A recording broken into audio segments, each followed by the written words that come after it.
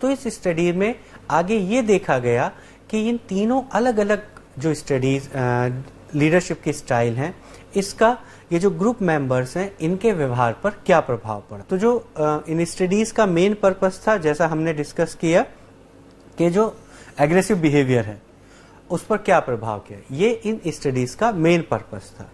तो इन्होंने पाया कंक्लूजन में कि ये जो मेंबर्स हैं जो ऑटोक्रेटिक लीडरशिप स्टाइल के थे, इन्होंने जो एग्रेशन है उसे दो तरीके से या दो डिफरेंट कैटेगरीज में शो किया। या तो वो बहुत ज्यादा एग्रेसिवली शो किए, बहुत ज्यादा एग्रेशन बढ़ा, या उनके अंदर एपैथेटिकली उन्होंने बिहेवियर शो किया। तो यहाँ पे क्या हुआ कि जो सेकंड वाली कंडीशन है, ये भी ऐसा नहीं था कि इनके अंदर एग्रेशन डेवलप नहीं हुआ, इनके अंदर भी एग्रेशन डेवलप हुआ, लेकिन ये जो सेकंड टाइप ऑफ रिएक्शन था, इसने एग्रेसिव बिहेवियर एक पर्टिकुलर कॉन्टेक्स्ट तक शो नहीं किया। लेकिन जैसे ही वो जो लीडर्स थे वो गए बाहर या उन्हें कॉन्टेक्स्ट मिला, तो उनका जो एग्रेशन था ये आउटबर्स्ट हुआ, अर्थात फूट पड़ा। तो या तो जो इस ग्रुप के मेंबर्स थे उन्होंने एग्रेशन तभी शो कर दिया, एग्रेशन उनका बढ़ गया, लेकिन जो लोग थे जिनका एग्रेशन तभी शो नहीं हुआ, तभी रिफ्लेक्ट नहीं हुआ, वो ग्रुप भी एक जब कॉन्टेक्स्ट मिला या जब उन्हें एक उस कॉन्टेक्स्ट में जहाँ पे लीडर्स नहीं थे, उनका जो एग्रेशन था वो और ज़्यादा बढ़कर सामने दिखाई दिया। उसके बाद जो लेज़ी फेयर ग्रुप था, ये भी एग्रेसिव बिहेवियर में एंगेज होता दिखाई दिया। क्यों? क्योंकि इसने देखा कि वो जो लीडर्स हैं वो इंटरेक्ट नहीं कर रहे हैं, पूरा फ्री है, कुछ इन्वॉल्वमेंट नहीं है, तो उनका भी जो एग्रेशन था वो ज़्यादा शो ऑफ हुआ। उसके बाद ये जो डेमोक्रेटिक वाला ग्रुप था, इसने समहाउ ये जो दो ग्रुप्स थे इनके बीच में एक बैलेंस जैसा एग्रेशन शो हुआ।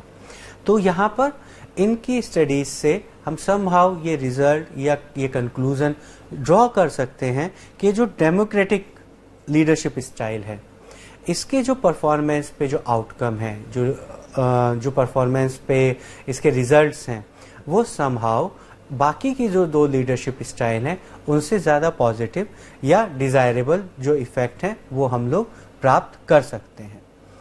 तो यहाँ पर हम लोगों ने अब आईओ स्टडी का क्या प्रोसेस था, उसमें क्या किया गया और उससे जो रिजल्ट मिला उसका क्या कंक्लूजन हुआ, वो हम लोगों ने यहाँ पर डिस्कस किया। आईओ स्टडीज़ को कंप्लीट करने के बाद अब हम जो लोग नेक्स्ट स्टडी डिस्कस कर रहे हैं वो है ओहियो स्टेट लीडरशिप स्टडीज़। यहाँ इस स्टडीज़ में जो डिफरेंट डिसिप्लिन्स थे, उनके डिफरेंट स्कॉलर्स ने मिलकर एक क्वेश्चनर प्रिपेयर किया। तो ये जो स्टडी है इसमें हमें डिफरेंट डिसिप्लिन्स के आइडियाज़, उनकी आइडियोलॉजी, उनकी नॉलेज का जो बेनिफिट्स थे वो हुए। तो ये एक इंटरडिसिप्लिनरी टीम बनी जिन्होंने क्या प्रिपेयर किया, लीडर बिहेवियर डिस्क्रिप्शन क्वेश्चनर, एक क्वेश्चनर प्रिपेयर किया।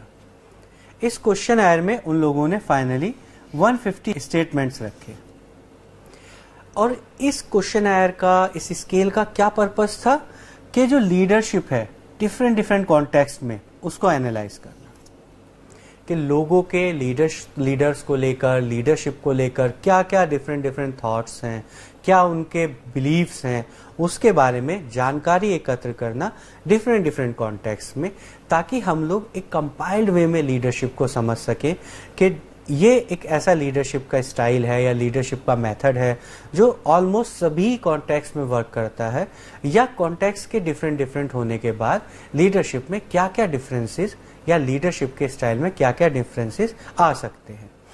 तो इन्होंने एयरफोर्स कमांडर्स पे, बॉम्बर्स पर, सिविलियंस पर, नेवी डिपार्टमेंट, मैन्युफैक्चरिंग के सुपरवाइजर्स पर, एग्जीक्यूटिव्स पर, इन सभी पर डेटा कलेक्ट किया।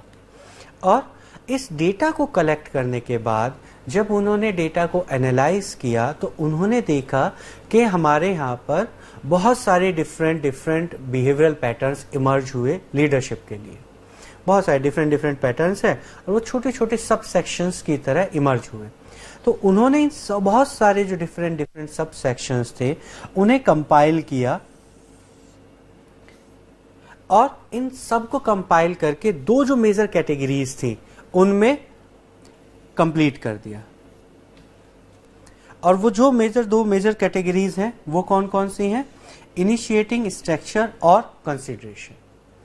तो बहुत ही सिंपल अगर हम इन शॉर्ट ये समझे तो हमने एक क्वेश्चनर डेवलप किया, उसमें कुछ आइटम्स थे, उसको लेकर हमने बहुत सारा डेटा कलेक्ट किया। वो जो डेटा हमारे पास आया उसका हमने एनालिसिस किया। एनालिसिस में हमने देखा बहुत सारे छोटे छोटे बिहेवियर पैटर्न्स हैं जो किसको प्रभावित कर रहे हैं? लीडरशिप की परफॉर्मेंस को प्रभावित कर रहे हैं, लीडरशिप को प्रभावित कर रहे हैं। अब हमने इन सभी जो छोटे छोटे बिहेवियर पैटर्न्स थे इनको दो मेजर कैटेगरी में कैटेगराइज कर दिया। अब ये जो दो मेजर कैटेगरीज हैं इनका लीडरशिप में क्या महत्व है, लीडरशिप के परफॉर्मेंस पे क्या महत्व है और किस प्रकार ये दोनों जो कैटेगरीज हैं हमें लीडरशिप को समझने में हेल्प करती हैं। अब हम आगे इस डिस्कशन को कंटिन्यू करते हैं। तो ये जो दो मेजर कैटेगरी हैं, इनिशिएटिंग, स्ट्रक्चर और कंसिडरेशन। अब हम लोग आगे ये समझते हैं कि लीडरशिप की इनिशिएटिंग स्ट्रक्चर इसका क्या अर्थ है तथा कंसिडरेशन इसका क्या अर्थ है। तो ये जो पहली है इनिशिएटिंग स्ट्रक्चर, इनिशिएटिंग स्ट्रक्चर का क्या अर्थ होता है कि स्ट्रक्चर मतलब एक एनवायरमेंटल फैक्टर या defined structure, defined role, responsibilities. क्या आपको स्ट्रक्चरली ये पता है कि अब आपको क्या करना है? जैसे हम सुबह ये एक स्पेसिफिक डे का स्ट्रक्चर प्रिपेयर कर लें कि सुबह 9 बजे से लेकर 10 बजे तक ये रोल्स हैं, ये रेस्पॉन्सिबिलिटीज़ हैं, 10 से 11 ये हैं, 11 से 12 ये हैं, आपके पास ये रिसोर्सेज हैं, इनका उपयोग करते हुए आप ये ऑब्जेक्टिव पूरा करेंगे।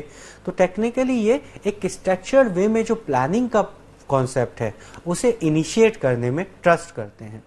तो जैसा कि यहाँ लिखा भी गया है कि ये लोग स्ट्रक्चर को प्रेफर करते हैं, ये लीडर्स।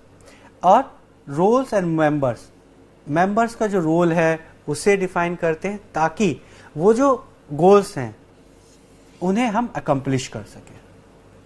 तो गोल्स ये भी अकम्प्लिश करने का फोकस कर रहे हैं, लेकिन जो इनका स्टाइल है, वे ऑफ अकम्प्लिशिंग गोल, वो डिफरेंट है। ए और किस में ज्यादा बिलीव करते हैं? Assignment of specific task. किसको ज्यादा प्रेफर कर रहे हैं कि एक व्यक्ति के पास स्पेसिफिकली जो एक टास्क है वो असाइन किया जाए, हर स्पेसिफिक टास्क के लिए अलग अलग असाइंड व्यक्ति हों। उसके बाद डिसाइड करते हैं डेफिनेट स्टैंडर्ड और बिहेवियर, अर्थात कि आपको कम से कम इस स्टैंडर्ड का बिहेवियर परफॉर्मेंस करना है। मैंने प्लानिंग की 9 से 10, आपको ये करना है, तो 9 से 10 मुझे कितना कम से कम काम कंप्लीट कर लेना है। ये लोग उस तरह के स्ट्रक्चर पर ज़्यादा प्रेफरेंस करते हैं, ज़्यादा फोकस करते हैं। उसके बाद ये लोग और किस चीज़ पे फोकस करते हैं कि जो टास्क है या जो गोल है जो हमने बनाया है वो कैसा हो, वो उस टास्क को जो डिफरेंट डेडलाइंस हमने दी हैं उन डेडलाइंस के अकॉर्डिंगली हम लोग उस टास्क को कंप्लीट कर सकें। तो ये लोग डेडलाइन में उस काम को करने का प्रेफरेंस ज़्यादा रखते हैं। तो ये किस तरह की लीडरशिप स्टाइल हुई? Initiating structure. जो सेकंड अब हमारे पास बची वो कौन सी बची? कंसिडरेशन। यह कंसिडरेशन का अर्थ है जो मेरे ग्रुप मेंबर्स हैं, जो मेरे एम्प्लॉयज़ हैं, मैं उनको कितना कंसिडर कर रहा हूँ, मैं कितना पीपल ओरिएंटेड हूँ, मैं कितना एम्प्लॉय ओरिएंटेड हूँ। तो ये जो कंसिडरेशन है इसमें हम लोग एम्प्लॉयज़ के बारे में सोचते हैं, उनके विचार जानते हैं, उनके बारे में फोकस करते हैं, तथा हम लोग किस पे बिलीव करते हैं? म्यूचुअल ट्रस्ट, कि एम्प्लॉयज के लीडर और जो फॉलोवर्स हैं उनके बीच में कैसा ट्रस्ट है, कैसा ट्रस्ट का एनवायरनमेंट है। उसके साथ साथ ये लोग किस पर बिलीव करते हैं? शेयरिंग आइडियाज़, कि जो एम्प्लॉयज़ हैं वो भी अपने आइडियाज़ को शेयर करें, डिस्कस करें, और हम लोग जो एम्प्लॉयज़ के आइडियाज़ हैं उन्हें रेस्पेक्ट करें, तथा हमारा जो बिहेवियर हो वो कैसा हो? फ्रेंडली हो, हेल्पफुल हो, और हम उनकी फीलिंग्स को समझें और उनकी फीलिंग्स को एप्रीहेंड करें और उन्हें एप्रिसिएशन दें। तो ये दो जो कैटेगरीज हैं लीडरशिप स्टाइल की, इनकी फंक्शनिंग समहाउ कंप्लीटली डिफरेंट है।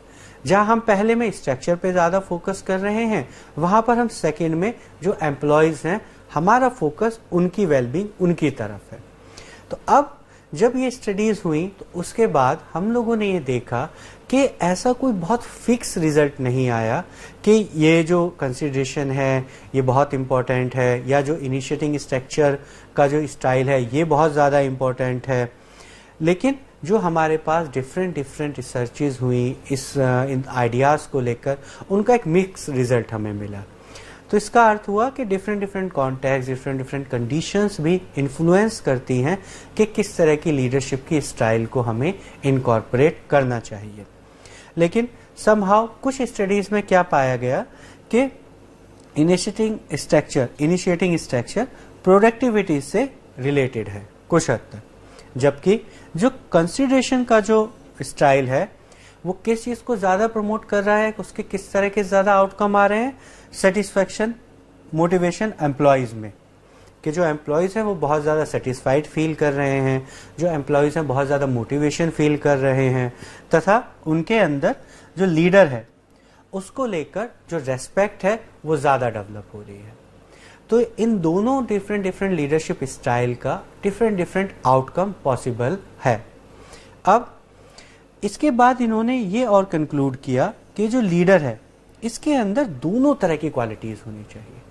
जैसे जैसे डिमांड हो, जैसा जैसा टास्क अलाउ करे, जैसे जैसे एम्प्लॉयज़ हों, उसके अकॉर्डिंगली वो उन लीडरशिप की स्टाइल को चेंज कर सके। तो यहाँ पे हम लोगों ने इन सीरीज ऑफ स्टडीज़ को कंप्लीट करने के बाद, ओहियो स्टडीज़ को कंप्लीट करने के बाद, अब जो नेक्स्ट स्टडीज़ हैं जिन्होंने बिहेवियरल जो अप्रोच है लीडरशिप की उसमें अपना योगदान दिया, वो थर्ड है मिशिगन स्टडीज़। मिशिगन स्टडीज़ का बिहेवियरल जो अप्रोच है उसको समझने में एक महत्वपूर्ण योगदान है।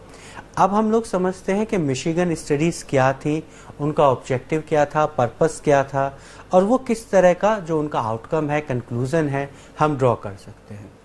तो जो मिशिगन स्टडी थी, इसका लक्ष्य था लीडरशिप के पैटर्न्स को स्टैब्लिश करना और आइडेंटिफाई करना, जिससे कि हमारा जो ग्रुप इफेक्टिवनेस है उस पर जो इसका प्रभाव पड़ता है हम लोग उसे आइडेंटिफाई कर सकें। तो डिफरेंट लीडरशिप पैटर्न्स का जो ग्रुप की इफेक्टिवनेस है उसका क्या प्रभाव पड़ता है, ये जानने के लिए जो मिशिगन स्टडीज़ हैं उन्हें डिज़ाइन और डेवलप किया गया। अब इन मिशिगन स्टडीज़ में किया क्या गया कि मिशिगन स्टडीज़ में इंटरव्यूज़ कंडक्ट किए गए, जबकि हमने ओहियो स्टडीज़ में क्या देखा था कि हमारे पास एक क्वेश्चन आया था, उसमें कुछ स्टेटमेंट्स थे, और उन स्टेटमेंट्स को कंसीडर करते हुए हम लोगों ने डेटा कलेक्ट किया, डेटा एनालाइज किया और उससे अपने रिजल्ट को आगे जाना। यहाँ पर इन मिशिगन स्टडीज़ में हम लोगों ने ओपन एंडेड जो इंटरव्यूज़ थे उन्हें यूज़ किया, और इंटरव्यू के माध्यम से हम लोगों ने ये जानने का प्रयास किया कि लीडरशिप के पैटर्न्स का और ग्रुप की इफेक्टिवनेस पर क्या प्रभाव पड़ता है। ये जो इंटरव्यूज थे ये कहाँ कंडक्ट किए गए, सुपरवाइजर्स और उनके सबऑर्डिनेट्स पर। किस किस कॉन्टेक्स्ट में, हाई और लो प्रोडक्टिविटी ग्रुप्स, डिफरेंट ऑर्गेनाइजेशंस में। तो डिफरेंट ऑर्गेनाइजेशंस में जो हाई और लो प्रोडक्टिविटी के ग्रुप्स थे, सुपरवाइजर्स थे, सबऑर्डिनेट्स थे, वहाँ पे इन इंटरव्यूज़ को कंडक्ट किया गया। अब जब हमने इन इंटरव्यूज़ को कंडक्ट किया तो उससे जो हमें आउटकम मिला, उससे हमें दो कैटेगरीज मिली, या हम कह सकते हैं कि हमने दो कैटेगरीज को डेवलप किया। तो उन्होंने क्या बताया कि दो तरह का पर्सपेक्टिव हो सकता है, पहला जॉब सेंटर्ड और दूसरा एम्प्लॉय सेंटर्ड। जैसा हम लोगों ने ओहियो स्टडीज में देखा था कि एक स्ट्रक्चर्ड फोकस था, दूसरा कंसिडरेशन जो एम्प्लॉय फोकस था। तो यहाँ आप देखेंगे कि संभव उसी तरह की ये दो कैटेगरीज हैं। जैसा वहाँ पे इनिशिएटिंग स्ट्रक्चर था ऐसा यहाँ पे जॉब सेंटर्ड है, जैसा वहाँ पे कंसिडरेशन था ऐसा यहाँ पे एम्प्लॉय सेंटर्ड है। तो समहाउ इन कॉन्सेप्ट्स में कुछ हद तक सिमिलैरिटी है। तो अब हम देखते हैं कि जॉब सेंटर्ड का क्या अर्थ है। तो जॉब सेंटर्ड में जो स्टाइल है वो क्या कह रहा है, क्लोज सुपरविजन, अटेंशन, हमेशा अटेंशन, अर्थात हमें एम्प्लॉयज के ऊपर एक क्लोज सुपरविजन, कंटिन्यूस सुपरविजन, एक अटेंशन देने की आवश्यकता होती है। उसके बाद सेकेंड क्या मानना है इसमें कि जो इंस्ट्रक्शंस हैं फॉर वर्क प्रोसीजर्स वो दिए जाने चाहिए कि आपको कैसे कार्य करना है, क्या कार्य करना है। तो उसके लिए जो इंस्ट्रक्शंस पहले से डिसाइडेड हैं या जो इंस्ट्रक्शंस हैं उन्हें हम लोग अपने एम्प्लॉयज को देते हैं और वो जो एम्प्लॉयज हैं उन इंस्ट्रक्शंस के अकॉर्डिंगली ही उन इंस्ट्रक्शंस को मानते हुए उस टास्क को काम करते हैं या अपनी परफॉर्मेंस को देते हैं। उसके बाद जो इनका फोकस था वो कहाँ बेसिकली फोकस कर रहे थे ज़्यादा, उनका फोकस था परफॉर्मेंस पर, आउटकम्स पर, कि अगर ये इंस्ट्रक्शन दिए गए, ये सुपरवाइज किया गया, ये मेरा टास्क था, तो अब हमें इसकी जो परफॉर्मेंस है उस पर भी और ज़्यादा फोकस करना है कि जो परफॉर्मेंस है वो क्या आई, उसका क्या आउटकम हुए। तो यहाँ पर हम लोगों ने जॉब सेंटर्ड जो अप्रोच है, स्टाइल है, उसकी जो बेसिक कैरेक्टरिस्टिक्स हैं उसके बारे में डिस्कशन किया। अब हम लोग आगे ये जानते हैं कि जो एम्प्लॉय सेंटर्ड है इसकी क्या बेसिक कैरेक्टरिस्टिक्स हैं, इसकी क्या बेसिक क्वालिटीज़ हैं।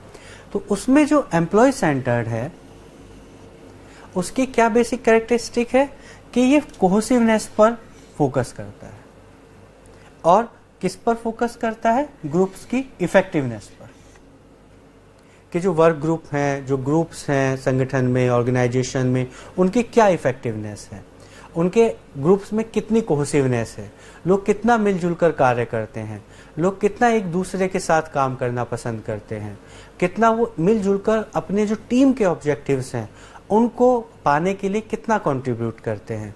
तो ये सारा कहाँ फोकस है, एम्प्लॉय सेंटर्ड में। अब और इन्होंने क्या फोकस किया, एम्प्लॉयज के सेटिस्फैक्शन पर, कि एम्प्लॉयज का जो सेटिस्फैक्शन है वो भी बहुत ज़्यादा इंपॉर्टेंट है हमारी ऑर्गेनाइजेशंस के लिए। उसके बाद ये इनका क्या फोकस था, सिर्फ परफॉर्मेंस नहीं, हाई परफॉर्मेंस गोल। परफॉर्मेंस के साथ साथ इन लोगों ने जो गोल्स हैं, जो हाई परफॉर्मेंस के गोल्स हैं, उन पर भी अपना ध्यान केंद्रित करने की सलाह दी। अब हम लोग यहाँ देखते हैं कि ये जो कंडीशंस हैं मिशिगन और ओहियो, किस तरीके से ये जो इनका आउटकम्स आए वो किस तरीके से एक दूसरे से सिमिलर हैं और किस तरीके से डिफरेंट हैं। तो सबसे पहले हम देखते हैं मिशिगन स्टडीज में। तो जो मिशिगन स्टडीज हैं इसमें क्या पाया गया कि दो तरह के हैं। पहला एम्प्लॉय सेंटर्ड,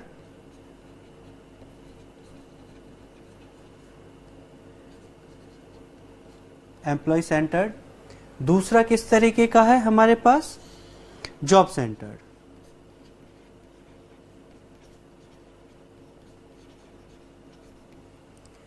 तो मिशिगन स्टडी का जो हमें कंक्लूजन मिला कि हमारे पास दो डिफरेंट डायमेंशंस हैं एक दूसरे से अलग, पहला जॉब सेंटर्ड, दूसरा एम्प्लॉय सेंटर्ड।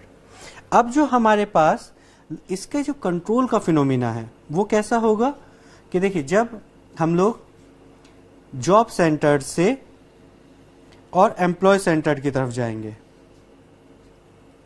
तो जो कंट्रोल होगा, जो कंट्रोल का मैग्नीट्यूड होगा वो कैसा होता चला जाएगा, कम होता चला जाएगा, लेस कंट्रोल।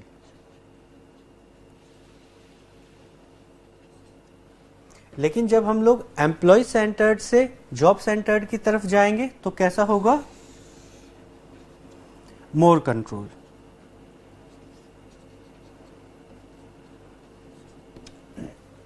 ये किसका कंक्लूजन है, मिशिगन स्टडीज का कंक्लूजन, जिसमें उन्होंने दो डायमेंशंस बताए और ये बताया कि किस तरीके से इस कंटिन्यूम पे जो कंट्रोल है या कंट्रोल लीडरशिप का जो कंट्रोल है वो किस तरीके से वेरी करता है। अब हम वापस एक बार देखते हैं ओहियो स्टडीज का कंक्लूजन।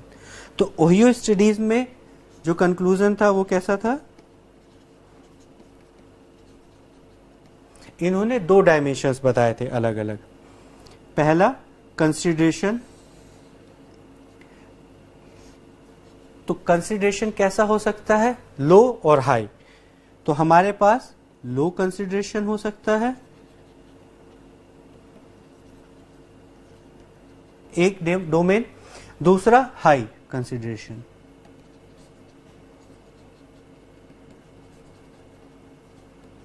अब एक और जो इन्होंने डोमेन क्रिएट किया था, कैटेगरी बनाई थी, वो क्या थी? Initiating structure. तो इसकी भी दो कंडीशंस हो सकती हैं, एक लो इनिशिएटिंग स्ट्रक्चर और दूसरा हाई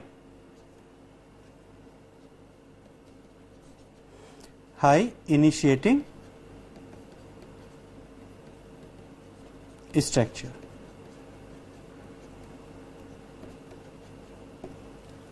तो यहां हम लोग एक ओवरलुक में, एक व्यू में, एक ग्लांस में दोनों जो स्टडीज हैं, ओहियो और मिशिगन, इनका क्या आउटकम है, क्या कंक्लूजन है और किस तरीके से इन दोनों स्टडीज ने लीडरशिप के कॉन्सेप्ट और लीडरशिप की स्टाइल के बारे में क्या अपने व्यूज दिए, हम लोग यहां पर आसानी से समझ सकते हैं। तो अब हम लोग इन दोनों स्टडीज को कंप्लीट करने के बाद जो आगे बिहेवियरिस्ट की जो थेरीज हैं उनके डिस्कशन को कंटिन्यू करते हैं। तो इन दोनों थेरीज के बाद जो नेक्स्ट थ्योरी है बिहेवियरिस्ट की थ्योरी, वो है लीडरशिप ग्रिड। इस थ्योरी में, इस अप्रोच में क्या बताया गया कि हमें अगर लीडरशिप को समझना है तो उसके लिए हमें इसको एक ग्रिड के माध्यम से समझना होगा। यदि हम ग्रिड के माध्यम से इसे समझेंगे तो हम आसानी से लीडरशिप की स्टाइल और लीडरशिप के कॉन्सेप्ट को समझ सकते हैं। ये बेसिकली पहले मैनेजरियल ग्रिड के नाम से ही इसको प्रपोज किया गया, और ये जो मैनेजरियल ग्रिड है इसके कॉन्सेप्ट को ब्लेक और माउंटोन ने प्रपोज किया। यहाँ मैनेजरियल ग्रिड के कॉन्सेप्ट में जो मेजर फोकस है वो है कि हमारे पास जो डिफरेंट डोमेन है वो सिर्फ स्पेसिफिक डोमेन नहीं है, वो एक कंटिन्यूम पे है। तो वो कंटिन्यूम्स के जो डिफरेंट पॉइंट्स हैं उनको हमें समझते हुए लीडरशिप के स्टाइल को समझने की जरूरत होगी। तो उन्होंने कहा कि जो लीडरशिप की स्टाइल है इनके मूल्यांकन के लिए हमें एक टूल बनाना होगा, और ये जो टूल है ये हमें क्या हेल्प करे, जो एक बेस्ट या आइडियल स्टाइल ऑफ बिहेवियर है, लीडरशिप का पैटर्न है, उससे जानने, उसकी तरफ बढ़ने और उसे ओन करने में हमारी हेल्प करे। तो लीडरशिप ग्रिड के कॉन्सेप्ट को अब आगे समझने के लिए हम लोग पहले उस कॉन्सेप्ट को समझते हैं कि किस तरीके से ये जो लीडरशिप ग्रिड का बेसिक कॉन्सेप्ट है किस तरीके से रिप्रेजेंट होता है। अब हम लोग आगे डिटेल में ये जो मैनेजरियल ग्रिड है इसके बारे में डिस्कस करेंगे और समझेंगे कि इसके और क्या क्या डोमेन होंगे, और उन डोमेन्स के माध्यम से हम लोग किस तरीके से डिफरेंट जो लीडरशिप की स्टाइल हैं उनको समझेंगे, और किन किन फैक्टर्स की वजह से या किन किन कॉन्टेक्स्ट में, किन किन फैक्टर्स में वो कौन कौन सी डिफरेंट लीडरशिप की स्टाइल्स हैं जो बेस्ट सूट करेंगी, बेस्ट अप्रोप्रिएट होंगी, वो हम लोग आगे डिस्कस करेंगे। तो ये जो नेक्स्ट हमारे पास कॉलम बनेगा ये होगा, पहले हम लोगों ने एक डोमेन बनाया प्रोडक्शन के लिए, और जो दूसरा डोमेन बनाया हमने पीपल के लिए, अर्थात कंसर्न यहां पर होगा कंसर्न प्रोडक्शन के लिए। जैसे जैसे वो बढ़ता जाएगा तो कंसर्न प्रोडक्शन के लिए बढ़ता चला जाएगा उस डोमेन में, और जो दूसरा कॉलम है उसमें क्या कंसर्न है, पीपल के लिए। तो जैसे जैसे वो अप होता चला जाएगा वैसे वैसे जो कंसर्न है पीपल के लिए वो हाई होता चला जाएगा। तो यहां पर होगा लो प्रोडक्शन के टर्म में और हाई प्रोडक्शन के टर्म में। इसी तरीके से प्यूपिल के टर्म में लो प्यूपिल ओरिएंटेशन के टर्म में और हाई प्यूपिल ओरिएंटेशन के टर्म में। अब हम लोग इसे 9 डिफरेंट ब्लॉक्स में डिवाइड कर सकते हैं। तो उन्होंने कहा कि यहाँ पे फॉर एग्जांपल 1 2 3 4 5 6 7 8 9, अगर ये कंटिन्यूम है तो ऊपर भी इसी तरह का कंटिन्यूम होगा। यहां होगा 1 2 3 4 5 6 7 8 9। अब यदि मैं यहां से ये लाइन ड्रॉ करूं और इसी तरीके से अगर मैं इस पूरी ग्रिड को डेवलप करता चला जाऊं तो मैं देखूंगा कि मेरे पास एक स्पेसिफिक तरह के ब्लॉक्स बनते चले जाएंगे और ये ब्लॉक्स मुझे डिफरेंट डोमेन्स और डिफरेंट डायमेंशंस के बारे में जानकारी देंगे। तो अब हम लोग धीरे धीरे एक एक करके इस पूरी ग्रिड को कंप्लीट कर लेते हैं। तो फॉर एग्जांपल ये जो मेरी ग्रिड है कुछ इस तरीके से शो करेगी, जहां पर ये जो पूरे कंटिन्यूम है इन कंटिन्यूम में डिफरेंट पॉइंट्स मुझे शो होंगे। और अब समहाउ हम लोग इस ग्रिड को, जो इसका ड्राइंग है, ये हम लोगों ने अब कंप्लीट किया। तो अब अगर हम देखेंगे ध्यान से तो आप देखेंगे कि यदि हम इस 1 और यहां 1, तो ये एक मैट्रिक्स की तरह डेवलप हुआ, जहां पे ये जो पहली मैट्रिक है जहां पे मैंने रेड ड्रॉ किया है, ये क्या शो कर रही है? 1 1। किसमें? दोनों डोमेन में, प्रोडक्शन के डोमेन में भी और प्यूपिल के डोमेन में भी। अब दूसरी कौन सी हो सकती है? जैसे इसी के पैरेलल यहां पर, तो ये कौन सी डोमेन हो सकता है? 9 और 1। अब एक होगी बिल्कुल इनके मिडिल में, मतलब 5 के साथ उसके पैरेलल, दोनों तरफ बिल्कुल एवरेज, बिल्कुल मिडिल में।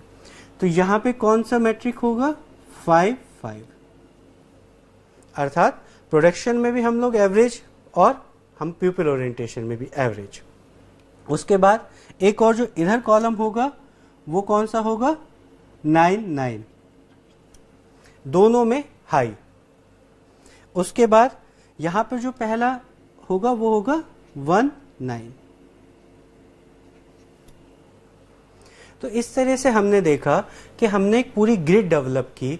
उस ग्रिड में डिफरेंट ब्लॉक्स हैं और वो जो ग्रिड है उसके डिफरेंट ब्लॉक्स और डिफरेंट जो कंटिन्यूम है वो डिफरेंट जो मीनिंग है उसको शो कर रहा है। तो यहां पर यदि हम देखें तो जो हमारे पास पहला है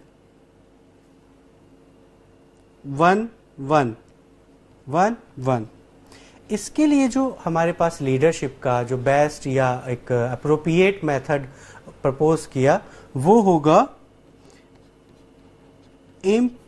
इम्पोवराइज्ड मैनेजमेंट।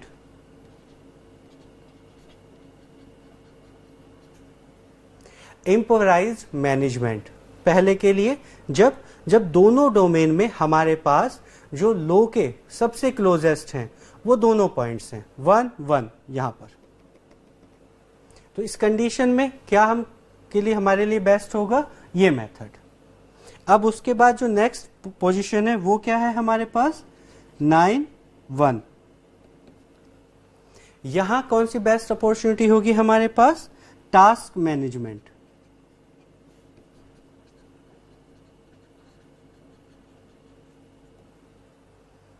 अब हम लोग आगे बढ़ेंगे तो हमारे पास अब आगे क्या आएगा? 1 9।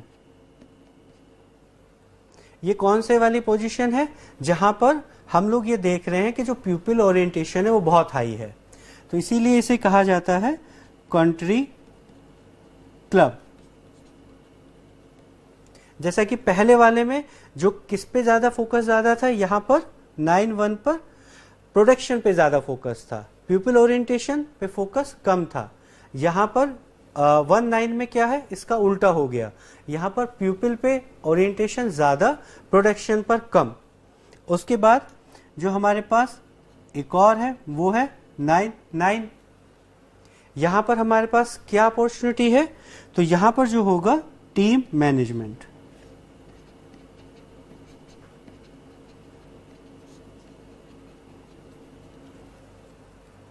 इस तरीके से हमने इस पूरे ग्रिड के जो 4 आउटर ब्लॉक्स थे, जो बाहर के 4 आउटर ब्लॉक्स थे, उसके बारे में डिस्कशन किया। अब इसके बाद जो इसका बिल्कुल मिडिल पे पॉइंट है, केंद्र है, अब वो हमारे पास बचा, तो वो क्या है 5-5। ये क्या कहलाता है, मिडिल रोड।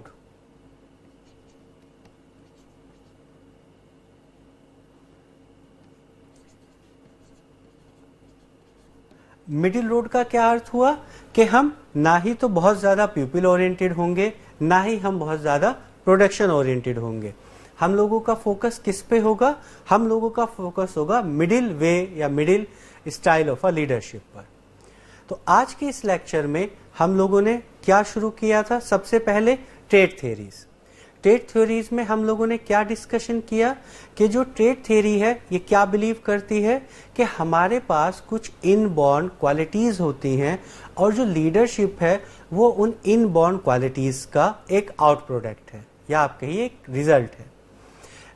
ट्रेड थ्योरी के अगेंस्ट में आप कहिए या उसके क्रिटिसिज्म के फॉर्मेट में जो एक new way of discussion leadership के लिए इमर्ज हुआ वो हुआ बिहेवियरिस्ट थ्योरीज। बिहेवियरिस्ट थ्योरीज में हम लोगों ने क्या माना, हमने माना कि जो लीडरशिप है वो कोई एक इनबॉर्न कोई इंसिडेंस नहीं है कि व्यक्ति एक इनबॉर्न क्वालिटीज लेकर पैदा होता है और वही व्यक्ति लीडर बन सकता है जिसके अंदर वो क्वालिटीज हों। बिहेवियरिस्ट अप्रोच ने फोकस किया कि जो लीडरशिप है वो एक बिहेवियरल पैटर्न है, उनका फोकस ट्रेड से ज्यादा लीडरशिप स्टाइल और बिहेवियर पैटर्न पर था। और उन्होंने इस्टेब्लिश किया कि जो व्यक्ति है यदि वो चाहे तो ट्रेनिंग के माध्यम से, कोचिंग के माध्यम से, एक्सपीरियंसेस के माध्यम से जो लीडरशिप के डिफरेंट बिहेवियर पैटर्न्स हैं उन्हें लर्न कर सकता है और आगे चलकर एक अच्छा लीडर बन सकता है। बिहेवियरिस्ट अप्रोच में जो मेजर स्टडीज हुई, हमने पहले आईओ स्टडी के बारे में पढ़ा, उसके बाद हम लोगों ने ओहियो स्टडीज के बारे में डिस्कशन किया, देखा कि ओहियो स्टडीज में किस तरीके से लीडरशिप की जो कॉन्सेप्ट्स है उसे स्टडी किया गया और किस तरीके से उन कॉन्सेप्ट को कंसीडर करते हुए हम लोगों ने 2 मेजर कैटेगरीज डेवलप की, जिसमें एक इनिशिएटिंग स्ट्रक्चर और दूसरा कंसिडरेशन था। उसके बाद हम लोगों ने जो नेक्स्ट स्टडी थी मिशिगन स्टडीज के बारे में डिस्कशन किया और देखा कि मिशिगन स्टडीज ने इंटरव्यूज को यूज करते हुए लीडरशिप के कॉन्सेप्ट को समझने का प्रयास किया और उन्होंने जॉब ओरिएंटेड और एम्प्लॉय ओरिएंटेड 2 तरीके से लीडरशिप के स्टाइल को आगे डिस्कस किया। बिहेवियरिस्ट ही अप्रोच में हम लोगों ने आगे मैनेजरल ग्रिड के कॉन्सेप्ट और जो मैनेजरल ग्रिड का कॉन्सेप्ट लीडरशिप के ग्रिड के कॉन्सेप्ट की भांति आगे डेवलप हुआ, उसके बारे में डिस्कशन किया और देखा कि किस तरीके से ये जो हमारा लीडरशिप ग्रिड का कॉन्सेप्ट है हमें लीडरशिप के कॉन्सेप्ट को समझने में हेल्प करता है। हमें ये हेल्प करता है कि हमें किन किन कंडीशंस में किस किस तरह के लीडरशिप के बिहेवियरल स्टाइल या बिहेवियरल पैटर्न्स को यूज करना चाहिए, किस कंडीशन में किस तरह का बिहेवियरल पैटर्न अप्रोप्रिएट होगा, इसके बारे में हम लोगों ने लीडरशिप ग्रिड के कॉन्सेप्ट के माध्यम से अपने डिस्कशन को बढ़ाया। तो आज हम लोग यहाँ पर ट्रेड थ्योरी के कॉन्सेप्ट को और जो बिहेवियरल अप्रोच थ्योरीज हैं लीडरशिप का कॉन्सेप्ट उसको कंप्लीट कर रहे हैं। लेकिन इसका अर्थ यह नहीं है कि लीडरशिप का जो कॉन्सेप्ट है वो यहाँ पर कंप्लीट हो गया है। लीडरशिप की और बहुत सारी थ्योरीज अभी बाकी हैं जिन्हें हम लोग आगे आने वाले लेक्चर्स में डिस्कस करेंगे और देखेंगे कि किस तरीके से वो जो थेरीज हैं वो ट्रेड थेरीज से और बिहेवियरल थेरीज से डिफरेंट है, और वो किस तरीके से न्यू नॉलेज लीडरशिप के कॉन्सेप्ट में ऐड ऑन करती हैं, और क्या वो जो थेरीज हैं वो इन दोनों थेरीज से ज़्यादा इम्पॉर्टेंट है, या हर थेरी का अपना अपना एक इम्पोर्टेंस है, और डिफरेंट कॉन्टेक्स्ट में हम लोग डिफरेंट थ्योरीज को यूटिलाइज करते हुए लीडरशिप के कॉन्सेप्ट को समझ सकते हैं, और अपनी ऑर्गेनाइजेशन में लीडरशिप के कॉन्सेप्ट को यूज़ करते हुए अपनी ऑर्गेनाइजेशन के परफॉर्मेंस को, अपनी ऑर्गेनाइजेशंस में जो ग्रुप्स हैं उनकी परफॉर्मेंस को इम्प्रूव कर सकते हैं, और अपनी ऑर्गेनाइजेशंस के जो ऑब्जेक्टिव्स हैं उनको अचीव करने में मदद ले सकते हैं। तो आज के इस लेक्चर में हम लोगों ने लीडरशिप के कॉन्सेप्ट को डिस्कस करते हुए आज के इस लेक्चर को समाप्त करते हैं। आज के इस लेक्चर में हमारे साथ जुड़े रहने के लिए आप सभी का बहुत बहुत धन्यवाद। आप सभी का दिन शुभ हो। Thank you.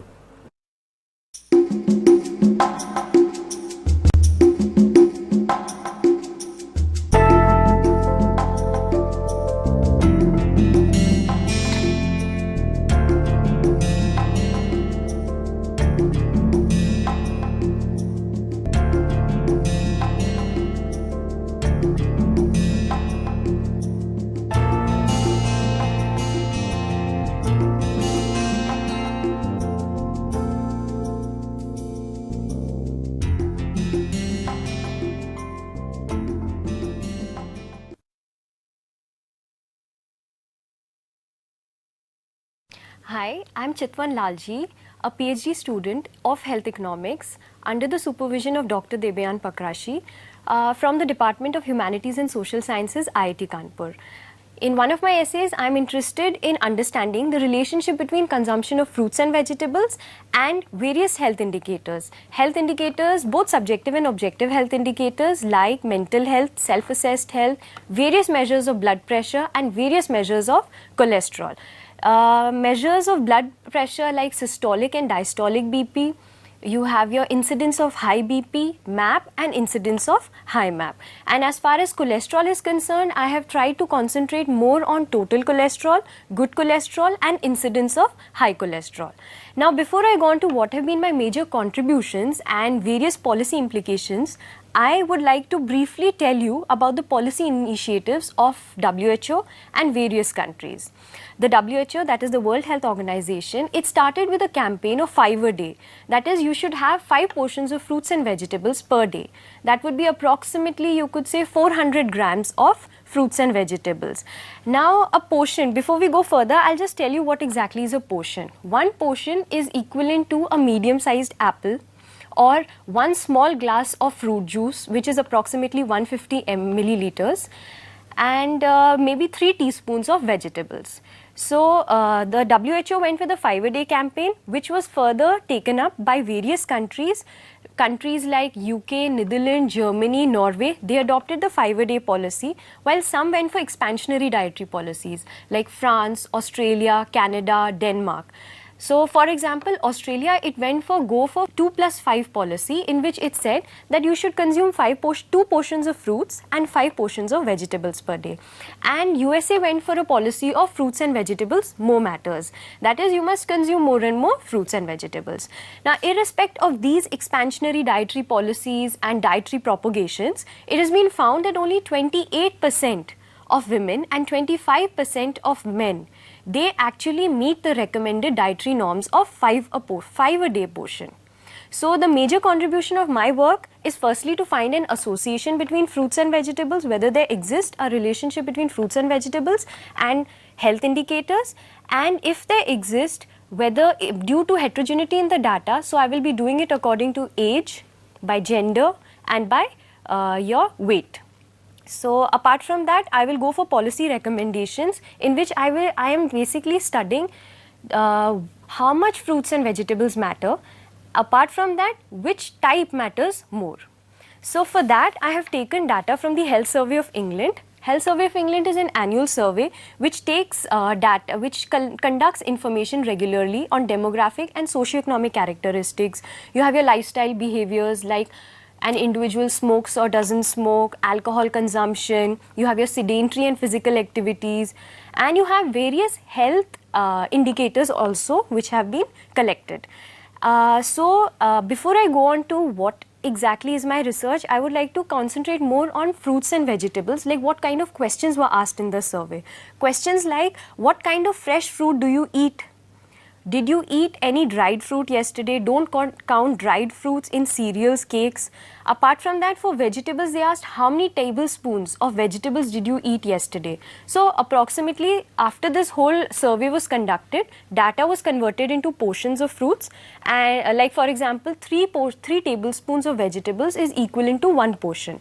So data was converted and provided to the users, that is us, from the UK Data Health Survey. So the major contributions of my paper is that I found a strong negative association between intake of fruits and self-assessed health, then various measures of blood pressure like mean arterial pressure, high mean arterial pressure, high blood pressure, systolic and diastolic BP, and your total cholesterol. Apart from that, I have found a strong positive association between consumption of vegetables and good cholesterol. So it is recommended in a way that if you want to control your blood pressure, you must consume more and more fruits. And as far as vegetables are concerned, they impact your good cholesterol. Apart from that, I went in for a falsification test. A falsification test is basically conducted to know whether the model that you have adopted and the conclusions that you are drawing are not spurious. So, if a falsification test is done to know, in a way it is tested by seeing an indicator, a health indicator which is not being impacted by your consumption of fruits and vegetables, and then we see whether there is significant result or not.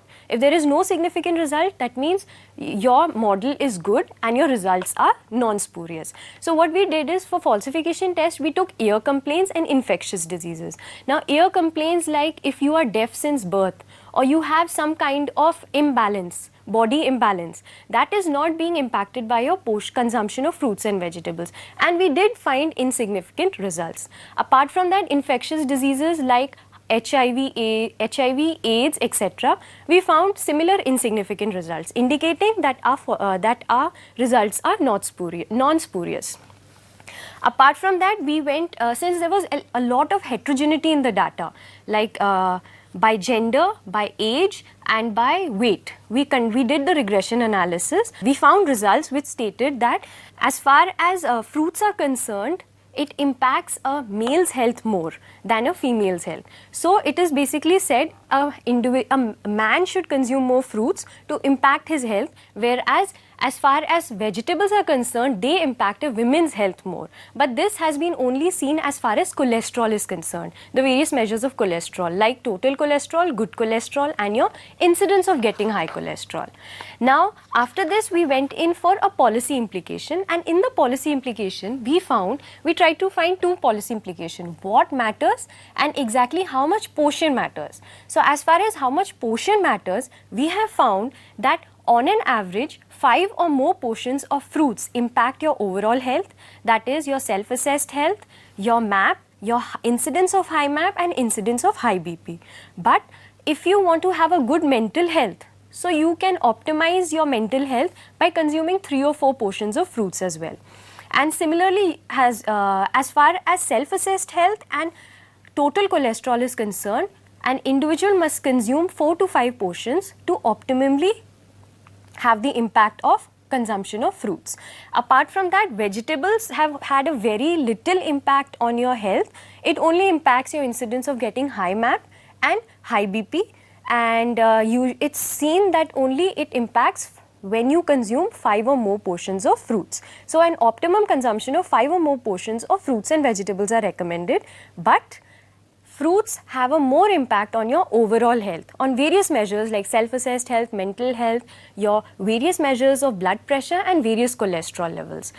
Another thing that we find is which type of fruit matters. It has been seen that all size fruits, they impact your self-assessed health, your systolic and diastolic blood pressure, your mean arterial pressure, your high BP, and incidence of getting high MAP and high cholesterol. But we find that as far as frozen fruits or canned fruits are concerned, they help in regulating your incidence of getting high MAP or high BP, but it has a trade-off. That means there is something negative happening. It reduces the good cholesterol in your body. Apart from this, if you have an incidence of getting high cholesterol, it is recommended that you must consume fruit juices because it has a impact in reducing your probability of getting high cholesterol. And dried fruits, they impact your self-assessed health. As far as vegetables are concerned, very little impact has been seen. It has only been seen in case of portion of salads and its association with self-assessed health. Another thing that they have seen is vegetables in composite, they have an association with good cholesterol. So overall, my research basically says that there is an association between consumption of fruits and vegetables and various health indicators. And it is highly recommended that an individual, in order to be healthy, must consume 5 or more portions of fruits and 5 or more portions of vegetables per day. But fruits have a more impact on your overall health. Apart from that, all size fruits, they have a better impact on your overall health, your mental health, various measures of blood pressure and cholesterol. So, thank you.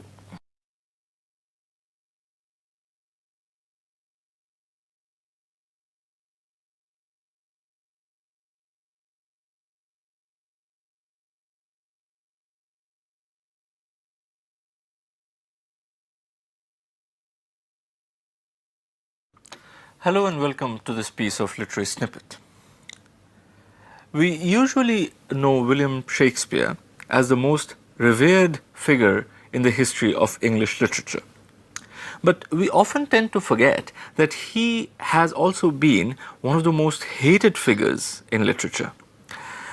And here I'm not talking only about those boys and girls who have to memorize long sections from Macbeth or King Lear or Julius Caesar before they can go and sit for their school or college exams.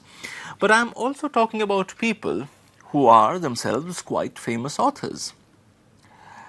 Tolstoy, for instance, considered the writings of Shakespeare to be, and I quote, crude, immoral, vulgar, and senseless. George Bernard Shaw absolutely loathed Shakespeare, as he did Homer. But perhaps no other criticism about Shakespeare is more damaging than the one which says that Shakespeare is a marvelous storyteller, provided someone has told him the story earlier. Now, this piece of criticism is particularly damaging because it is true. None of Shakespeare's plays contain any original story whatsoever. They are all written using pre-existing materials, pre-existing stories. Now, does that diminish the stature of Shakespeare as a dramatist?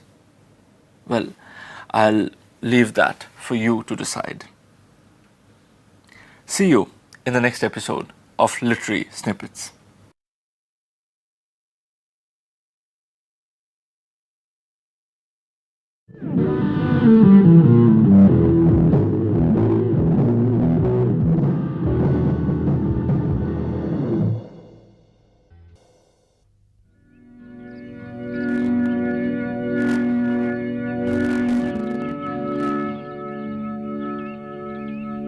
When Copernicus said the earth revolves round the sun, it was considered blasphemy.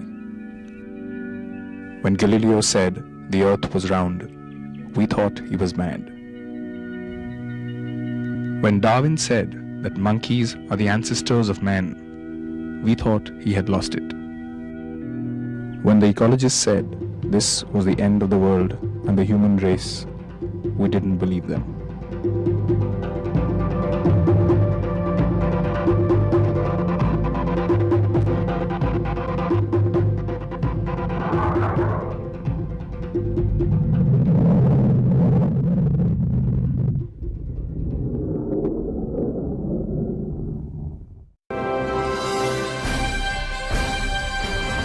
Swayam Prabha. Digital India. Educated India.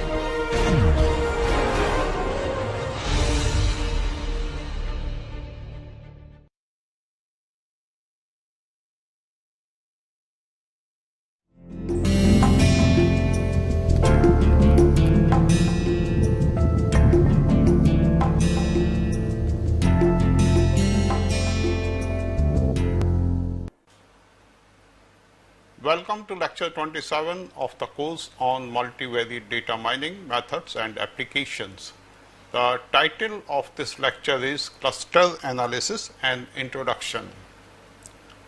Now, sometimes we have multivariate data, means we have a number of individuals or number of cases, and on each case or individual we have observations on a set of variables. Now, one of the important objective of data analysis may be to divide the observations into similar groups. That is, we want to segment the observations into different groups, and the observations of a particular group are more similar to each other than the observations between two groups. Now, for that purpose, cluster analysis plays an important role. The main objective of cluster analysis is to divide multivariate observations into similar groups. So, in this lecture, we are going to discuss the methods of cluster analysis or the basics of cluster analysis. Further, we also require some measures of similarity or distance, so that we can identify the similar observations or the observations which are far apart from each other. So, we are also going to discuss some measures of similarity or distance in this lecture. So, cluster analysis, it is a statistical method which we use to group similar objects into respective categories. We have multivariate data, and on each individual or each case, we have observations on a given set of variables, and then on the basis of those multivariate observations, we want to divide the observations or the objects into different categories. So, basically the objective of cluster analysis is to sort different data points into groups. Then the degree of association between two objects is high if they belong to the same group, and low if they belong to the different groups. So, the objects of a group are more similar to each other. They are highly associated with each other. This method, the cluster analysis, is also referred as data segmentation or taxonomy analysis in biological sciences, or clustering. In machine learning literature, it is also referred as class discovery. Basically, you want to discover the class to which a particular data point belongs. So, it is also called class discovery. So, for what purpose we require the classification? So, suppose you have large data set, then it is not easy or it is not very convenient to retrieve information from the large data set. But if using some method like cluster analysis, you can classify the observations, the large data set, into different groups, different homogeneous groups. Then it becomes easier for you to extract information more conveniently. Then cluster analysis is performed during the exploratory phase of research. So initially we want to divide the data into homogeneous groups or different clusters. However, the cluster analysis does not make distinction between dependent and independent variables. We classify the cases on the basis of multivariate observations, that is, observations on different variables, but as such we don't make any distinction between which variable depends upon which variables, or dependent and independent variables. Then we discover structures in data without explaining why those structures exist. So we divide the observations or the cases into uniform groups, but we are not able to explain why those structures exist or why there is uniformity in a particular group. Then cluster analysis is also used to gain insight into the distribution of data to observe the characteristics of each cluster. So if you are able to classify the observations into different clusters, then it becomes easier for you to observe the characteristics of a particular cluster. And then you get insight into the distribution of data, better insight of the distribution of data. Now, before going for the classification, there are certain requirements.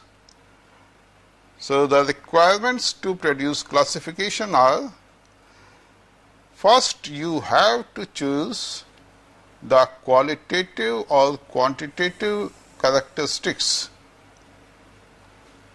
and we choose these characteristics keeping in view the purpose of classification. What is the objective or purpose of your classification?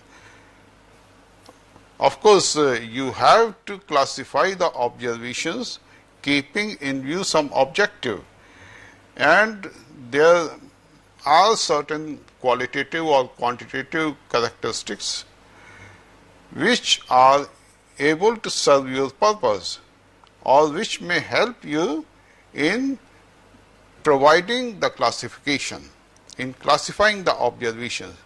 So such characteristics, such variables must be chosen carefully. Then you require observations on those characteristics. So first we choose the characteristics and then we take the observations. Then of course, for classification purpose, you need certain measures of similarity or dissimilarity. And using those measures of similarity or dissimilarity, you go for classifying the observations into similar groups. So you must quantify the similarity between two multivariate observations. Then methodology, which is consist of various algorithms. So you need certain methods for clustering, and then each of which attempts to organize the data set into homogeneous subgroups or clusters. So we require certain algorithms which are capable of organizing the data set into homogeneous subgroups or homogeneous clusters. Now, there are various applications of cluster analysis. It has applications in different fields. For example, in market research, say it helps to discover distinct customer groups based on the purchasing pattern. Say, suppose you have data on purchasing of different customers, what they purchase, how much they purchase, how much money they spend on different items. So, you have this kind of information, all this kind of data.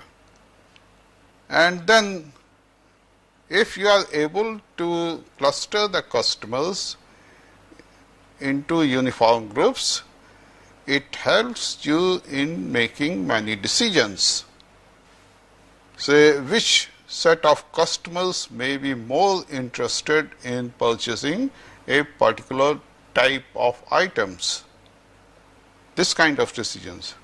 Or using the cluster analysis, one can segregate the market and organize target audience for better reach and marketing. So, once you cluster the audience or the customers using the past data, you can reach and market your product in a better way to different groups, because now you know which group is more interested in which kind of products. So, it helps in marketing the product also. Classifying various cities or locations to be used as test markets. So, suppose you want to test some product, then the cluster analysis helps you in classifying various localities or various cities or various locations for this purpose. Then the testing may be restricted to a small number of cities due to economic reason. Say, suppose you have classified the cities into different clusters, then you know that the cities of a particular cluster behave more or less similar to each other. So, you may select a small number of cities from that group for testing purpose. In biological sciences, to obtain plant and animal taxonomies.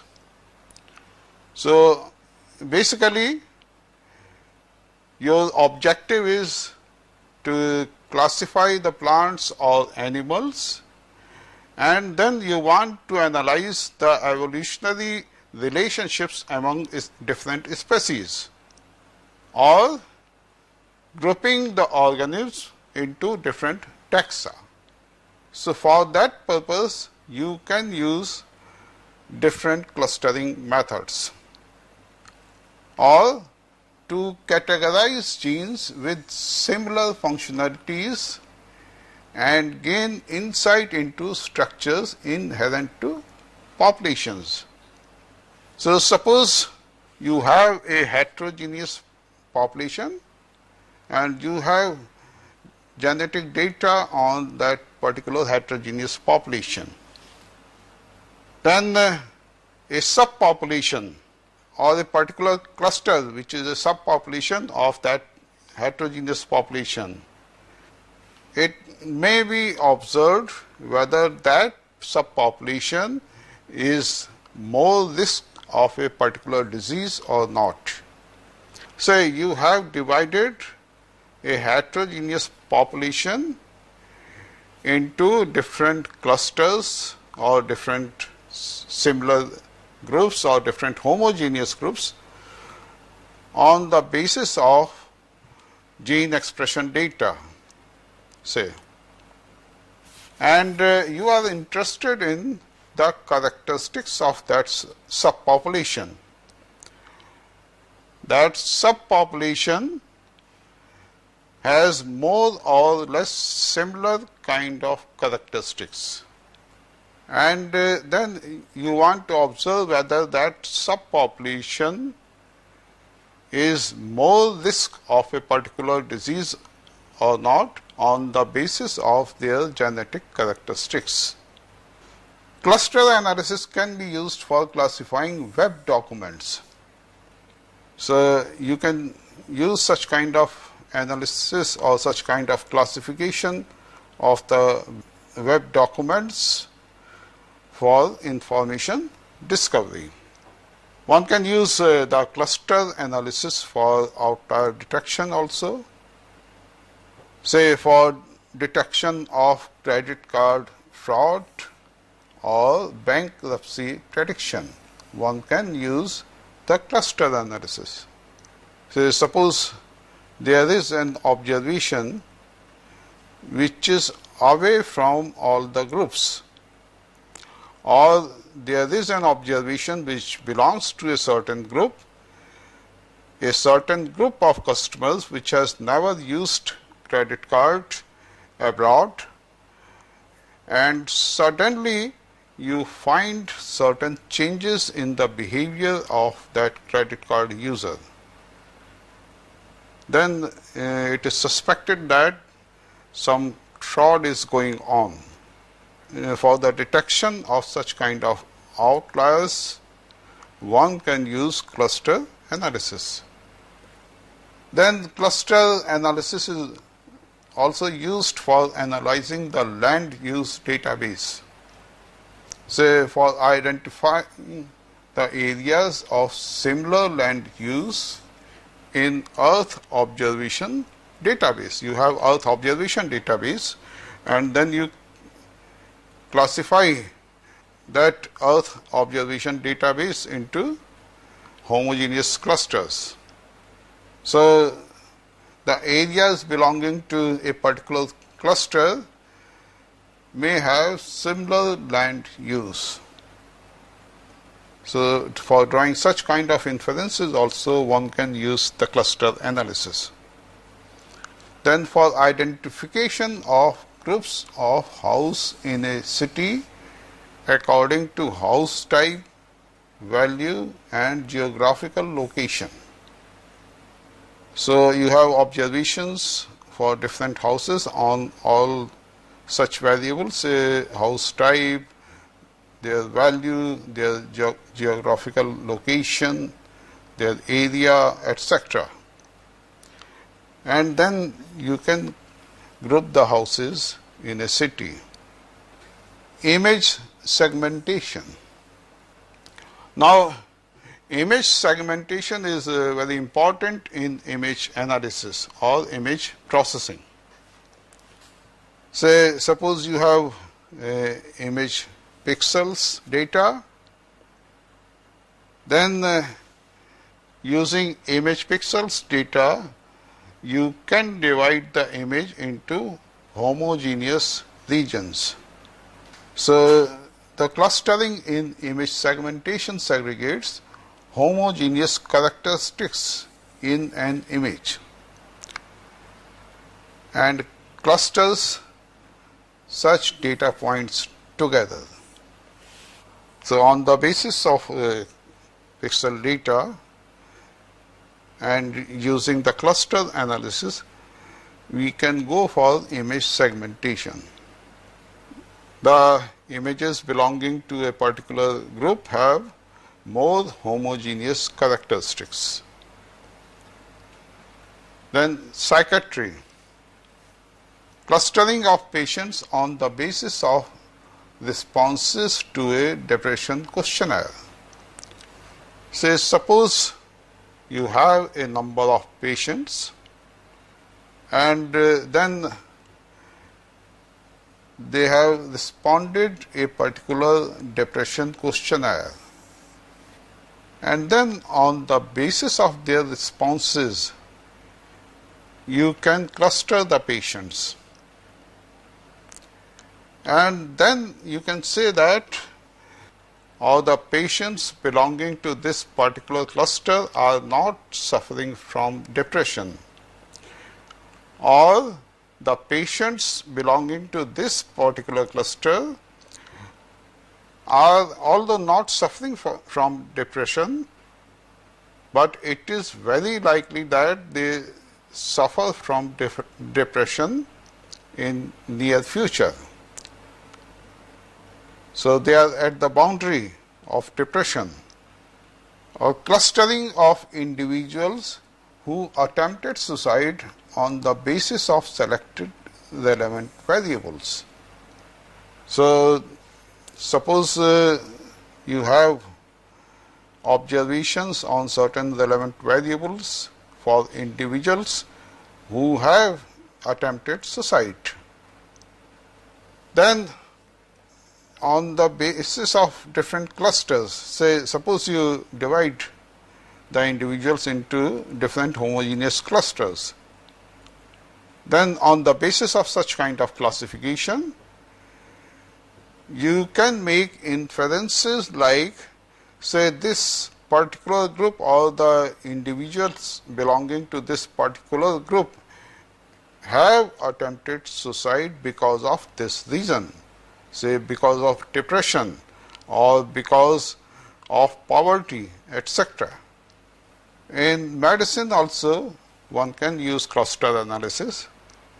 Say you can use cluster analysis for identifying various stages of a disease.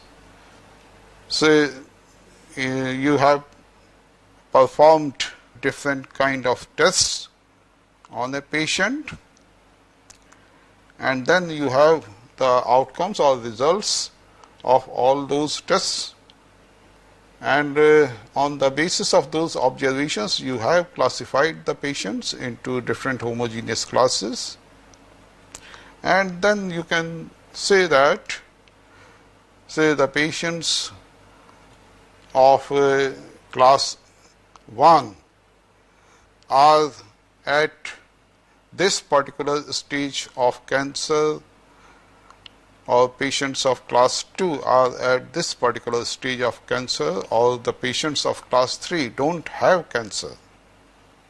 So one can use cluster analysis for identifying different stages of a disease.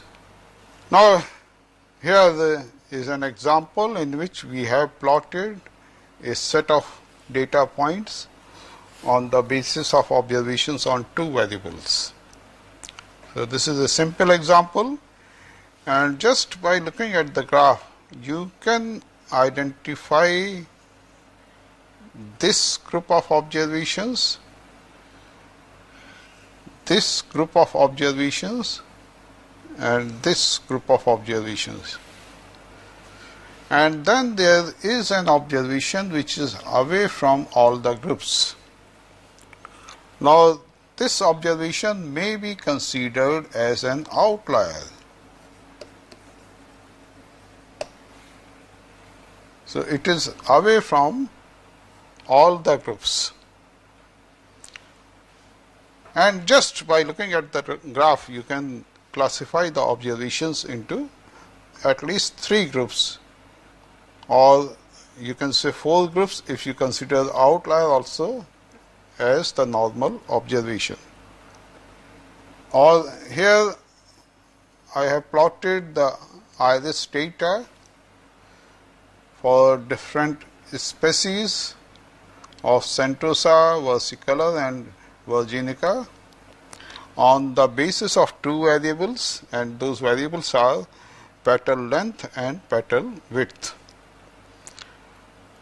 And then you can easily identify the 3 clusters. Of course, there are certain points which are at the boundary, and it is quite likely that when we use certain clustering method, these points may be misclassified. Say for example this point. or these points may be misclassified if we are classifying the observations using any clustering method. Now, for the purpose of clustering or for measuring the nearness between two observations, you require certain measures of similarity or dissimilarity and the distance between data points. Now, we have multivariate observations. So, suppose xi is equal to xi1, xi2, so on xi r transpose is the observation vector on r variables for the ith individual.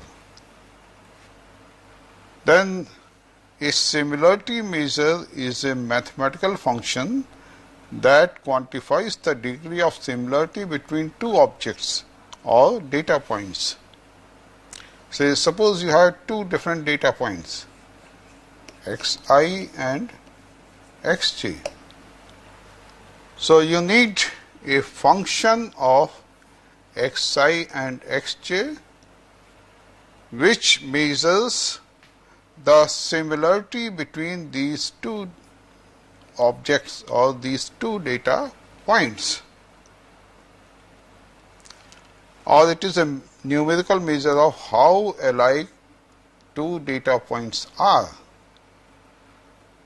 whether these two data points are similar to each other, alike each other, or these two data points are different from each other.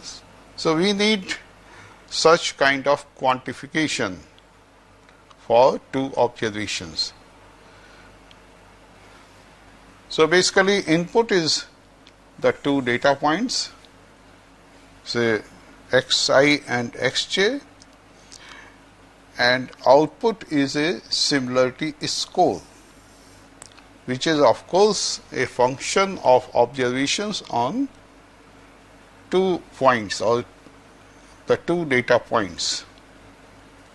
Various similarity measures which we are going to consider here are cosine similarity, Jacquard similarity, or one can even use Pearson correlation coefficient also as a measure of similarity. Then similarity measures are used to identify duplicate records also, or equivalent instances, or for the identification of clusters. Say, suppose two observations xi and xj are exactly similar to each other on the basis of similarity score, then there is a possibility that you have duplicate records. Is this observation vector xi is taken on the same individual on which xj is taken, and somehow by mistake it has been recorded again, or equivalent instances. These two instances may be equivalent. And of course, for identifying the clusters also you need certain similarity measures. So, for objects I and j, say you have observation xi on the ith object and observation xj on the jth object.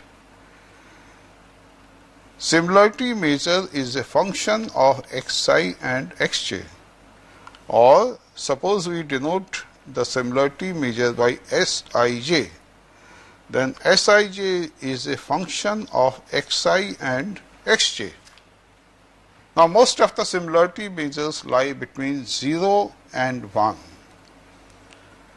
0 means completely dissimilar, and 1 means identical or perfectly similar to each other. However, it is not always necessary that a similarity measure lies between 0 and 1. So sometimes you have correlation type similarity measures which lie between -1 to 1. However, the similarity measures are always symmetric. Symmetric means Sij is equal to Sji. The similarity between Xi and Xj is same as the similarity between Xj and Xi. So Sij is equal to Sji. Then suppose Sij is a measure of similarity, then one may consider 1 minus Sij as a measure of dissimilarity. Say suppose we write Dij equal to 1 minus Sij and we assume that Sij lies between 0 and 1, then Dij may be considered as a measure of dissimilarity. Obviously, when Sij is equal to 0, means in case of complete dissimilarity, Dij is equal to 1. And for Sij equal to 1, means the two observations are perfectly similar to each other, Dij is equal to 0. Now we consider dissimilarity measure. A measure of dissimilarity or proximity quantifies the degree of dissimilarity between two objects or data points. Say you have two objects with observation vectors xi and xj. Then to measure the dissimilarity between I and j, we take some function of xi and xj which quantifies the degree of dissimilarity between xi and xj. So the input is the two data points and output is its dissimilarity score. Say for ith and jth observations, the inputs are the data points xi and xj, and ultimately you get a dissimilarity score as the output. And usually its range is from 0 to 1. 0 means identical or perfectly similar, and 1 means completely dissimilar. Now, some of the dissimilarity measures also have infinite as their upper limit.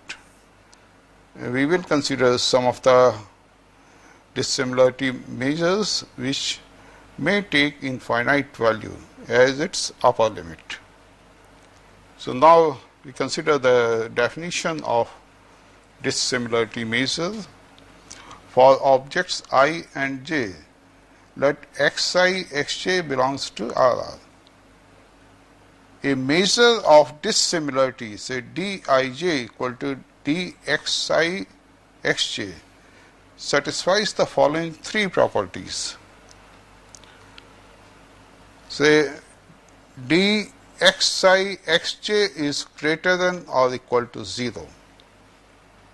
Dxi xi is equal to 0. Obviously, xi is similar to xi, so their dissimilarity is 0. And then the measure of dissimilarity also satisfies symmetry property, that is Dxi xj is equal to Dxj xi. Then a metric dissimilarity also satisfies the condition that Dxi xj is less than or equal to Dxi xk Dxk xj. So suppose this is xi, this is xj, this is xk, then this is the distance or dissimilarity between xi, xj, say, and then you have the dissimilarity between xi, xk, the dissimilarity between xj, xk. This is dxi, xj, dxi, xk, dxk, xj. Then dxi, xj is less than or equal to dxi, xk plus dxk, xj. Then an ultramatric dissimilarity measure also satisfies the condition dxi, xj is less than or equal to the maximum of dxi, xk, dxj, xk. Now we consider different dissimilarity measures. So suppose xi is equal to xi1, xi2, so on, xir transpose, and xj is equal to xj1, xj2, so on, xjr transpose, both belong to rr.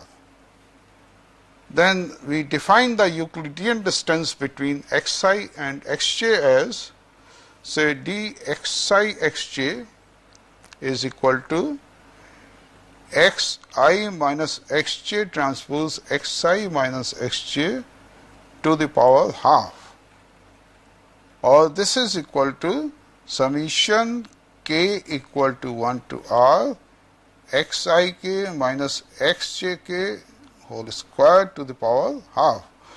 Here xik is the kth element of xi and xjk is the kth element of xj.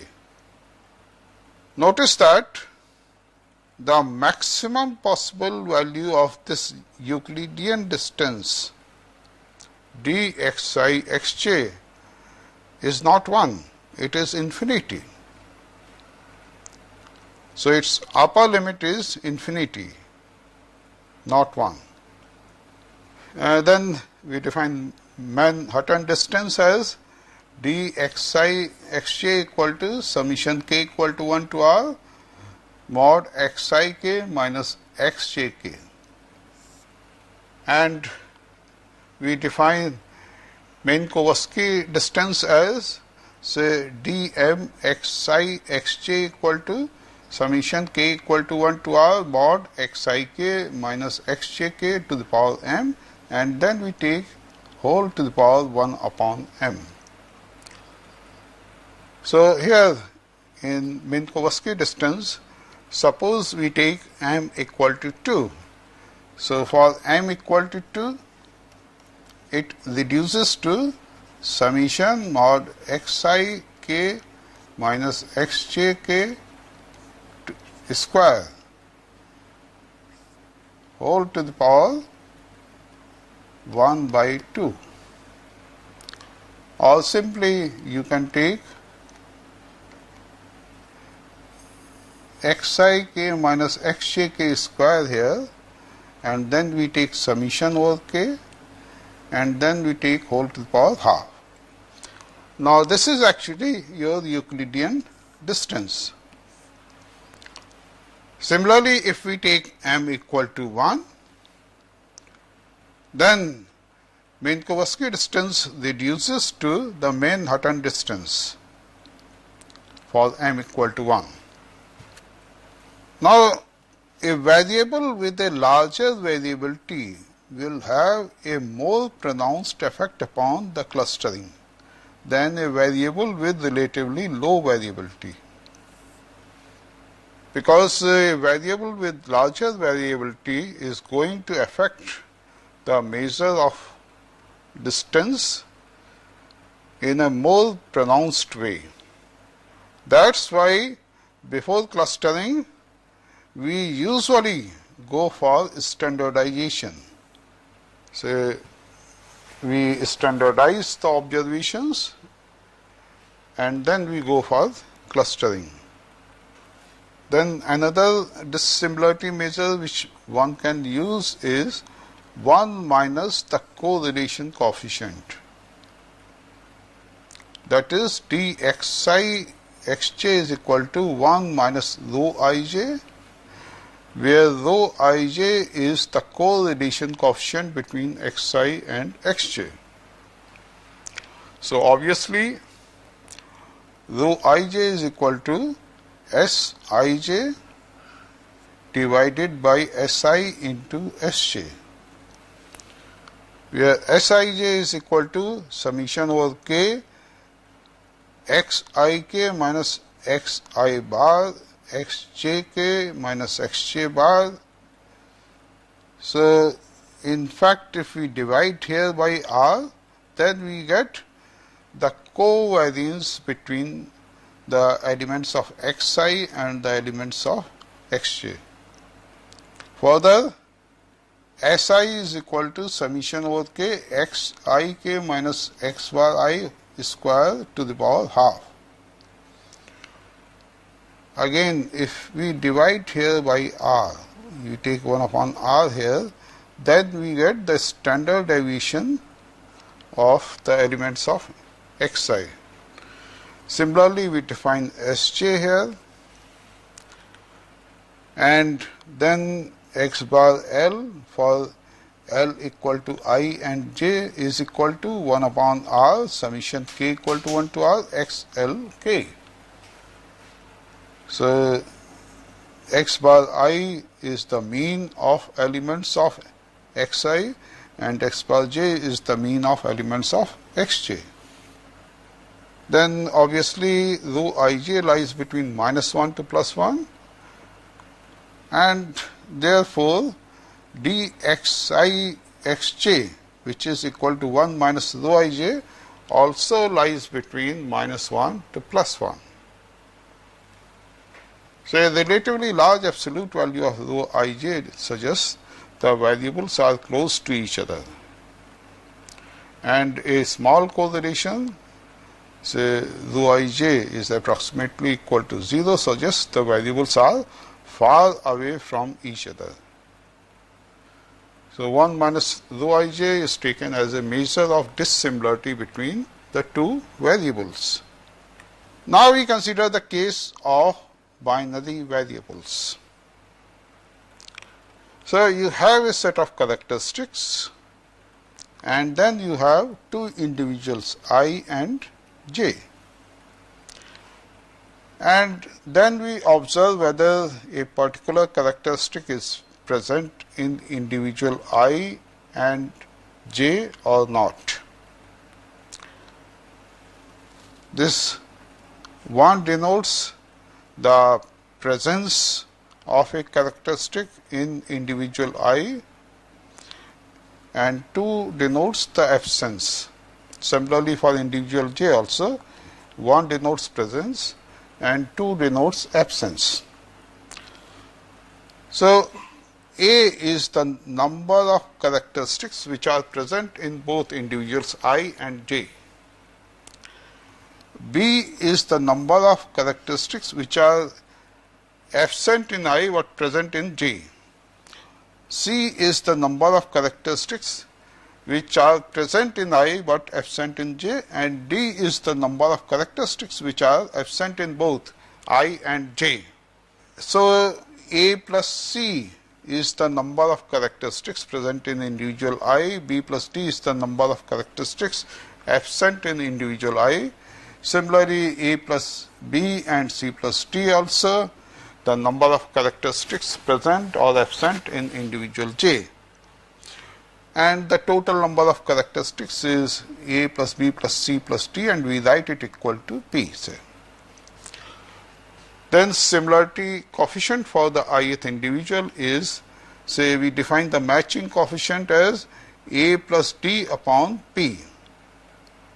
We take this A, the number of characteristics which are present in both I and j, plus D, the number of characteristics which are absent in both I and j divided by the total number of characteristics. This gives you the matching coefficient. In Jacquard's coefficient, negative values are ignored, means D characteristics are absent in both individual I and individual j, and we ignore those characteristics. So it is defined as A upon A plus B plus C. And then there are some other measures also. Say you may consider 2A upon 2A plus B plus C, or 2A plus T upon 2A plus D plus B plus C, or A upon A plus 2 B plus C. But usually the coefficients defined in 1 and 2 are commonly used. Now we consider this example.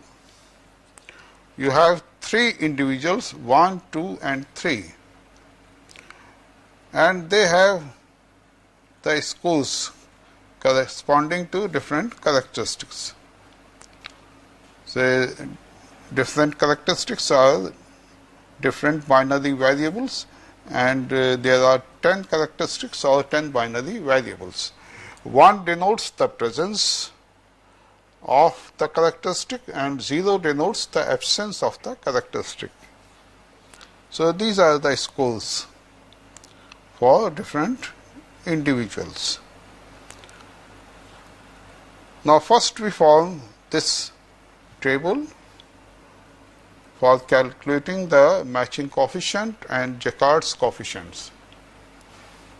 So you have individual 1, individual 2, 1, 0 denote the presence or absence of characteristic, and then you get these values.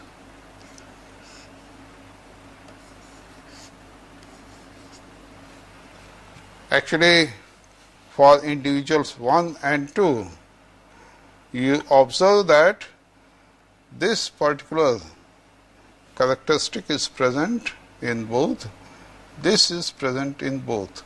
So the value of A is 2, or these characteristics are absent in both.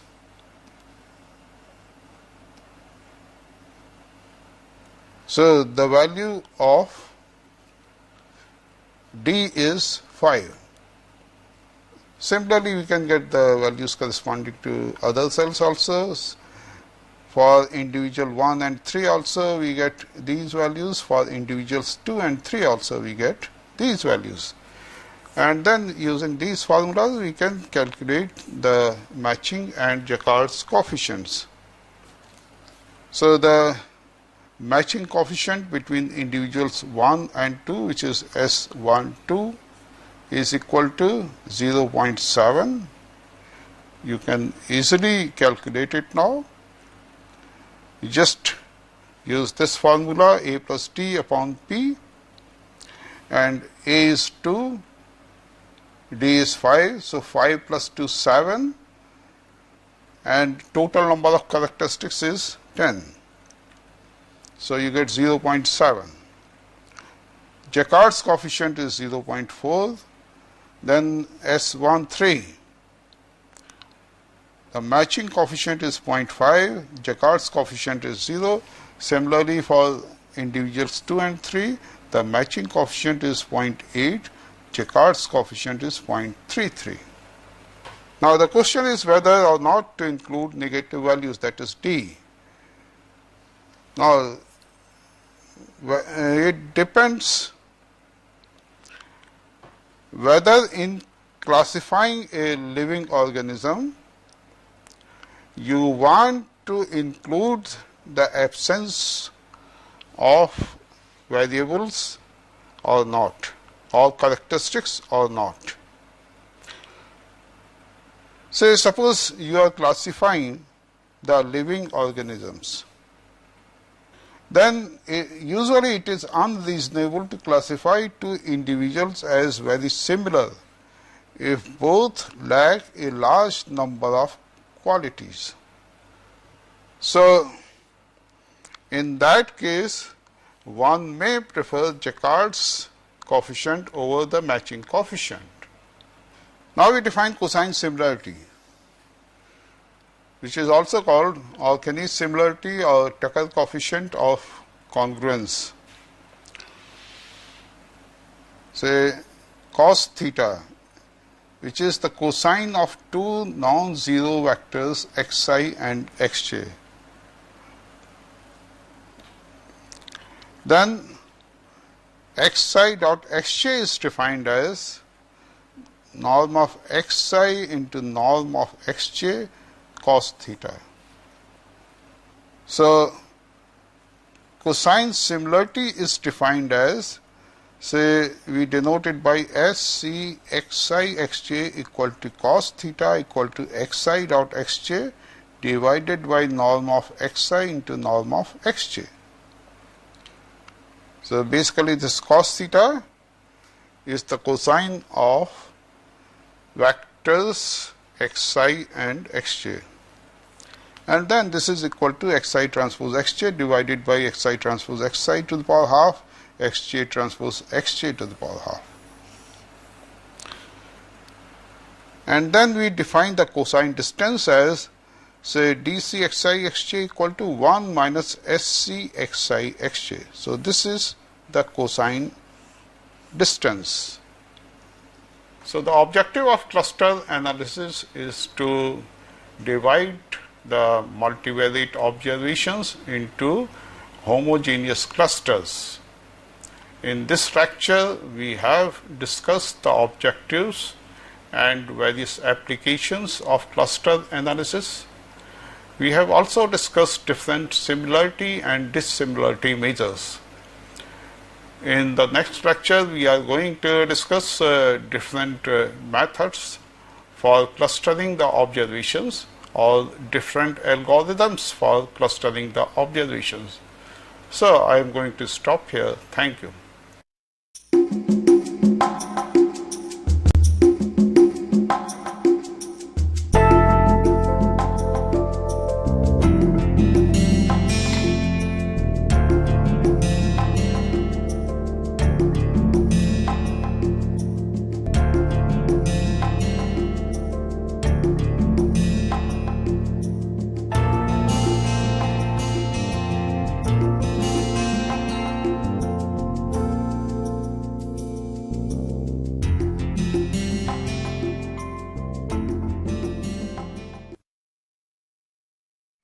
Hello, I am A.K. Sharma and I teach sociology in IIT Kanpur.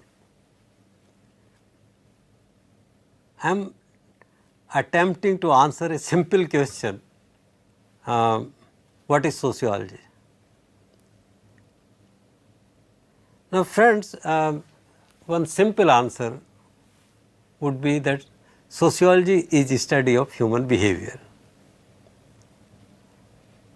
And this study of human behavior has a history. Actually, due to growth of science, technology, and due to industrialization and economic development in the West, initially there was a hope that by application of science and technology, the face of this world can be changed to the advantage of mankind. But what was found or what was observed, that this did not happen. And despite economic development, urbanization, industrialization, surveys showed that poverty had increased, unemployment had increased, even health conditions became worse. And today you will be surprised to know that there was a time when death rate of urban areas was higher than the death rate of rural areas. Cities or the places of development, industrialization and education and enlightenment became consumers of rural population. So people started asking, why is it so? And some philosophers, engineers, mathematicians who contributed to emergence of a discipline like sociology started thinking that perhaps we need a new subject in which we will apply the same tools and techniques which are being used by scientists, mathematicians, physicists, chemists, but we will study human behavior. In other words, we will try to discover if there are laws of human behavior, and by applying those laws perhaps in the future the condition of mankind can be improved. This is how sociology developed. Initially Auguste Comte called this social physics. He also used terms like social statics and social dynamics, the usual division of mathematics, and he believed that social statics will study relationship between different parts of society and social dynamics will study relationship between parts of society and total society, change in total society. Now you may ask that if sociology is the study of human behavior, there are many other branches of social sciences which study human behavior, economics, anthropology, psychology, etc., etc.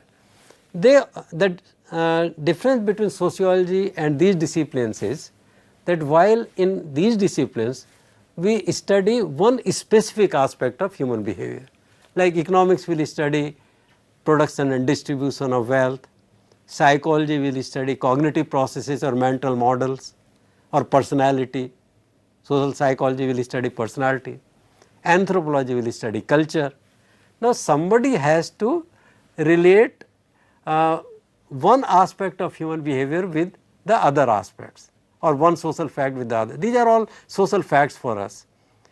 And if somebody tries to link cognitive processes with economic conditions or urbanization or caste system or religion, or somebody tries to relate urbanization with human psyche, or somebody tries to correlate cultural context with economic behavior, then it becomes sociology. So sociology combines different areas which are individually studied by different disciplines. And sociology also studies new questions which are not studied by any existing subject so far. So like these days issues of waste disposal, entropy, environment, safety, urban places as new geomorphological systems come up, and we want to correlate one aspect of urbanization, say percentage of population living in urban areas, and risk, environmental risk, carbon dioxide, this emission, that emission. Now which will be the first discipline to take interest in these things? Because sociology.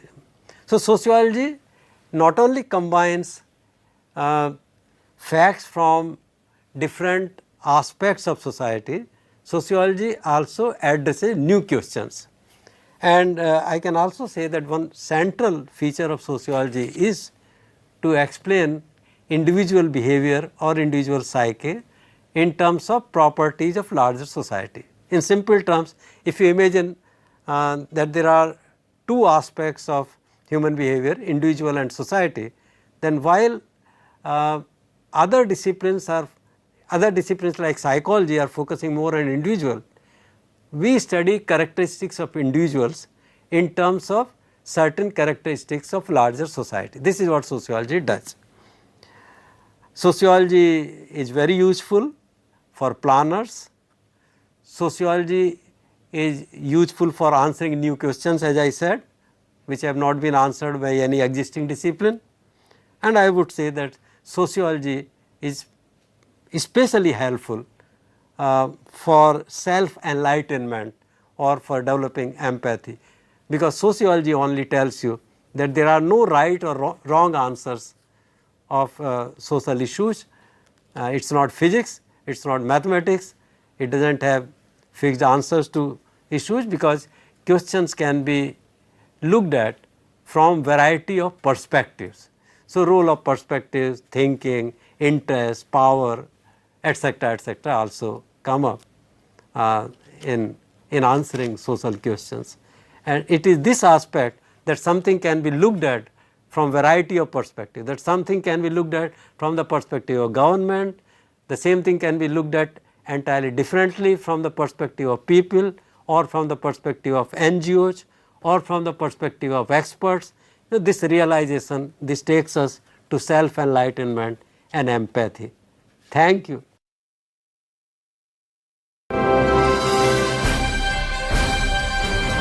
Swayam Prabha. Digital India. Educated India.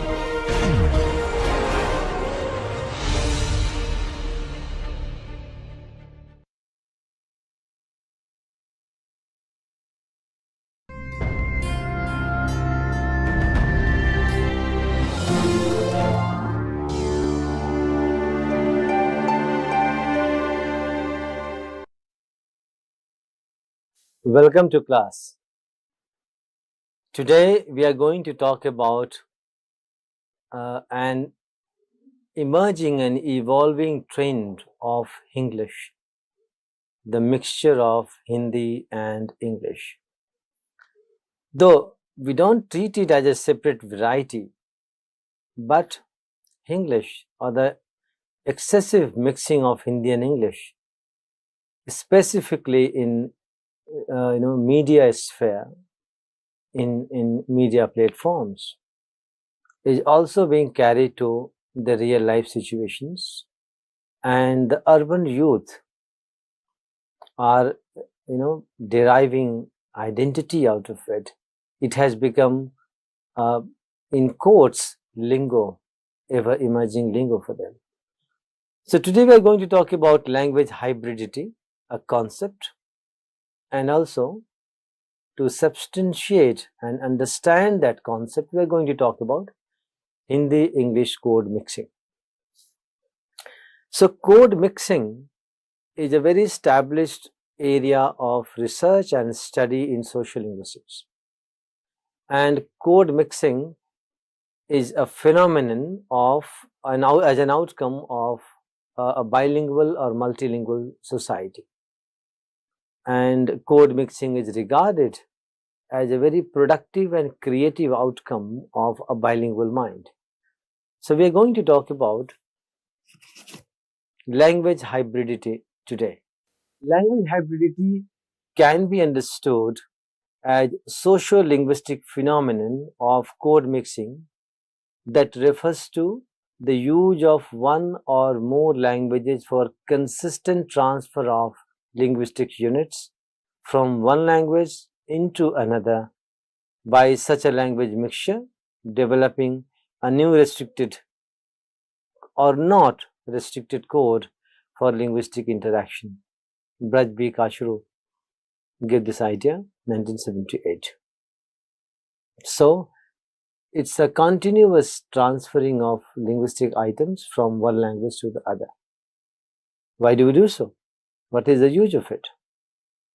For maximum communicability, right? So this phenomenon is creative and unmarked linguistic behavior that results out of an urgent need to communicate with desired effect in a bilingual or multilingual situation. Now you have to remember this phrase, desired effect. We'll come to this in a short while.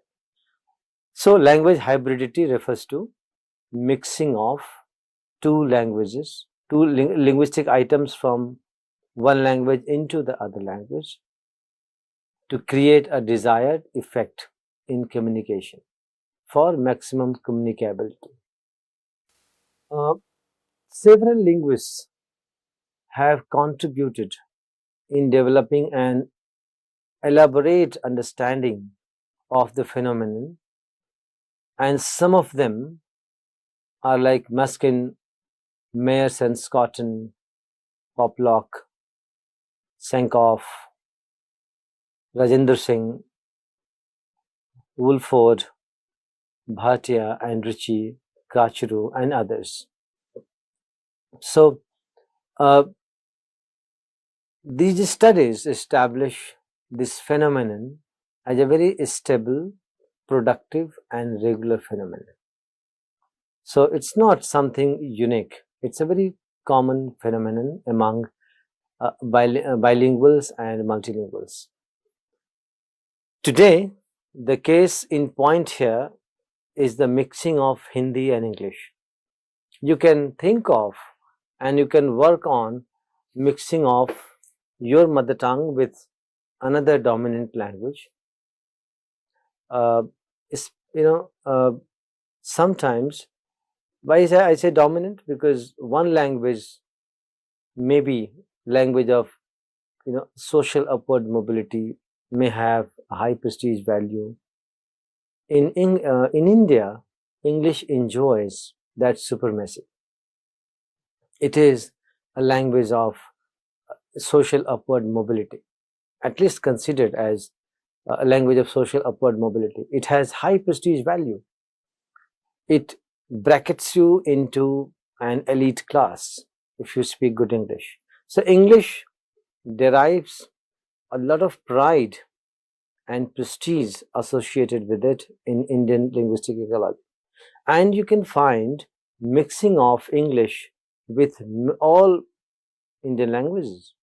English has been language of colonial masters. So even in post-independent India, English is the official, associate official language. So it enjoys that power, that status, that prestige. And that is the reason why English easily mixes with most of the Indian languages, be it Punjabi and English, be it Marathi and English, be it Tamil and English, be it Telugu and English, be it Kannada and English, be it Assamese and English. So take an example, Bangla English, English everywhere, right? And today we are going to talk about English-Hindi mixing, and with a special reference to the new media platforms.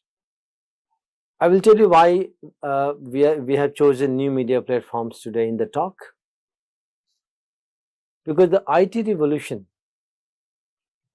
and the digitization process that has started as a technological revolution has turned into a social revolution. And if you want to understand this digitization process and reconfiguration of social structure, you should read Manuel Castle, a series of writings and 3 volumes he has written on emergence of network society.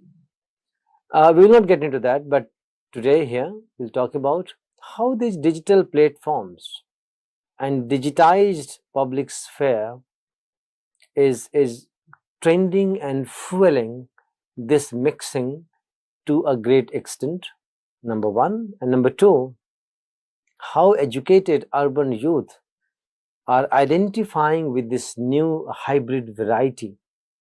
And it is not restricted to Hindi and English alone. It is with all speech communities, right? David Crystal imagines a world where, because of this technological revolution, world will move towards a bilingual society, where English will be a global language and the local language will be of that particular geographical location. And in order to become world citizen and relate to mainstream, you need to be bilingual, right? So this is a prediction and imagination, but it's not verified, and we don't take it that way. But one thing is for sure, that technological advancement and technological revolution, availability of digital platforms and social media has created a very fertile space for language hybridity. That is the fact that we cannot deny. And that is why for this talk I chose Hindi and English mixing and a hybrid variety, which is in quotes referred to as Hinglish, Hindi and English, Panglish for that matter, Punjabi and English, Tamilish for that matter, Tamil and English. So this is trend coming up, and the urban youth are associating with it. They are deriving identity out of it. That's why the case in point here is Hindi English code mixing, which is emerging as an unmarked code for socialization and relating to a wider spectrum of audiences in traditional as well as new media. And what do you mean by new media? New media is all digital platforms which has created a very fertile, democratic, flexible space for you to interact, share, and socialize.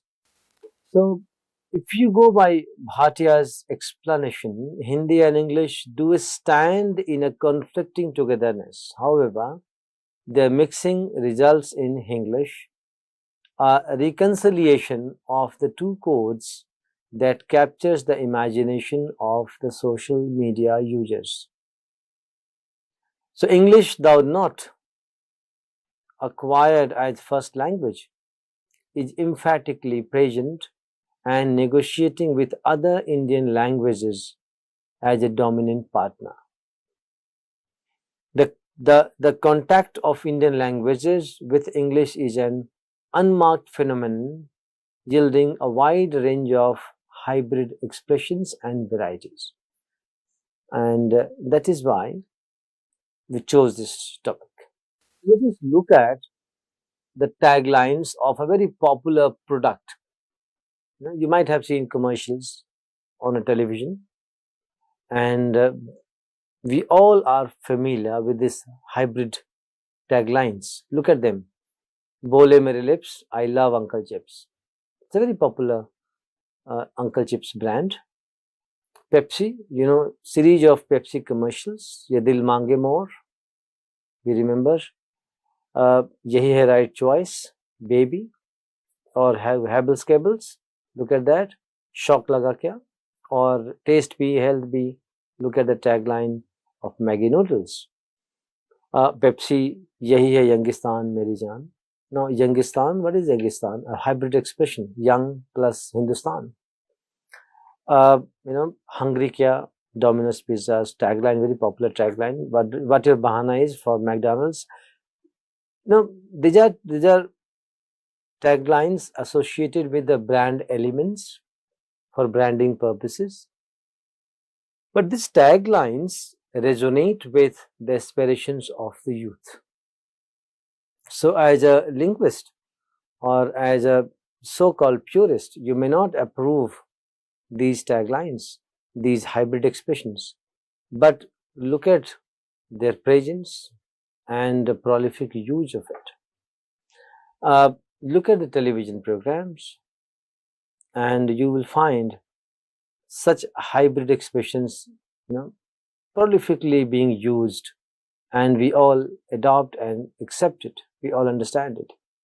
So it's a new lingo or variety or hybrid expression, set of expressions that are emerging, not restricted to Hindi alone.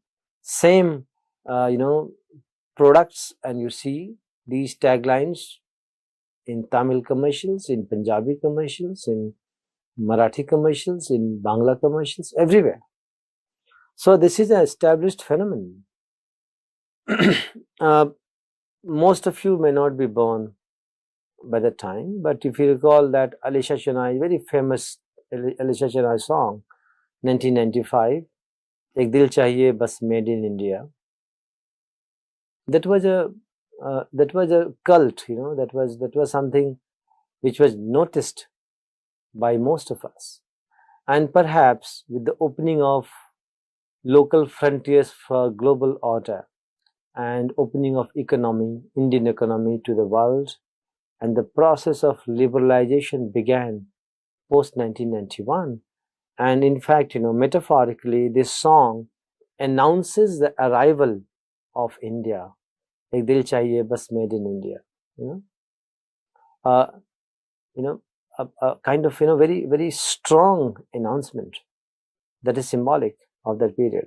Apart from traditional media domains, The emergence of digital media has created different digital platforms for constructing meaning in Hindi and English hybridity by users. And post-digital revolution, traditional media and new media together are diffusing the linguistic boundaries, right? So if you look at the very important article I came across, published in 2005 on 11th January in New York Times, and Sadhana Shankar, in her article, more than 350 million speakers of English in India, she writes, I quote from Sadhana Shankar's article, 11th January 2005. I quote, then in the mid-90s, cable TV started rapidly spreading across India, and indigenous music channels started using a mixture of Hindi and English in their programs. What began as a spoof on English used by Indians were soon transformed into a fuzzy mix of the two languages. Suddenly, Hindi with a smattering of English acquired status. I end quote. So if you look at Channel V, MTV, right, you find a very different variety of Hindi there. So they all speak Hindi, but a lot of English words and English expressions mixed into that. And that mixing has got a pattern now. It is getting established now. And a young generation who are on Facebook, Instagram, WeChat, and other digital platforms, you find this variety being very productive and being used exclusively by urban youth who are educated and have good command on English. And this trend continues. So these media platforms are giving a lot of space for this mixture or this hybrid variety to be used in there, right? So if you look at the growth of digital technology, it has fueled the hybridity, right? It's hybridization is a natural process that always, one language to renew itself in order to suit the contemporary needs. And David Crystal, predicts that at about 350 million, the world's English speakers, he calls it English, Hindi and English, may soon outnumber native English speakers. And Baldauf adds, while most of the Indians who came to the West to work in the information technology sector speak English, the sheer number of English men in IT makes it almost inevitable that some English words will get globalized. And that's true. We have, witnessed it, words globalizing. So the popularity of English among Indian urban youth can be attributed to the perceived characteristics of the variety that is viewed as youthful. It is new, it is fresh, it is cool in quotes, carefree, and in, with a potential to change the game of Youngistan. All these words I have used in quotes just to have a referential meaning of these expressions. So the hybridized variety immediately connects with the vibrant youth population for whom English, a cool new code, just chills and hangs out well with the virtual space and this virtual tribe, and does not seem to carry a heavy linguistic purity baggage. And they're happy with that. So this experiment and hybridity is continuing, and doesn't matter how others look at it. The fact is that this English, mix of Hindi and English, is growing and becoming a productive variety being used by urban youth, though in its initial stage in the digital platforms, but you never know. Languages are always in a flux. They change, they are fluid, they don't stay the same. So this reinforces their idea of freedom and helps them break away with the localized social roles and functions, which together forge an individual as well as collective identity. So people are, young people are associating with it. They are deriving identity out of it. This variety has become a very vigorous marker of their identity, both individual and collective. In real life situation, we may laugh at it, but the fact is that in digital space, this variety has become, this mixing has become so prolific and so productive that and this phenomena continued with other languages like English and Punjabi, English and Tamil, English and Bangla, Marathi. So this is not restricted to Hindi only. And this variety offers a common ground to otherwise two exclusively separate linguistic identities for reconciliation in their conflicting togetherness. So they are they stand opposite to each other, but there is a reconciliation in the digital space, and it remains an outcome of a negotiation and afterward settlement between the two distinct codes with two distinct identities and associations. Why it happens? Given the social prestige attached with English in India, the ratio of mixing linguistic items is not random and arbitrary. And the dominant presence of English just reflects that. I mean, look at the impact of technology and how it has impacted almost all languages. English is considered the instrumental, very instrumental in carrying technology across the world. So look at your own versions where you have display लगा देना, upload करना, download करना. Look at these compound verbs: upload करना, download करना, save करना, copy करना, paste करना, right? Save, copy, paste, upload, download, display, pick, right? All these words associated with technology are forming compound verbs in different languages, right? And a new set of compound verbs are being added to all languages, be it Marathi, be it Tamil, be it Punjabi, be it Hindi, everywhere. I'm giving you Hindi examples, but you can think of examples in your own mother tongue, and that's a very productive process.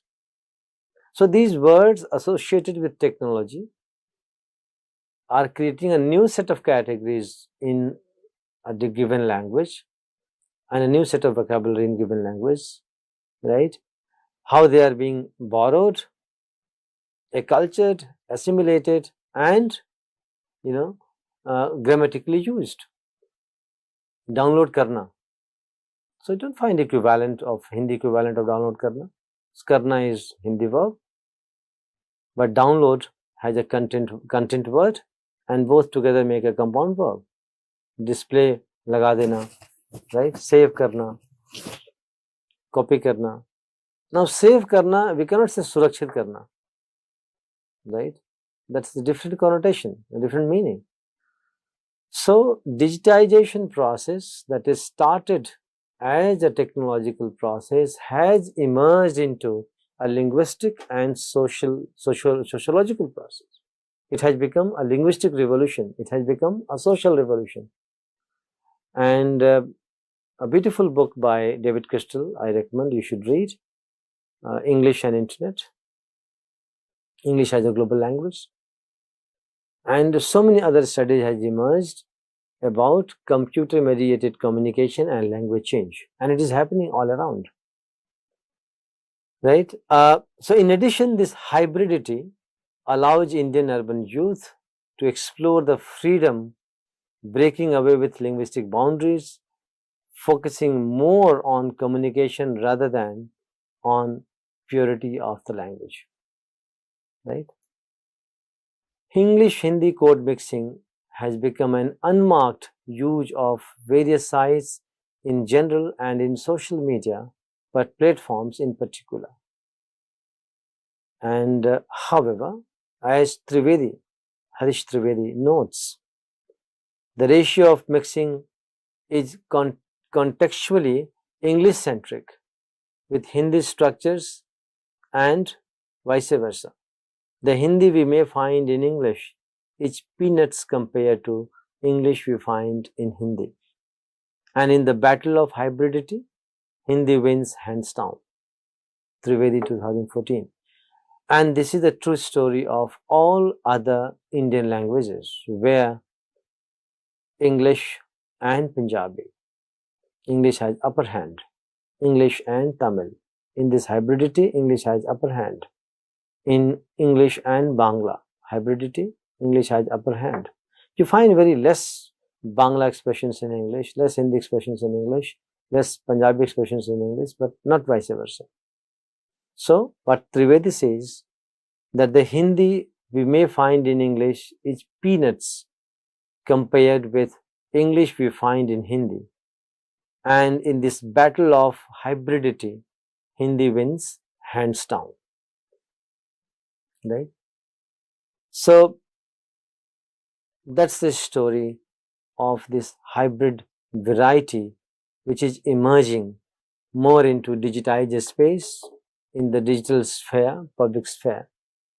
But it is bringing a lot of change in our physical world as well, where Hindi is being used in the society, and lots of mixing that you can see.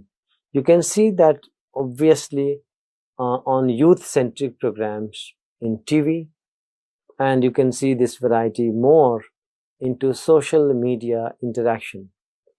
So this English offers a common ground to otherwise two exclusively separate linguistic identities for reconciliation in their conflicting togetherness, right?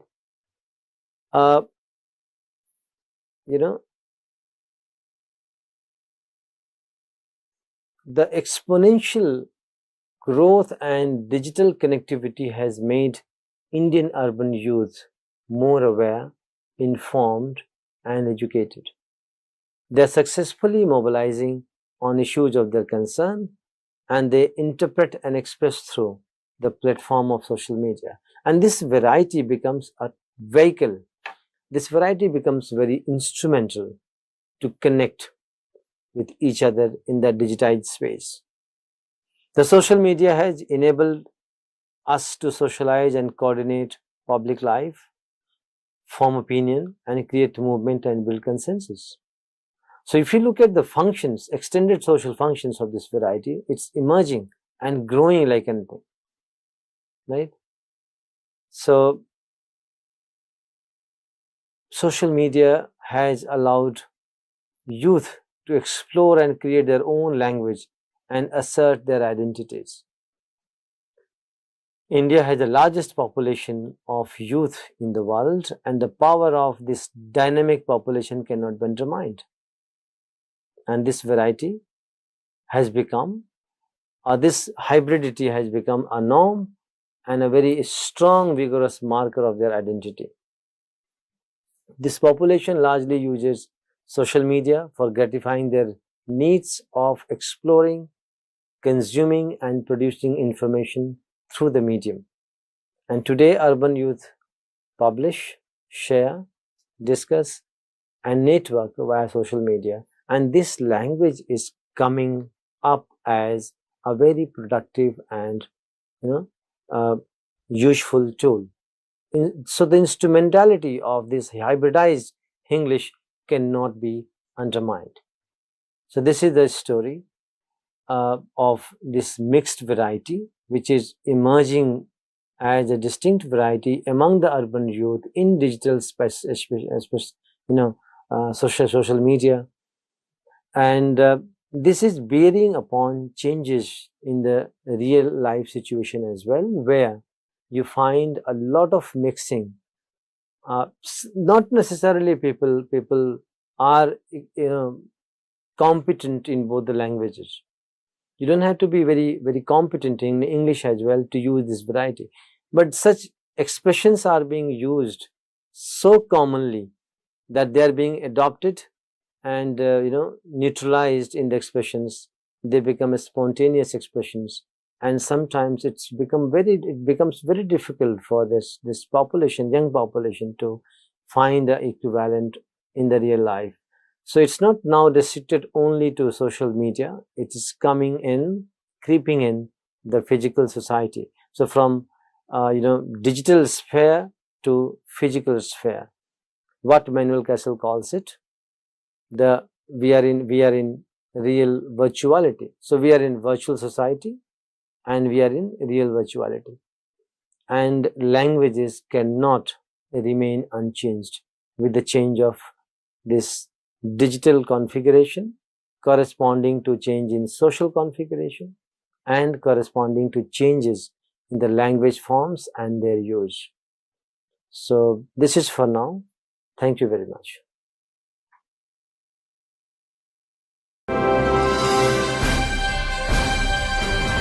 Swayam Prabha. Digital India.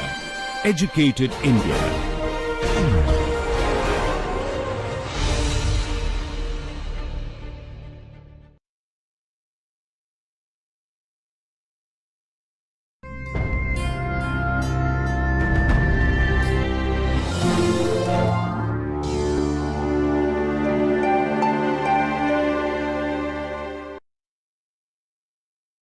Welcome to class.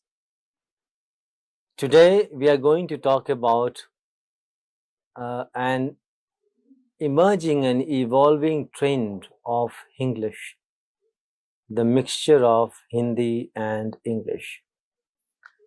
Though we don't treat it as a separate variety, but English, or the excessive mixing of Hindi and English, specifically in media sphere, in media platforms, is also being carried to the real life situations, and the urban youth are deriving identity out of it. It has become in quotes lingo, ever emerging lingo for them. So today we are going to talk about language hybridity, a concept, and also to substantiate and understand that concept, we are going to talk about Hindi-English code mixing. So code mixing is a very established area of research and study in social linguistics.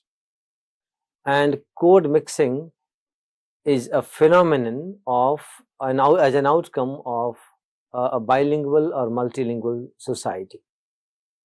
And code mixing is regarded as a very productive and creative outcome of a bilingual mind. So we are going to talk about language hybridity today.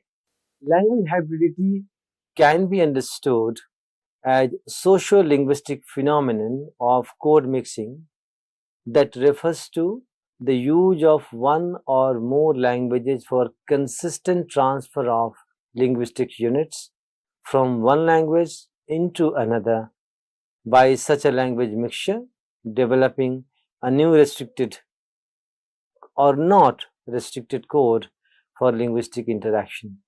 Braj B. Kashru gave this idea 1978. So it's a continuous transferring of linguistic items from one language to the other. Why do we do so? What is the use of it? For maximum communicability, right? So this phenomenon is creative and unmarked linguistic behavior that results out of an urgent need to communicate with desired effect in a bilingual or multilingual situation. Now you have to remember this phrase, desired effect. We'll come to this in a short while.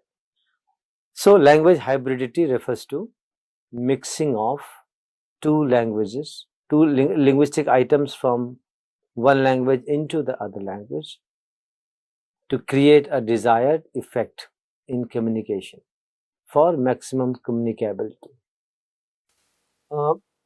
several linguists have contributed in developing an elaborate understanding of the phenomenon, and some of them are like Muskin, Mayers and Scotton, Poplock, Sankoff, Rajendra Singh, Woolford, Bhatia and Ritchie, Kachuru and others. So, these studies establish this phenomenon as a very stable, productive and regular phenomenon. So, it's not something unique. It's a very common phenomenon among bilinguals and multilinguals. Today, the case in point here is the mixing of Hindi and English. You can think of and you can work on mixing of your mother tongue with another dominant language. Sometimes, why I say dominant? Because one language may be language of social upward mobility, may have a high prestige value. In India, English enjoys that supremacy.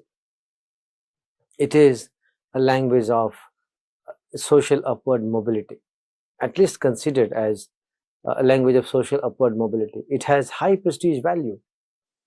It brackets you into an elite class if you speak good English. So English derives a lot of pride and prestige associated with it in Indian linguistic ecology. And you can find mixing of English with all Indian languages. English has been language of colonial masters. So even in post-independent India, English is the official, associate official language. So it enjoys that power, that status, that prestige. And that is the reason why English easily mixes with most of the Indian languages, be it Punjabi and English, be it Marathi and English, be it Tamil and English, be it Telugu and English, be it Kannada and English, be it Assamese and English. So take an example, Bangla English, English everywhere, right? And today we are going to talk about English-Hindi mixing, and with a special reference to the new media platforms. I will tell you why we have chosen new media platforms today in the talk. Because the IT revolution and the digitization process that has started as a technological revolution has turned into a social revolution. And if you want to understand this digitization process and reconfiguration of social structure, you should read Manuel Castle, a series of writings and 3 volumes he has written on emergence of network society.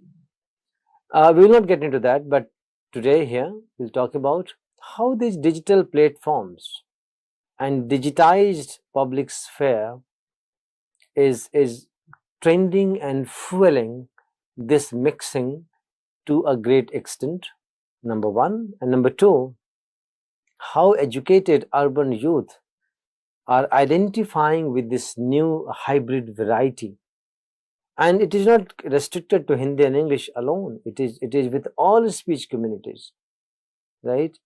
David Crystal imagines a world where, because of this technological revolution, world will move towards a bilingual society, where English will be a global language and the local language will be of that particular geographical location. And in order to become world citizen and relate to mainstream, you need to be bilingual, right? So this is a prediction and imagination, but it's not verified, and we don't take it that way. But one thing is for sure, that technological advancement and technological revolution availability of digital platforms and social media has created a very fertile space for language hybridity. That is the fact that we cannot deny. And that is why for this talk I chose Hindi and English mixing and a hybrid variety, which is, in quotes referred to as Hinglish, Hindi and English, Panglish for that matter, Punjabi and English, Tamilish for that matter, Tamil and English. So this is trend coming up, and the urban youth are associating with it. They are deriving identity out of it. That's why the case in point here is Hindi English code mixing, which is emerging as an unmarked code for socialization and relating to a wider spectrum of audiences in traditional as well as new media. And what do you mean by new media? New media is all digital platforms which has created a very fertile, democratic, flexible space for you to interact, share and socialize.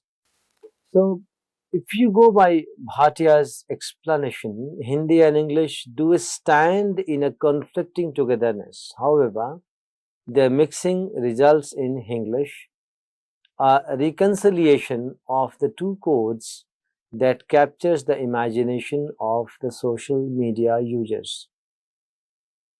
So English, though not acquired as first language, is emphatically present and negotiating with other Indian languages as a dominant partner. The contact of Indian languages with English is an unmarked phenomenon yielding a wide range of hybrid expressions and varieties. And that is why we chose this topic. Let us look at the taglines of a very popular product. You might have seen commercials on a television, and we all are familiar with this hybrid taglines. Look at them. Bole mere lips, I love Uncle Chips. It's a very popular Uncle Chips brand. Pepsi, series of Pepsi commercials. Ye Dil Mange More, we remember. Yahi Hai Right Choice, Baby, or Habbles Cables. Look at that. Shock Laga Kya? Or Taste Bhi, Health Bhi. Look at the tagline of Maggi Noodles. Pepsi, Yahi Hai Yangistan Meri Jaan. Now, Yangistan, what is Yangistan? A hybrid expression, young plus Hindustan. Hungry Kya? Domino's Pizza's tagline, very popular tagline. What your bahana is for McDonald's. These are taglines associated with the brand elements for branding purposes. But these taglines resonate with the aspirations of the youth. So as a linguist or as a so-called purist, you may not approve these taglines, these hybrid expressions, but look at their presence and the prolific use of it. Look at the television programs and you will find such hybrid expressions prolifically being used, and we all adopt and accept it. We all understand it. So it's a new lingo or variety or hybrid expression, set of expressions that are emerging, not restricted to Hindi alone. Same products, and you see these taglines in Tamil commercials, in Punjabi commercials, in Marathi commercials, in Bangla commercials, everywhere. So this is an established phenomenon. Most of you may not be born by the time, but if you recall that Alisha Chennai, very famous Alisha Chennai song, 1995, Ek Dil Chahiye Bas, made in India. That was a cult, that was something which was noticed by most of us. And perhaps with the opening of local frontiers for global order, and opening of Indian economy to the world, and the process of liberalization began post 1991. And in fact, metaphorically, this song announces the arrival of India. Ek dil chahiye bas made in India. Uh, a kind of very very strong announcement that is symbolic of that period. Apart from traditional media domains, the emergence of digital media has created different digital platforms for constructing meaning in Hindi and English hybridity by users. And post-digital revolution, traditional media and new media together are diffusing the linguistic boundaries, right? So if you look at the very, very important article I came across, published in 2005 on 11th January in New York Times, and Sadhana Shankar, in her article, more than 350 million speakers of English in India, she writes, I quote from Sadhana Shankar's article, 11th January 2005. I quote, then in the mid-90s, cable TV started rapidly spreading across India, and indigenous music channels started using a mixture of Hindi and English in their programs. What began as a spoof on English used by Indians were soon transformed into a fuzzy mix of the two languages. Suddenly, Hindi with a smattering of English acquired a status. I end quote. So if you look at Channel V, MTV, right, you find a very different variety of Hindi there. So they all speak Hindi, but a lot of English words and English expressions mixed into that. And that mixing has got a pattern now. It is getting established now. And a young generation who are on Facebook, Instagram, WeChat, and other digital platforms, you find this variety being very productive and being used exclusively by urban youth who are educated and have good command on English. And this trend continues. So these media platforms are giving a lot of space for this mixture or this hybrid variety to be used in there, right? So if you look at the growth of digital technology, it has fueled the hybridity, right? It's hybridization is a natural process that always, one language to renew itself in order to suit the contemporary needs. And David Crystal, predicts that at about 350 million, the world's English speakers, he calls it English, Hindi and English, may soon outnumber native English speakers. And Baldauf adds, while most of the Indians who came to the West to work in the information technology sector speak English, the sheer number of English men in IT makes it almost inevitable that some English words will get globalized. And that's true. We have, witnessed it, words globalizing. So the popularity of English among Indian urban youth can be attributed to the perceived characteristics of the variety that is viewed as youthful. It is new, it is fresh, it is cool in quotes, carefree, and in, with a potential to change the game of Youngistan. All these words I have used in quotes just to have a referential meaning of these expressions. So the hybridized variety immediately connects with the vibrant youth population for whom English, a cool new code, just chills and hangs out well with the virtual space and this virtual tribe, and does not seem to carry a heavy linguistic purity baggage, and they're happy with that. So this experiment and hybridity is continuing, and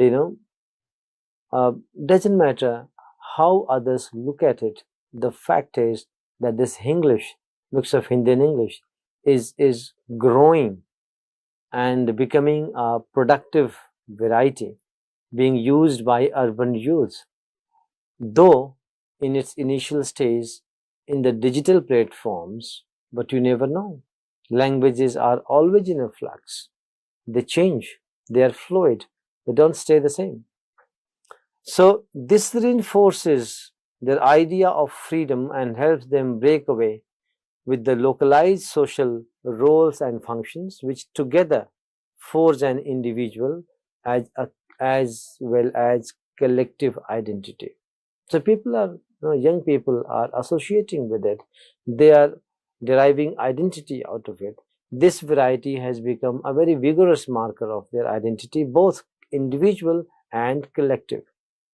In real life situation, we may laugh at it, but the fact is that in digital space, this variety has become, this mixing has become so prolific and so productive that, and this phenomena continued with other languages like English and Punjabi, English and Tamil, English and Bangla, Marathi. So this is not restricted to Hindi only. And this variety offers a common ground to otherwise two exclusively separate linguistic identities for reconciliation in their conflicting togetherness. So they are they stand opposite to each other, but there is a reconciliation in the digital space, and it remains an outcome of a negotiation and afterwards settlement between the two distinct codes with two distinct identities and associations. Why it happens? Given the social prestige attached with English in India, the ratio of mixing linguistic items is not random and arbitrary, and the dominant presence of English just reflects that. I mean, look at the impact of technology and how it has impacted almost all languages. English is considered the instrumental, very, very instrumental in carrying technology across the world. So look at your own, versions where you have display, laga dena, upload karna, download karna. Look at these compound verbs: upload karna, download karna, save karna, copy karna, paste karna, right? Save, copy, paste, upload, download, display pic, right? All these words associated with technology are forming compound verbs in different languages, right? And a new set of compound verbs are being added to all languages, be it Marathi, be it Tamil, be it Punjabi, be it Hindi, everywhere. I'm giving you Hindi examples, but you can think of examples in your own mother tongue, and that's a very productive process. So these words associated with technology are creating a new set of categories in a given language and a new set of vocabulary in given language, right? How they are being borrowed, acculturated, assimilated, and grammatically used. Download karna. So you don't find equivalent of Hindi equivalent of download karna.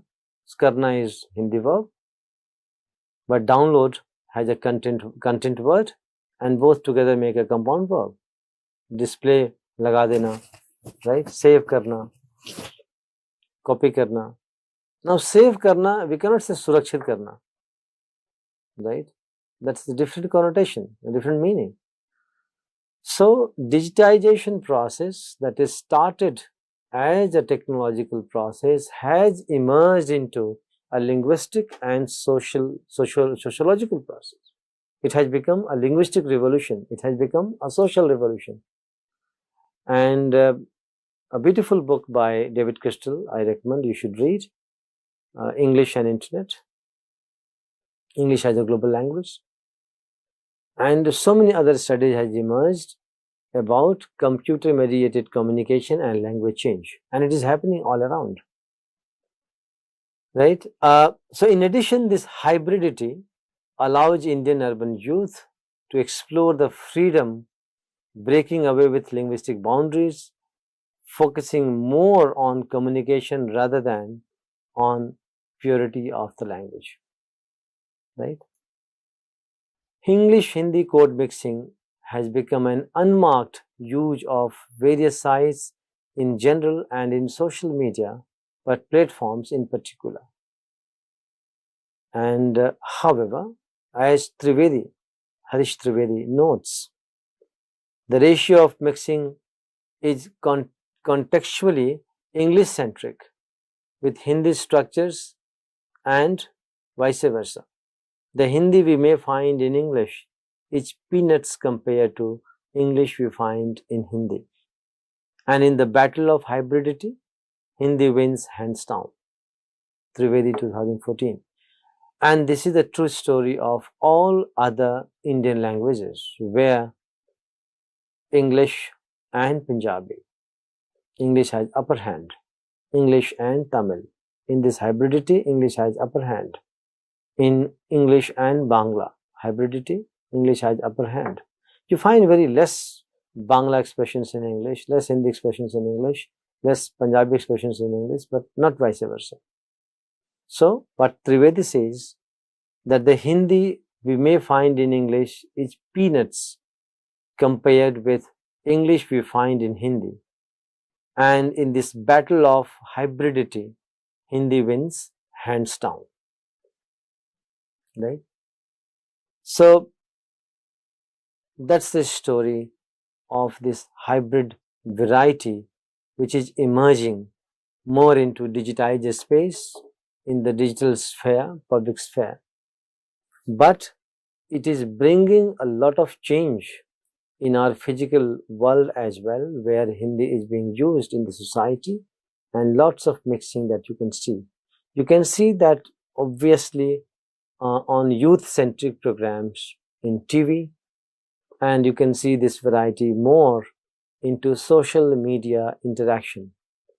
So this English offers a common ground to otherwise two exclusively separate linguistic identities for reconciliation in their conflicting togetherness, right? You know, the exponential growth and digital connectivity has made Indian urban youth more aware, informed, and educated. They are successfully mobilizing on issues of their concern, and they interpret and express through the platform of social media. And this variety becomes a vehicle. This variety becomes very instrumental to connect with each other in that digitized space. The social media has enabled us to socialize and coordinate public life, form opinion, and create movement and build consensus. So if you look at the functions, extended social functions of this variety, it's emerging and growing like anything, right? So social media has allowed youth to explore and create their own language and assert their identities. India has the largest population of youth in the world, and the power of this dynamic population cannot be undermined.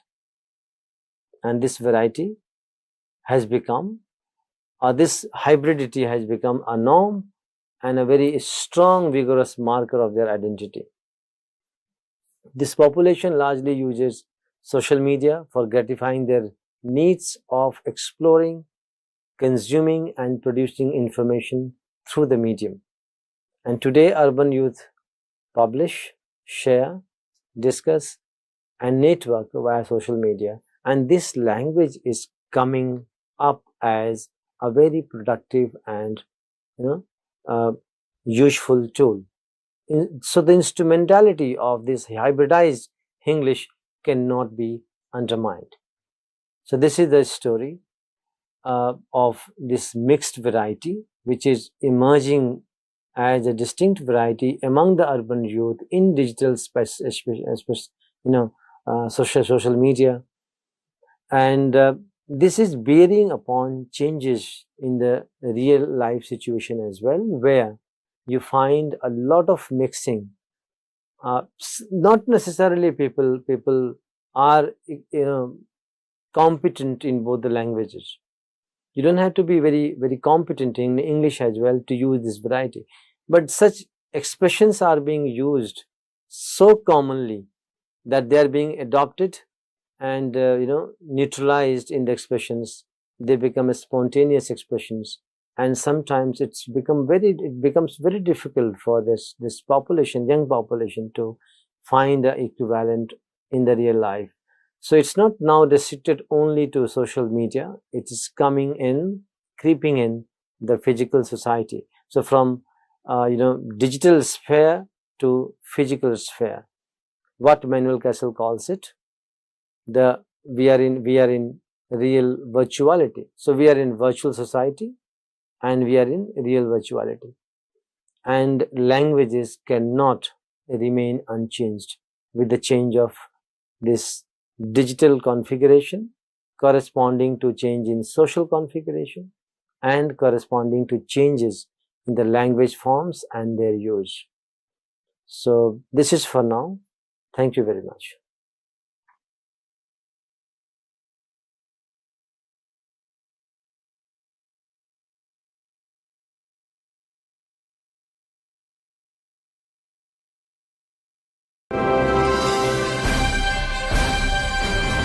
Swayam Prabha. Digital India.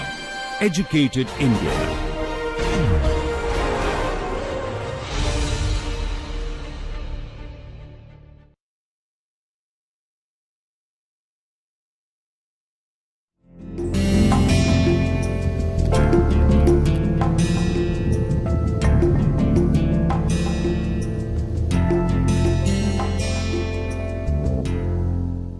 Bio-based technologies, lecture number 6. In this lecture, we will be looking at some of the textile effluent technologies, remediation technologies, which are based on biomass. So, biomass-based technologies for textile effluent treatment. Biomass-based technologies for textile effluent treatment utilize biological processes to degrade organic pollutants present in textile wastewater. These technologies are considered environmentally friendly and cost effective compared to traditional chemical treatment methods.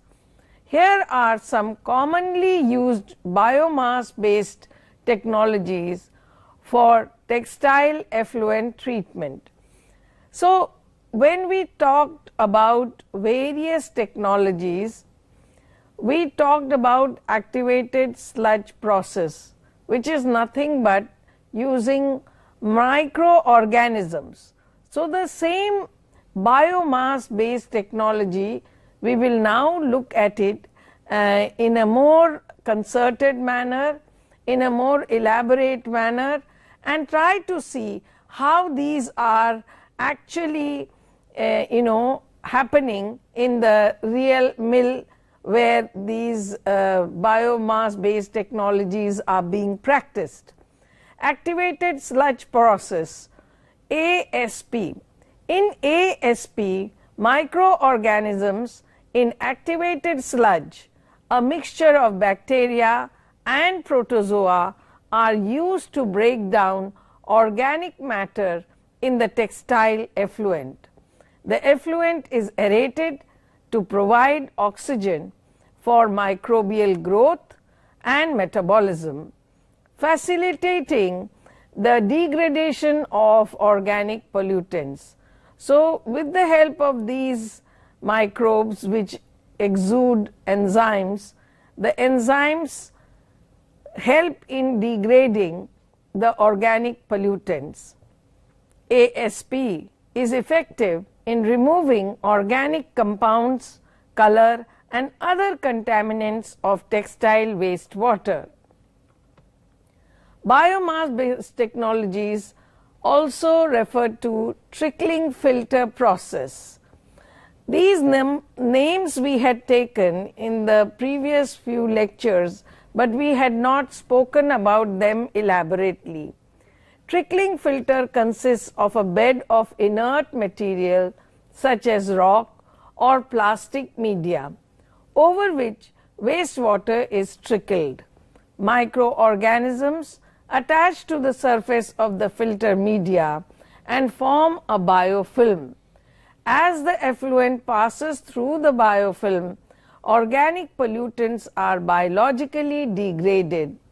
Trickling filters are suitable for treating high-strength organic wastewater, including textile effluents. So, whether we are using activated sludge or trickling filter process, everywhere microorganisms are present. Similarly, we have sequential batch reactor, SBR. SBR is a batch process where wastewater is added to a reactor, undergoes treatment in sequential stages and then discharged. So, as the name suggests, sequential batch reactor, it means that it is happening in sequential stages.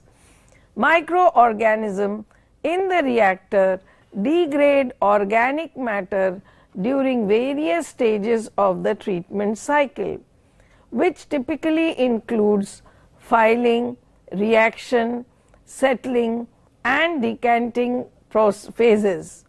The SBR system can achieve high levels of treatment efficiency and are flexible in handling variations in influent characteristics. So, whatever is coming within the reactor, that flow of textile wastewater is called influent, and the one which goes out is effluent. Biomass based technologies also encompasses anaerobic digester. Now, as the name suggests, anaerobic digestion involves the degradation of organic matter in the absence of oxygen by anaerobic microorganisms. So, there are organisms which work under oxygen condition.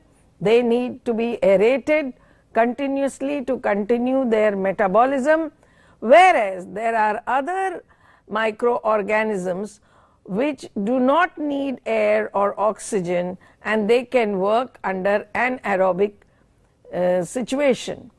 Textile effluents can be treated in anaerobic digester where organic pollutants are converted into biogas, methane and carbon dioxide, and stabilized sludge.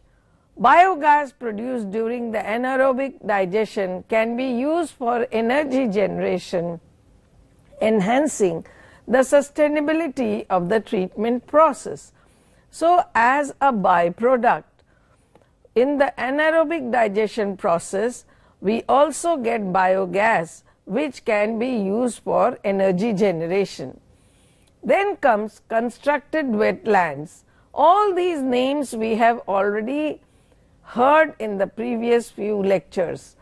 Constructed wetlands utilize the natural processes of wetland vegetation, soil and microbial communities to treat wastewater. Textile effluent can be treated in subsurface flow or surface flow constructed wetlands where pollutants are removed through physical, chemical or biological processes. Constructed wetlands are low cost and sustainable treatment alternatives for textile effluents, providing habitat for diverse plant and animal species. So, this is a different kind of a setup. These wetlands are made where there is vegetation, soil, even microbial communities, and on top of that the textile effluent is treated by the subsurface flow or the surface flow constructed wetlands, where pollutants are removed through all the three types of mechanisms which we have learned in the previous: physical, chemical or biological. Hence, it is a very low cost sustainable treatment system, and it works very well in removing the contaminants of the textile effluent. Bio-based technologies. These bio-based technologies, which we referred a while ago, can be combined or used in conjunction with physico-chemical treatment methods to achieve the desired level of treatment efficiency for textile effluents, meeting regulatory discharge standards and minimizing environmental impact. Textile wastewater treatment has frequently relied on anaerobic methods, including consortia of microorganisms, that is anaerobic sludge or biofilm, as active agent. So it could be a consortia of microorganisms, which means it's a collection of bacteria, virus, fungi, protozoa and all of that. It has benefits over aerobic processes in that they can take higher organic load, do not require aeration and produce less sludge.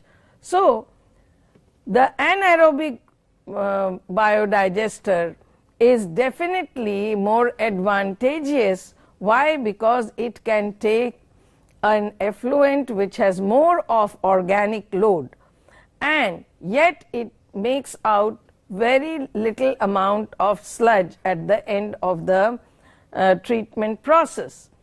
Anaerobic treatment is used to decompose sewage sludge. The elimination of soluble COD was 95%, BOD was 95%, and color was removed by 65% in an anaerobic fluidized bed reactor using activated carbon as support material. The efficiency of this process is affected by pH, temperature, waste load, oxygen deficiency, and the amount of hazardous compound that is in the effluent.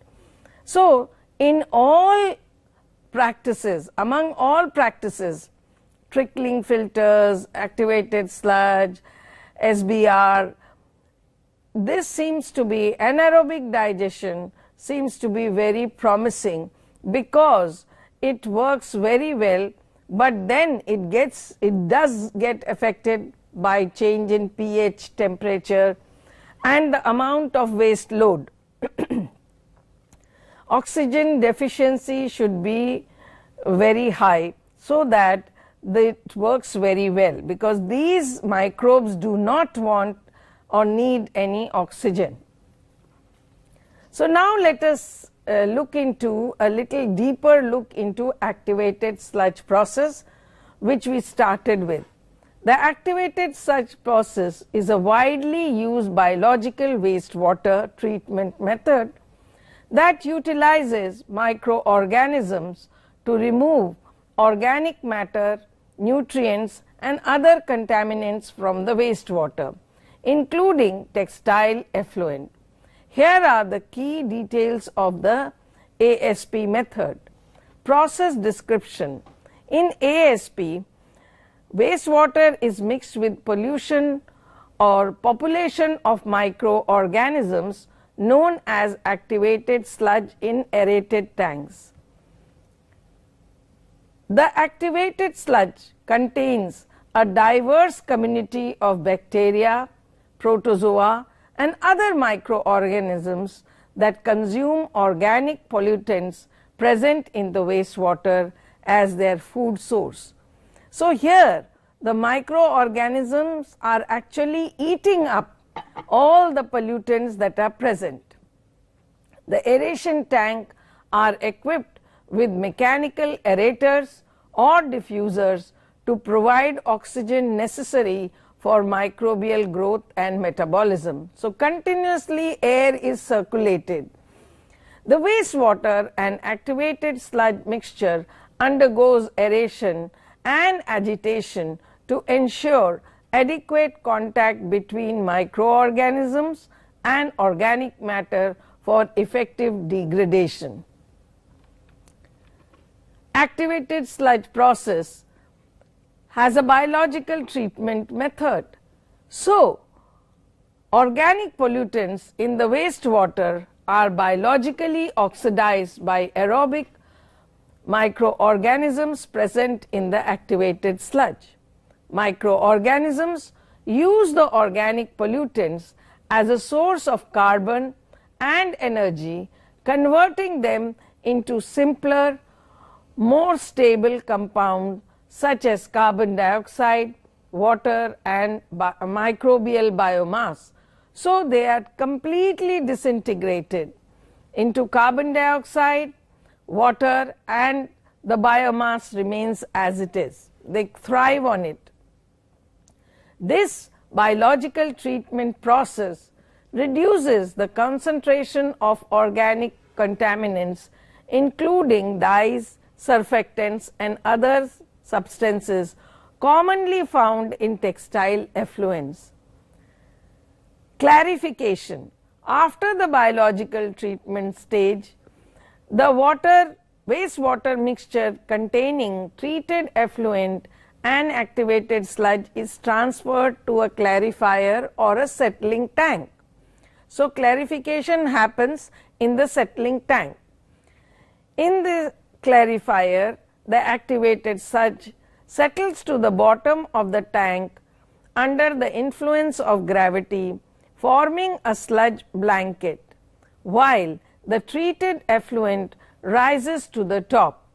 So, it is on the top layer that the effluent is there, and on the bottom at the settling tank end the sludge kind of gets deposited. The clarified effluent is then discharged or subjected to further treatment, while a portion of the settled activated sludge is returned to the aeration tank to maintain the microbial population and treatment efficiency.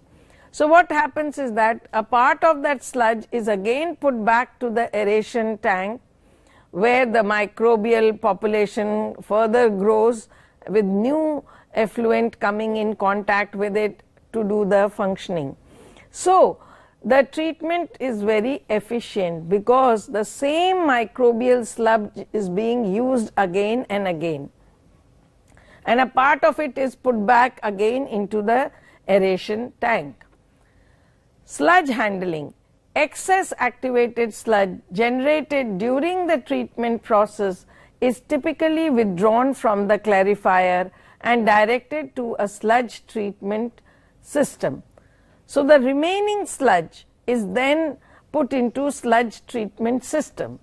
The sludge treatment option may include aerobic or anaerobic digestion, dewatering and disposal, or beneficial reuse of the treated sludge as a soil conditioner or fertilizer. So, the sludge also has further been used.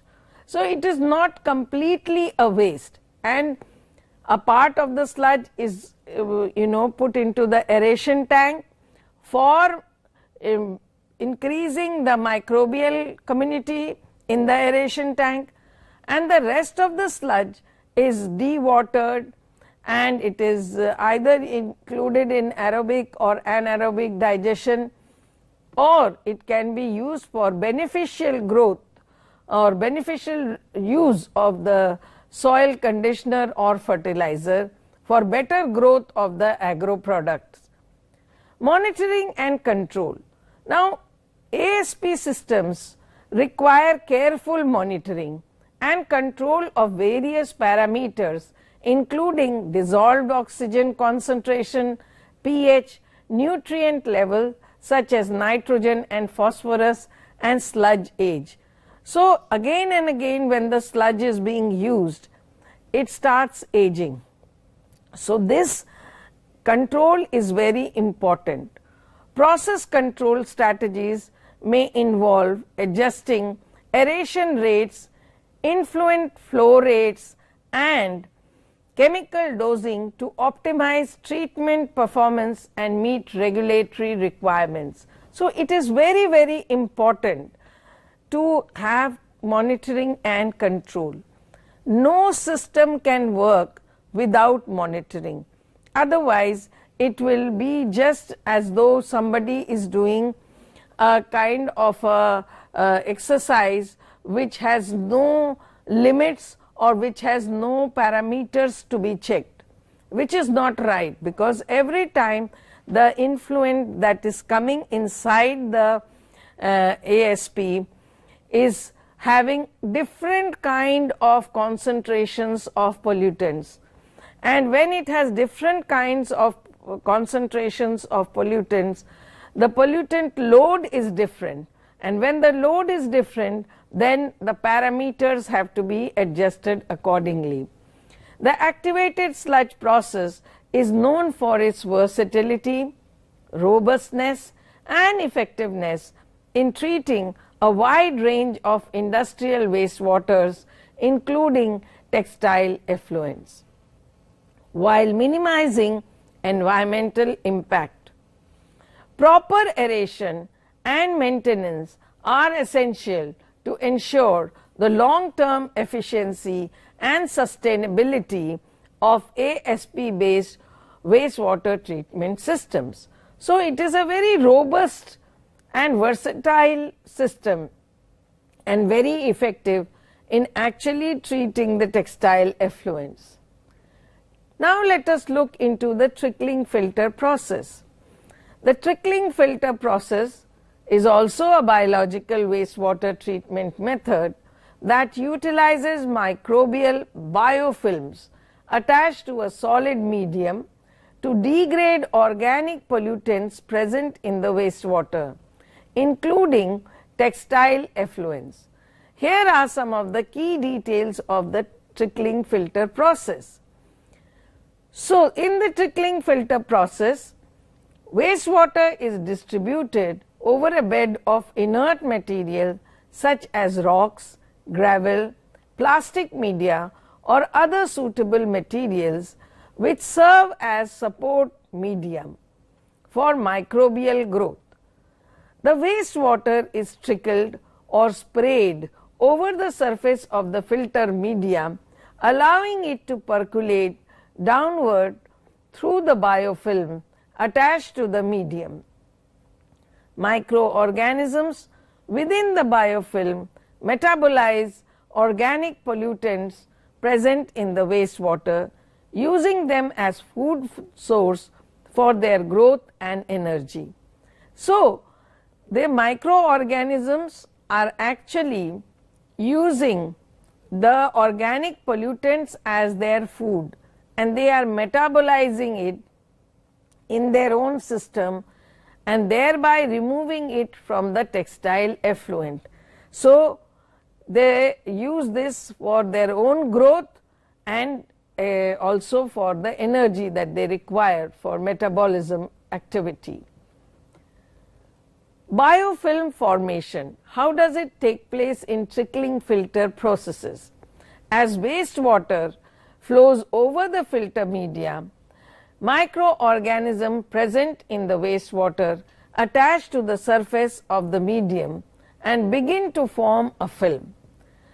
The film consists of a complex community of bacteria, fungi, protozoa, and other microorganisms that work together to biologically degrade organic matter in the wastewater.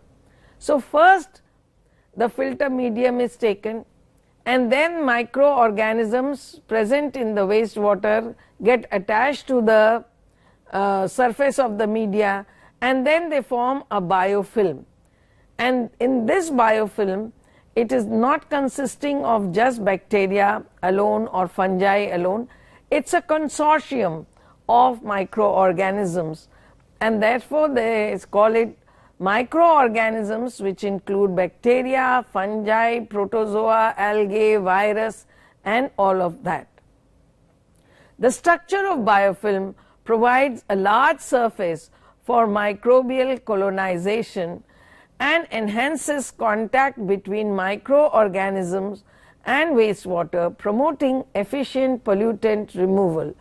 So what happens, because of the film formation and large surface area, more and more microorganisms are present on the biofilm, and the more the biofilm is loaded with microorganism, the better it is for the degradation of the organic pollutants present in the textile effluent.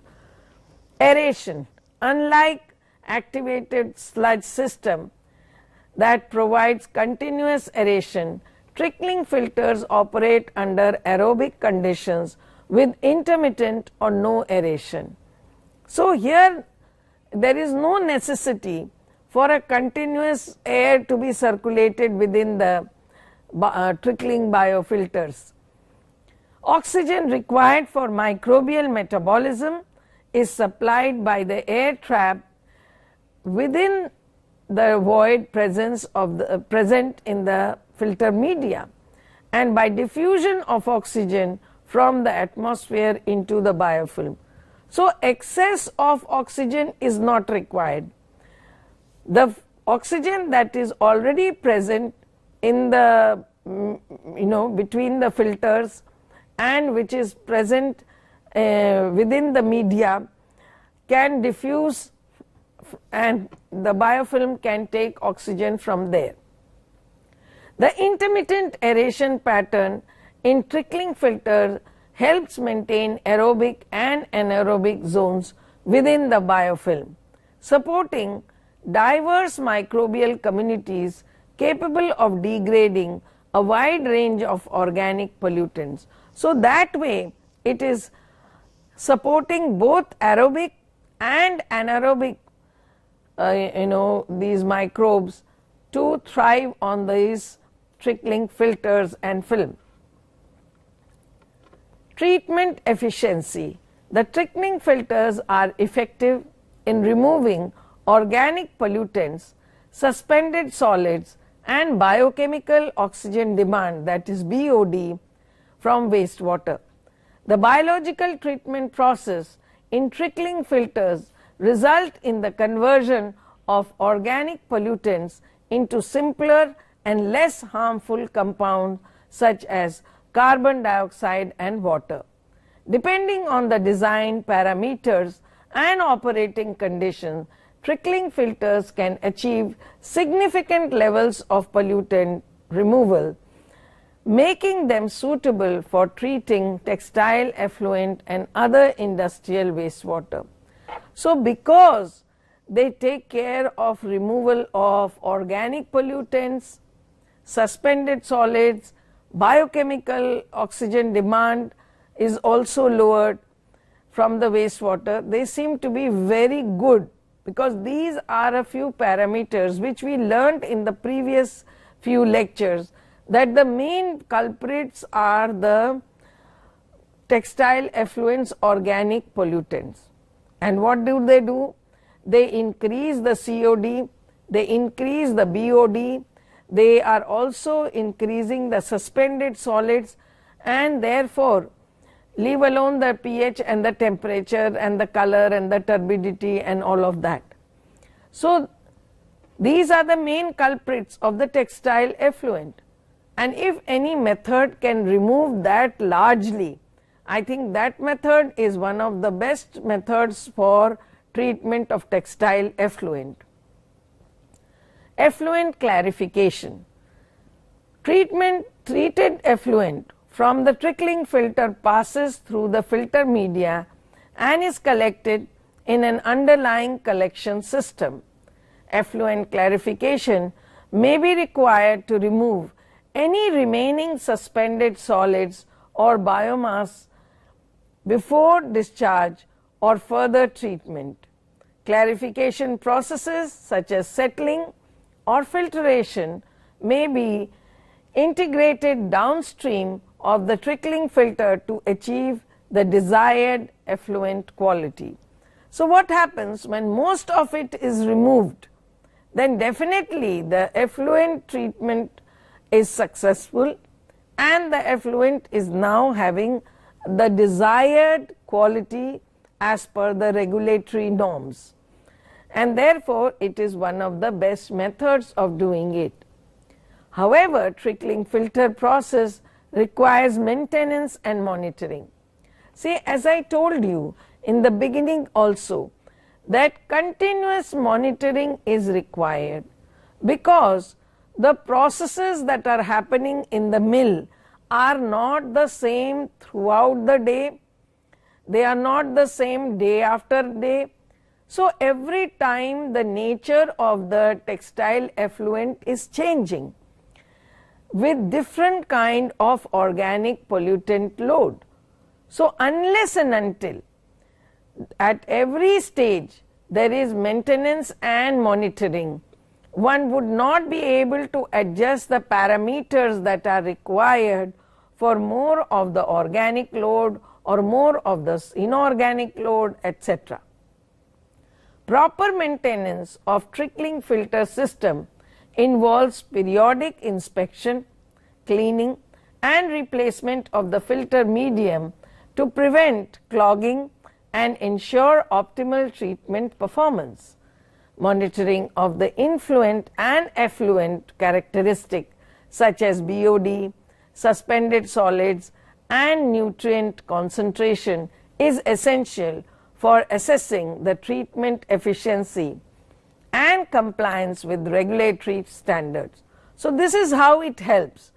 See, we have certain regulatory standards to maintain, and therefore we need to keep on monitoring whether actually the BOD is coming down or not, whether COD is also coming down or not, whether the suspended solids are changed or not.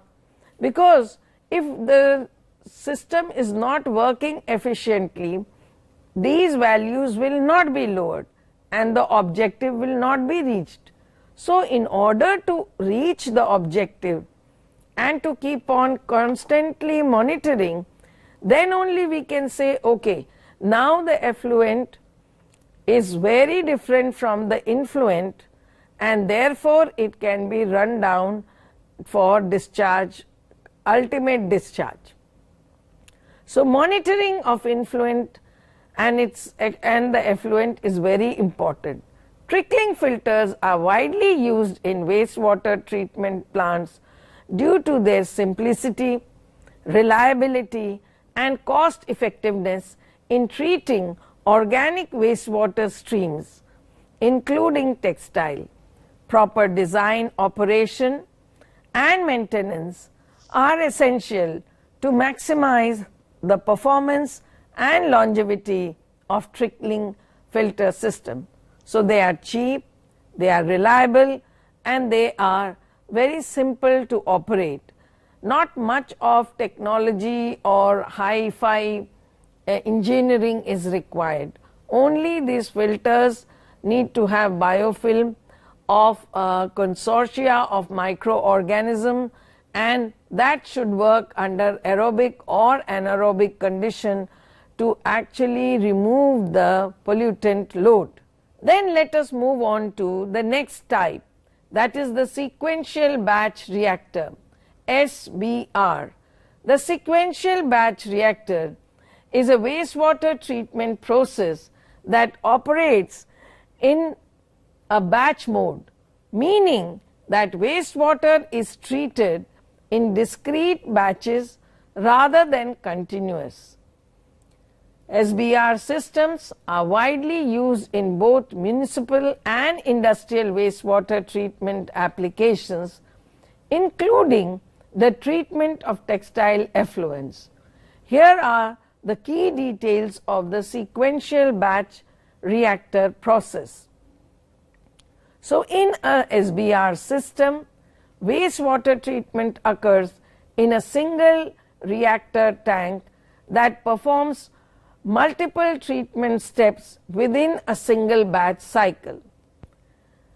The batch cycle typically consists of several sequential phases, including filling, reaction, settling, decanting, and idle period. During the filling phase, influent wastewater is introduced into the reactor tank, filling it to the predetermined level. In the reaction phase, various treatment processes occur, such as biological degradation of organic pollutants, nutrient removal, and solid settling. After the reaction phase, the settled solids separate from the treated effluent during the settling phase. In the decanting phase, the clarified effluent is removed from the reactor tank, leaving behind a portion of the treated sludge. The reactor tank remains idle for or undergoes additional treatment steps before starting the next batch cycle. So, it is done in batches, first thing. Once the effluent fills in the predetermined level up to the predetermined level in a reactor tank, that is called the filling phase. Then in the reaction phase, several biological degradation, nutrient removal, solid settling takes place.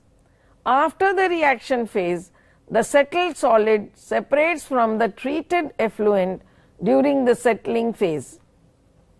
In the decanting phase, the clarified effluent is removed from the reactor tank, leaving behind a portion of the treated sludge. So, the sludge remains there, but the clarified effluent is passed on to the next tank. The reactor tank remains idle for undergoing some additional treatment if required, and otherwise then the next batch cycle begins. Biological treatment in SBR. SBR system utilizes biological processes to degrade organic pollutants present in wastewater.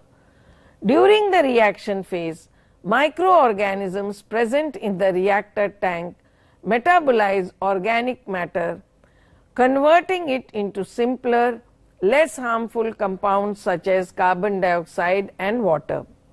The presence of aerobic, anoxic, and anaerobic conditions within the reaction tank promotes diverse microbial communities capable of performing various biological transformations, including nitrification, denitrification, and phosphorus removal. So, all these three processes are, apart from degradation of organic pollutants, all take place in the sequential batch reactor. Nutrient removal. SBR system can be designed to incorporate nutrient removal processes such as biological nitrogen and phosphorus removal. Nitrogen removal typically occurs through nitrification and denitrification processes, whereas ammonia is oxidized to nitrate and subsequently reduced to nitrogen gas under anaerobic condition. Phosphorus removal may involve biological uptake by microorganisms or chemical precipitation using added coagulants or precipitation agents. So, both nitrogen and phosphorus, these are inorganic pollutants, can also be removed by nitrification process or denitrification process. Phosphorus can be removed by chemical precipitation or coagulation methods. Flexibility and control. Sequential batch reactor has one major advantage, that is, it is very flexible and has the ability to adapt of changing influent characteristic and treatment requirements. So according to the influent that is coming in, SBR has the flexibility and the capability to change the its mode of action. The sequencing of treatment phases within each batch cycle can be adjusted to optimize treatment performance and achieve specific treatment objectives. SBR system can be equipped with automated control system to monitor and regulate key process parameters such as dissolved oxygen concentration, pH and cycle times. So SBR is very well equipped and automated control systems are there to monitor and regulate these key processes. How much of dissolved oxygen concentration should be sent in, what should be the pH, what should be the cycle time, etc. Effluent quality and compliance. SBR systems are capable of achieving high levels of treatment efficiency and producing effluent that meets stringent regulatory standards for discharge. The batch nature of the process allows for excellent control over treatment conditions, resulting in consistent effluent quality and compliance with discharge limits. So this is one method which can actually match with the regulatory limitations, and therefore this, because the batch cycle can be adjusted, the loads can be adjusted, how much of oxygen is required for the entire process also can be adjusted, and therefore it is one very good method of textile effluent treatment. Sequential batch reactor offers several advantages, including flexibility in operation, efficient nutrient removal and compact footprint. They are commonly used in small to medium sized wastewater treatment plants, including those treating textile effluents, where space constraint or fluctuating influent characteristic may be present. Proper design, operation and maintenance are essential for maximizing the performance and reliability of SBR system. SBRs offer flexibility in operation and can be easily adapted to handle variations in influent flow rates, pollution load and treatment objective. So this is a very big advantage with SBR. In the earlier methods like ASP or trickling filters, we did not find this kind of flexibility to adapt according to the influent.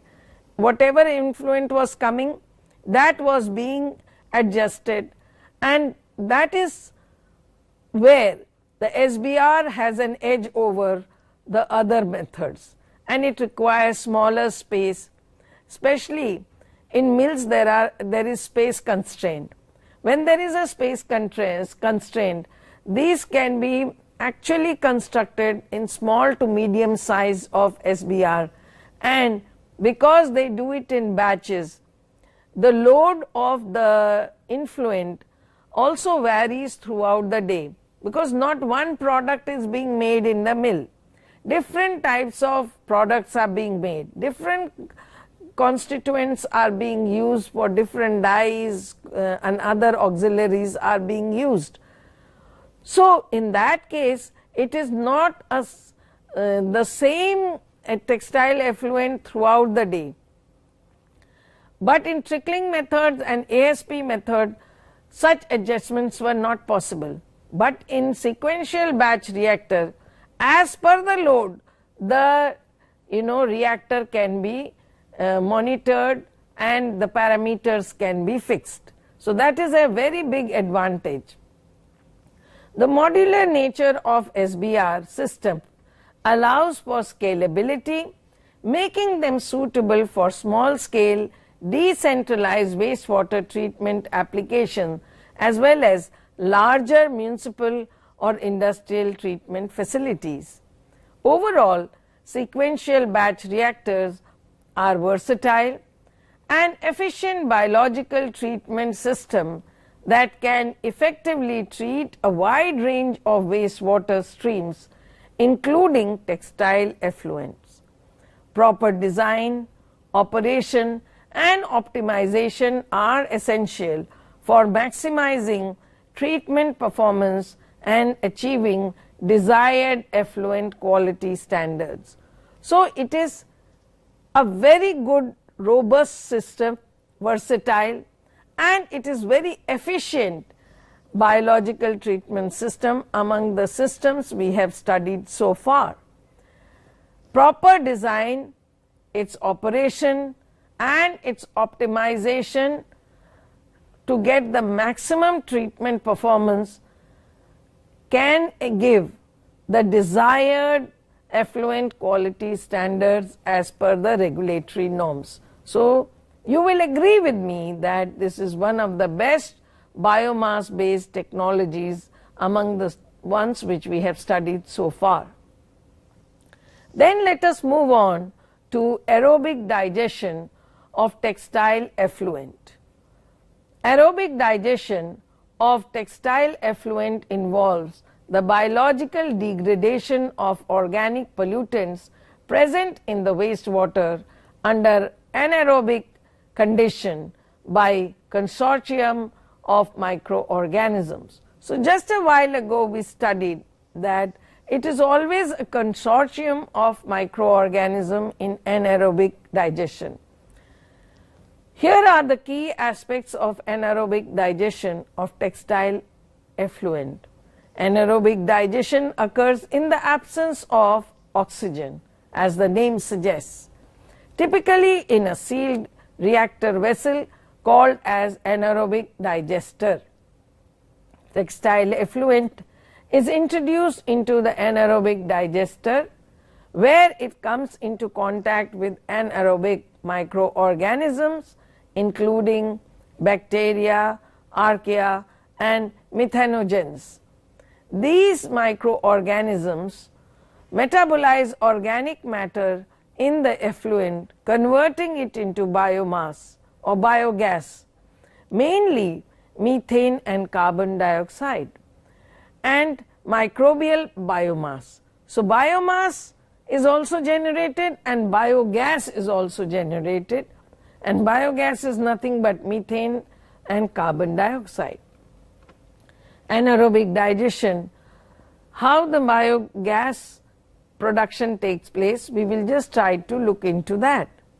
One of the primary products of anaerobic digestion is biogas, which is composed mainly of methane, CH4, and carbon dioxide, CO2, with trace amount of other gases such as hydrogen sulfide and ammonia.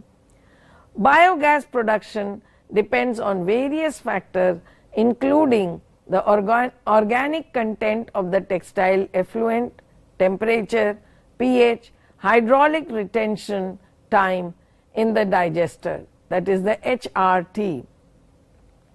Biogas generated during anaerobic digestion can be captured and utilized as renewable energy source for heat and power generation, providing an additional environmental and economic benefit. So, here in the anaerobic digestion we get a byproduct which is very useful and which can yield or be very economically beneficial. Organic matter reduction. The organic pollutants present in the textile effluent such as dyes, surfactants and organic solvents are biologically degraded by anaerobic microorganisms. Complex organic compounds are converted into simpler, more stable substances such as volatile fatty acids, alcohols, organic acids through a series of biochemical reaction including hydrolysis acidogenesis, acetogenesis, and methanogenesis. Anaerobic digestion typically achieves significant reductions in chemical oxygen demand, that is COD, and biochemical oxygen demand, that is BOD levels in textile effluent. And remember that in the past we have been talking that there are only 3 culprits which make the textile effluent very pollutant. One is the increase in COD, the second one is increase in BOD, and the third one is increase in suspended solids. So, if these are reduced by anaerobic digestion, thereby it improves their biodegradability and environmental acceptability. So, this is definitely also quite promising method for treatment of textile effluent. Nutrient recovery in anaerobic digestion can facilitate the recovery of nutrients such as nitrogen and phosphorus from textile effluent in the form of microbial biomass. Microorganisms assimilate nutrients present in the effluent during their growth and metabolism, accumulating them in their biomass. The resulting nutrient-rich sludge can be separated from the digester effluent and recycled as a nutrient source for agricultural or industrial applications, contributing to resource recovery and sustainability. So here we understand that it is also helping in removing the nitrogen and the phosphorus, and this happens through the biomass. Digestate handling. After anaerobic digestion, the remaining digester effluent known as the digestate contains reduced levels of organic pollutants and nutrients. Depending on its characteristic, digestate may undergo further treatment such as dewatering, solid liquid separation, or post-treatment to remove residual contaminants and pathogens. The treated digestate can be utilized as a soil amendment or fertilizer, contributing to soil health and fertility, or disposed of in an environmentally responsible manner. Anaerobic digestion of textile effluent offers a sustainable, cost-effective treatment option for textile effluents, providing energy recovery, organic matter reduction, and nutrient recycling benefits.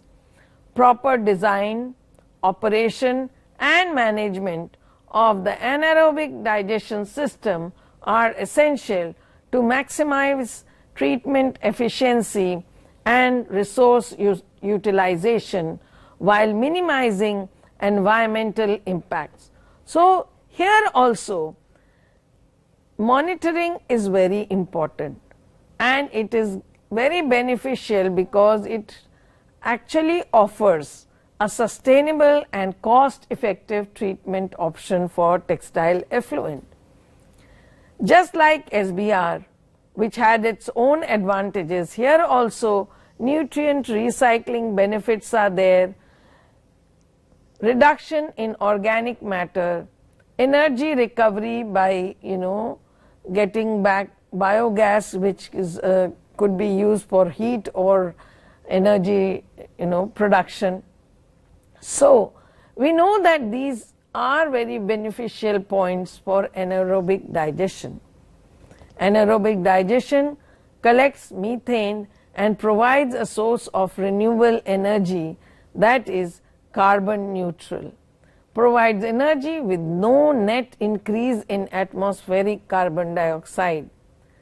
Fertilizer compared to undigested slurry the nitrogen in the digestate is more readily available as plant nutrient. So even the digestate, which is rich in nitrogen, can be a good source of fertilizer, and that is also a good byproduct. Now let us come to constructed wetlands. Constructed wetlands are artificial systems designed to replicate the function of natural wetlands for the purpose of treating wastewater, managing storm water, enhancing water quality, and providing habitat for wildlife. Here are some strategies commonly employed in the design and management of constructed wetlands. Site selection. Choosing an appropriate location is very crucial. Factors such as topography, hydrology, soil type, and proximity to pollution sources need to be considered. So one cannot make constructed wetland anywhere and everywhere. A proper site selection has to be done. Hydrology management. Mimicking natural wetland hydrology is essential. This involves controlling water flow rates, depths, and retention times to optimize treatment efficiency and ecosystem health. Vegetation selection. Selecting native wetland plant species that can thrive in the local climate and soil condition is also very important. These plants help in nutrient uptake, sedimentation, and provide habitat for wildlife. Substrate selection. Choosing suitable substrates such as gravel, sand, and organic matter helps support plant growth and provides surface area for microbial activity, enhancing pollutant removal. And I can give you an analogy that we have these plants which are present in the a water tank where aquarium and fishes are kept.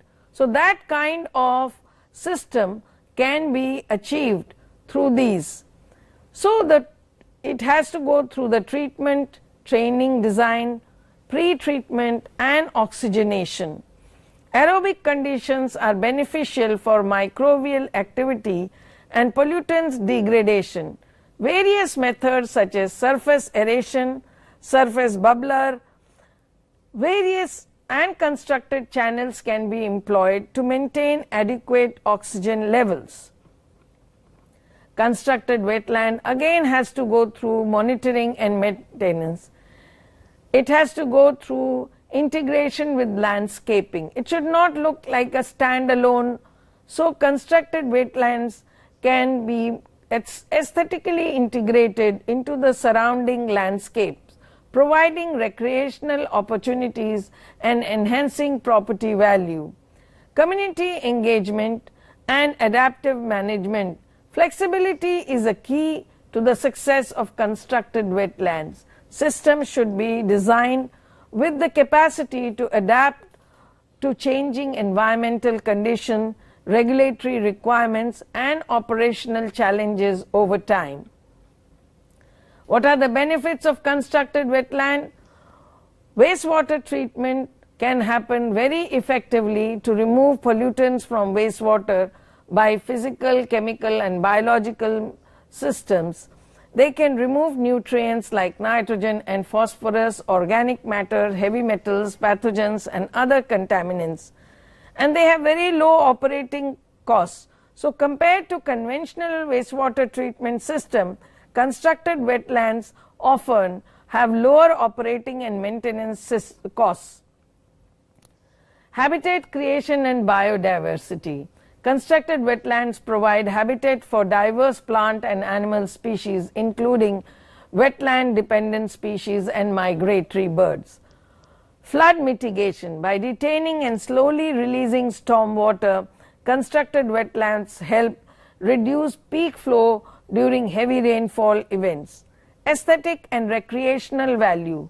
Well-designed constructed wetlands can enhance the aesthetic appeal of landscapes and provide recreational opportunities. Carbon sequestration and climate change mitigation, water reuse and resource recovery, and regulatory compliances are other benefits of constructed wetland. And in order to wetlands have a significant carbon sink, storing carbon in biomasses, soil, organic matter and sediments. So there are plenty of advantages, and of course they are resilient to climate change. When we have wetlands around, they play a crucial role in climate change, adapting by buffering the impact of extreme weather events, sea level rise and changes in precipitation patterns of the rains. So in conclusion, we can say biomass based technology play a vital role in the transition to a sustainable energy future by offering renewable, carbon neutral energy solutions that contribute to climate change mitigation, wastewater management, energy security and rural development. However, it is essential to ensure that biomass resources are managed well sustainably. And in conclusion, I will say that biomass based technologies encompasses a diverse range of approaches that harness the energy stored in the organic matter. Renewable energy sources, carbon neutrality are some of the beneficial effects of biomass based technologies. And wastewater management and resource recovery, energy diversity and security, biofuels for transformation, like biomass can give biofuels, potentially the greenhouse gases emission reduction and so on. So you can see that from conventional fuel, fossil fuel, we are now moving on to something which is more sustainable. And so with this we have come to an end of this lecture, and we will now wind up this lecture. Thank you.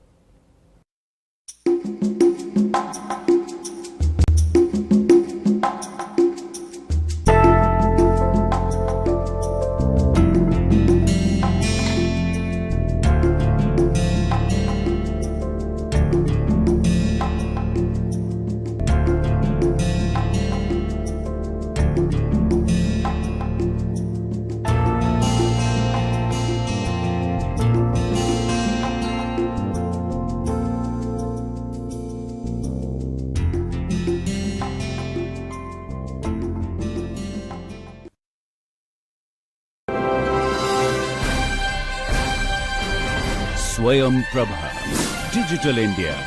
Educated India.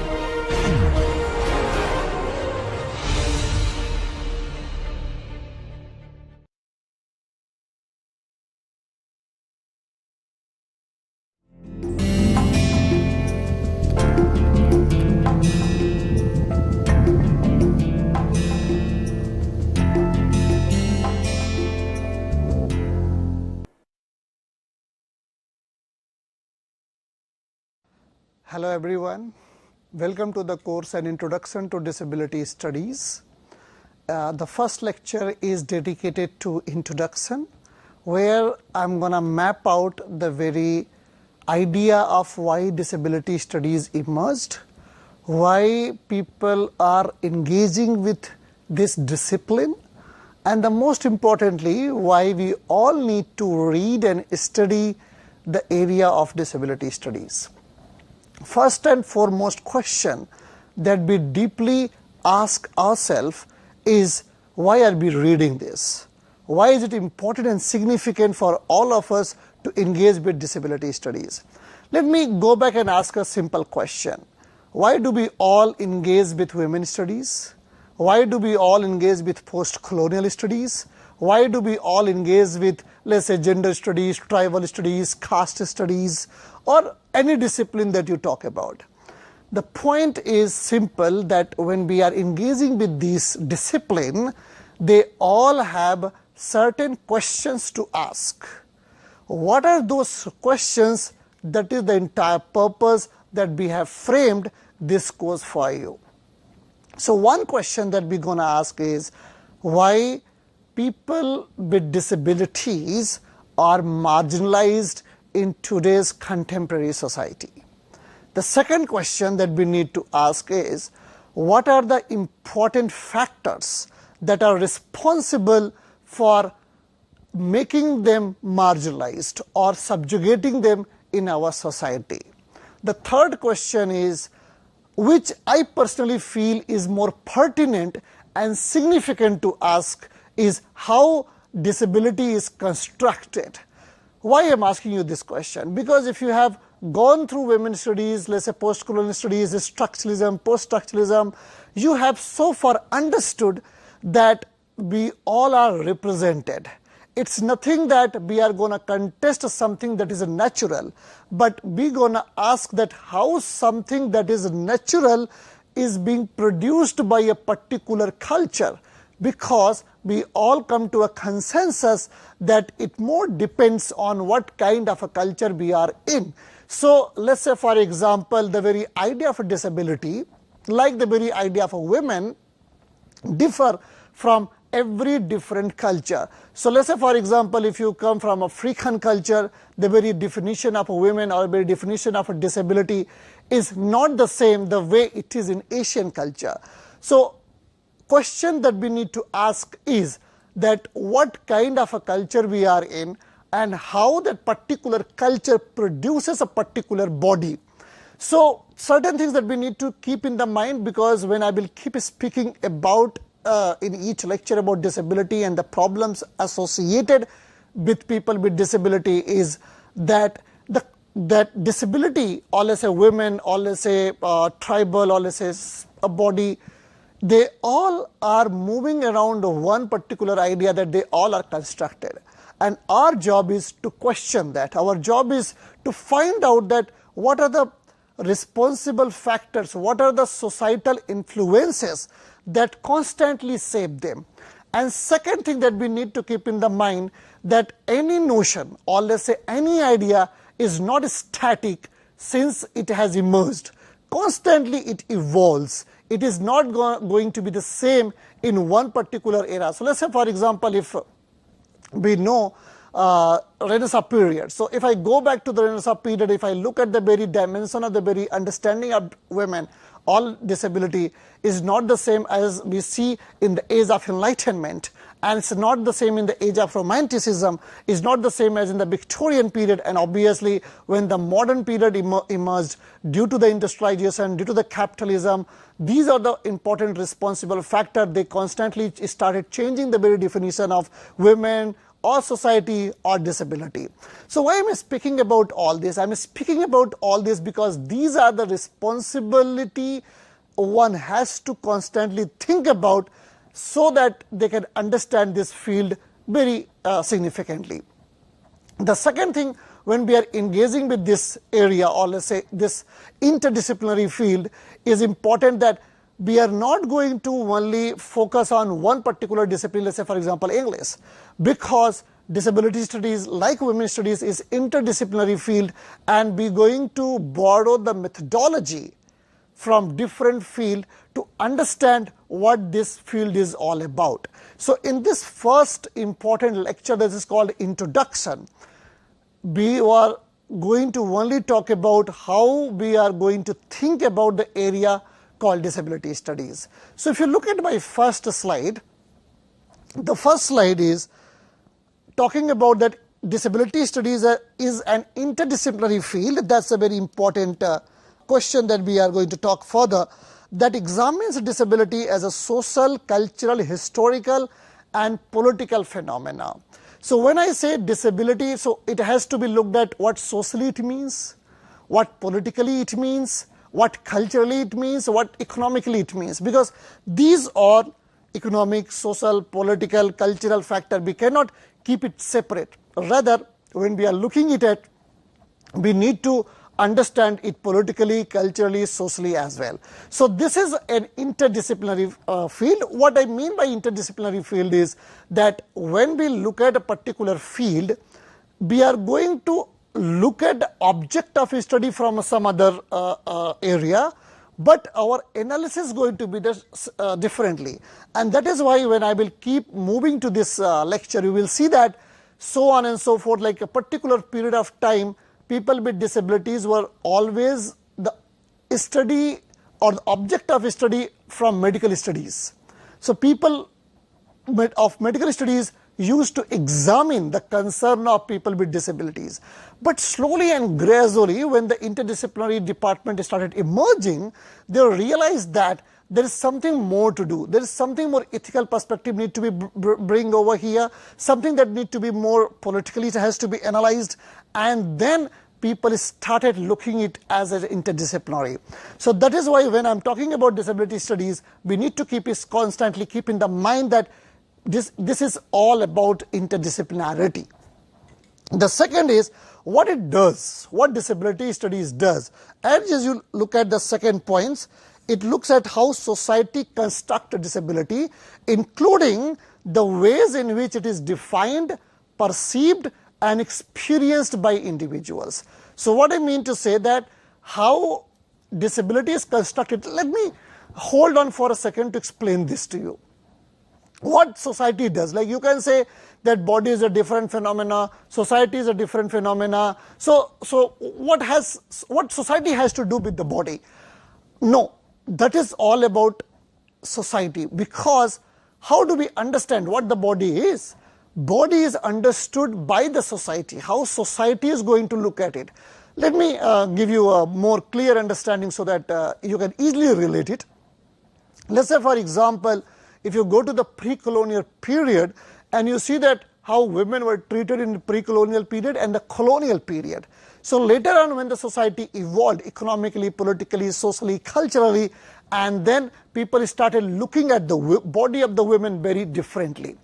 Positively, obviously, what I mean. So what I mean to say that one thing that we need to say, it's not that the body is problematic, it's more about that how society has constructed, reconstructed the constructed people with disabilities, right? So, and also what is important, like what disability studies also do, is how individuals experience it's a pain, let's say, or societal atmosphere. So, for example, that when people with disabilities are in the society, our job is also to look at how they experience. Because as you all know, we all are a separate individual monolithic entity. We all understand, experience society very differently. So that is why the question is also very significant, is that we need to keep the narrative of disabled people inclusively. We cannot exclude people with disability from the narratives. Let's say, for example, I'm giving you a more clear picture so that you can easily relate it. For example, when you see a particular committee is constituted that is going to look at the concern of women, and you will see that there are certain women who are member of that committee. The reason is that we need to also listen to the voices of women as well when it is going to speak about, the committee is going to address the problem concerning women, right? So in the same way, we are not going to exclude the narratives of women, which is extremely significant, or people with disabilities, to incorporate, to understand what are they experiencing and what are they going to talk about. So third, if you see that we are examining how disability as a category was created to serve certain ends and how the category has been institutionalized in social practices and intellectual convention.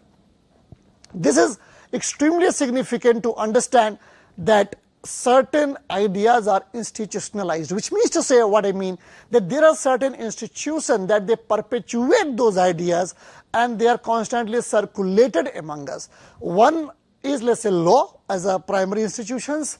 Second is the educational institutions, corporate institutions. So these are the institutions which circulate certain notion about certain things, and that is what we mean by that certain ideas, certain bodies are institutionalized, right? So the problem with institutionalization is that they are systematically built up so that no individual can question that notion, right? Let me give you an example so that you will relate it. Let's say, for example, when there is an idea of the COVID-19, where you go and rely upon. So you listen the media institutions, you look at what medical institution is speaking about the COVID-19, or let's say what the law speaks about the health and its parameters. So individual cannot go against it. If they go against it, it's simply either they will be punished or they will be considered as violating the social rules. So that is what I mean by that certain ideas, certain practices are institutionalized and we cannot go against it. But as a researcher, as a student who are engaging with people, with marginalized people who are marginalized, and we are trying to capture their voices, bring into the mainstream, our job as a researcher is to question that, to question those institutional practices, because thinking that institutional practices are fair and free to us, that's problematic. Given our constitutions and the kind of research practices we indulge in, it is our liberty, we can take that liberty to question those institutionalized practices, because most of the time it has been widely noticed that institutional practices are against marginalized or people who are at the below strata. So therefore, if we are thinking of bringing up an inclusive society where everyone can be the part of, rather than someone being excluded, someone standing in the margin, then we are supposed to start questioning institutionalized practices and also the convention, because convention is what 10 or 15 or let's say a village or a community come to a consensus and it decides. I'm not saying that everything that is done by the institutions or by society is wrong, but what I'm saying that as a researcher we need to bring them into the research parameter, in the research criteria, where we can look at it and we can see whether they are fair or something biasness, or it gives privileges to certain section of the society, or what if the majority's opinion going to be imposed on every one of the society. And that is why, that is where we come into the picture. That is where we need to start questioning social conventions and institutionalized practices. All right, so next is the goal is to shed light on the various ways disability has been portrayed as exceptional to strive towards integrating disabled individuals as natural and equal citizens. What I mean by this is that when we are looking at people with, like the concern that is associated with people with disabilities, disability studies also look at it, how they have been portrayed. Let's say, for example, which anyway we are going to talk, but say introduction, so we are just shedding light what disability studies do. So let's say, for example, when we look at the literature, right, what happens in the literature, what happens in the media, what happens in the everyday discourse, how people are being discussed, how, when I'm saying people, I'm basically referring to people with disabilities, right, how they are represented and how they are in fact neglected or how they are being ridiculed. So these are the questions we need to ask ourselves at the same time to the discipline or when we are in the research field, right? So this entails ensuring that our rights and privileges remain intact, that our history and contribution are duly acknowledged, and often skewed representation of disability in art, literature, film, theatre and other forms of expression are thoroughly examined and understood. So what this disability studies as a field do, it looks at literature, film, media, every other popular forms of representations and engages with them, right? So it looks at how they have been portrayed, what kind of a question it has been addressing, whether people with disabilities are given the proper space or not, whether the society that is built in is including people with disabilities or not, right? So either it's art or it's a film. So saying so, one has to understand that it's not that film, art, literature, media are neutral. One thing, before we enter into disability studies more engaging way, one need to understand that film, literature, or these all the field which are very much biased towards certain section of the society. So therefore, when we, let's say for example, when you watch a film, right, you see that always black people are more villain, and I'm talking about 1970s, 1980s, 1990s time, when you see when the people are black and they are very grotesque figure, or let's say very big, they are considered to be a villain, and the hero is more smart and intelligent sort of. So this is not something that is how, this is not that society is like this, but generally it is being speaking that the people who look shoddy are considered to be a villain, and they are not supposed to be like this, and the hero is more fair, more smart, and people of society should more comply with that particular structure of the body. So what I mean to say, like when I will be engaging in the for the lectures, then I will be talking more in detail way of this nuanced projection of body in media or let's say in films. But for now, what we need to understand that first thing is that nothing is apolitical. Everything is political, which means to say that everything is being projected, everything is being represented with certain understanding, with certain notions, and it has a way to tell something to us, right? How fair, how free, how innocent they are. This is the job of disability studies to question. The second, before we move to the next slide, I want to tell you this, that disability study is something that people constantly ignore and neglect, thinking that it only concerns with people with disabilities. No, that's absolutely not right. This is a wrong notion permeated in the societies or among the researchers. Because when I will look at disability and norms, the third lecture basically, and disability and identity, the further lectures, these are the lectures which I have framed and formulated, keeping in the mind to that we can debunk, we can destabilize this notion that disability studies directly associated only with people with disabilities. No. Disability studies is such an engaging field that any researcher who is working on marginalized section of the society, or let's say people, or let's say who are deprived of the right, disability studies come in rescue, which means to say that they have a proper methodology, they have a proper framework to tell us that how we can question certain prevalent notions which jeopardize the rights of other marginal people, right? So therefore, disability studies, the notion that it only concerned with people with disabilities is not true, all right? So let me go to the second slide. And here you see disabled people are to be acted on, saved, and turned out as best can be done to fit into the existing social structure. So what the job of disability studies is that we are going to read and write in such a way that there should be a time where we can include people with disabilities in the major mainstream society. Rather than they being part of the margin, they must be included in the mainstream society. So this is what it means.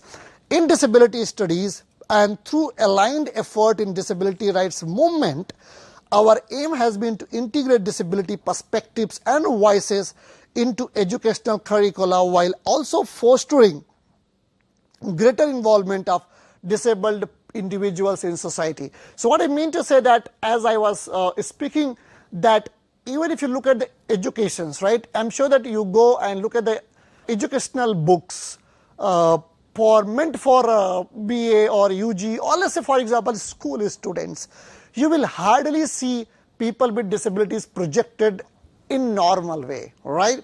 I mean, I have seen NCERT books, but obviously after the national education policies, there is lot of changes is being introduced in NCERT books, and the things and the pictures are not the same as it was. But the point I'm making that even if you look at most of the educational books which are meant for the children, people with disabilities are not projected over there. They are not indulged in the proper conversation, like if it is economic books or politics books, or let's say the polity 6th standard book where the first chapter is our habitat, and where what happens, there is a girl, there is a boy, they are talking to each other and talking about the environment, earth, so on and so forth, pollution and all that.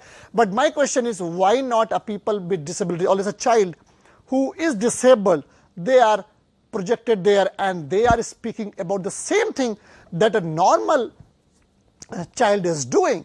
The question is that this is what they are projected as invisible.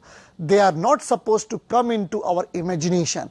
Constantly, it's a setup by the society that in our popular imagination, people with disability, children with disability should not come into the picture. So that is why what I'm saying that this is constantly our practices, our challenges, our research is to be done in such a certain section, in certain direction, where we are going to bring them in the mainstream by questioning every sphere, leaving nothing untouched.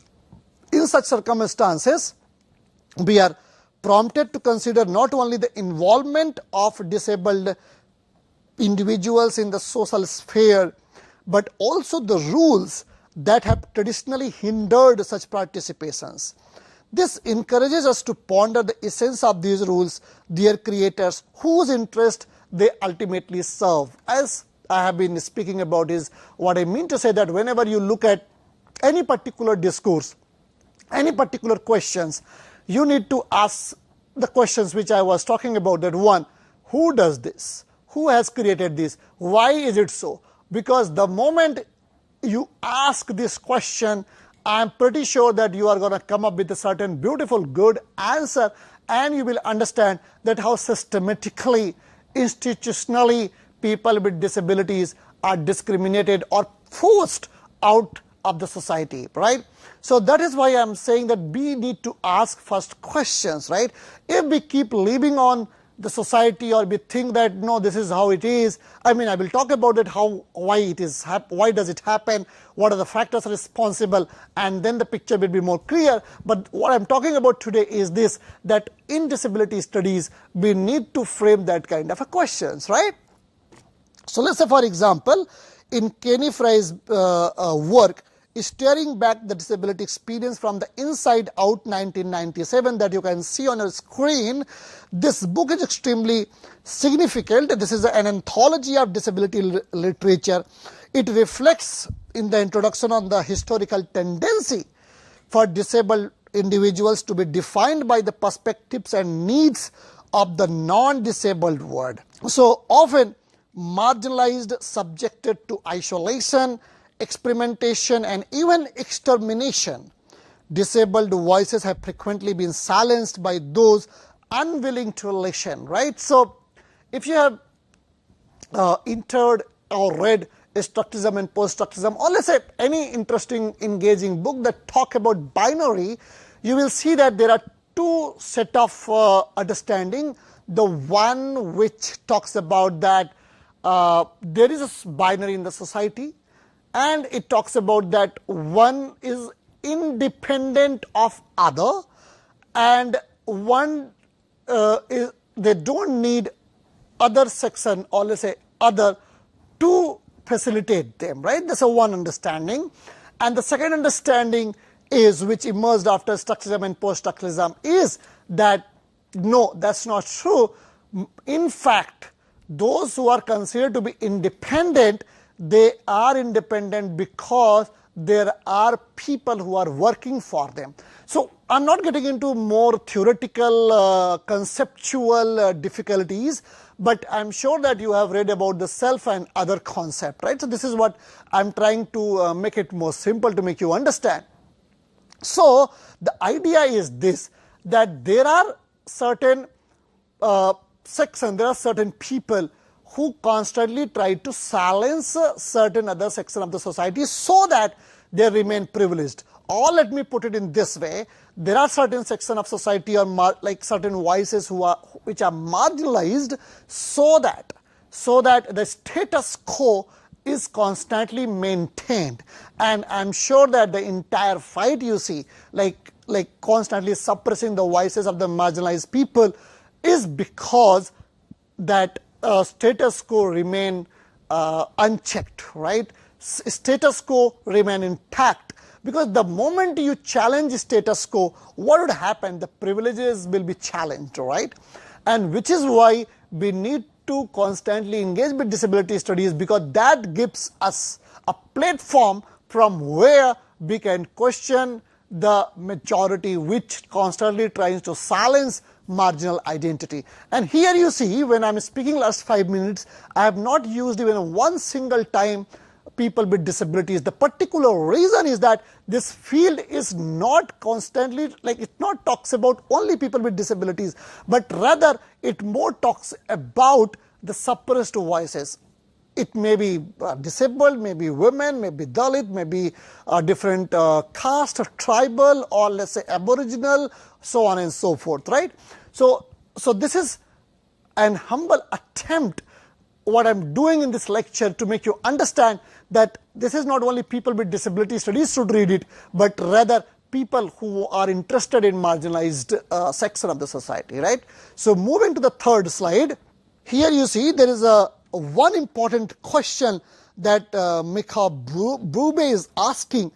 Why is not disability seen as a potentially universal condition as it most assuredly is? This is what I have been talking about, right? That it's not that people with disability are only those who are handicapped or disabled. No, because I will explain the moment I get into the third or fourth lecture. And obviously second I will talk about terms and all. But the idea what Michael Brube is talking about is that it is a universal condition. Let's say, for example, today you are able, if suppose there is something called ability, which I am going to question in next few lectures. Suppose if you are able, if you consider that your body is able, do you think that you will remain able? No, you are going to be disabled in maybe eventually you made an accident, God forbid you don't meet. But what I mean to say is that there's a possibility that you are going to see and experience the same situation which you was not in. Let's say, for example, a woman who is healthy, so-called, but tomorrow if she becomes pregnant, she will also have a problem in accessing inaccessible environment, right? So if you see that, let's say tomorrow you are going to be old, so again you are going to have a problem in accessing inaccessible environment. So the question, what I'm like, these examples are going to tell you that this is not something about being body specific, but rather this is more related that how a society is and how constantly we are evolving and changing ourselves. So disability is something which is a very universal condition, and that is what this question is being asked us, right? The next is, disability studies demand a shift from ideology of normalcy, from the rule and hegemony of normates, to a vision of the body as changeable, unperfectible, unruly, and untidy, which I am going to speak more in detail in a third lecture. The next question that we need to ask, why should disability studies matter? What relevance could the experience of individual using wheelchairs or canes have to broader societal concerns? Does it truly make a difference that historical figures like Alexander Pope or artists like Chuck Close have dealt with physical disabilities? And why should we take note that all three films, I am recommending you to watch it for sure, Sound of Metal, Feeling Through, Crip Camp, nominated for an Academy Award in 1997, prominently featured disability. So to a scholar in disability studies, these inquiries hold profound significance. They underscore the discipline's pivotal role in unraveling the intricate fabric of human existence, encouraging contemplation of how individual narratives intersect with broader social dynamics. In a sense, they highlight disability studies' crucial emphasis on fostering inclusivity and empathy as essential component on shared journey. So what I mean to say that, look at, constantly there are movies which are coming into the picture, $1 Million Baby, right? I'm sure that you must have watched, which won Oscars, right? There was a time when people with disabilities not even coming into the picture. Again, the case is very different in what is happening in the West, and what is happening in India, right? So in the both ways, things are not the same. But what I'm talking about, that slowly and gradually, if you see that people with disabilities are coming into the picture, they are being featured in films, magazines, in particular in everyday societies. But it is because that disability studies and disabled movement associated with disability people are constantly pushing these concerns, right? So if we keep pushing these concerns, we'll see that there is a transformation of the society, right? There is a change in the society. There is a new positive inclusion of marginalized who constantly felt that they are not part of the society anymore. They are being part. They are not feeling alienated, right? So this is why we need to engage with disability studies. Coming to the next picture, that is disability is emerging as a transformative lens through which perceptions can be re-examined. However, it remains accurate to acknowledge that at this juncture, many scholars still view disability through an anamorphic lens, often depicting distorted or grotesque subjects who are perceived as belonging more to the realm of them rather than us.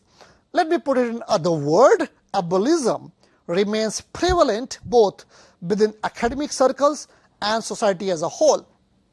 This detachment from the subject reflects a common defensive strategy akin to the initial response to African American, Latino feminist, and other identity studies by those considered outsiders. In a sense, ableism persists with academic realms and broader society, exemplified the tendency to distance oneself from the subject. This distancing mirrors a familiar defensive tactic reminiscent of initial reactions to African American, Latino feminists, and other identity studies by those outside those communities. Despite the steady growth of scholarship and course, particularly in the past 5 years, the field of disability studies is even more marginal in the academic culture than disabled people are in the civic culture.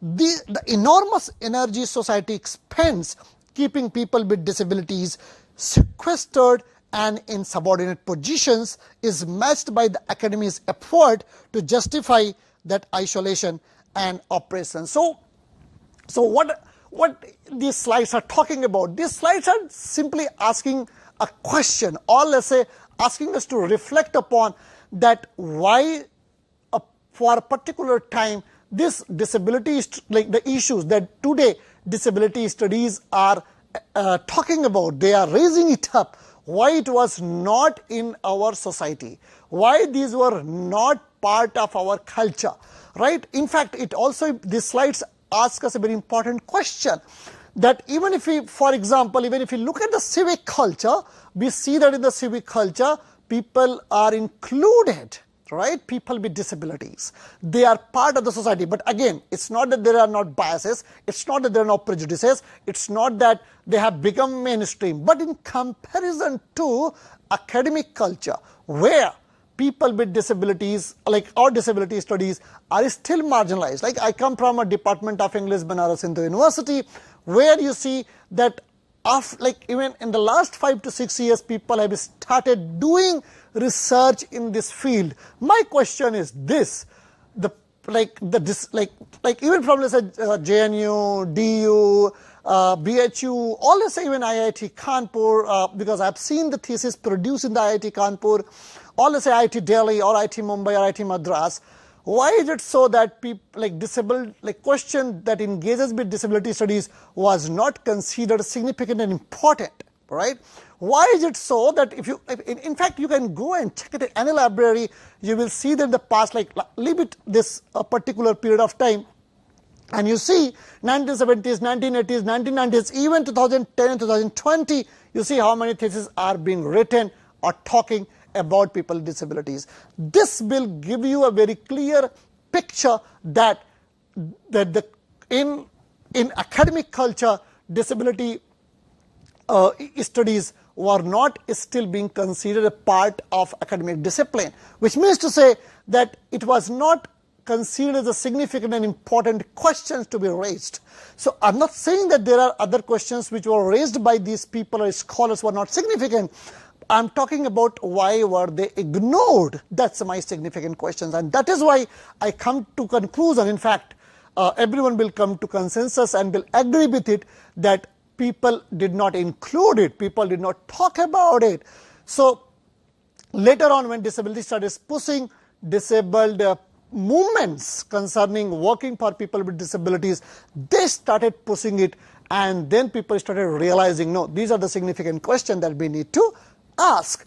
Okay, so moving to the next slide, you see disability studies deviates from traditional medical model of disability, which primarily concentrate on individual impairment by emphasizing the significant influence of social and environmental factors on experiences of disabled individuals. It encompasses a relatively recent framework that encompasses research delving into the historical, political, social, and professional perception of disability and disabled communities. Throughout history, disability has been the domain of various professional and academic disciplines dedicated to addressing, repairing, and sustaining physical and cognitive limitations. However, we seldom contemplate how the persistent dissemination of professionally endorsed narratives concerning the limitations, dependencies, and differences of disabled individuals is essential for perpetuation of these academic fields. So key concepts in disability studies include ableism, which refer to the discrimination and prejudice faced by disabled individuals, and disability rights, which advocate for equal opportunities and access for people with disabilities. So disability studies draws on insights from sociology, anthropology, psychology, history, literature, philosophy, and other disciplines to explore complex dynamics of disability, right? So what I was saying, this is what I was talking about, is this, that look at this, that how we shifted from medical model of disability, which I will talk in the next lecture. So it is no more, or let's say not only, no more is not would be the right concern. It is not only the concern of medical institutions to examine people with disabilities problem, but now it has been concern of disability studies as well. And as I said, that disability studies is an interdisciplinary field, so it draws its methodology, its concerns from history, psychology, anthropology, sociology, literature, or for example biology, and also from medical institutions, right? So this is what it means in the true sense, that it is an interdisciplinary field which takes its tools from different disciplines, and it does not allow anymore disabled people to be an object of study of medical institutions, but rather it has its own way to address the concern of people with disabilities. All right, so moving to the next slides, if you see that it examines the intersection of disabilities with other social categories, such as, it's a very important question, gender, race, sexuality, caste, and nationality, recognizing that disability experiences are shaped by multiple intersecting factors. Disability studies scholars critique representation of disability in media, literature, art, and popular culture, highlighting stereotypes, tropes, and narratives that reinforce ableist attitudes and perception. The field promotes the voices and perspectives of disabled individuals, recognizing them as experts on their own experiences and advocating for their inclusion in decision-making processes. Disability studies also examines the lived experiences of disabled people, including issues related to identity, embodiment, self-advocacy, and empowerment. It explores the history of disability, tracing changing attitudes, policies, and practices towards disabled individuals over time, and highlighting the contribution of disability activists and advocates to social change. So, I mean, this field as that it does not only look at that disabled people are individual category, but rather if you are women, it also concerns disability studies field, or let's say from other perspective, gender, caste, class, culture, right? So what I mean to say is this, that there are various factors that lead you to become disabled. Let me put it this question, and I'm sure that you will get an answer. Suppose a person so-called impaired is born rich, right? He is more disabled, or a woman who is poverty stricken, lives in slums and suffers from poverty and hunger, right? So which conditions is much more better in the given society?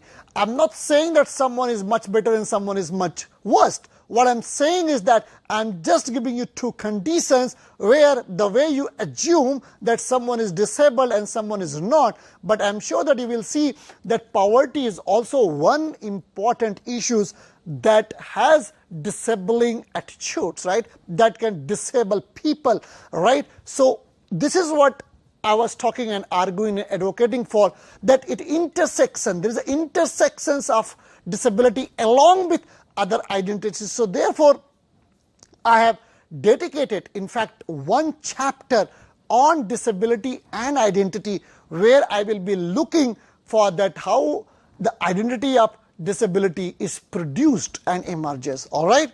So moving to the next slides, it engages with disability policy and law, analyzing the impact of legislation and regulations on the lives of disabled people, and advocating for policies that promote inclusion, accessibility, and equality. This field encourages critical reflections and dialogues on disability issues, fostering a deeper understanding of the complexities of disability and challenging dominant narratives and assumptions. Disability studies promotes collaboration and partnership between disabled people, scholars, activists, policymakers, and practitioners to address the diverse needs and concerns of the disabled communities.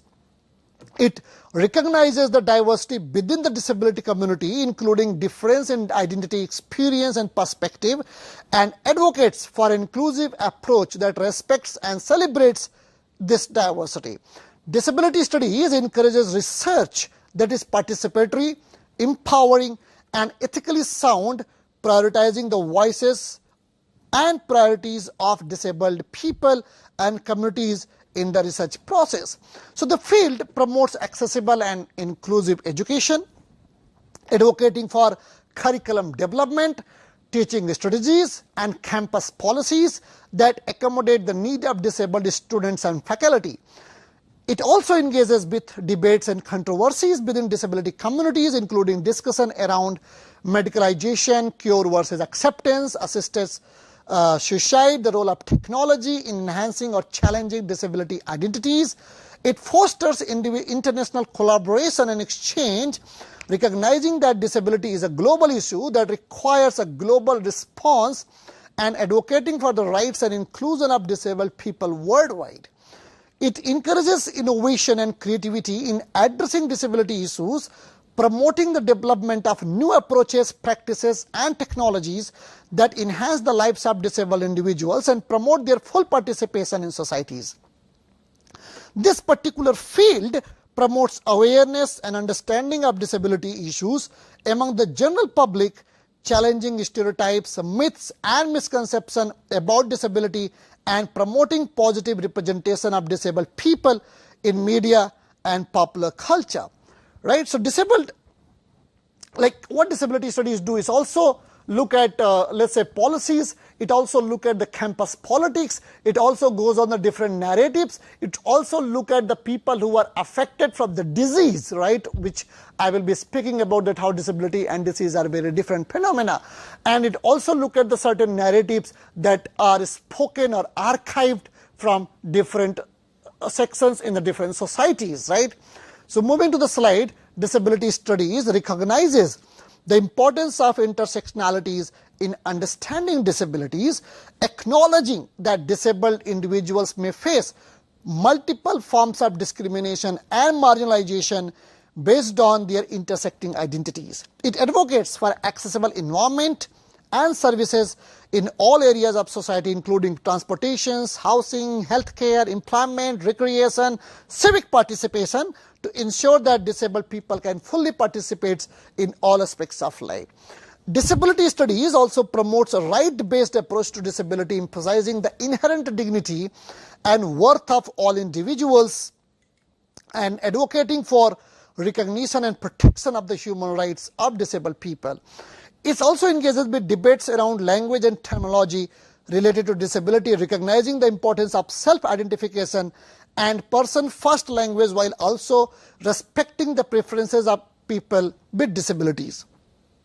As per 2011 census of India, 2.68 crore persons are disabled, which is 2.21% of total population. So look at if you look at this a population, I mean there is a 2.21% populations, but if you look at from the disability studies angle, I am sure that you will realize that there are more percent of a population which are marginalized, because this entire consensus has a separate politics through which people are counted as disabled, because it is more people look at that how people are disabled, it looks at that how physically they are disabled. I am sure that if you go into the rural side, you will acknowledge, you will understand that there are many people who do not want to talk about the members of this family who are disabled. And also, if they are mentally challenged, I am sure that they are never been brought into the prominent picture where they can be counted as a disabled. So there are many factors which are responsible. I am just being doubtful to the census, because there are many factors which are responsible that people with disabilities which are right now prevalent in the societies are not included, as I said, because of social stigma, let's say poverty, and also that how do you identify someone disabled, right? That was a very interesting example I can say, like when people with, like when there is a student come to me and they say that I want to do on disability, but then when I say that why do you want to do on disability, then they say I am disabled or I am not disabled, but I really can relate with the experiences of disability people, and that is why I want to do research on disabled people, right? And that's a question I ask, that how do you think that I am not disabled or you are not disabled? And then obviously they have the very understanding of being disabled from medical perspective, right? So which you don't have limbs, or you don't have hands, or you don't have a leg, and according that parameter you say that you are not disabled or you are disabled. But disability studies go one step ahead, and it includes body experiences, but it also includes various other factors which possibly people are not taken into the account to consider someone as disabled or non-disabled, right? So these are the questions that what constitutes a disability, right? What does not constitute disability? How do we define the very understanding of disability?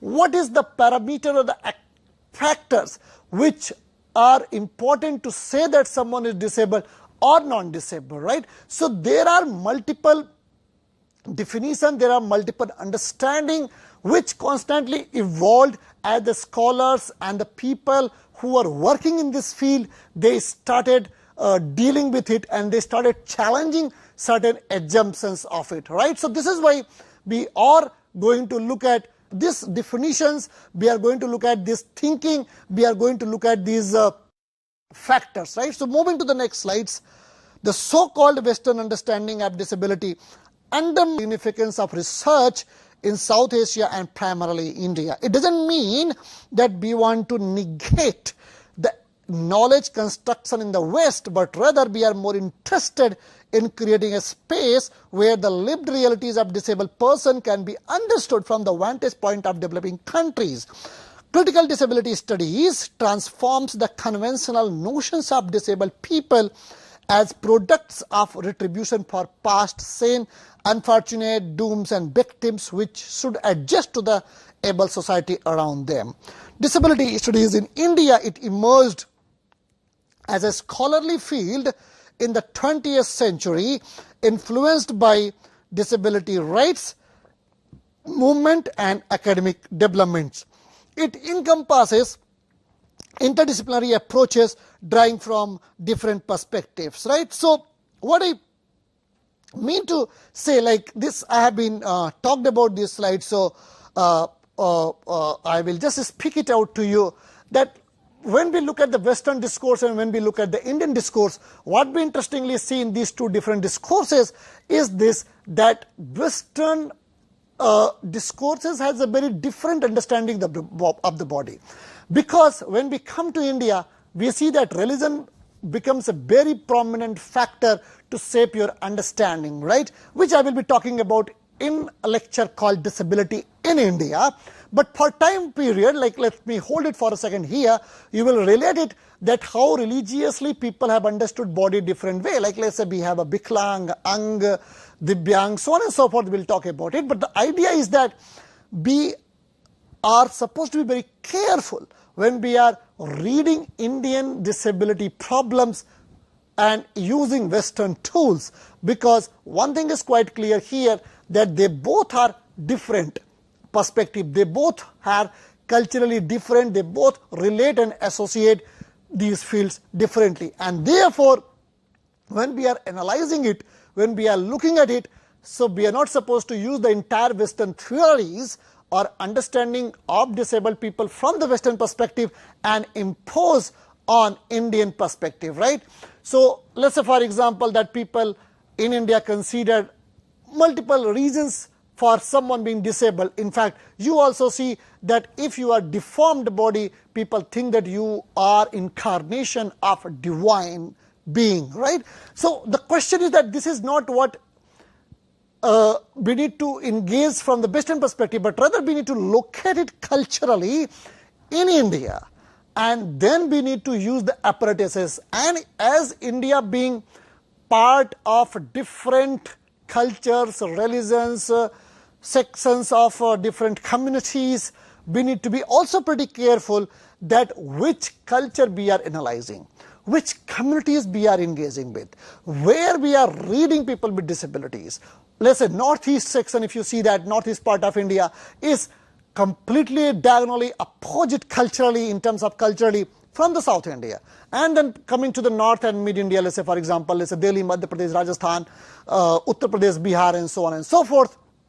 If you have this particular region, you see this is completely culturally very different. So what I mean to say that when we say that disability in India, it does not mean that the concern associated with people with disability is equally applicable from north to the south, but rather we need to see that where it is coming from, right? So this is what disability studies do. Disability studies look at the multiple relationship it has culturally, religiously, and also look at the socio-economic factors. So let's say for example that if you, as I was talking about, suppose you are economically rich, right? And I'm not saying that like one has not to be economically rich, but I'm saying that the moment you become economically rich, your experiences of the society becomes very different from the person who are economically deprived, who is suffering from the poverty. Or let's say for example in India, caste is a very important factor. The people coming from lower caste in some way or other way, they also feel disabled. Let's say for example women, they are still not as empowered as men are. So therefore if you look at these two gender, like men and women, so one way people like people from disability studies, they argue that disabled like women are some way or the other way disabled. But if you look at from other scholars, they say there is a different question we need to address when we are going to examine the issues related with the women. And that is why Anita Ghai in a book Rethinking Disability argue that one, women's concern were constantly neglected, and second, the women's concern who are disabled, they were not taken into the account. So the question that I'm asking my dear students and friends are very simple, is that what is a disability? Whom are we going to consider that they are disabled? What are the factors responsible for someone being disabled? What is being disability and becoming disability? What constitutes a disability? How disability evolves? What are the reasons or religions, let's say for example, they are shaping differently the discourse of disability? How are we going to look at it? As an interdisciplinary field, what is going to be your object of a study? If disabled body, is going to be your object of a study, what are the tools of methodology, let's say for example, we are going to employ to analyze people with disabilities, problems and concerns? More than that, another concern that disability studies also touches upon is that it also looks at the legal frameworks, which means to say that it also looks at that how law looks at people with disabilities, and it also looks at how policies are framed and the languages used to refer to people with disabilities. For example, when we look at the bills, like every time the bill, rights of education bill, all as for example rights of disability bills are passed, sometime it also talks about that this particular form of disability will be considered as disabled people, right? Or this form of disability will not be considered. So what is the basis of it? How it is decided? What are the factors which become an impetus for people to think about disability? So that is how we are in this field, and we are going to engage with these questions in our coming lectures. So there are 20 lectures. The first lecture is introduction, which I spoke, which I introduced you, like I introduced you what this field is all about, what this field does, and if there is something left out, I am going to include and talk more on it. All right. So we have divided this into 20 lectures, and one by one touches upon different issues. We'll come to the next lecture, that is about terms associated with disability studies. Thank you so much.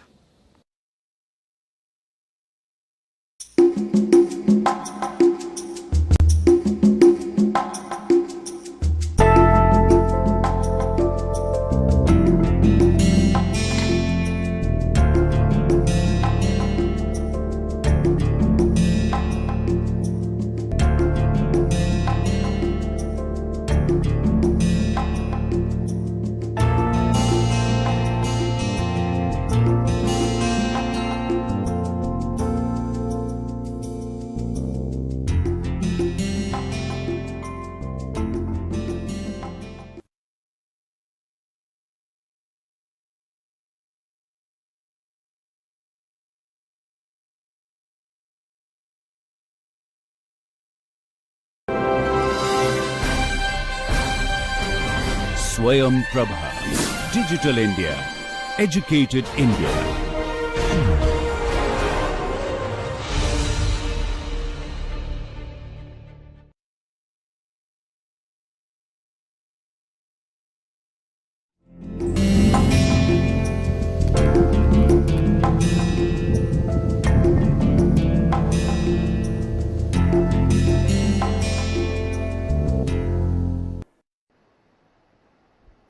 Hello and welcome to the course Introduction to the Psychology of Bilingualism and Multilingualism.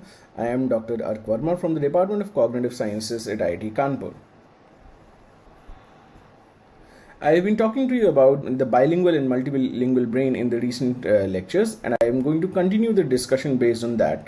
In previous lectures, we've learned about the necessity of language control for bilinguals, which allows them to efficiently manage their two languages, both in terms of production and comprehension. Now let's have a look at the regions of the brain supporting such a control system. Two important sources of evidence towards the view are actually pointed out. First, bilinguals were actually found to outperform monolinguals even on non-linguistic tasks that required a higher level of executive control. The second is that the performance that bilinguals exhibit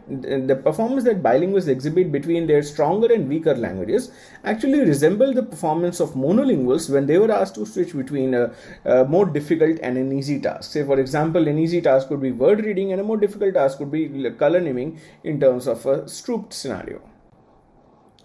An interesting proposition for neuroimaging researchers would be if they were able to show that the same brain areas were recruited in language control as well as general executive control. This would constitute a most compelling evidence in support of the inhibitory control model of David Green. Now, previous research has identified that two regions in the prefrontal cortex actually play an important role in executive control. The regions are the dorsolateral prefrontal cortex and the anterior cingulate cortex. A range of fMRI studies that have investigated the issue of cognitive control using tasks such as the classical Stroop task have actually revealed the shared responsibility between these two areas. Now, before I talk more about this, let me just give you an overview of the classical Stroop task. The classical Stroop task is a task which creates a scenario of conflict. For example, in the traditional Stroop task created by J.R. Stroop in 1935, you would be presented with color names written in different inks. So you might be presented the color word green written in green ink, which is a congruent situation and therefore no conflict, but you can be presented with the color green, the word green written in red ink. The task of the individual is to name the color of the ink. Now, once you're trying to name the color of the ink, the prepotent response of reading the word also conflicts with your tendency to name the color of the ink. This is what is called the scenario of conflict. This is the kind of scenario that is likened to the scenario of a dual task switching or another response conflict that, let's say, you have to press press with the index finger for one response and the index finger of other hand for the other response, and you're confused between which response to take when. So this kind of a conflict scenario is artificially created in order to check how the brain responds to conflict situations. Now, the DLPFC actually appears to be involved in implementing and maintaining control, whereas the anterior cingulate cortex seems to be taking care of monitoring performance and signaling the conflict to the DLPFC so that it can increase its level of control to avoid any kinds of errors. Some interesting findings in this regard are relevant to discuss here.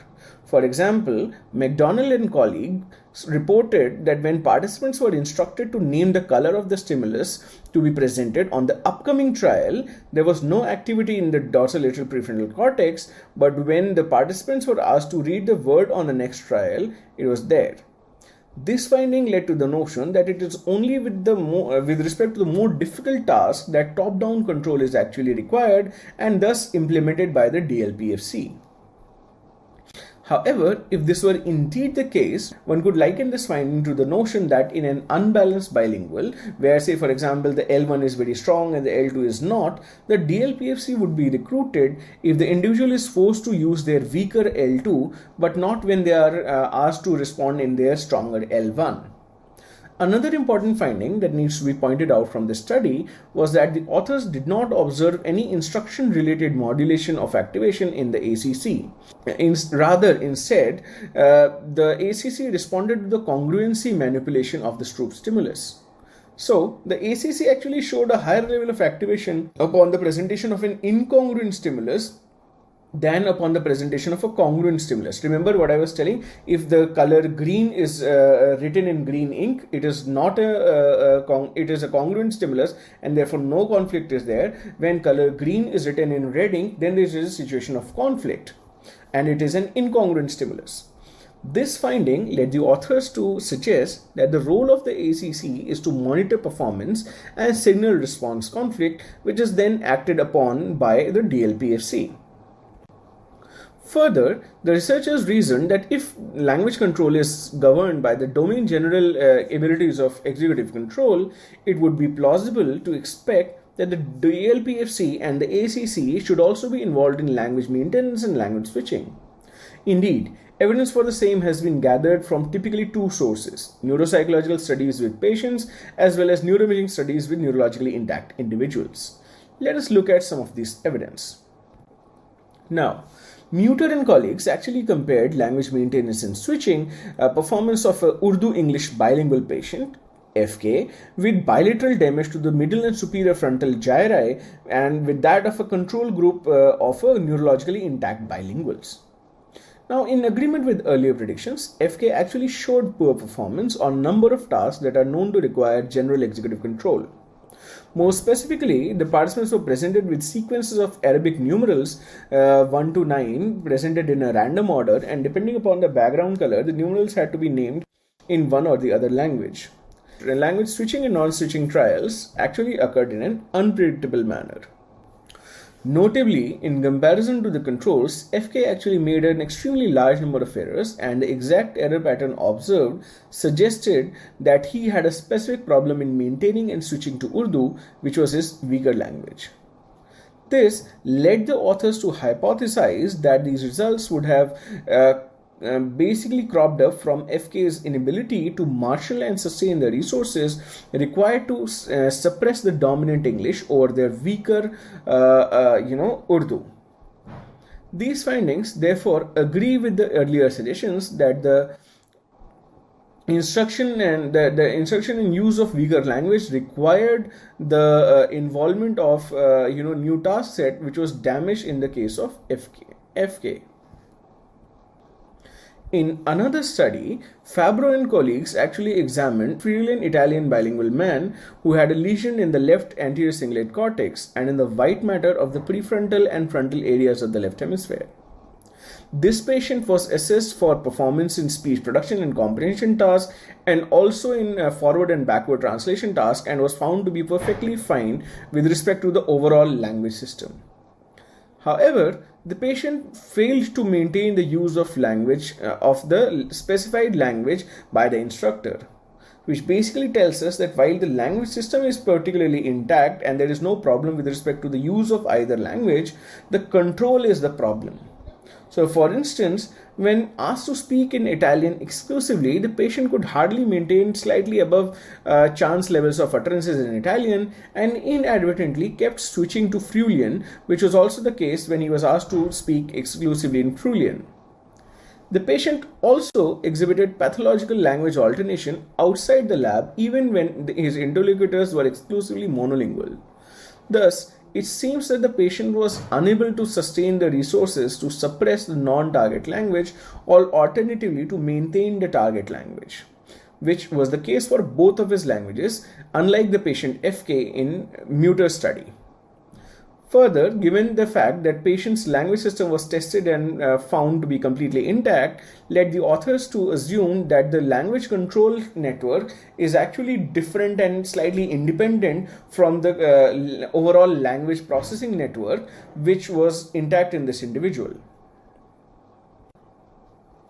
Similar results were also obtained by Abu Talibi and colleagues, who also obtained evidence to suggest that pathological within utterance language mixing could be caused by damage to the left caudate nucleus for their patient AH, who was an Armenian woman whose first language was Armenian, the second language English, and the third as Italian. Using picture naming tasks in all three languages, it was actually confirmed that AH was unable to sustain unilingual output and showed, inadvertent switching to one or both of the other languages within a given utterance. These findings led the authors to note that the lesion had actually disrupted a late stage in word retrieval, which is the lexical selection from cross-language alternatives, and therefore established that the left caudate nucleus is an important part of the network which allows language selection in bilinguals. Based on the neuropsychological studies that we've reviewed so far, three brain regions seem to be critical in managing bilingual language control, which are the DLPFC, the ACC, and the left caudate nucleus. Let's look at neuroimaging evidence to this account.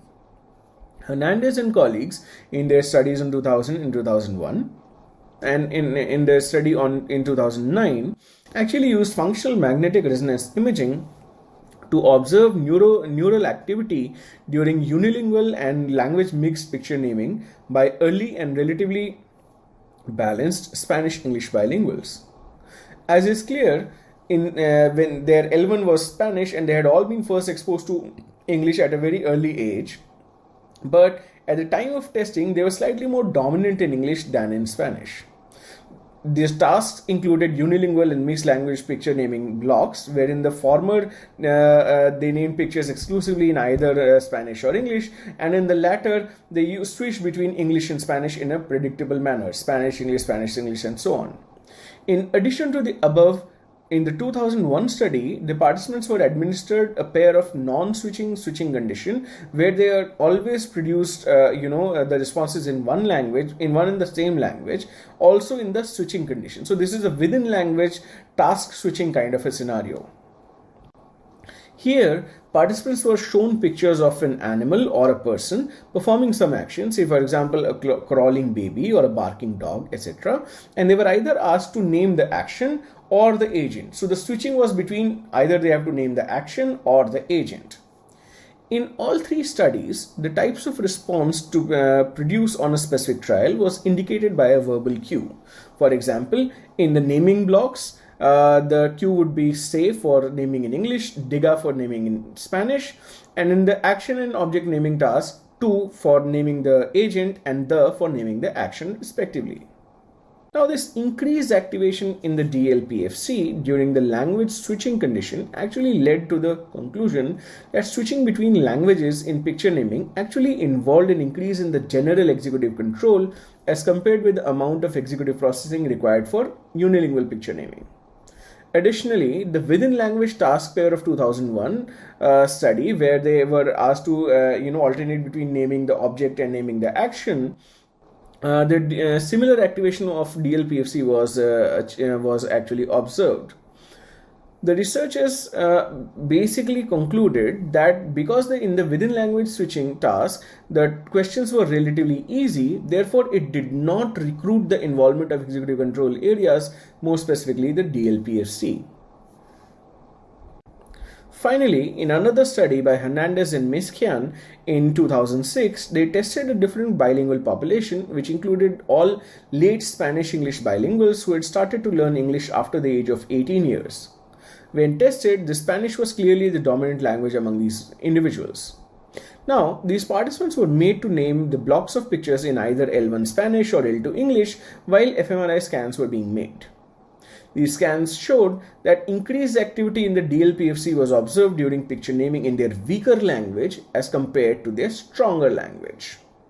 Now, so far we have actually seen mainly production tasks. Let us move to some kind of some comprehension tasks as well to understand whether these areas of language control, DLPFC, ACC and the caudate, are also recruited in comprehension studies as well. So, in an fMRI study, Krinin and colleagues examined the activation patterns in the brain for a group of Japanese English bilinguals and a group of German English bilinguals. Here, the participants were asked to make semantic relatedness decisions to printed word targets that were preceded either by a related or an unrelated prime. And these prime and targets could be belonging to the same language or could be coming from different languages. Interestingly, both of these participant groups actually showed activation in the left caudate nucleus as per the related manipulation. That is, the left caudate was less activated in related conditions as well as in the unrelated condition. However, when the prime and target were from different languages, the level of activation in the left caudate was same in both conditions. So the left caudate is the activation in the left caudate, you can see, is being manipulated by related, unrelated, where the person is evaluating, and also it is much more active when the targets and the prime are from different languages, which also required some degree of control. So these findings led the author to conclude that the left caudate actually plays a very important and a universal role in monitoring and controlling the language in use. And these kind of results were also supported in another study by Abu Talabi and colleagues, where he actually examined the neural correlates of language switching during comprehension using event-related fMRI. The participants in his study were Italian and French bilinguals who were asked to passively listen to narratives that contained sudden and improbable switches to the other language. In this study also, the areas that were found activated were the left ACC, parts of the left DLPFC and the left caudate.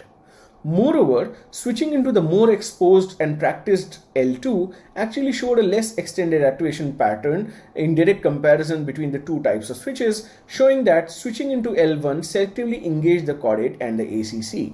So you can see here that depending upon the task requirements, the activations in these areas actually change. Now, these findings led these authors to conclude that the brain's executive control network subserves both language production as well as language comprehension function, and that selective activation in the ACC when switching into a less exposed L1 probably hinted at the level of enhanced control required to process the less practiced language. In summary, we can say that the results from both the neuroimaging and the neuropsychological studies suggest that the areas of control are actually the same with regard to both comprehension and production, which are the DLPFC, the ACC, and the caudate, especially from the left hemisphere. This is basically what I wanted to share to you about language control and the neural regions underlying language control. I will move on to a different topic in the next lecture. Thank you.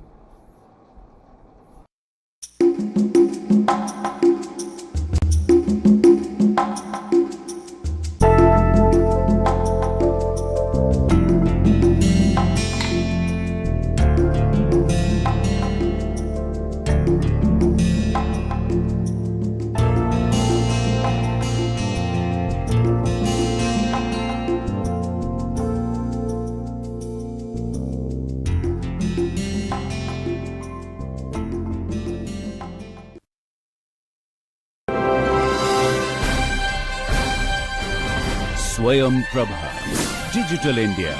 Educated India.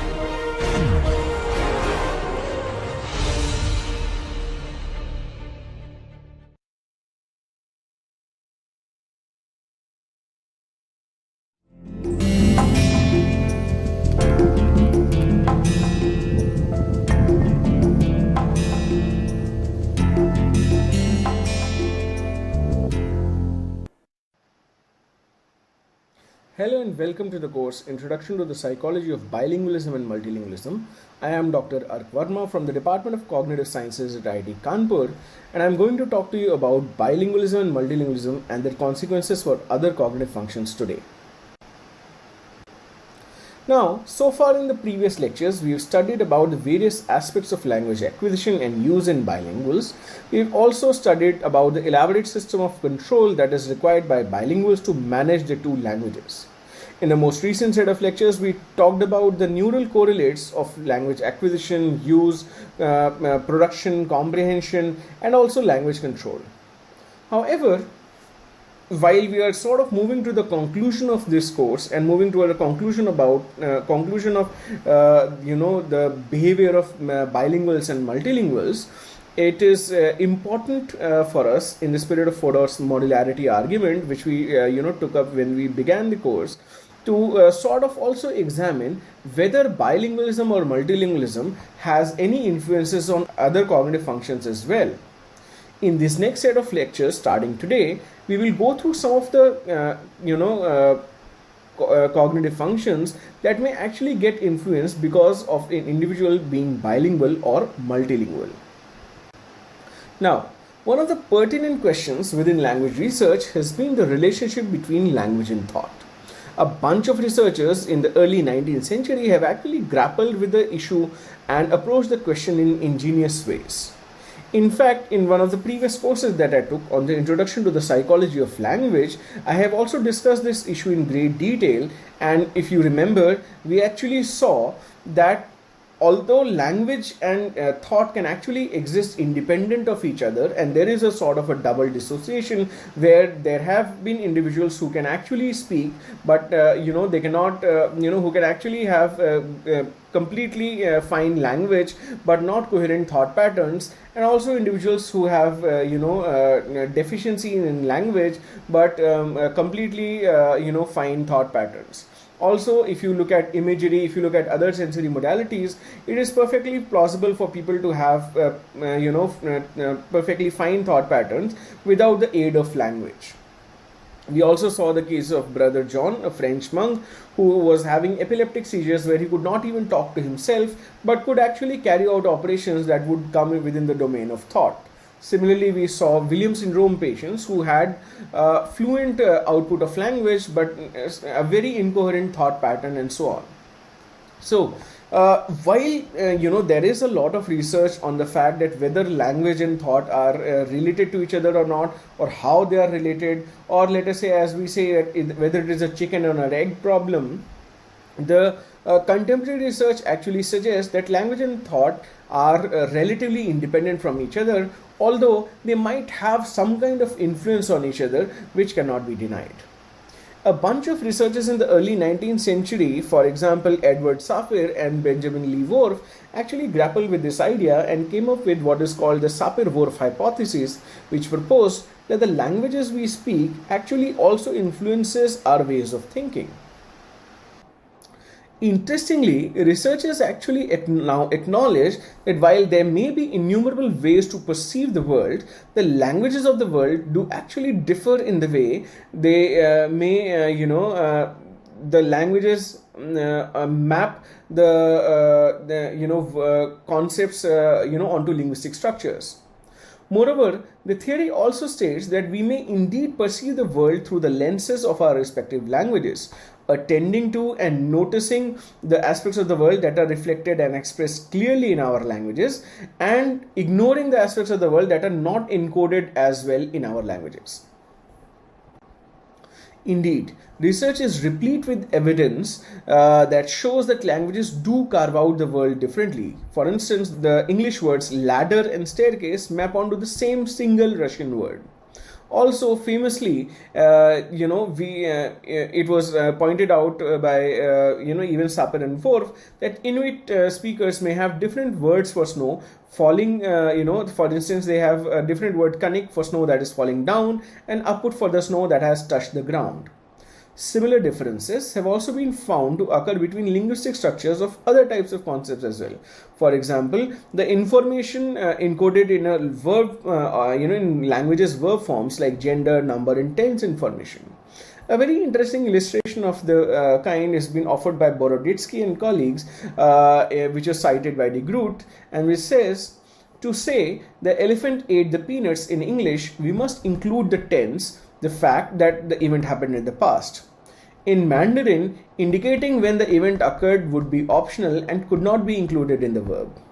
In Russian, on the other hand, the verb would need to include not only tense information, but also whether the peanut eater was male or female, and whether the peanut eater finished all of the peanuts or just a portion of them. In Turkish, one would need to specify also that whether the event being reported was actually witnessed or was just hearsay. So, the fact that languages dissect the world differently is not really a contested point because there is so much evidence in favor of it. Neither is the fact that the speakers of different languages may attend to different aspects of the world, which is also again very prevalent in popular knowledge, and you keep hearing anecdotes around it and so on. But the point of contention with the linguistic determinism hypothesis is the proposal that language determines thought in such a way that only the concepts capable of being expressed in the vocabulary and the grammatical constructions can actually be grasped, and other concepts that are not very clearly imbibed or encoded in the language cannot be grasped by the speakers of this language. For instance, a proposal could be that according to linguistic determinism, speakers of Hopi, an American Indian language, would lack the concept of time seen as a dimension because their language does not distinguish between the various corresponding tenses in English. However, it has been shown, and it is quite possible, that a speaker of Hopi may be able to grasp the concept of time as a dimension when they were explicitly trained to do so, or via another language. In other words, even though the conceptual space of speakers of a particular language is likely to depend upon the distinctions present in their language, it should not, or it does not necessarily imply that they will not be able to pick up these concepts. In some sense, it does not limit their cognitive capabilities at all. It is only the grasping through that specific language that is limited, and when speakers are given an option and trained and talked about these things, they might be able to grasp these other concepts as well. A very interesting example of this kind is presented by Dani, a tribe in New Guinea, that although have only 2 words for color in their language, but these people were able to learn the much more varied set of English color names without a lot of trouble. In the same way, Boroditsky demonstrated that while the native speakers of Mandarin Chinese and English actually think about time in different ways, whereas Chinese represent time in a vertical dimension and English represents time in a horizontal dimension, it took only a small amount of training in Mandarin Chinese for the English speakers to start appreciating and to be able to think vertically about time. So if you look at these evidences actually provide, a lot of question to against the validity of the stronger linguistic determinism hypothesis. However, the slightly weaker version of this hypothesis that we mentioned earlier, which is the linguistic relativity hypothesis, has recently found favor amongst scientists. For example, scientists make distinction between the contents of thought and the processes of thinking, such as attending, remembering, or reasoning. Indeed, some researchers have actually started focusing on the contents of thought, which may be limited by the language, and the processes by which we arrive at such thought. So there are scientists who are actually working on whether the contents of thought are determined by language, or the process of arriving at a thought are determined by language, or both of these things. And that basically opens up a larger possibility of research into the relationship between language and thought. Indeed, a seminal work on these lines in this tradition was presented by Gentner and Golden-Meadow in 3 volumes. They published 3 books titled Language as Lens, Does the Language We Acquire Influence How We See the World? Language as a Toolkit, Does the Language We Acquire Augment Our Capacity for Higher Order Representation in Reasoning? Language as a Category Marker, Does the Language We Acquire Influence Where We Make Our Category Distinction? So in that sense, these 3 books actually chart out this debate in much more detail and is a highly recommended read from my side.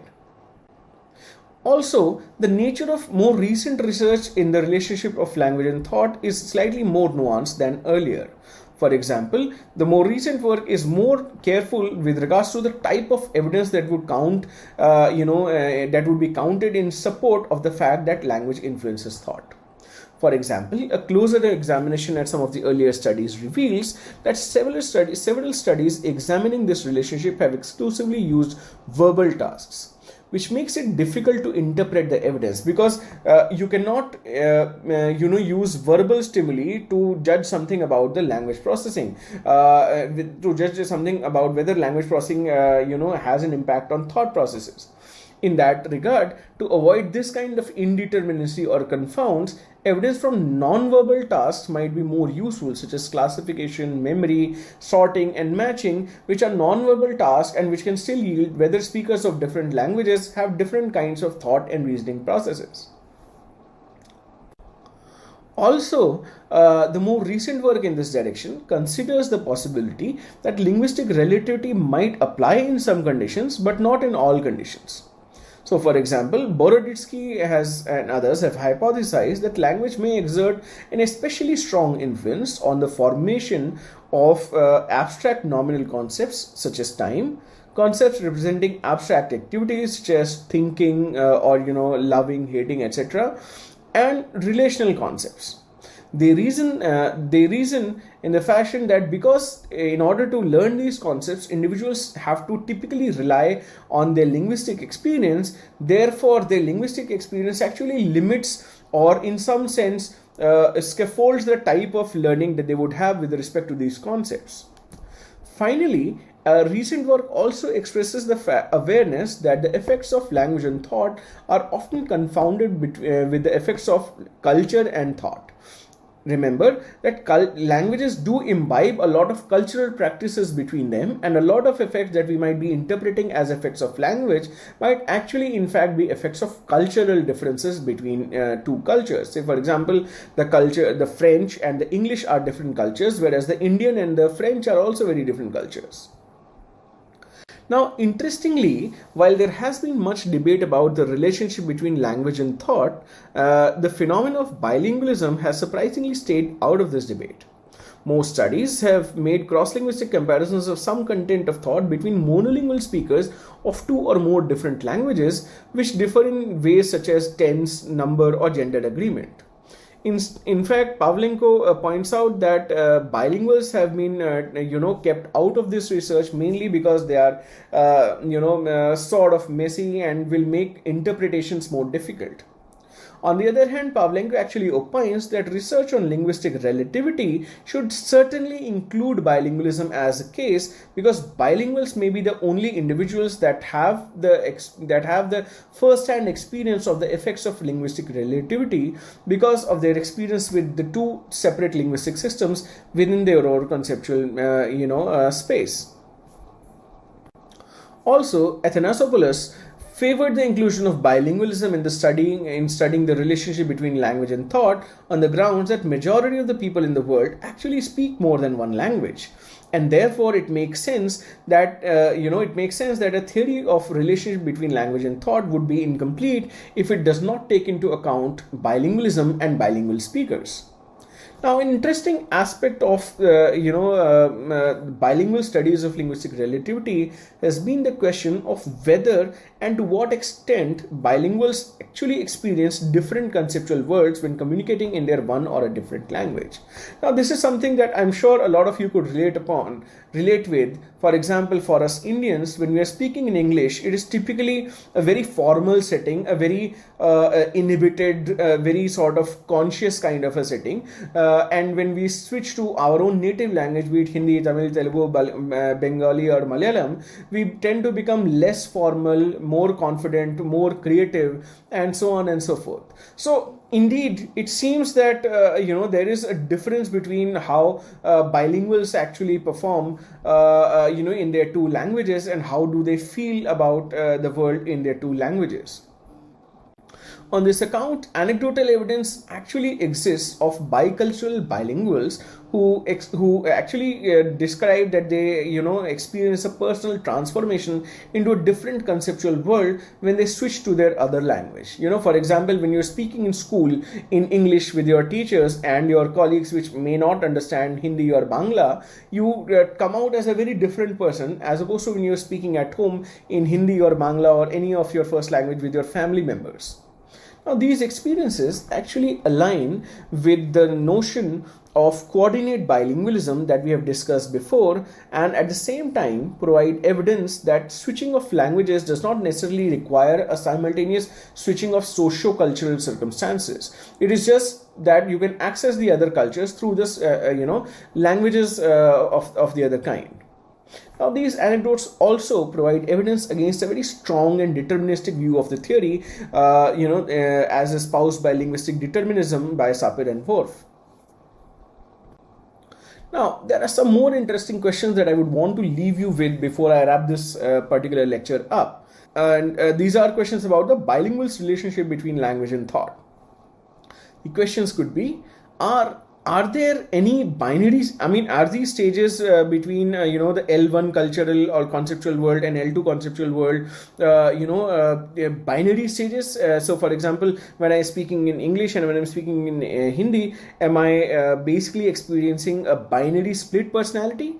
Or there could be any intermediate stages during which a bilingual is gradually transforming from being a primary L1 cultural member to being one belonging to the L2 culture. For instance, is there an initial stage of L2 acquisition in which the new language is exploiting the conceptual world associated with the L1 and gradually transforming it in its own way? So this is again similar to subordinative bilingualism that we have talked about in the beginning lectures. Moreover, it can also be wondered whether a pattern of gradual conceptual shift can be detected en route to the state of the two conceptual worlds. So, how do you start learning a second language? Is there an intermediate stage? And eventually, when you are proficient in both languages, what kind of a world is that? So, can certain contexts be identified that ultimately lead to a blended conceptual world which is shared by the two languages, and basically is different from the conceptual worlds of the monolingual speakers of either language? Given that I am a bilingual and I am not a Hindi monolingual and I am not an English monolingual, are these three worlds actually different? Is my world a composite of some of the Hindi speakers world and some of the English speakers world, or it is basically still a divided entity that has two subsets, English subset and a Hindi subset?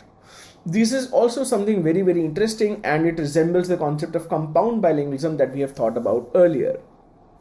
I would like to leave you pondering about these questions at the end of this lecture, and I will discuss these topics in much more detail as I go ahead in the next lectures of this series. Thank you, and I will see you with more on language and thought in the next lecture. Thank you.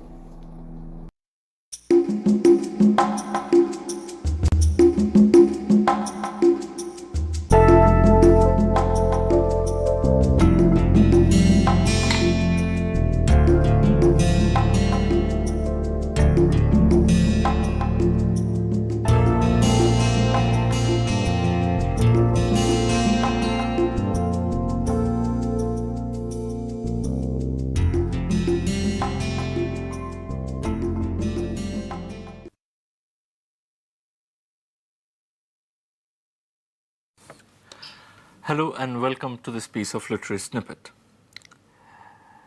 Today we are going to read a section from Virginia Woolf's novel Orlando. And the section that we are going to listen to today is perhaps one of the finest descriptions of the winter season in English literature. It is also a very fine piece of what we call fantasy writing. I have made a few changes to the original to adapt it for the purpose of reading.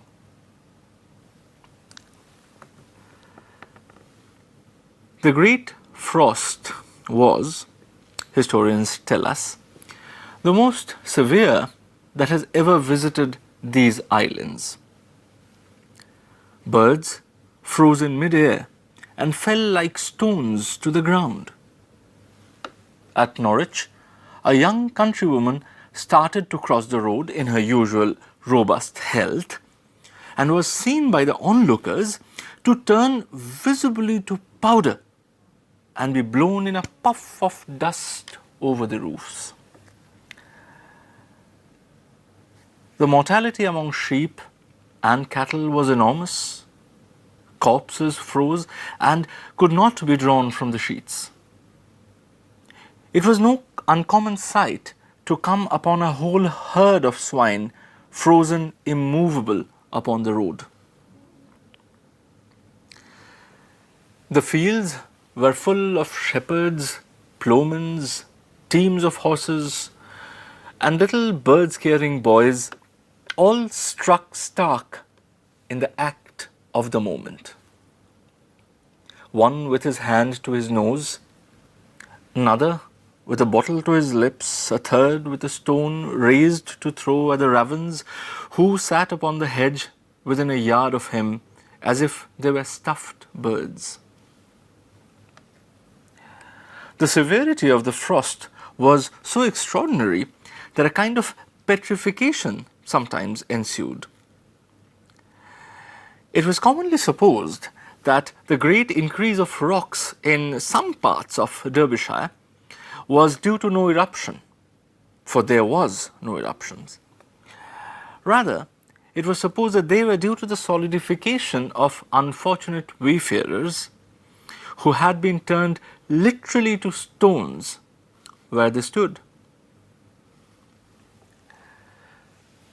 The church could give little help in the matter, and though some landowners had these relics blessed, the most part preferred to use them either as landmarks, scratching posts for sheep, or when the form of the stone allowed drinking troughs for cattle, which purpose they serve admirably for the most part to this day.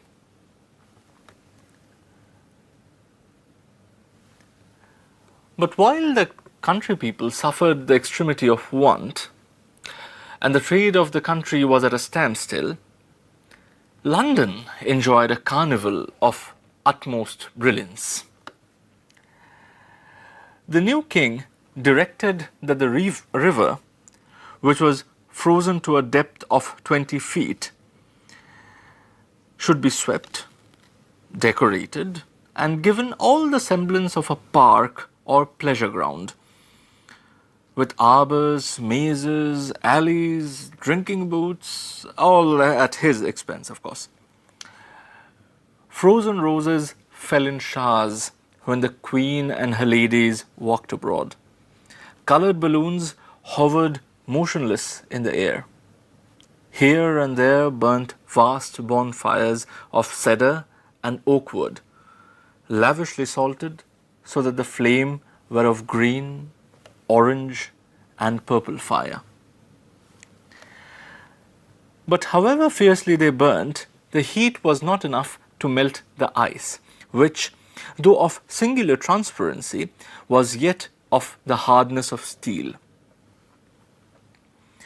So clear, indeed, was the ice that there could be seen, congealed at a depth of several feet, here a porpoise, there a flounder. Shoals of eels lay motionless in a trance, but whether their state was one of death or merely of suspended animation which the warmth would revive, puzzled the philosophers. In short, nothing could exceed the brilliancy and gaiety of the scene by day. But it was at night that the carnival was at its merriest. The nights were of perfect stillness. The moon and stars blazed with the hard fixity of diamonds, and to the fine music of flute and trumpet the courtiers danced. See you in the next episode of Literary Snippet.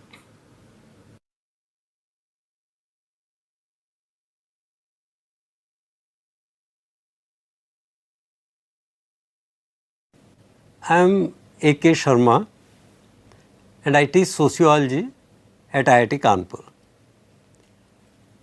I am going to address the question, what is the relevance of statistics in sociology?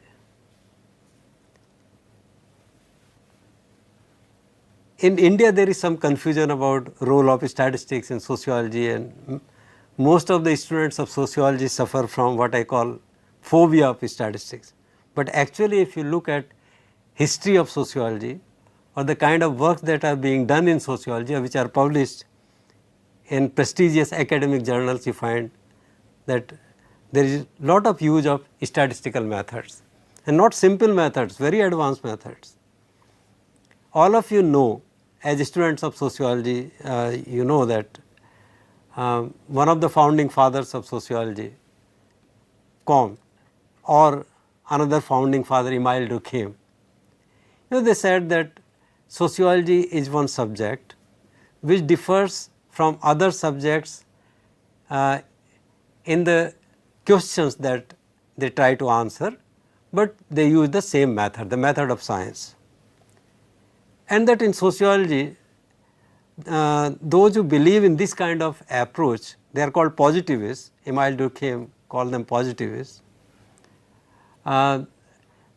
They believe that social issues must be studied by using observations, experiments, and other modes of collection of data. Now, statistics can help sociologists in three ways. Because if sociology is about social facts or patterns, not individuals, patterns of thinking, patterns of feeling, patterns of acting, behaving, and they can be measured, they can be quantified, and that explanation of one social fact can be given only in terms of other facts. We need statistics because statistics can measure these facts. Statistics can describe these facts. So, one branch of statistics, we can call it descriptive statistics, can help us in summarizing data, in measuring facts, like you are all familiar with simple statistical things like mean, mode, median, or methods of dispersion, standard deviation, range, variance. These are descriptive measures. They can also be used to measure skewness or symmetry or asymmetry in the data.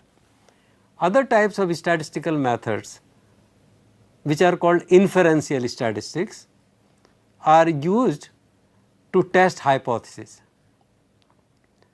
We know that any science, including sociology, if we follow that positivistic tradition, is about testing hypotheses using scientific methods. And for testing hypotheses, like for comparative purposes, comparing means of two samples or comparing variances of two samples or comparing correlation coefficients or regression coefficients, we need inferential statistics.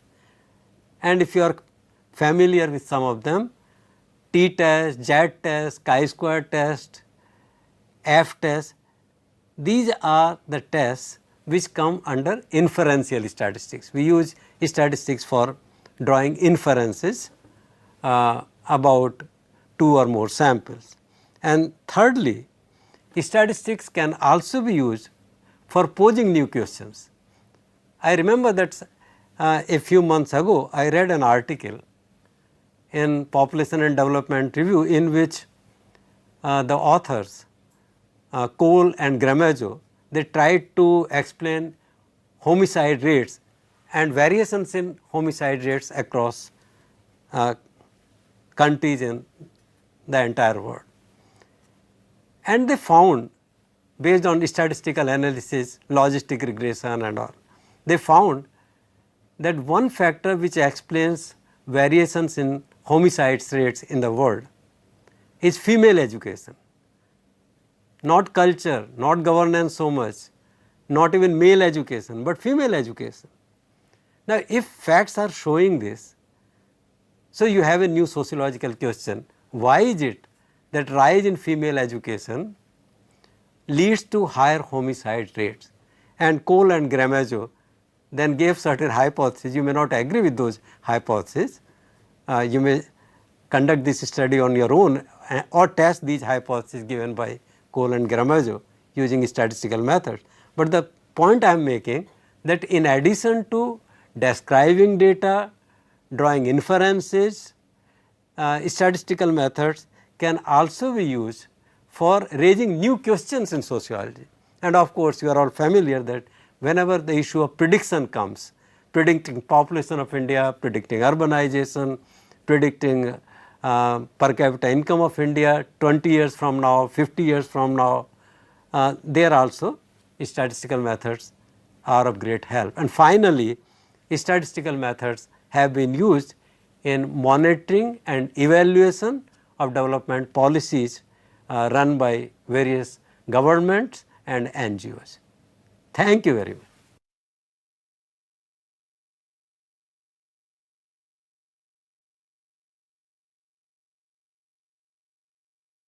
Hello, I am A.K. Sharma and I teach sociology in IIT Kanpur. I am attempting to answer a simple question, what is sociology? Now friends, one simple answer would be that sociology is a study of human behavior.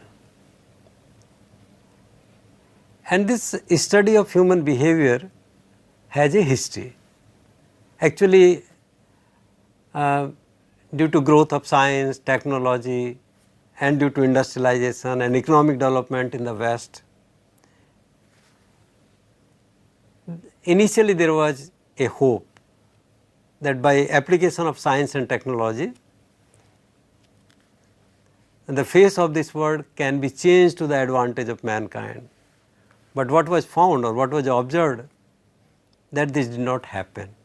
And despite economic development, urbanization, industrialization, surveys showed that poverty had increased, unemployment had increased, even health conditions became worse.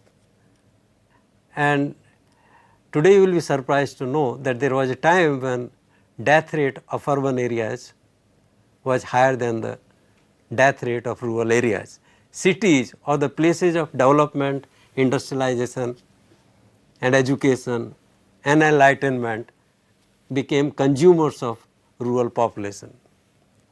So people started asking, why is it so?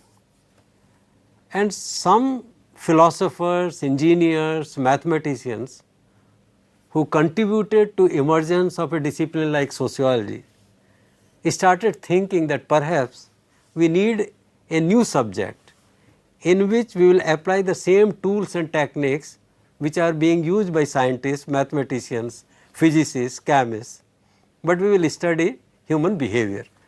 In other words, we will try to discover if there are laws of human behavior, and by applying those laws, perhaps in the future the condition of mankind can be improved. This is how sociology developed. Initially Auguste Comte called this social physics. He also used terms like social statics and social dynamics, the usual division of mathematics, and he believed that social statics will study relationship between different parts of society and social dynamics will study relationship between parts of society and total society, change in total society. Now you may ask that if sociology is the study of human behavior, there are many other branches of social sciences which study human behavior, economics, anthropology, psychology, etc., etc. The difference between sociology and these disciplines is that while in these disciplines we study one specific aspect of human behavior, like economics will study production and distribution of wealth, psychology will study cognitive processes or mental models or personality, social psychology will study personality, anthropology will study culture. Now somebody has to relate one aspect of human behavior with the other aspects, or one social fact with the other. These are all social facts for us. And if somebody tries to link cognitive processes with economic conditions or urbanization or caste system or religion, or somebody tries to relate urbanization with human psyche, or somebody tries to correlate cultural context with economic behavior, then it becomes sociology. So sociology combines different areas which are individually studied by different disciplines. And sociology also studies new questions which are not studied by any existing subject so far. So like these days issues of waste disposal, entropy, environment, safety, urban places as new geomorphological systems come up, and we want to correlate one aspect of urbanization, say percentage of population living in urban areas, and risk, environmental risk, carbon dioxide, this emission, that emission. Now which will be the first discipline to take interest in these things? Because sociology. So sociology not only combines facts from different aspects of society, sociology also addresses new questions. And I can also say that one central feature of sociology is to explain individual behavior or individual psyche in terms of properties of larger society. In simple terms, if you imagine that there are two aspects of human behavior, individual and society, then while other disciplines like psychology are focusing more on individual, we study characteristics of individuals in terms of certain characteristics of larger society. This is what sociology does. Sociology is very useful for planners. Sociology is useful for answering new questions, as I said, which have not been answered by any existing discipline. And I would say that sociology is especially helpful for self enlightenment or for developing empathy, because sociology only tells you that there are no right or wrong answers of social issues. It is not physics, it is not mathematics, it does not have fixed answers to issues, because questions can be looked at from variety of perspectives. So, role of perspectives, thinking, interest, power, etc., also come up in answering social questions. And it is this aspect that something can be looked at from variety of perspectives, that something can be looked at from the perspective of government, the same thing can be looked at entirely differently from the perspective of people, or from the perspective of NGOs, or from the perspective of experts. So, this realization, this takes us to self enlightenment and empathy. Thank you.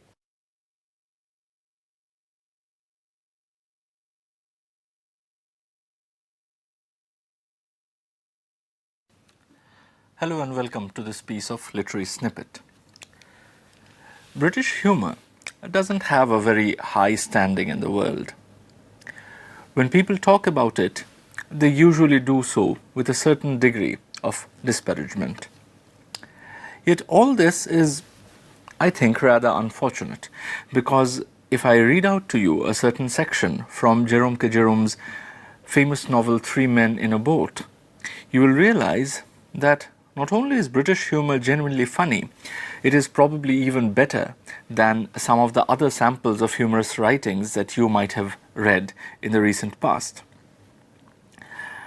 The story that I am going to read out is told by Jerome, who thinks he is suffering from some kind of a malady.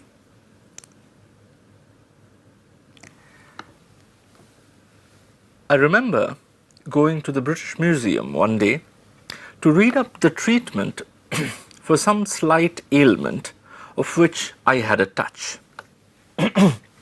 Hay fever, I fancy it was.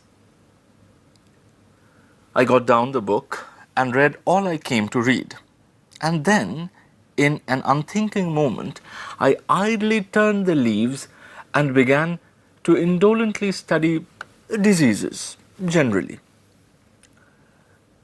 I forgot which was the first distemper I plunged into, some fearful, devastating scourge, I know.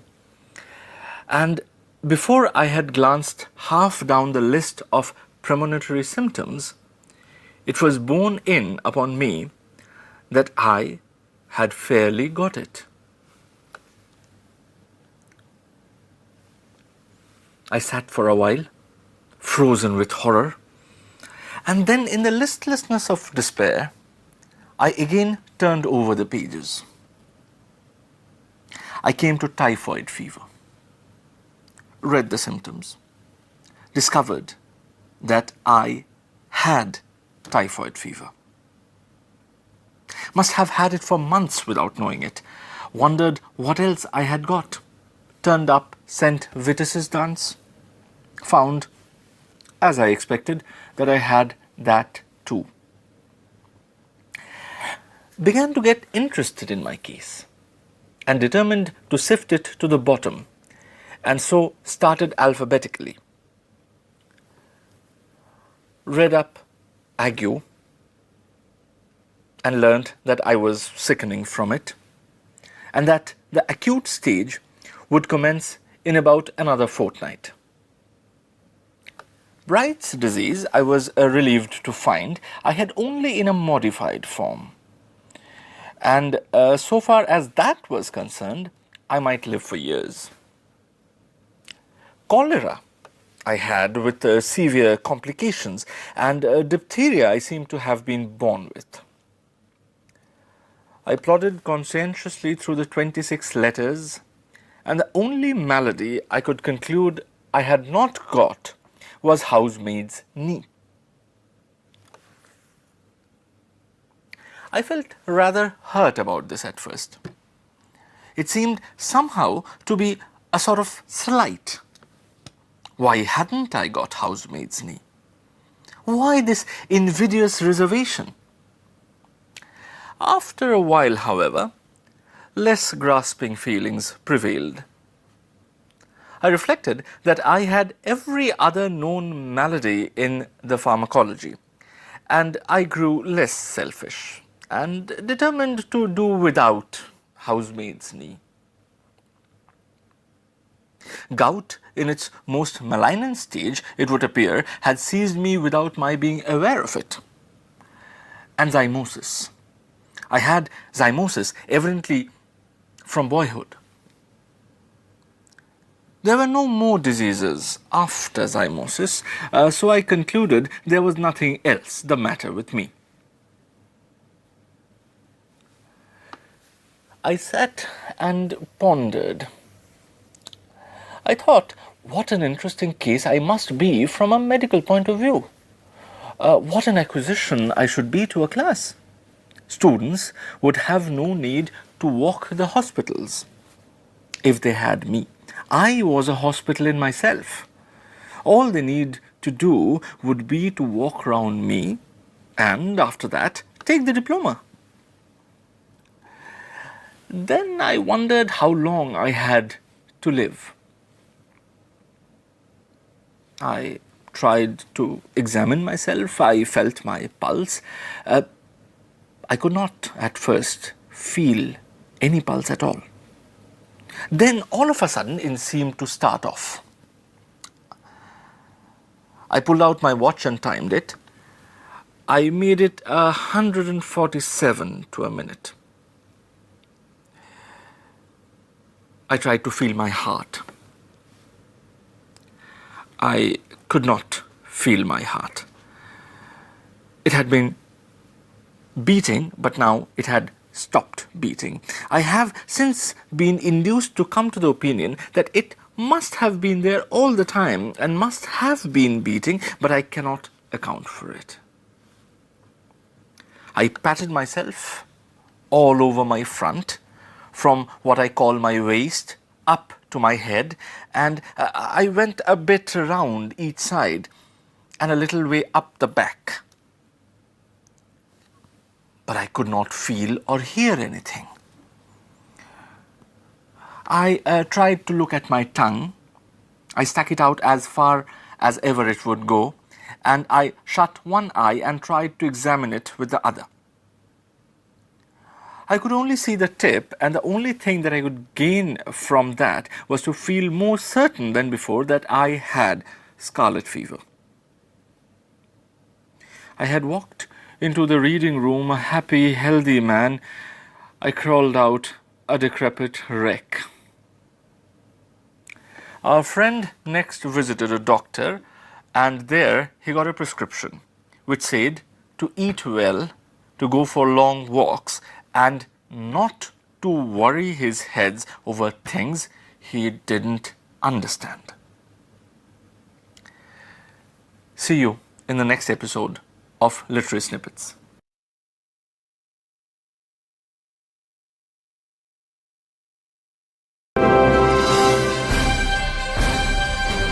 Swayam Prabha. Digital India. Educated India.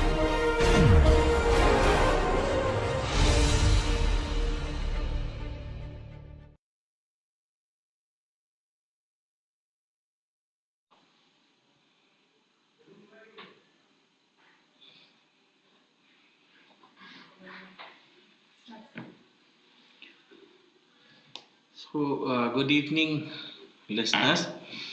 I'm here live in MOOC studio, and we are here for the live session on the course on the psychology of language.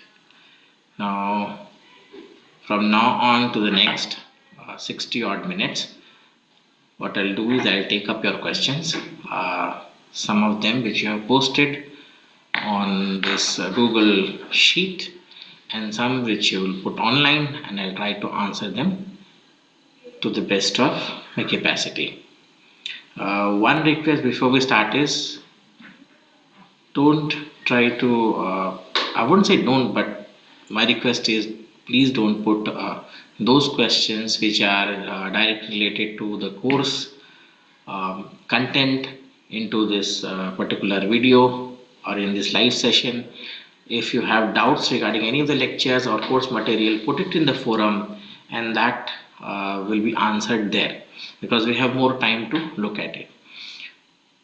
What I expect from this live session is that if you have questions regarding the overall course, about some other queries related to the course, we can take that up. I can listen to what you have to say to me, and we can do that question answer kind of a session thing. So about the overall course, about what aspects it has covered and what all benefits it can give to you. So that would be a much lively session than a kind of a question answer session relating to course materials, because for that there is officially a forum out there, right? So we'll start taking up.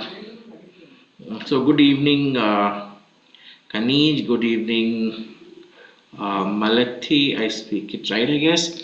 So that is my only request. So if there are questions related to the course material, to lectures, put it on the forum. There we have enough time to reply to your course related answers. This live session is about kind of an interaction between us. If you have queries which you wish to ask beside the typical course format, typical course material, that we'll look into here. You can also keep on posting questions into this Google sheet, which is a live sheet, and I'll keep on answering them. So Dr. Malathi, the kind of questions that we are going to put you, or the NPTEL is going to put you, is mostly questions of the multiple choice type, or we call it the forced response types.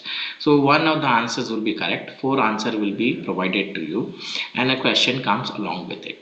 Now, if you have seen the videos, and more importantly, if you have done the assignments or even seen the assignments and the answer to the assignments, I think you stand a very fair chance of scoring above 80 to 90% in your examination. So my request is to look at the assignments, read the assignments properly, do the assignments properly, look at the answers. If you have questions relating to any answer which has been put in the assignment and which you don't think should be there, put a question onto the forum and we'll answer you there.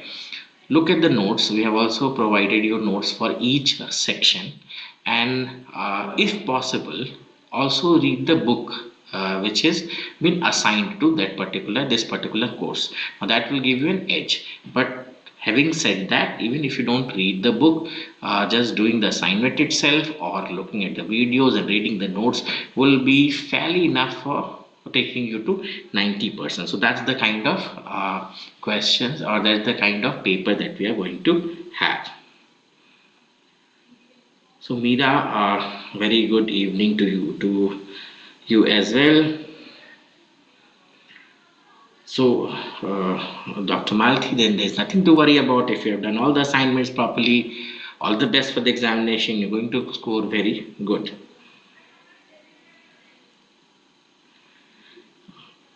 The duration of the exam will be 3 hours, and the questions will be 50 in number. So you will have 2 marks for each question. There is no negative marking. And again, I repeat, if you have done the MCQs which have been provided in the assignment, you stand a very high chance of scoring above 80 to 90%, right? But in addition to that, do also see the videos, right, properly. So what you need to do is you need to see the videos in time. So take a break, take 20 minutes of video, see a 20-minute video, then wait, then again see a 20-minute video, then wait, and read the text which has been provided with it. So there is a text file with each video that we have uploaded. Read the text file, try to see what the video says. If you don't understand anything, put that question onto the forum and we'll try and answer that.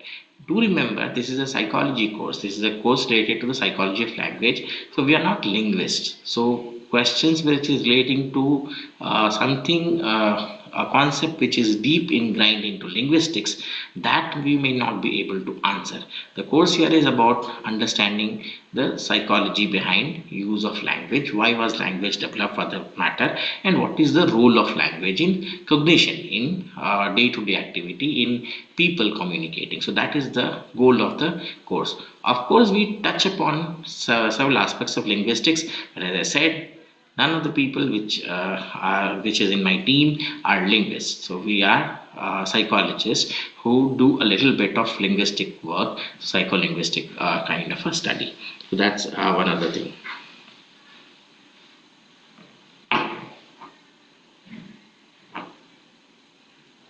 So Chandan Jain, to pass only assignment is enough. Yeah, just read the assignments, do the assignments properly. That should be more than enough. And Dr. Malathi, as I said, there will be 50 questions. So 50 questions, 2 marks each question, which makes you 100. And duration is 3 hours. For the examination center, NPTEL will update everything regarding the examination center, regarding the admit card and the timing. All those things will be updated 1 week before your exam. So that the NPTEL center based in IIT Madras, they will do it for you. So then you can get the hall tickets, and you can, if you want to change your options of the hall of the session you want to take an exam, you can do that when the hall tickets are there.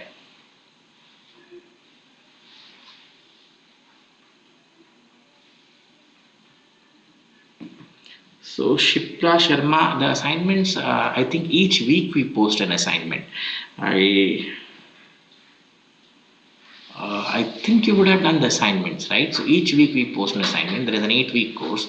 So all through the 8 weeks we post assignments. You have to complete this assignment. Then the 6 best assignment that you have done out of the 8 is taken, and the marks of it are merged.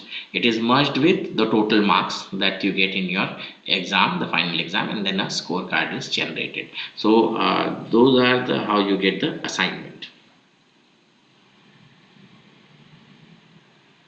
You won't have a short note. There is nothing in terms of a descriptive question. All you get is a multiple choice question that you need to answer. If I am reading Srilekha's comment correctly. No, Meera, it's not going to affect anything. As I said, there are 8 assignments in total. What we do is we look at the best 6 assignments that you have done. We'll tally the score for that, add the score, and add it into your final work. So if you missed a couple of assignments, that is not going to affect your performance in any way. So good evening, Purnima.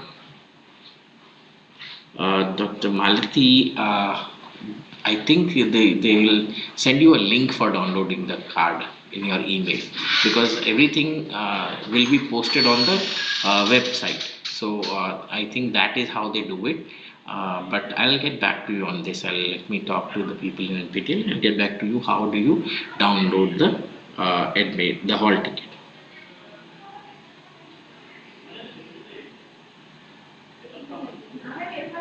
Yes.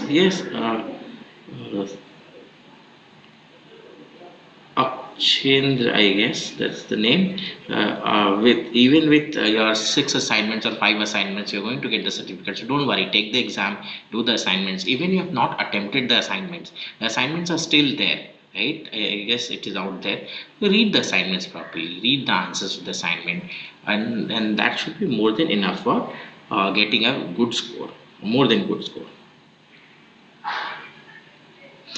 It will just be MCQ. So even if it is a fill in the blank, it is an MCQ, and this MCQ has 4 answers in total. It basically means that if you take a simple calculation, a simple probability calculation, which means that even if you take one answer, the probability of it getting right is 25%, right? Which basically means that the answer is within the 4. So you never get a chance to get it wrong. So the probability of winning is always 25% in such kind of a question. So it is an MCQ kind of a thing.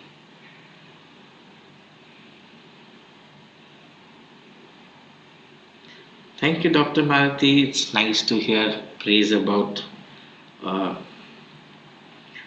when you do a course and people like it. Srilekha, I don't get it in terms of what is a mentor. So why don't you do one thing? You talk to the people in your institute and maybe they'll help you with this.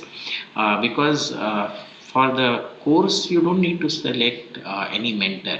These are lectures which are there. Just read the lectures and listen to the lectures, look at the notes. If you get time, read a book. If you want some details more than the book, or if you want some details to be explained to you in great detail, put it in the forum. I'll post a couple of papers, or maybe we can do a personal chat session where if you don't understand something. That is how we do it. So mentor wise thing is something which I think your institute will be able to answer for you. From our side, we don't have a mentor kind of a thing. So I think that should answer your course.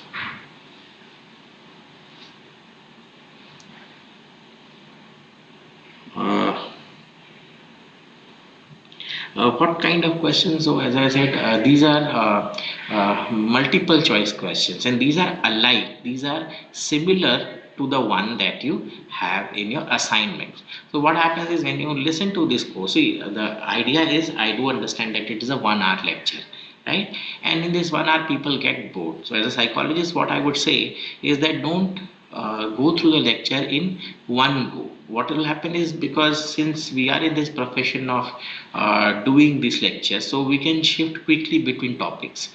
For you as a learner, my advice will be look at 20 minutes of the video or 15 minutes of the video, take a break, try and comprehend what the video says, right? And along with it, read the notes which are accompanying with it, and if possible, make your own notes. If not possible, just read the notes, then come back, do a 20-minute again, and then go back and then again do a 20-minute. That way what will happen is your brain will get enough time to read everything which is in the video and to connect things, right? So brain does a lot of work in terms of connections. But if you try to finish things in one go, what is going to happen is there will be a hodgepodge for everything. It will not get enough time to consolidate, because what happens is throughout the video, 1 hour lecture, we keep on jumping from one thing to the other thing. There are sections in it. Now, since the time is limited, so we need to finish it. We need to put it in a capsule kind of a format, right? So for you, what I'd suggest is read a little bit, 10 minutes, 15 minutes kind of a thing. Wait, go for a rest, go for a walk, come back, read again, come back, and that way it is called spaced practice. That's also a very psychological method to learn. So if you give breaks in between, that is the best way to actually learn, and so that would be the easiest way to learn anything for that matter, not only this course, anything for that matter. So and the questions is MCQ, as I said, it's from the course. So Dr. Malti, the exam is going to be online, but it's kind of a local online kind of a thing. So you will not be allowed to sit at your home and take the exam. Rather, what will happen is they'll assign you a center, and these centers are called TCS centers. So you go there, a computer is assigned to you, and for the next 3 hours, when you enter the center, till the next 3 hours, there is an online exam which is happening. Now, this is a local area online or local online exam kind of a thing. So what happens is there is a server which is sitting there, and this server is connected to a central server, and so each person's response get uploaded in real time. But then within the center, what happens is it's a kind of a local area network. So whatever 300, 500 people are sitting, they are doing it online, technically online, but not factually online. So the response, because the server sweeps the response after every 5 minutes. So whatever you send, so there is a 5 minute delay between what you write and what the server is sending to the central server. So that kind of a thing is online. This is not akin to the online that the online websites are, or the fact that you can sit at your home and take the exam. What they do is they assign you a center, you go to the center, and from there on it is the exam becomes online.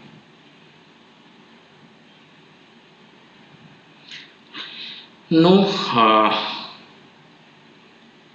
there are no essay questions in this, only multiple choice questions which are very similar to the questions that you have in your assignment. So it is very similar to that. In the meanwhile, while people are posting questions, I'll also take up some questions from this response sheet. So the first question is, somebody wrote Uttar Pradesh, so I don't know how to answer that, but I think you would have missed something here. Now the second question is, unfortunately mixed 6 assignment in psychology of language but have come good scores in other assignments. No, it is not going to affect your marks in any way. That's my word for it. Now the third question is, as a law student, how can I use career in psychology? Now that's very interesting. You do know that a part of law stands in terms of psychology, or a part of law uses psychology, right from studying your opponent to studying the person, the client that you have. It's all about psychology. It's all about human psychology, right? And so using memory, the idea of reconstruction, construction, the idea of attention, the idea of studying human behavior, that has a lot to do with law. So if you're a good psychologist, definitely you are going to be a good lawyer. A good lawyer requires these skills because he has to understand very quickly the client that he's serving, akin to what a doctor does. Similar to that, a lawyer is also in that profession. And these professions have inbuilt idea, or they have this inbuilt technique of studying the client that they're dealing, also the opposition that they're dealing, because these people that we have, all of them are people, and so knowledge about people is very good. So understanding, and I think a law courses should have a course in psychology. I don't know whether they have it or not, but understanding the humans, understanding the behavior of humans, or why people do what they do, or making a prediction about what people can do, will give you a good idea about preparing good defenses or preparing good offenses, and stand and makes you stand a high chance or high probability of winning a court, actually case in the court. Now it is also about not the Indian legal system, but if you go across the world, you have something called a jury legal system, where you have jurors. So there, convincing the juror to think in terms of what you are saying is again beauty of human psychology. So how do you convince people? That also, so good defenses which can convince people from subjecting your client to some kind of a punishment. So that said, law has an integrated part, or it has a lot of influence from psychology. So if you know the principles of psychology, if you know the ins and outs of psychology, that is definitely going to help you to become a very good lawyer. Either it is preparing a good defense, either it is convincing your jury, or using the unfair practice of saying that psychologically insane kind of a thing. So that's a very good defense. You kill someone and then if you can't prove, so law works on intent, the idea of intent, how the intent was. Now, if you have a good idea about the human psyche, and if you can prove that the intent of murdering someone or of killing someone was not malice, law would always be in your favor. But then for that, you need to have a good understanding of the human psychology, right? And they call it temporary insanity, this kind of a plea. People have been granted less punishments or no punishment at all from temporary insanity clause, right? But then you need a good idea, you need a good convincing reason of why it was done, and that comes from understanding the psychology of people.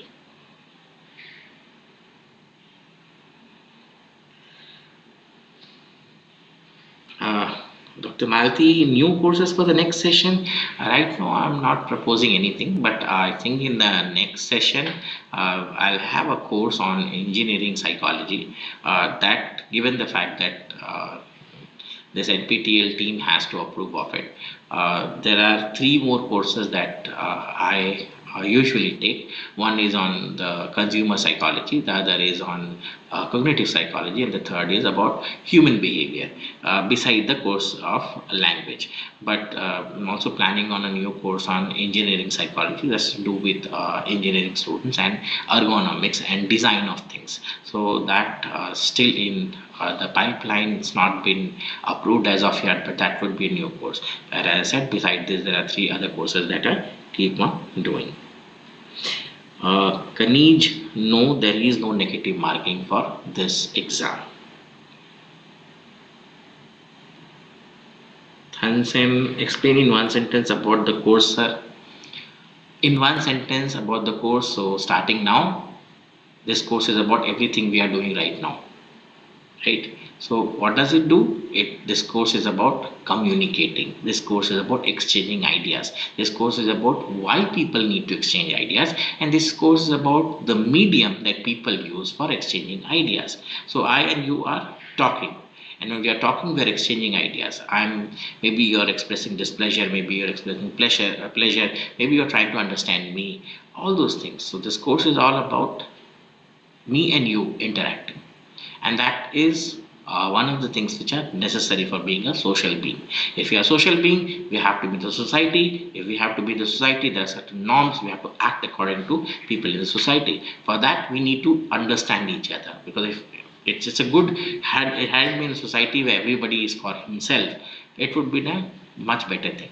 But since we live in civilized societies, we need to understand each other, and we need to communicate with each other so that we understand each other, or we need to express ideas. And for that, the medium for that is language. Now, what we do in this course is we look at the psychology behind this particular expression.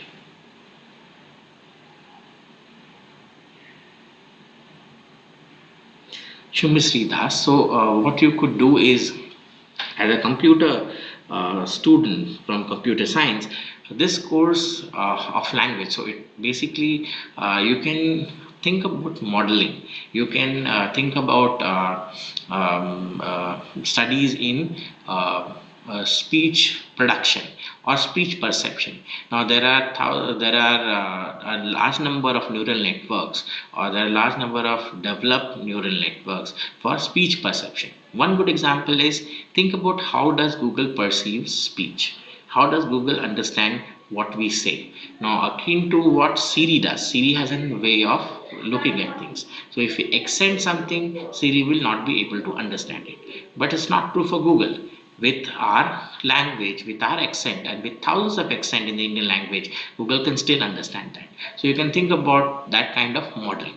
Also, we have, as I have explained in the course itself, the human brain was never prepared for, or was never meant to read, write, or to speak, for that matter, right? So the Broca area and the Wernicke area, the reading writing center is a force center. Both this Wernicke area, broadband area 44 and 46, I think, the Broca area and the Wernicke area, these are all newer areas, because our very closest cousin, the chimpanzees, they don't have these specialized areas. So you can also think about studying these areas in detail and finding out what happens when a child fails learning, right? That kind of a thing. So you can look at speech perception, you can look at speech engines, you can look at programs which can do automatic grammar corrections for people on how to do this grammar correction there, or maybe you can think of a new language in itself, right? So with certain rules, or how do these languages work.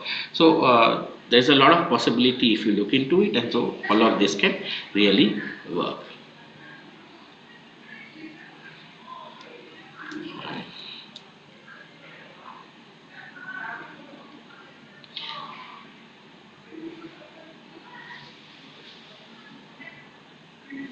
Counseling psychology, no, I don't have a counseling psychology course, but if people want it, then maybe we can think about planning one.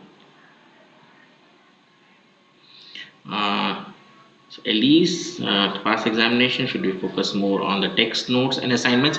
Yes, completely on the text notes and assignments.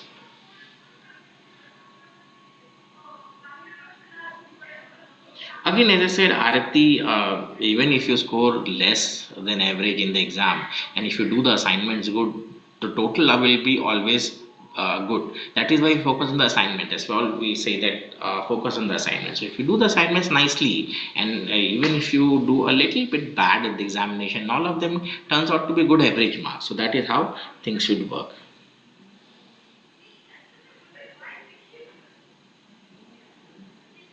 English literature and language, I'm really not very sure about that because I don't belong to English. The course, as I said, is all about understanding how we communicate. What is the need of communication, right? It does have portion, as I said, it has portions from linguistics, right? We are not linguists. So it tells you why do we need word or how do we produce speech. It can tell you that. It can tell you why it is needed, but how do you do it exactly, or how the stress and unstressed syllables work, or how the iambic pentameter that kind of a thing works. We are also not trained for that. So at the best, the course gives you an idea of what is the psychology behind the use of language.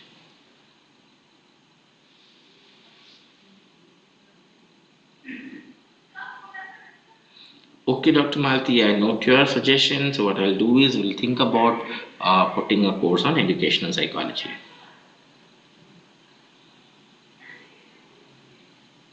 Good mark scoring, three tips: assignments, one, your notes which you have, and the lectures, taking a break and reading the lectures too. And if you want very good marks, get one of these books that is prescribed there and read it.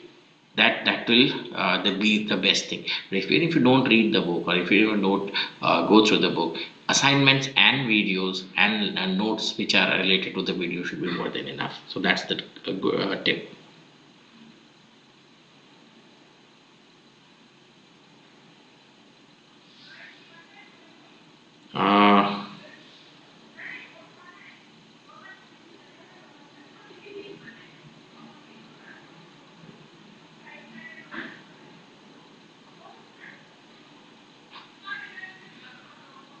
Uh, Srilekha, what I'll do is, why don't you post this question into the forum and we can discuss it there if you don't mind, right? Because since I said this is about an interaction, and so if I take most of my time in doing this, it won't be fair to other people, right? So my request is put this question about your MLU in the forum, and we can discuss it there, and maybe we can do a one-to-one chat there. Shivangi, good evening.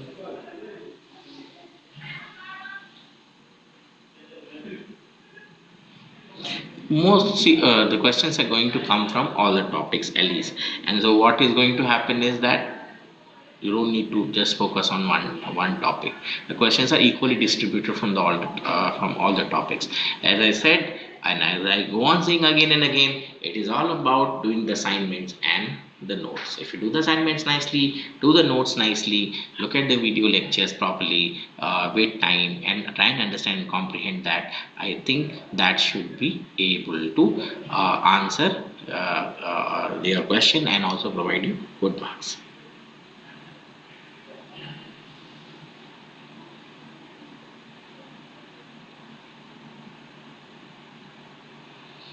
So on a very cursory note, what you're saying is correct, Srilekha.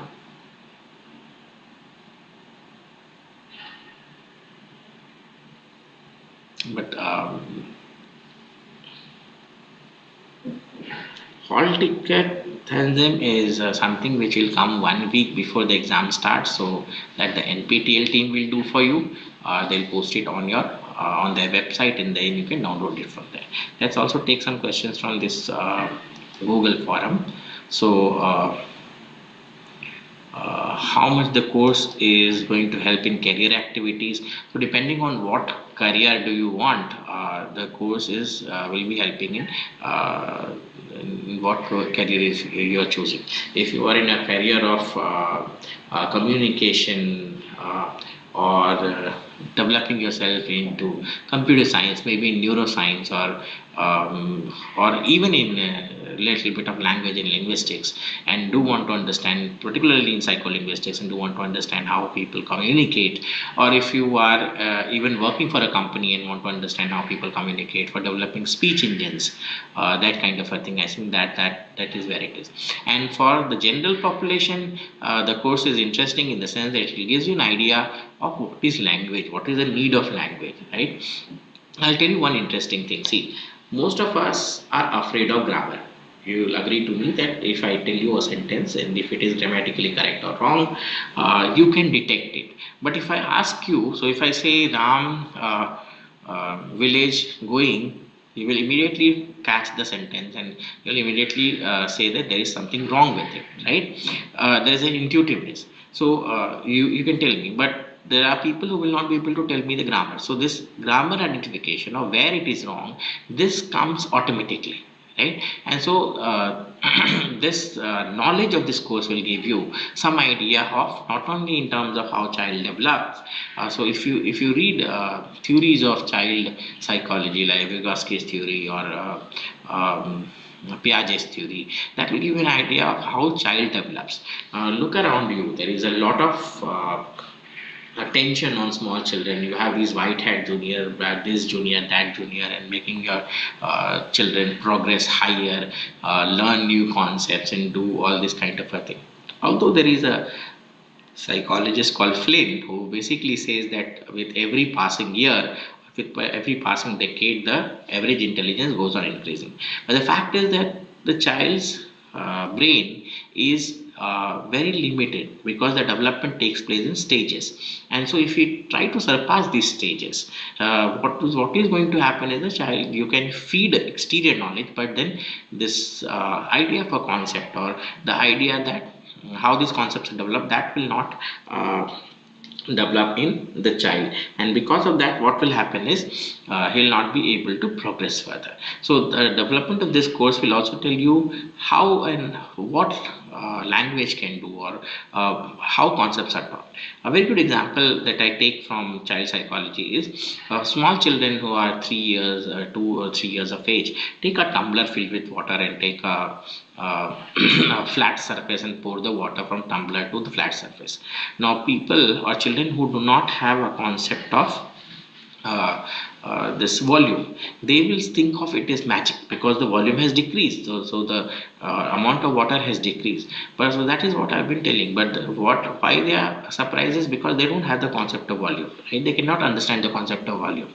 They cannot think in terms of 3D and how 3D and 2D can be calculated. So what this course is going to do is it is also going to tell you how to bring to actually see these changes in your development of your children. So that is also another thing that you can do. So in terms of career activities, there are several careers that you can choose in. Maybe it's neuroscience, maybe it is psychology, maybe it is linguistics, maybe it is in terms of computer engineering. All those places it is going to help. But this is a very basic course. So there what will happen is you will have more advanced course.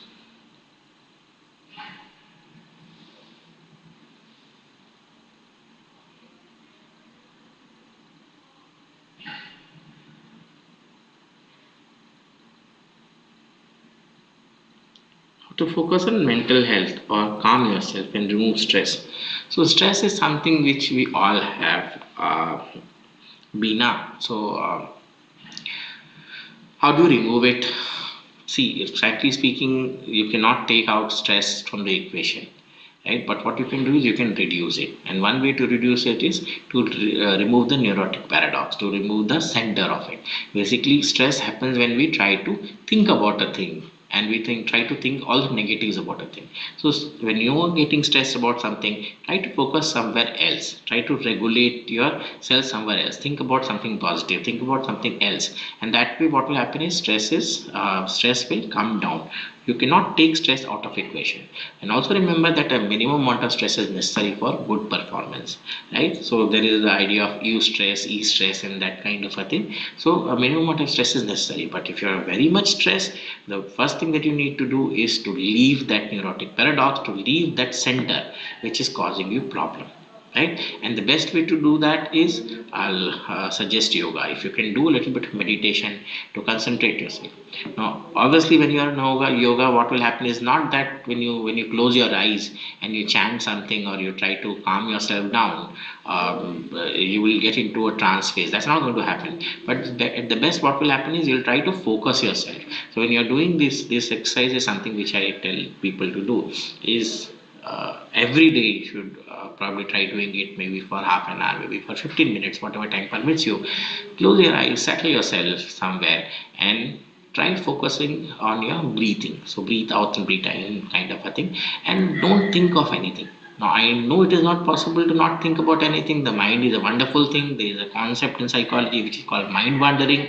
The mind can wander everywhere. The best thing to reduce stress is to focus for 15 to 20 minutes every day just on your breathing. Just count the number of breaths which is there, count the amount average breath which is there, and what will happen is that will calm you down. That's the best way to, in my opinion, that's how will you can reduce your stress.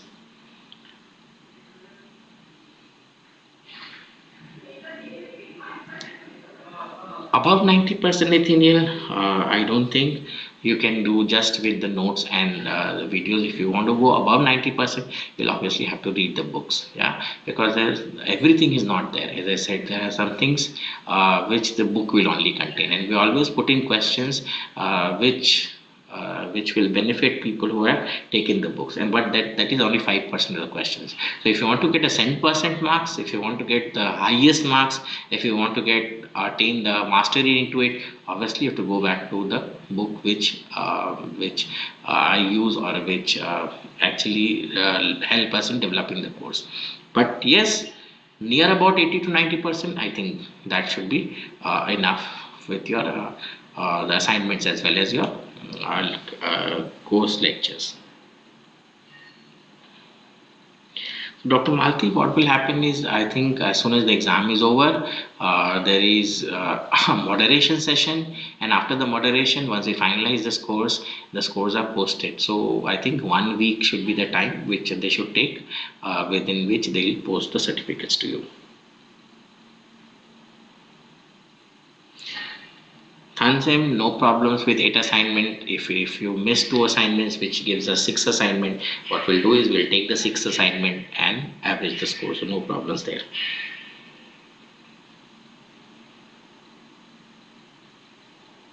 Thank you for the praise. And that's what it is. Okay, Bina, so thank you. Let's take some more questions from this forum here.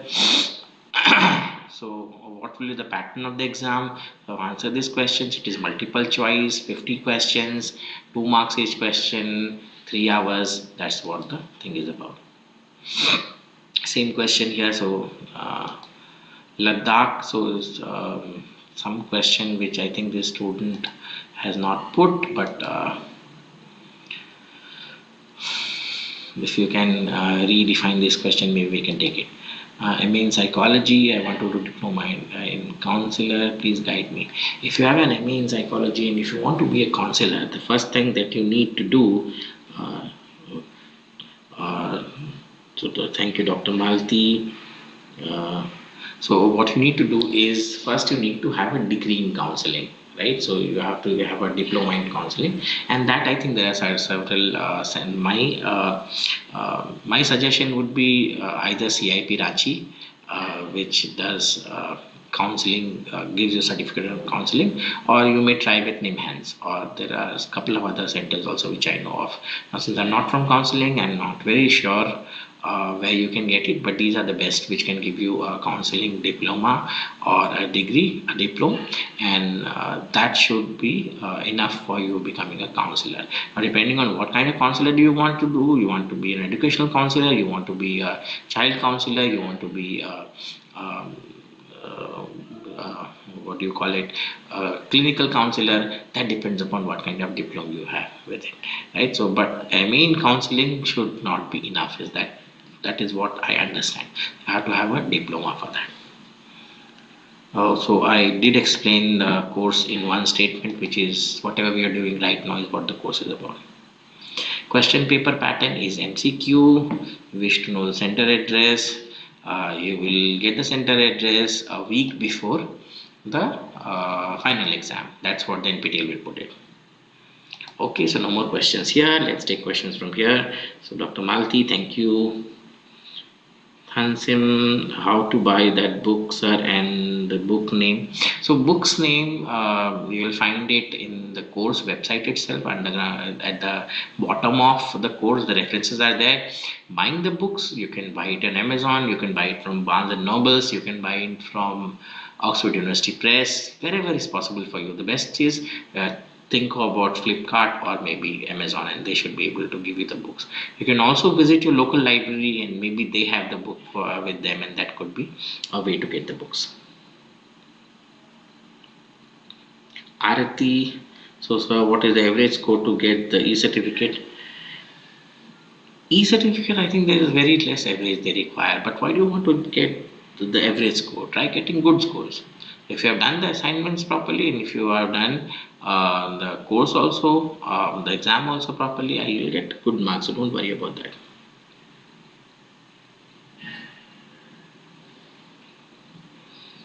Tamanti, thank you. No negative marks.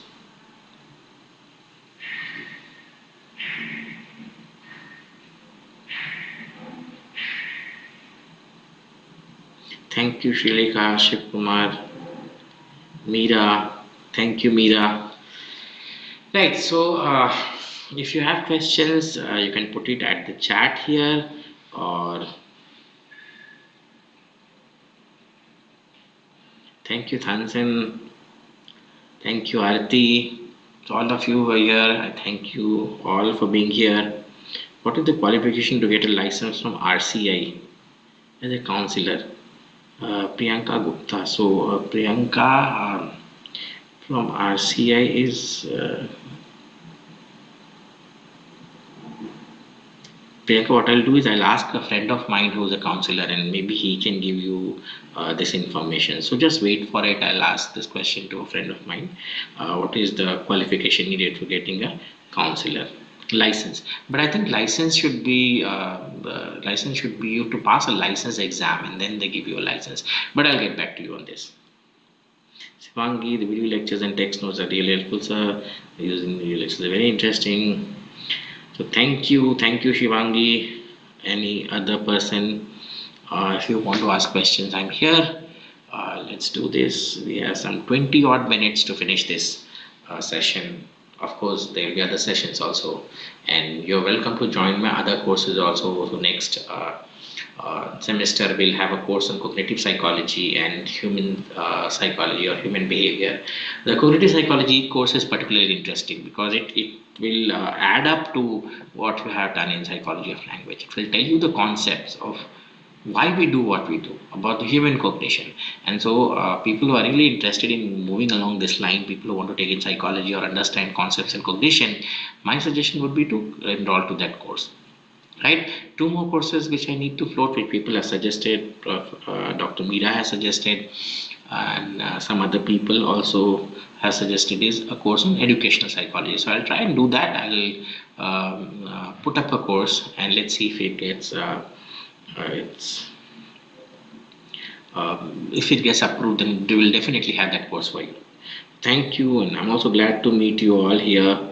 If you have other questions, we still have 20 odd minutes, maybe 15 odd minutes to finish this session. I'm waiting here. If you have questions, please ask. You can put the question in this Google response sheet. You can put it in this session itself. You're free to do both the things, right?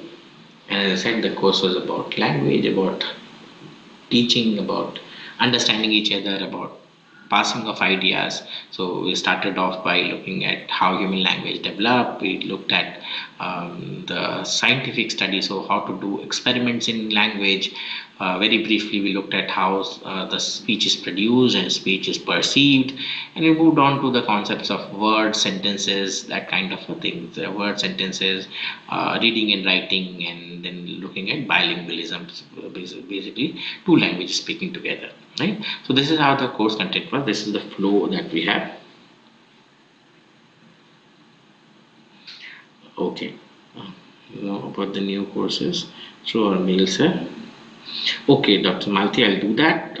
Send me an email with your email, and maybe whenever I have a new course, I'll put that course for you. I'll let you know if there is a new course for us, right? I think that is the best way to communicate. But this NPTEL, they always advertise new courses, right? So if you wish on doing a course next semester, of course I don't have any new course in next semester, but I have my course in cognitive psychology. It's a light course, people have liked it before, and so it will give you a basics about what psychology is about, what cognition is about. So that should be the basis of that course. Yeah.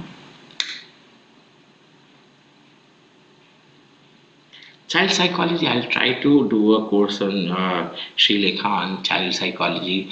But the problem is, see, there is a cap on how many courses you can actually take, right? So I'll try to float a course. I'll put up a proposal and let's see if it gets passed.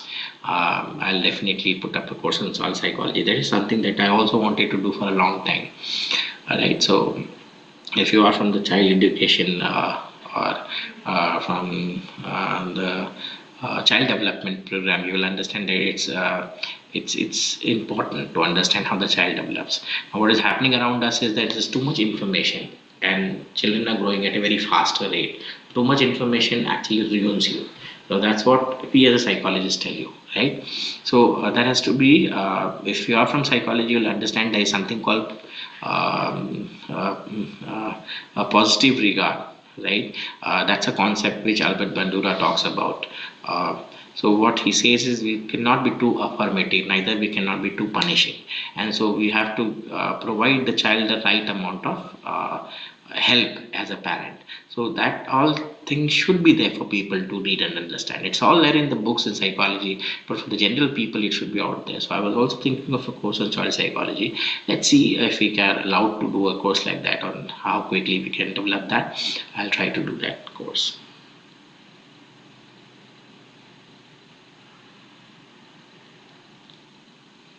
Okay, Dr. Malti, so this application oriented, yes, you're very right. Application oriented courses like human engineering. So human engineering has to do with something called ergonomics, right? And so that's something which you can always think about taking. It's about design of things. There's a book called Design of Everyday Things by Donald Norman, and they talk about how design is used in minimizing. So, for example, what is the idea of a machine? A machine is something which is going to lessen the effort, right, which you do. So basically, when you're designing also, the design should be such that it should assist the humans, right? So why I was thinking about a course in engineering psychology is because it will tell you about what all can go wrong and how to get the best out of machines. Of course, at the top of it, there'll always be, no matter how much of artificial intelligence you talk about it, there's always been a human operator at the top of it. So what we can do with it is, that's what I was interested in. That's what I was interested. But since there are other proposals also, maybe we can think about new courses. Counseling psychology. Yeah, we can take about counseling psychology. Paranormal psychology. So most people. I see most people will not associate themselves with paranormal psychology. But if you are interested, we can discuss a little bit on paranormal psychology. My area of research is sleep, so not very close to it, but we sometimes tend to see things like that. So maybe that will help you. So Priyanka, necessary to internship before we get employed in the field of clinical psychology.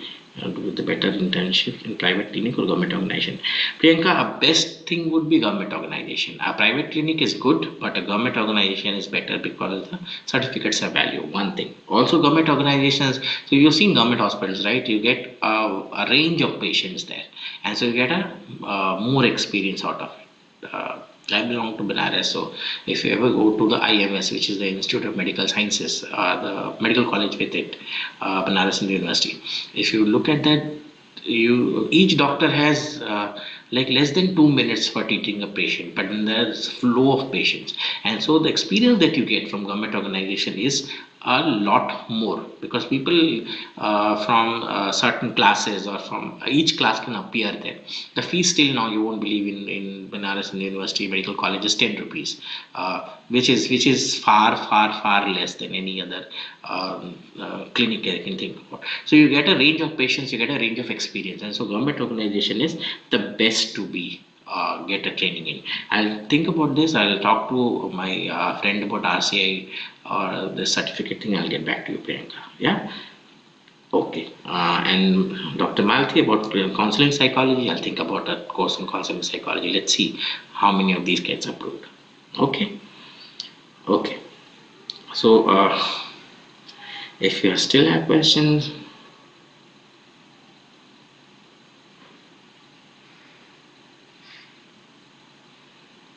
Dr. Malti, thank you for noticing that. But then it was a bad patch of this cough, which was there, and it was not going away. But since the time constraint was there and we had to do it, now it's all okay. So we had to do it at that point of time and finish it. So I had to do it somehow. So my team here, they helped me a lot by taking away portions of the video, and we kept on doing it over and over again till that cough thing was taken out. Okay, Priyanka, that's very good. So, BHU's Shivangi, yes, Shivangi, there is a wing, IMS wing, sorry, a psychiatric wing in IMS BHU, and that I think Dr. Srivastava was there long back when I passed out from that institute, a long time back, but. Still they have this. It's a very nice psychiatric wing, so you can maybe talk there, or maybe talk to people out there, they'll tell you the briefs of it. Yeah. Okay. So other questions, if you have, if you put it in the Google forum or here, I'm here. Right, so if you have, if you do not have questions, I think we can. Best psychology course to proceed in the future, start with introduction to psychology, and then we'll think about it. Of course, my likes would be mathematical psychology. There's a course on mathematical psychology, that's the best, which I'll say, or cognitive psychology, the mathematical cognition of psychology, that's the best course. But stay with general psychology and stay with consumer. If you want to attain more about the markets or interactive with people, stay with consumer psychology. That's the best one. Thank you, Dr. Malti. Thank you, Shivangi. So if you have no more questions, and if you have still, if you are left with doubts, in the hospital side, if you want to stay, Nathaniel, the best thing would be doing clinical psychology, or if you can get something to do with system neuroscience or maybe cellular neuroscience, then you can stay with the hospital side, because there's a pathology department and you can associate with that. So that should be the best thing, right? So all those friends of mine who are there watching me right now, we are nearing the end of this session. If you still have questions, or if you want to some questions to be answered, which you think is necessary, put it on the forum. For now, what we'll try is I'll take leave from you, and next time when we meet in some other course, we'll do this live session, and I'll be answering you there. So for now, from here in the studios of MOOCs, when I'm doing this live session, it is thank you all for joining this course, and goodbye.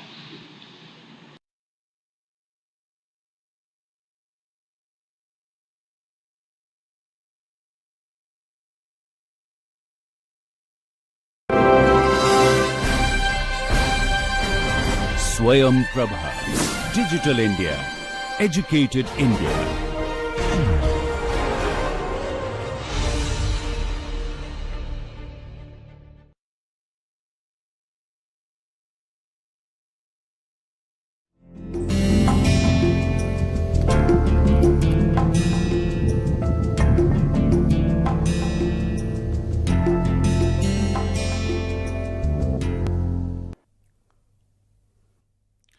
नमस्कार, मेरा नाम doctor Pankaj Kumar Jha है।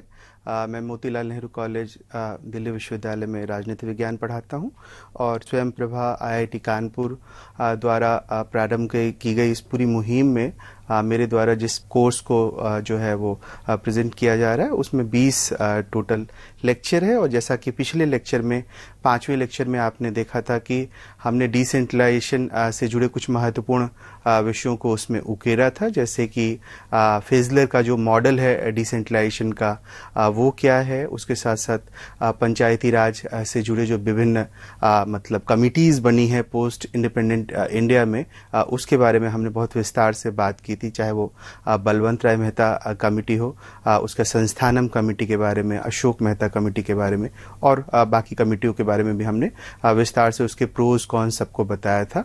और साथ ही साथ जब हम बात करते हैं स्थानीय स्वशासन की तो हमारे जहन में नाम आता है कि किस तरह से 73वां संविधान संशोधन आता है और उसके जो प्रमुख प्रावधान थे उन सारे प्रावधानों को भी बहुत विस्तार से आपके सामने जो है रखने की कोशिश की गई है। मतलब पिछले लेक्चर में, आज के लेक्चर में बेसिकली हम पूरा जो मतलब डिसेंट्रलाइजेशन है, पंचायती राज है, उसके 73वें संविधान संशोधन की जो प्रावधान थे उसकी आलोचना से आज के लेक्चर की शुरुआत करेंगे। तो जैसा कि हम देखते हैं कि कई सारी आलोचनाएं की गई हैं 73वां संविधान संशोधन की, उसमें पहली आलोचना जो है वो यहीं से शुरू होती है कि पंचायती राज संस्थानों में अपर्याप्त वित्तीय संसाधनों का अभाव रहा है, यानी कि जो फाइनेंशियल रिसोर्सेज है उसका जो है लैकिंग आप देख सकते हैं पंचायती राज संस्थानों में है। और पंचायती राज को जो है राज्य सरकार के अनुदान पर निर्भर रहना पड़ता है और अपना राजस्व बढ़ाने के लिए उनका कोई स्वतंत्र स्रोत विकसित नहीं किया गया। ये बहुत बड़ा एक इम्पॉर्टेंट पक्ष है। जब हम पंचायत को देखते हैं, हम चाहते हैं कि गांधी के सपनों का भारत और विकसित हो और सशक्त हो, वहाँ लोगों की सहभागिता बढ़े, तो हमारे जहन में साथ ही साथ ये भी सवाल आता है कि वो वास्तविक संदर्भ में कैसे सशक्त होगा। तभी होगा जब उसके पास अपने खुद के वित्तीय स्रोत होंगे, उसके पास खुद जो है वो राज्य सरकार के पास या सेंट्रल गवर्नमेंट के पास जो है वो निर्भर नहीं होगा इस बात के लिए कि उसको जो है फाइनेंशियल असिस्टेंस जो है वहाँ से मिलेगा। और ये एक इम्पॉर्टेंट एलिमेंट है, अगर ये जिसके ऊपर जो है बहुत सारे क्रिटिक ने जो है पॉइंट आउट किया है कि उसके पास वित्तीय संसाधन का अभाव रहता है पंचायत के पास। दूसरी जो आलोचना आ रही है कि अधिकांश राज्यों ने स्थानीय निकायों को हस्तांतरित विषयों के लिए धन को हस्तांतरित नहीं किया है। 12 राज्यों के एक अध्ययन ने दर्शाया है कि इनमें से 9 राज्य स्थानीय संकायों का कर राजस्व पंचायतों और शहरी निकायों दोनों का राज्य सरकार के कुल राजस्व का 5% से भी कम है। मतलब हम कह रहे हैं, जैसे कि आपने देखा था कि 11वीं अनुसूची में ये प्रावधान था कि हम क्या कर रहे हैं, हम उन 29 विषयों को जो है पंचायतों को हस्तांतरित कर रहे हैं कि आप इन विषयों को करेंगे। तो जैसे आप विषय हस्तांतरित करेंगे तो सीधा सा सवाल है कि आप फिर जो है धन भी, स्रोत भी उन्हें देंगे कि आप ठीक से काम करें। लेकिन जो अध्ययन दिखा रहा है कि 9 राज्यों में, खासतौर पे जो 12 राज्यों में स्टडी हुआ उसमें 9 राज्य में जो है ये समस्या आई है कि किस तरह से जो है कुल राजस्व का 5% से भी जो है कम दिया जा रहा है पंचायतों को जो खर्च होना चाहिए उसका। हालांकि महिलाएं और SC ST को आरक्षण प्रदान किया गया है। अगर आपने देखा होगा पिछला लेक्चर तो उसमें हमने विस्तार से बताया है कि महिलाओं को, SC STs को, सभी को जो है पंचायती राज में जो है आरक्षण का विधान है। लेकिन ग्रामीण प्रशासन में पिछड़ी जातियों और महिलाओं की भागीदारी में जो है कठोर जो है जातिवादी और पितृसत्तात्मक प्रणाली जो है उसे रोकती है। मतलब सिद्धांत में आ गया है कि उनकी भागीदारी होनी चाहिए, लेकिन व्यवहार में हम जानते हैं ग्रामीण भारत में अभी भी जातिवाद एक का स्वरूप जो है बहुत कठोर है और जातिवाद के आधार पे या पितृसत्तात्मक समाज के आधार पे जो है महिलाओं को और समाज के वंचित तबकों को जो है सहभागी होने से वंचित किया जाता है। जातिवाद का यहाँ ये तात्पर्य है कि कई बार अगर वो सीटें, फला सीटें आरक्षित है तो सामान्य वर्ग के जो उम्मीदवार होते हैं वो अपने घरेलू जो उनके सहायक होते हैं, सहायिकाएं होती हैं, उनको वो चुनाव लड़वाते हैं ताकि वो प्रॉक्सी कैंडिडेट के रूप में जो है वो मतलब खड़े हो और वास्तविक शक्तियों का प्रयोग वो खुद करते हैं। पितृसत्तात्मक प्रणाली का मतलब ये है, अगर आप देखें पॉलिटिकल साइंस में हम लोग मुख्य रूप से इस शब्द का प्रयोग करते हैं। पितृसत्ता का मतलब होता है पैट्रियार्की, यानी जिस तरह से परिवार में एक धन संपत्ति का हस्तांतरण जो है मतलब दादा से उसके पुत्र को, उसके पुत्र से उसके पुत्र को होता है। ये जो है एक तरह से सर्कुलेशन ऑफ मनी या सर्कुलेशन, सक्सेसरशिप जो है, उत्तरदायित्व जो है वो पुरुषों के बीच ही विभाजित होता है, महिलाओं की जो है उसमें कोई हिस्सेदारी नहीं होती है। तो ये जो पूरी मानसिकता है, हम जिस ग्रामीण भारत से आते हैं वहाँ इस तरह की सामंती मानसिकता भी जो है काबिज है, जो महिलाओं को बाधित करती है कि वो मुख्य धारा में आए, मुख्य धारा में सहभागिता करे और कहीं ना कहीं पूरे ग्रामीण और जमीनी राजनीति के फलक को जो है परिवर्तित करे। तो आप प्रॉक्सी प्रतिनिधित्व की भी समस्या हम देखने को हमें मिलता है। जैसे हम कई बार ये शब्द सुनते हैं, सरपंच पति, मुखिया पति, ऐसे शब्द जो है वो पंचायती राज में बहुत प्रसिद्ध हैं। और मैंने जो कुछ शुरुआती चुनावों का अध्ययन किया है, और जो खासतौर पे हरियाणा के इलाके में जब मैं पंचायती राज का अध्ययन कर रहा था चुनाव के वक्त, तो मैंने देखा कि किस तरह से चुनाव में जो महिला उम्मीदवार खड़ी थी, तो जो पोस्टर जारी किया गया था उस पोस्टर में उस महिला की तस्वीर ही नहीं थी, बल्कि उसके जगह उसके ससुर की तस्वीर या पति की तस्वीर या भाई की तस्वीर, ऐसे किसी पुरुष वर्ग की तस्वीर थी। महिलाओं को की उपस्थिति जो है कम से कम पोस्टरों के स्तर पे जो है गौण थी। जब मैंने पूछा लोगों से कि आखिर ऐसा क्यों होता है कि महिलाएं खड़ी हो रही हैं लेकिन तस्वीर नहीं है उनकी, तो वो कहते हैं कि हम परंपरागत समाज से आते हैं और हमारे लिए ये वाजिब नहीं है कि हम महिलाओं का जो है प्रदर्शन करें उस तरह से। तो चूंकि ये सीटें आरक्षित हो गई है तो ये हमारी मजबूरी है कि हम महिलाओं को यहाँ से जो है चुनाव लड़वा रहे हैं। तो नाम केवल उसका है, पहचान तो हमारा ही है। तो ये जो एक तरह से पूरा सिस्टम है, आप देखते हैं प्रॉक्सी कैंडिडेट को खड़ा करने का, ये पंचायती राज प्रणाली में जो है बहुत जो है आज गहरी होती जा रही है। एक और अध्ययन में मैंने पाया था कि एक बहुत धनाढ्य जमींदार परिवार था और वो सीट जो है वो जो है आरक्षण में चली गई, तो उन्होंने अपने नौकर को खड़ा कर दिया था और उनको लगता था कि नौकर तो केवल जो है अंगूठा लगाएगा या हस्ताक्षर करेगा और वास्तविक शासन तो हम करेंगे। तो ये एक बड़ी समस्या है। रिप्रेजेंटेशन तो हमने दे दिया है, लेकिन रिप्रेजेंटेशन का फायदा भी हालांकि शुरुआती स्तर पे मिल रहा है, लेकिन ये दीर्घकालिक फायदा कैसे तब्दील होगा इस पर जरूर से विचार मंथन होना चाहिए, क्योंकि यहाँ समस्याएं जो है बहुत गहरी हैं उस दिशा में। 11वीं अनुसूची में उल्लिखित 29 विषय पर कार्य करने के संदर्भ में नौकरशाही की भूमिका कई बार जो है विकास विरोधी प्रतीत होती है। अगर आप देखते हैं मतलब जो कॉन्स्टिट्यूशन का 11th शेड्यूल, तो हम देख रहे हैं 29 विषयों को क्या किया, राज्य सरकार ने पंचायत को दे दिया। लेकिन राज्य और पंचायत के बीच वहां एक इंपॉर्टेंट ब्रिज का काम अगर कोई करता है तो वो स्थानीय नौकरशाही करती है। अब स्थानीय नौकरशाही जो है वो इतनी जड़ता की शिकार है, इतना नौकरशाही कृत उसका रवैया है कि वो जो है बार बार जो है अरंगा लगाती है पूरे विकास कार्यों में। वो स्थानीय प्रतिनिधियों के साथ जो है वो सही से जो है वो इंटरेक्ट नहीं करती है, उनके साथ सवाल जवाब ज़्यादा करती है और एक सहयोगी माहौल जो है वहाँ नहीं बन पाता है। तो हम ऐसे भी परंपरागत लोक प्रशासन में हम जानते हैं कि नौकरशाही का रवैया जो है वो अत्यधिक केंद्रीकृत शासन चलाने का रहा है, और पंचायती राज के माध्यम से चूंकि हम विकेंद्रीकरण स्थापित करना चाहते हैं तो वो कभी भी जो है आपके साथ सहयोगी व्यवहार नहीं करेंगे, इतना तो तय है।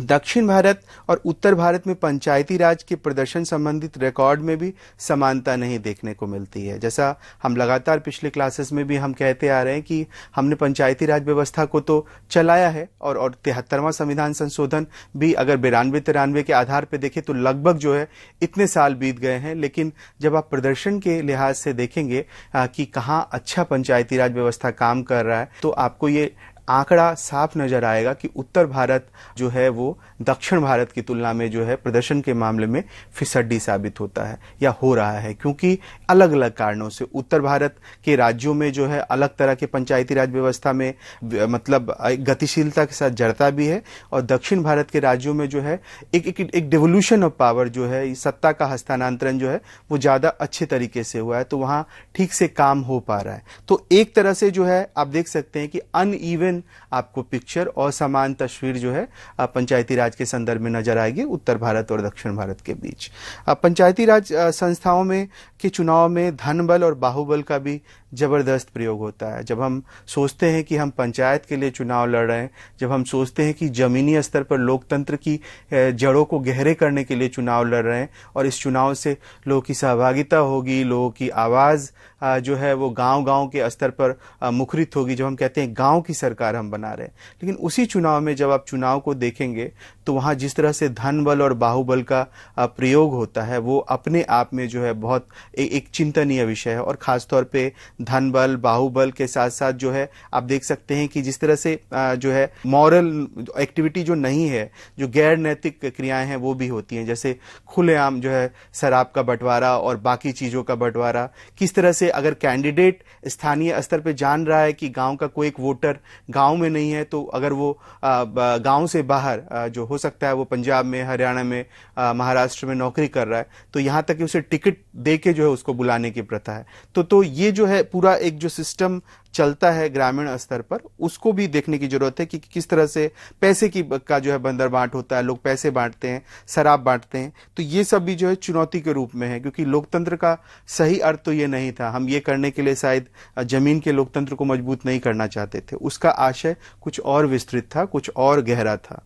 हाँ, बहरहाल जब हम 73वें संविधान संशोधन के हमने सारे प्रावधानों को देखा है, तो उसके साथ साथ हमारे सामने जो है 74वां संविधान संशोधन भी है। और 74वां संविधान संशोधन में जैसे हम देखते हैं कि 243 से ही जो है वो नगर पालिका के बारे में बात होती है और नगर पालिका को मजबूत करने की बात की जा रही है। 243P में परिभाषाओं को निहित किया गया, यानी डिफिनेशन दिए गए हैं कि किस तरह से जो है नगर पालिका काम करती है। और इसके अंतर्गत जो है समिति, जिला, महानगर क्षेत्र, नगर पालिका क्षेत्र, नगर पालिका आदि को परिभाषित किया गया, इन सबको डिफाइन किया गया अगर आप 243P को देखेंगे तो। और मैं बार बार आपको सुझाव दूंगा कि जब भी आप मतलब पंचायती राज या नगर पालिका से जुड़े अनुच्छेदों को पढ़ेंगे और उसके डिटेल को जानना चाहेंगे तो आप बेयर एक्ट जरूर से रखें। और बेयर एक्ट का ये है कि बेयर एक्ट में आपको पूरे संविधान के जो है पूरे आर्टिकल बहुत डिटेल से हिंदी और इंग्लिश दोनों में जो है आपको मिल जाता है। तो बेयर एक्ट को जरूर आप संदर्भ बना के पढ़ेंगे उसमें। 243Q जो है इसके अंतर्गत नगर पालिका के गठन की बात की गई है और इसके अंतर्गत यह कहा गया है कि शहरी स्थानीय निकाय को 3 हिस्सों में विभाजित किया जा सकता है। संक्रमणकालीन क्षेत्र यानी उभर रहे नगरों के लिए नगर पंचायत, दूसरा छोटी शहरी क्षेत्र के लिए जो है नगर पालिका परिषद या नगर पालिका, और बड़े शहरी क्षेत्रों के लिए नगर निगम। यानी 3 स्तर पे ये भी जो है आप देखिएगा जो है 3 टियर के आधार पर स्थानीय स्वशासन को बढ़ाने की बात करते हैं। तो पहला जो स्तर है वो कहते हैं जो संक्रमणकालीन क्षेत्र है, यानी जो ट्रांजिशनल क्षेत्र है जहां पे जनसंख्या का थोड़ा पलायन हो रहा है इधर से उधर, ऐसे के लिए वो नगर पंचायत का प्रयोग कर रहे हैं। छोटे शहरी क्षेत्रों के लिए वो नगर पालिका परिषद या नगर पालिका का प्रयोग कर रहे हैं। और बड़े शहरी क्षेत्रों के लिए जो बड़ा महानगर है उनके लिए नगर निगम का वो प्रयोग कर रहे हैं। और राज्य सरकार को इस संशोधन अधिनियम में दिए गए विस्तृत मानकों के आधार पर अपने खुद का नगर पालिका अधिनियम बनाने का अधिकार है। और राज्य सरकार को कहा गया है कि इस संशोधन अधिनियम को बेस मानते हुए अपने खुद का नगर पालिका अधिनियम वो बना सकता है। अगला आर्टिकल जो है 243R है और इसके अंतर्गत, जिसे हिंदी में द कहते हैं, इसके अंतर्गत विस्तार से नगर पालिका की संरचना यानी नगर पालिका के स्ट्रक्चर के ऊपर जो है इसको रेखांकित किया गया है। और इसमें बताया गया है कि नगर पालिका क्षेत्र में प्रादेशिक निर्वाचन क्षेत्रों से प्रत्यक्ष निर्वाचन द्वारा चुने हुए व्यक्तियों द्वारा भरा जाएगा। यानी नगर पालिका जो है वो प्रादेशिक निर्वाचन क्षेत्रों से प्रत्यक्ष निर्वाचन के द्वारा जो चुने गए लोग हैं उससे द्वारा भरा जाएगा।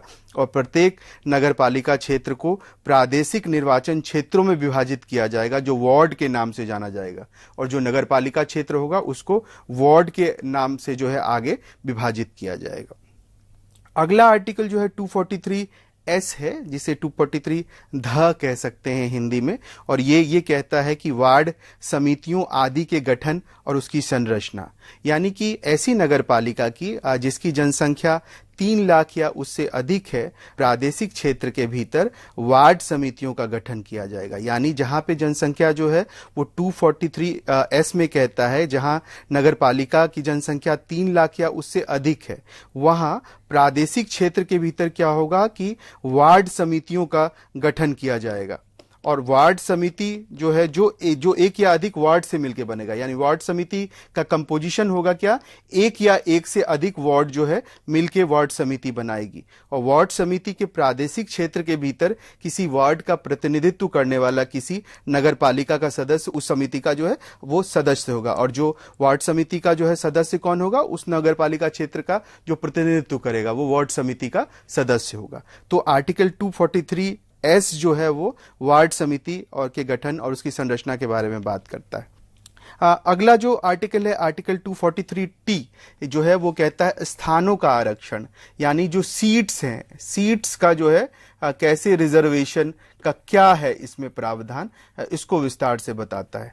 तो वो आर्टिकल 243T कहता है कि SC ST के लिए स्थान आरक्षित रहेंगे और उनका आरक्षण जनसंख्या के अनुपात में रहेगा। यानी कि उस राज्य में उस वहां पंचायत में अगर SC ST की तादाद है, उसका बाहुल्य है या जनसंख्या है, तो उस जनसंख्या के आधार पे उसको रिप्रेजेंटेशन मिलेगा। 1/3 महिलाओं के लिए आरक्षण की बात की गई है निकाय में। यानी जो अर्बन गवर्नेंस है, जो स्थानीय निकाय है, उसमें महिलाओं को 1/3 सीटों पर जो है वो आरक्षण मिलेगा। और ये जो 1/3 महिलाओं का आरक्षण है, इसी के अंदर 1/3 जो है SC ST की महिलाओं को भी आरक्षण दिया जाएगा।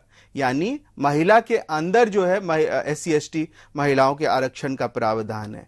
और साथ ही साथ इसमें यह भी एक प्रावधान है कि यह आरक्षण नगर पालिका के विभिन्न भिन्न निर्वाचन क्षेत्रों को चक्रानुक्रम यानी रोटेशन में आवंटित किया जाएगा। इसका आशय है कि आज हो सकता है वो सीट महिलाओं के लिए आरक्षित हो सकता है कल सीट वो जो है सामान्य में तब्दील हो जाए। तो एक रोटेशन होता है, उस रोटेशन के आधार पर जो है आरक्षण को दिया जाने की बात इसमें जो है वो की गई है। यानी आप देख सकते हैं 243T में आरक्षण है, आरक्षण में कहा गया है SC ST को क्या, उनकी जनसंख्या के आधार पे हम आरक्षण देंगे, रिजर्वेशन देंगे।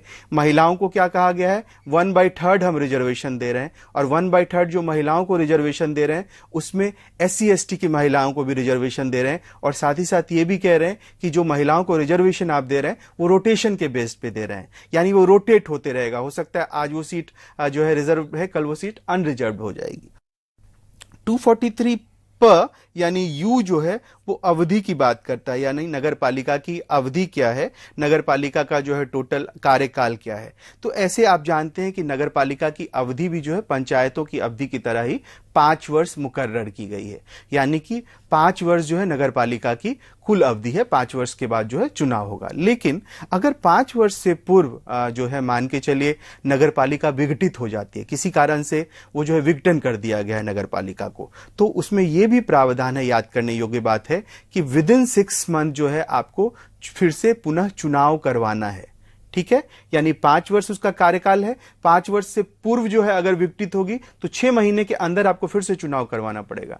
लेकिन एक और उसमें एक प्रावधान है कि अगर रिमेन पीरियड यानी कुल बचा हुआ समय 6 महीने से कम है तब चुनाव नहीं होगा। फॉर एग्जाम्पल मान के चलिए 4 साल और जो है 6 महीने से 8 महीना, 4 साल जो है 8 महीना जो है वो काम कर चुका है, तो कितना बचा आपको, 4 महीना बचा, तो 4 महीने के लिए फिर चुनाव नहीं होगा। ये इंपॉर्टेंट फैक्ट्स है जिसको कि हमें हमेशा याद रखना चाहिए। अगला जो प्रावधान है वो 243 यानी कि 243V है, जो कहता है कि सदस्यों के लिए अहर्ता क्या है। अहर्ता का मतलब है क्वालिफिकेशन क्या है, जो भी इलेक्शन लड़ेंगे या जो भी कुछ है उनके लिए क्या कुछ हमने क्वालिफिकेशन तय किया है।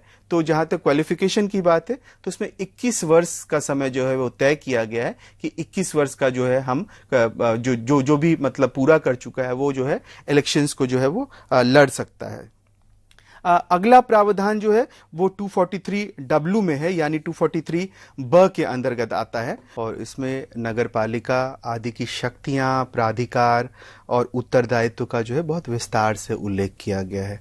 जैसा हम जानते हैं 12वीं अनुसूची के अंतर्गत जो है जो 18 विषय तय किए गए हैं, और ये कहा गया है कि इन विषयों को राज्य सरकार जो है वो स्थानीय निकायों को देंगी कि वो काम करेगी उस पर। तो वो उसमें जो 18 विषय है उसमें प्रमुख विषयों के ऊपर हम नज़र दोहराएंगे कि क्या क्या प्रमुख विषय है इसके अंतर्गत।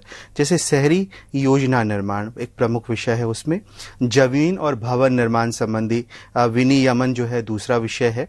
आर्थिक और सामाजिक विकास आदि के लिए योजना निर्माण है इसके अंतर्गत। सड़क, पुल, घरेलू, औद्योगिक और व्यापारिक उद्देश्य के लिए पानी की आपूर्ति भी इसके अंतर्गत विषय आता है।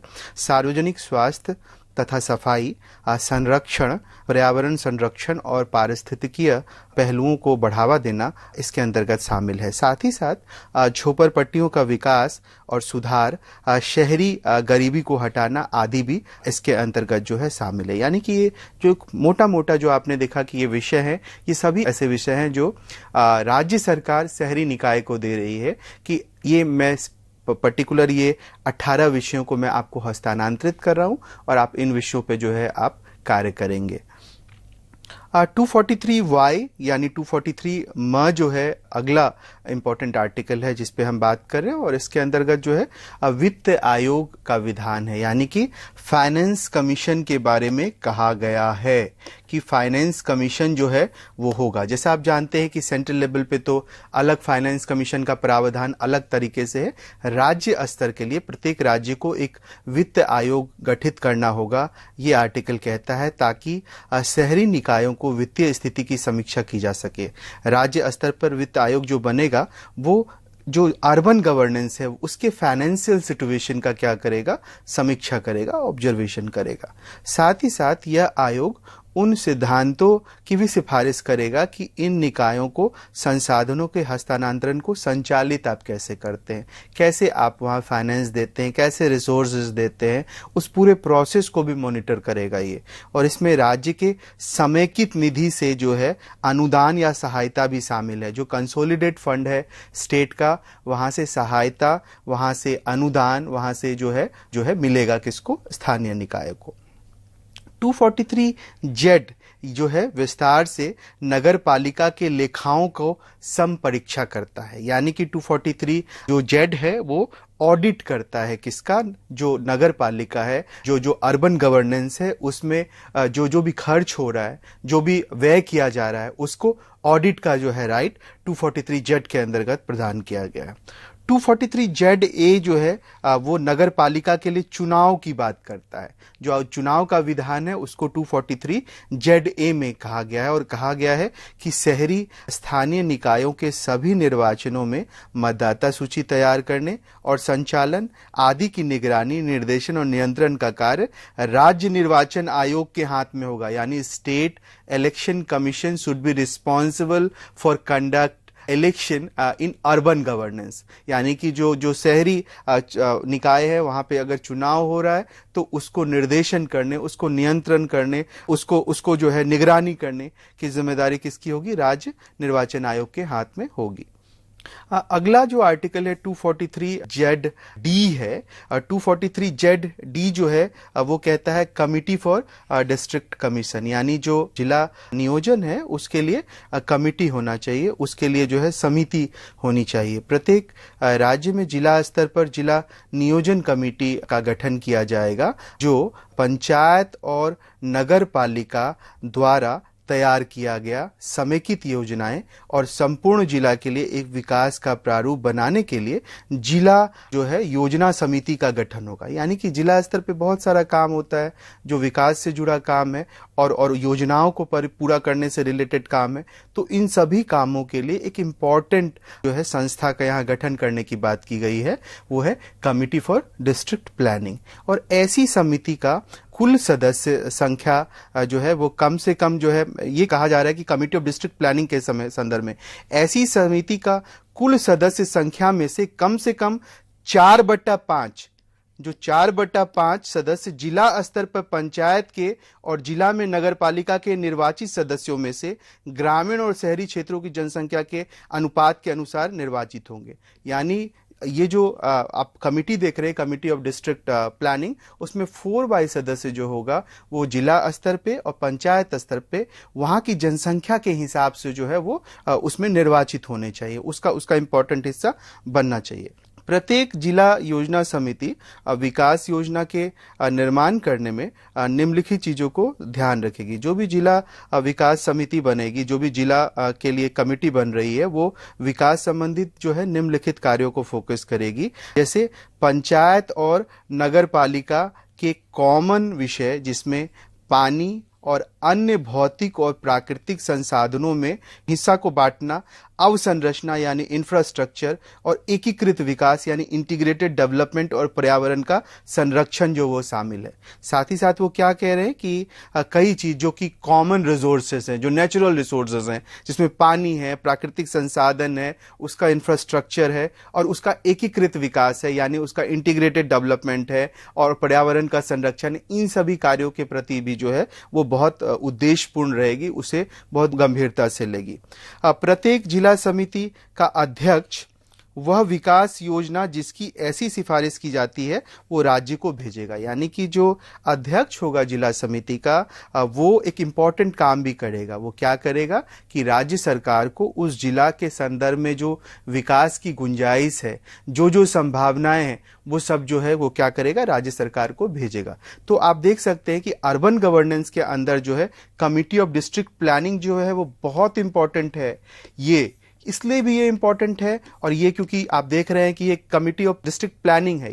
ये जो है कमिटी का किस लिए गठन किया गया है, जिला स्तर पर नियोजन करने के लिए, और इसको बहुत महत्वपूर्ण विकास संबंधी जिम्मेदारी दी गई है। और एक और बात यहाँ समझना जरूरत है कि ऐसी कमिटियां जो कि मतलब अर्बन गवर्नेंस का हिस्सा है वो बेहद महत्वपूर्ण हो जाती है। और इस बार के सिविल सेवा की परीक्षा में भी जब आप देखेंगे, आप सब लोग विद्यार्थी और आगे आप उस परीक्षा की तैयारी में लगेंगे या जिनकी रुचि है, तो वहां पे भी पॉलिटिकल साइंस के पेपर में इसके ऊपर जो है इस बार शॉर्ट नोट्स आया है। तो ये बहुत इंपॉर्टेंट पक्ष है कि हम इन सभी चीजों को भी हमेशा जो है ध्यान में रखें और उस हिसाब से जो है उसको प्रिपेयर करें। Next one is 243 ZE। ये भी एक इम्पॉर्टेंट भाग है अगर आप जो है अर्बन गवर्नेंस को पढ़ना चाहते हैं, अर्बन गवर्नेंस को समझना चाहते हैं। वो है कमिटी फॉर मेट्रोपॉलिटन प्लानिंग, यानी जो मेट्रोपॉलिटन शहर है, जो वहाँ के लिए नियोजन का जो है से जुड़ा कमिटी क्या है, वो कमिटी यही है जो 243 ZE में उसके बारे में विस्तार से बताया गया है। और कहा जाता है कि प्रत्येक महानगर क्षेत्र में संपूर्ण महानगर क्षेत्र के लिए विकास योजना प्रारूप तैयार करने के लिए एक महानगर योजना समिति का गठन किया जाएगा। मतलब महानगर में आप जानते हैं कि तेजी से ग्रामीण जनसंख्या शहरी जनसंख्या में तब्दील हो रही है, तो जिस तरह से अर्बन स्ट्रक्चर है वो उसमें बहुत तब्दीली आ रही है, एक तरह से जनसंख्या का बोझ बढ़ रहा है। तो जो महानगर क्षेत्र है, जो मेट्रोपॉलिटन एरिया है, वहां पे डेवलपमेंट के लिए हम नई क्या कर रहे हैं, योजनाएं बना रहे हैं। और नई योजनाओं को बनाने के लिए और उसको विस्तार से अमली जामा पहनाने के लिए महानगर योजना समिति का गठन किए जाने की जो है बात की गई है। महानगर योजना समिति की संरचना क्या होगी, स्ट्रक्चर क्या होगा, यह भी इंपॉर्टेंट है देखना। इसमें भी कम से कम जो है 2/3 सदस्य महानगर क्षेत्र में नगर पालिका के निर्वाचित क्षेत्रों और पंचायतों के अध्यक्षों द्वारा अपने में से और उस क्षेत्र की नगर पालिकाओं के और पंचायतों की जनसंख्या के अनुपात में निर्वाचित होगा। तो यहां ध्यान रखिएगा, आप जब आप पिछड़ा पढ़ रहे थे कमिटी ऑफ डिस्ट्रिक्ट प्लानिंग, तो वहां जो सदस्य थे वो 4/5 थे, 4/5 सदस्य आ रहे थे पंचायत से और कहां से, नगर पालिका से। लेकिन ये जो आप देख रहे हैं कमिटी ऑफ मेट्रोपॉलिटन जो है, वहां 2/3 सदस्य आ रहे हैं नगर पालिका से और पंचायतों के अध्यक्ष द्वारा निर्वाचित होकर जो है उस पंचायतों से, जो जनसंख्या के अनुपात में है। यहाँ 2/3 के सदस्यों के बारे में जो है यहाँ बात की गई है। प्रत्येक महानगर योजना समिति विकास योजना प्रारूप तैयार करने में जो है निम्नलिखित बातों का जो है वो ध्यान देगी।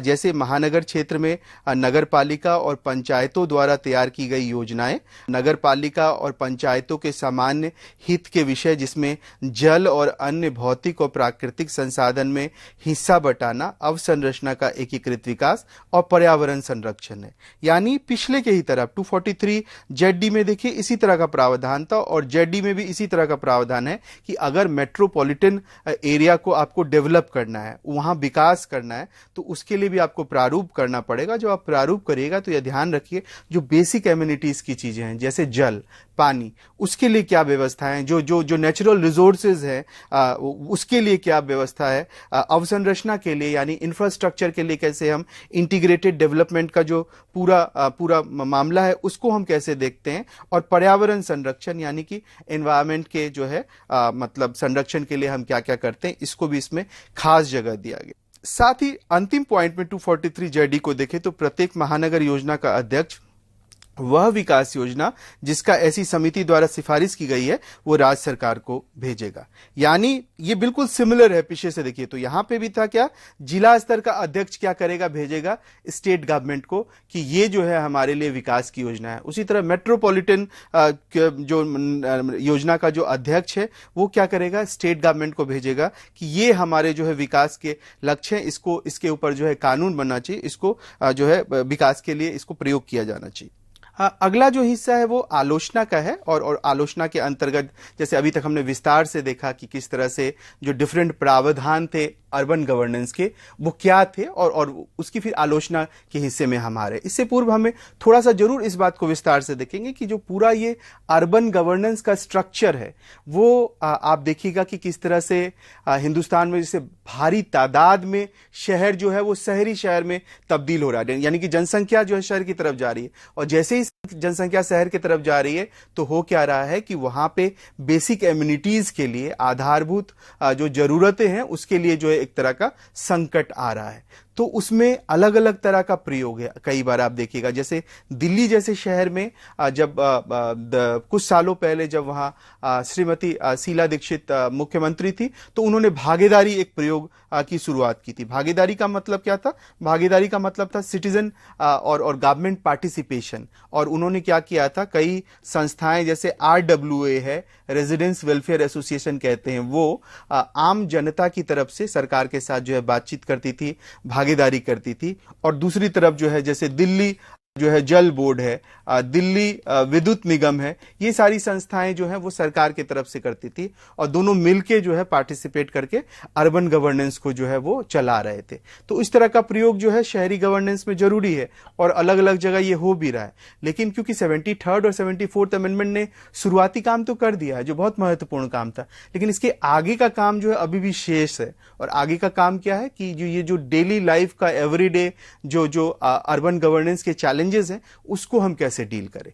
तो सबसे पहले तो हमें यही देखना पड़ेगा कि यहाँ पे चुनौती क्या है, किस तरह से 74th अमेंडमेंट तो बन गया लेकिन उसमें क्या क्या कमियां थी, क्या क्या ऐसी सीमाएं थी जिसको हम फिर से जो है हमें जांचने परखने की जरूरत है, तभी हम पॉलिसी मेकिंग में कुछ बेहतर कर पाएंगे। क्योंकि हमेशा आपको याद रखना चाहिए कि कई शहर जो छोटे शहर हैं अंतर्राष्ट्रीय स्तर पर वो इसीलिए आज तेजी से डेवलप कर रहे हैं क्योंकि वहां का अर्बन गवर्नेंस सिस्टम बहुत बेहतरीन है। आपके सामने सिंगापुर का एग्जाम्पल, आपके सामने दूसरे जैसे मॉरिशस का एग्जाम्पल है। ये ऐसे कंट्रीज हैं जो तेजी से जो है विकास के सारे पैराडाइम पे आगे बढ़ रहे हैं, इसलिए क्योंकि अर्बन गवर्नेंस बहुत मजबूत है वहां का। तो आलोचना में अगर आप देखें तो आलोचना में बहुत सारी बिंदु है जिसके अंतर्गत हम आलोचना कर रहे हैं। लेकिन जैसे आपने देखा था ग्रामीण में वित्तीय समस्या थी, वैसे ही शहरी प्रशासन में भी है और वहां पे भी वित्त की समस्या एक इंपॉर्टेंट समस्या है क्योंकि व्यवस्थित फंड के अभाव में स्थानीय निकाय की शक्ति का कोई अस्तित्व नहीं है।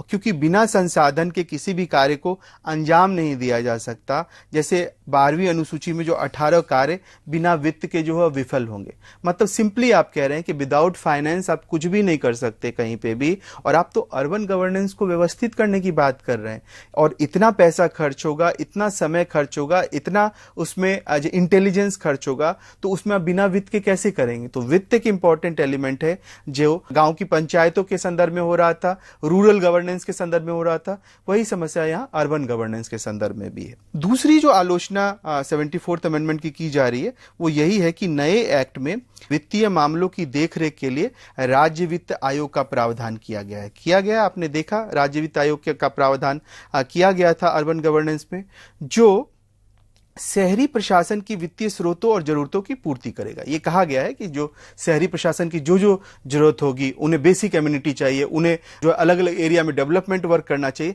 वो सभी जरूरतों को पूरा कौन करेगा? राज्य का वित्त आयोग करेगा। परंतु इस आयोग की सिफारिश किसी राज्य पर लागू करना अनिवार्य नहीं है। लेकिन एक सबसे बड़ा जो दाव पेच है यहाँ, सबसे बड़ा जो सीमा है वहां, वो यही है कि जो आप कह रहे हैं कि राज्य वित्त आयोग आपने बना दिया है, राज्य वित्त आयोग को आपने ये जिम्मेदारी सौंप दी है कि वो राज्यों को जो है वित्तीय स्रोत देगा, लेकिन उसके रिकमेंडेशन को मानना अनिवार्य है ही नहीं। यानी वो जो आपको सुझाव देगी, जो सिफारिश करेगी, जो आपसे उम्मीद करेगी, वो राज्यों के ऊपर डिपेंड करता है कि वो उसे माने या ना माने। माने तो बेहतर, नहीं माने तो उसके ऊपर कोई जो है आप कार्रवाई नहीं कर सकते। तो एक बहुत बड़ा ड्रॉबैक है राज्य वित्त आयोग के इस संदर्भ में जो उसको शक्तियां प्राप्त है। वो शहरी गवर्नेंस में लोक सहभागिता की अवधारणा भी अभी भी शैशवावस्था में है। जब हम कह रहे हैं कि शहरी गवर्नेंस बहुत आगे बढ़ रहा है, जब हम कह रहे हैं कि शहरी गवर्नेंस के अंतर्गत जो है पार्टिसिपेशन से बहुत चीज़ों में तब्दीली आएगी और आ रही है, वहाँ हमें ये भी साथ में ध्यान रखना चाहिए कि ये गवर्नेंस में पार्टिसिपेशन की जो पूरी अवधारणा है वो हिंदुस्तान जैसे मुल्कों में, हिंदुस्तान जैसे देशों में बहुत अभी शैशवावस्था में है, यानी बहुत ही प्रिलिमिनरी लेवल पे है। अभी हमने बहुत कुछ हासिल नहीं किया उसमें, अभी तक केवल ये पोस्टर स्टेटमेंट बन के ज्यादा रह गया है, जिसके बारे में हम पोस्टरों में पढ़ते हैं कि हम भागीदारी कर रहे हैं, हम लोगों को पार्टिसिपेट कर रहे हैं, लेकिन अभी भी जो है वो नहीं उतना पार्टिसिपेशन हो रहा है। ऐसा होता है क्योंकि लोग जो मनोदशा है, जो पब्लिक मेंटालिटी है रिगार्डिंग नगर पालिका, वो बहुत अच्छी नहीं है। वो नगर पालिका को अभी भी बहुत संशय से देखते हैं, बहुत डाउटफुल कंडीशन में देखते हैं, और जैसे ही आप किसी संस्था को संशय में देखेंगे, आपको उस संस्था के प्रति विश्वास नहीं होगा, आप उस संस्था के प्रति जो है अपने मन में एक ट्रस्ट नहीं स्टैब्लिश कर पाएंगे, तब तक जो है कभी भी उस संस्था के बारे में आप ये नहीं सोचिए कि वो बेहतरी से काम कर पाएगी। तो ये एक इम्पॉर्टेंट है कि वहाँ पे संशय का भाव अभी भी है। पार्टिसिपेशन की पूरी मुहिम जो है अभी भी बहुत शैशवावस्था में, बहुत शुरुआती अवस्था में है। 11वीं अनुसूची की तरह यहाँ भी अलग अलग शहरी निकायों के कामों के बीच जो है कोई स्पष्ट विभाजन नहीं है, बल्कि इसे राज्य सरकार पर छोड़ दिया गया है। जैसे 11वीं अनुसूची जो है में जिस तरह से आपने देखा था कि अलग अलग काम है और काम कहा कि ये सारे काम हम आपको दे रहे हैं, लेकिन यहाँ पे भी यही प्रॉब्लम है कि काम तो आप दे रहे हो, लेकिन उसका क्लियर कट विभाजन नहीं है कि वहां पे कौन रिस्पॉन्सिबल होगा, कौन संभालेगा, कौन अकाउंटेबल होगा अगर काम विफल होता है तो इन सारे मुद्दों पर जो है अभी भी स्पष्टता जो है इस एक्ट में नहीं देखी गई है। अगली जो आलोचना है, अगर आप देखें 74th अमेंडमेंट की, तो यही है, और जिसकी आलोचना करते हुए निर्मल मुखर्जी एक बहुत प्रमुख विचारक हैं, उन्होंने 74th संविधान संशोधन की आलोचना की थी और आलोचना करते हुए कहा था कि यह कानून 73वें संविधान संशोधन की तकरीबन कार्बन कॉपी है, या कह सकते हैं आप जल्दबाजी में दिया गया विचार हो।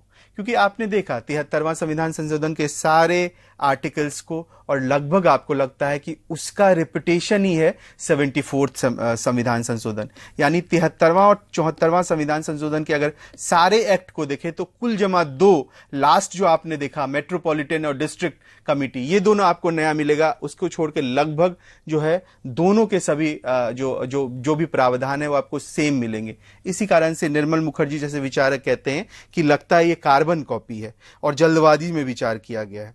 73वां संविधान संशोधन से तुलना करते हुए वो आगे कहते हैं कि ऐसा लगता है कि कोई स्वतंत्र विचार पंचायती राज अधिनियम में चला गया है और फिर एक दिन नगर पालिका वाले अचानक जग उठे और कहने लगे कि कृपया हमें भी स्थान दे दीजिए। मतलब वो कह रहे हैं कि ओरिजिनल थॉट तो पंचायत का था, पंचायत ने किया, और ऐसा लगता है कि नगर पालिका के कुछ लोग कभी नींद से उठे और कह रहे हैं कि वो जो आपने घर बनाया है पंचायती राज का, जो बहुत सुरक्षित घर है, लोकप्रिय घर है, उसमें हमें भी स्थान दे दीजिए। और इस तरह से बहुत एक रिटोरिक यूज करते हुए निर्मल मुखर्जी कहते हैं कि ऐसा लगता है, मान के चलिए, कि नगर पालिका की चटनी के साथ पंचायती राज का समोसा जो है वो सौंप दिया गया है। यानी वहां इंपॉर्टेंट भूमिका जो है उस समोसे की है जो पंचायती राज की है, और वहां एग्जिस्ट करने के लिए, वहां अस्तित्व बनाने के लिए नगर पालिका की चटनी भी जो है वो प्लेट में परोस दी गई है। तो एक तरह से जो है उसकी भूमिका कमतर है, क्योंकि वो कुछ नया नहीं कर रहा है, वो रेपुटेशन कर रहा है पंचायती राज का। और आगे आलोचना करते वो ये भी कहते हैं कि यह बिना सोचे समझे गांव और शहर के बीच एक कृत्रिम विरोधाभास पैदा करता है। जब आपको वही एक्ट लाना था तो आप क्यों इतना डिमार्केशन कर रहे हैं कि ये ग्रामीण प्रशासन के लिए है, ये शहरी प्रशासन के लिए, इससे गांव का विकास होगा, इससे शहर की बेहतरी होगी। तो आप ये जो है जानबूझ के जो है क्या कर रहे हैं, आप दोनों के बीच एक कृत्रिम विरोधाभास जो है, आर्टिफिशियल जो है डाइकोटोमी क्रिएट करने की जो है कोशिश कर रहे हैं। इस क्लास के अगले हिस्से में जो है संविधान के जो 73वें और 74वें संविधान संशोधन एक्ट के जो इम्प्लीकेशन हुए हैं, जो अनुप्रयोग हुए हैं, उस पर हम बात करेंगे। और जो कुछ अनुप्रयोग हैं और उससे जो कुछ निकल के आ रहा है उसको हम कुछ बिंदुवार तरीके से समझ सकते हैं। जैसे पहला जो है संवैधानिकरण यानी कॉन्स्टिट्यूशनलाइजेशन एक इम्पॉर्टेंट फैक्टर है जो वहाँ से निकल के आ रहा है। दूसरा एडमिनिस्ट्रेटिव ऑटोनॉमी यानी प्रशासनिक स्वायत्तता का सवाल है जो यहाँ से निकल के आ रहा है। मतलब जो हम कह सकते हैं जो कंट्रीब्यूशन है, जो सक्सेसफुल अचीवमेंट हमने हासिल किया है पंचायती राज और नगर पालिका के माध्यम से, हम उसकी बात कर रहे हैं। तीसरी वित्तीय स्वायत्तता या फाइनेंशियल ऑटोनॉमी। चौथी गवर्नेंस में पारदर्शिता यानी transparency in governance. Next one is governance में जवाबदेही यानी accountability in governance. Next one is लोकतंत्र का गहनीकरण यानी कि डीपनिंग ऑफ डेमोक्रेसी या deepening democracy. Next one is gender सशक्तिकरण यानी gender empowerment. Next one is निचले तबके को सशक्त करके सामाजिक न्याय देना यानी social justice via empowerment of least advantage section. Next one is लोकप्रिय सहभागिता यानी popular participation. And last is विकेंद्रीकृत नियोजन यानी डिसेंट्रलाइज प्लानिंग। तो ये जो हम जो बिंदुओं को हमने आपके साथ अभी साझा किया, विस्तार से एक एक बिंदुओं को परत दर परत जो है खोल के समझने की कोशिश करेंगे कि इसका आशय क्या है, हम इससे क्या समझते हैं आखिर। जहाँ तक संवैधानिकरण का मुद्दा है, आप जानते हैं कि 73वां और 74वां संविधान संशोधन ने स्थानीय शासन को एक संवैधानिक दर्जा दिया है। मतलब पंचायतों की व्यवस्था तो पहले से थी, हम सब जानते हैं, और ये भी जानते हैं कि कैसे आर्टिकल 40 जो है वो राज्य के नीति निर्देशक तत्व में जो विधान था वो ये कह रहा था कि पंचायत होना चाहिए और ग्रामीण स्तर पे हमें सशक्तिकरण करना चाहिए। ये आपके संविधान में शुरू से लिखा गया था। ये आप देखिए। और दूसरा जो संविधान की जो 7वीं अनुसूची है उसमें भी जो है पंचायत के बारे में कहा गया था। तो ये राज्य सूची में पंचायत होगा, ये कहा गया था। लेकिन ये दोनों ही विधान बहुत सीमित थे और बहुत एकांगी थे। इसलिए सीमित थे क्योंकि आप इसको बलपूर्वक लागू नहीं करा सकते थे। तो इसीलिए इसकी सीमाएं यहाँ पे साफ तौर पे देखी जा सकती थी। लेकिन अगर आप इस अधिनियम के पहले तक पूरे देश में स्थानीय स्वशासन के लिए कोई नियम भी नहीं था, मतलब आप खुल के हैं, अगर कहीं चुनाव कर रहे हैं तो अच्छा है, नहीं करवा रहे तो कोई आपको कुछ नहीं बोलने जा रहा है। जैसे उत्तर भारत में कई राज्य ऐसे थे जहां पंचायत के चुनाव 20-20 साल तक नहीं हुए थे, तो कोई कुछ बोल नहीं रहा था, कोई कुछ कर नहीं रहा था, क्योंकि वो जो है पंचायती राज जो अधिनियम नहीं आया था। और पहले तक ये था कि आप राज्य के नीति निर्देशक तत्व में पंचायत शामिल है तो वो स्टेट पे डिपेंड करता है कि वो इलेक्शन करवाए नहीं करवाए, व्यवस्था है कुव्यवस्था है, पब्लिक के ग्रीवेंसेस को रिड्रेस किया जा रहा है, नागरिकों की समस्याओं को हल किया जा रहा है नहीं किया जा रहा है, इस बारे में जो है कोई एकमतता नहीं थी। लेकिन हम देखते हैं कि इस अधिनियम की स्वीकृति के कारण राज्य सरकारों के लिए यह आवश्यक हो गया कि उन्हें ग्रामीण और शहरी स्थानीय शासन की इकाइयां स्थापित करनी पड़ेगी। यानी इस अधिनियम ने मजबूती से क्या किया, स्टेट गवर्नमेंट को ये बलपूर्वक कहा कि आपको जो है ग्रामीण स्तर पर और शहरी स्तर पर जो है डिसेंट्रलाइजेशन से जुड़े जो प्रावधान हैं उसको लागू करना पड़ेगा। और अतएव आप कह सकते हैं कि संवैधानिकरण ने क्या किया, स्थानीय शासन को एक खाका तैयार किया और जिसे सरकार के तीसरे स्तर यानी कि थर्ड स्ट्रेटम के नाम से जाना जाता है। ये सरकार का तीसरा स्तर कह रहे हैं इसको निर्मल मुखर्जी, और वो कहते हैं जिससे समाज और शासन के बीच जो है वो जनता का रास्ता बहाल हुआ। मतलब समाज है और शासन है, उनके बीच जो खाई थी वो पंचायती राज के माध्यम से और उसको संवैधानिक मान्यता देने के माध्यम से क्या हुआ और बुलंद हुआ, उसको सशक्ति मिली।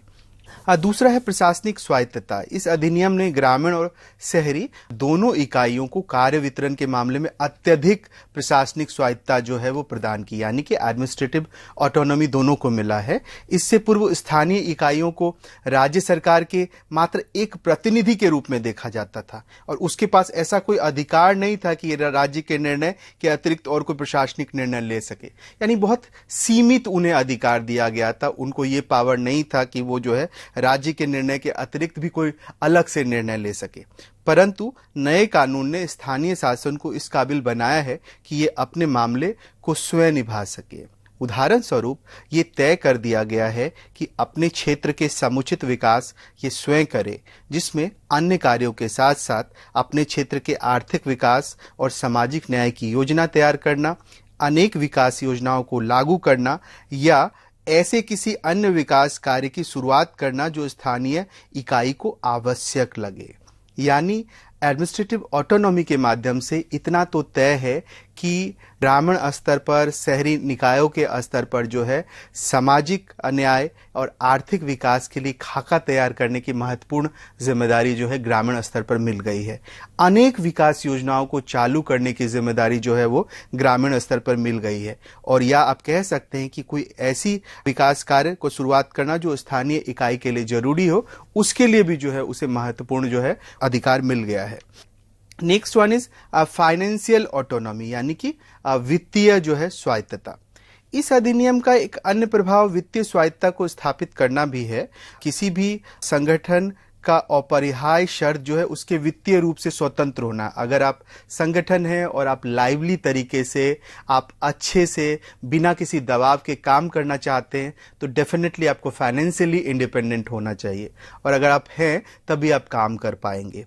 भारत के स्थानीय निकाय अपनी आर्थिक तंगी के लिए ही जाने जाते थे। हमेशा देखिएगा आप तो स्थानीय निकाय को कहा जाता था कि उनके पास तो पैसा है नहीं, वो गरीबी हालत में है, वो कंगाली के हालत में है, तो अपनी आर्थिक तंगी के लिए कुप्रसिद्ध स्थानीय निकाय। और इस अधिनियम ने आर्थिक रूप से तंग ग्रामीण और शहरी निकायों को एक मजबूत आर्थिक अधिकार प्रदान किया है। इसने क्या किया, जो बहुत खस्ता हाल में थे, आर्थिक रूप से तंग थे निकाय, उसको एक इम्पॉर्टेंट इकोनॉमिक राइट दिया है।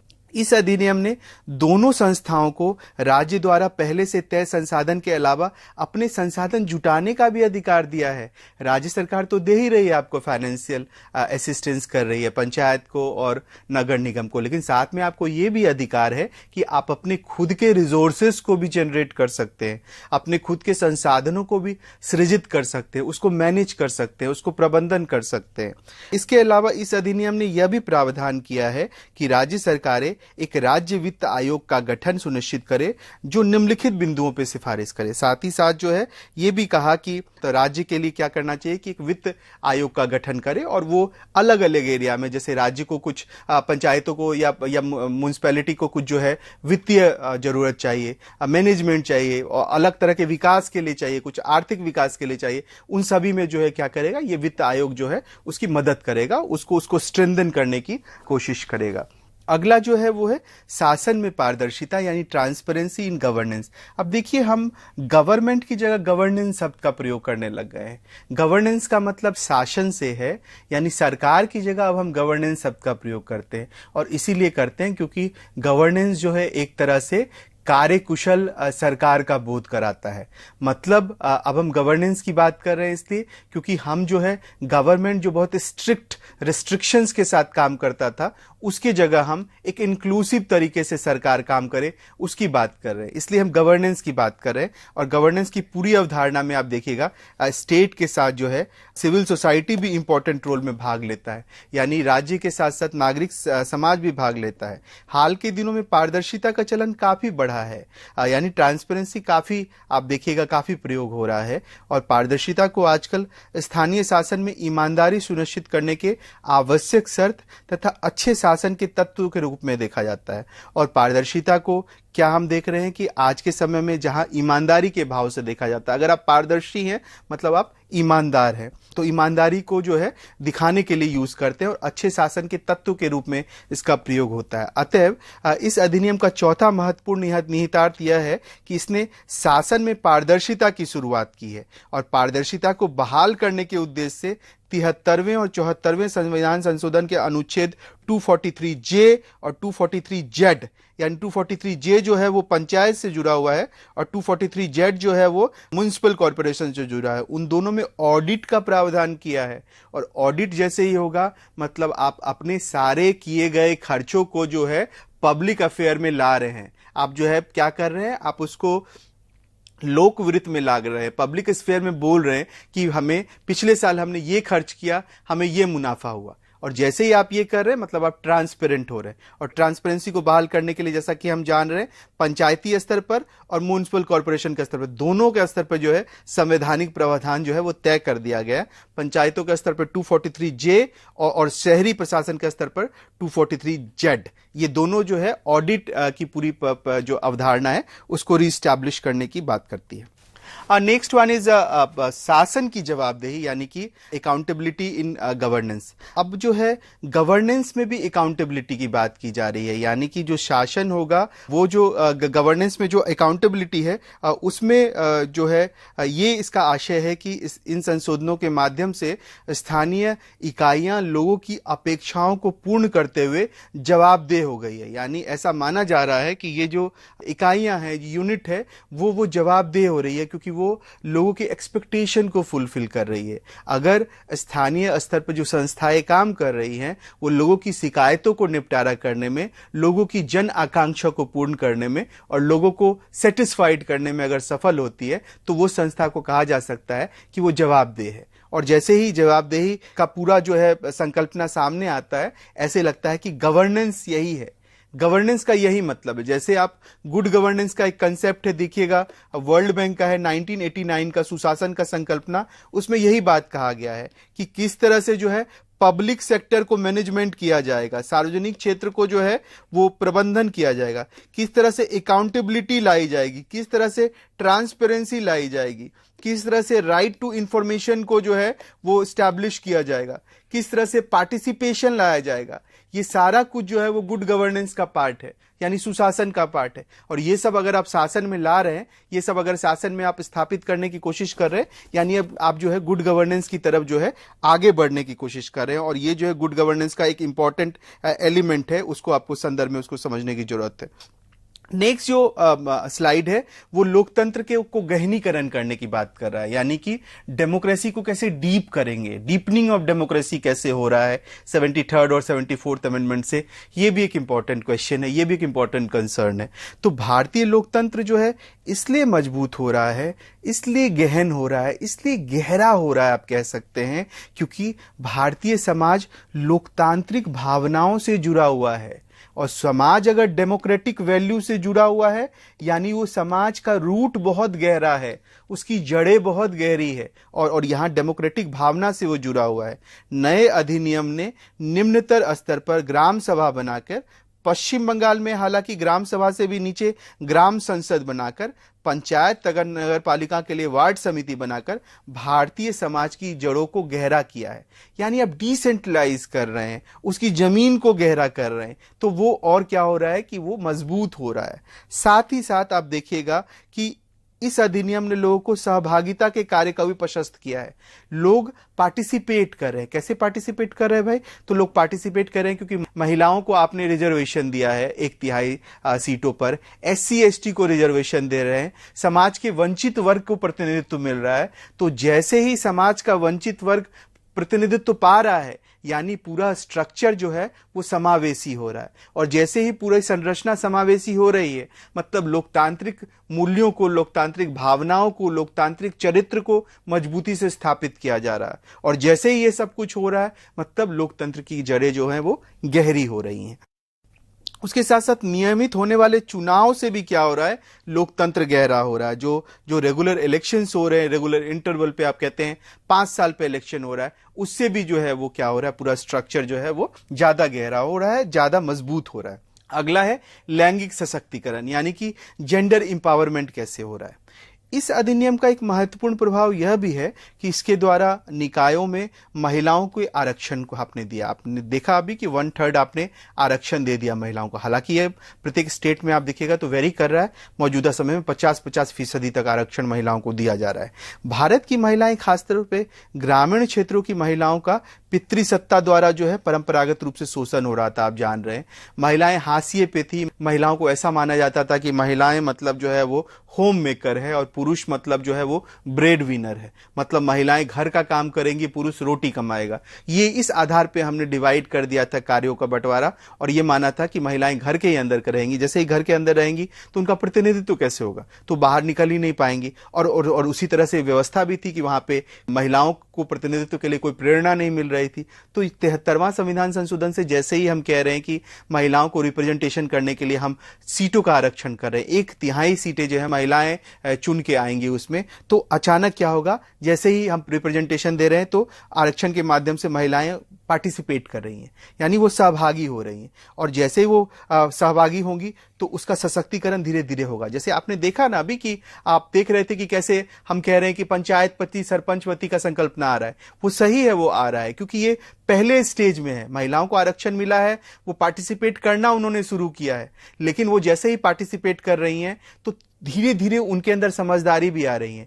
पहले दिन वो हो सकता है अपने पति के हिसाब से काम करेंगी, अपने बेटे के हिसाब से करेंगी, लेकिन धीरे धीरे वो भी राजनीति को समझेंगी और फिर वो अपने स्वविवेक से भी काम करेंगी। तो जैसे ही ये पूरा सिस्टम बदलेगा तो सशक्तिकरण होगा, और वो महिलाएं जब खुद नहीं पढ़ी हैं लेकिन वो अपनी बच्चियों को पढ़ाने पे ध्यान दे रही हैं, तो उनका जो अगला जनरेशन है वो सशक्त हो रहा है। तो कहीं ना कहीं इससे गांव के लैंगिक संरचना में भी बदलाव होगा। जो गांव का जेंडर का स्ट्रक्चर है वो तब्दील होगा। जो गांव कभी पुरुषवादी गांव था, वहां महिलाएं भी जो है वो अपनी आधी आबादी से जो है अपना प्रतिनिधित्व कर सकेंगी। तो ये पूरा स्ट्रक्चर में भी तब्दील हो रहा है।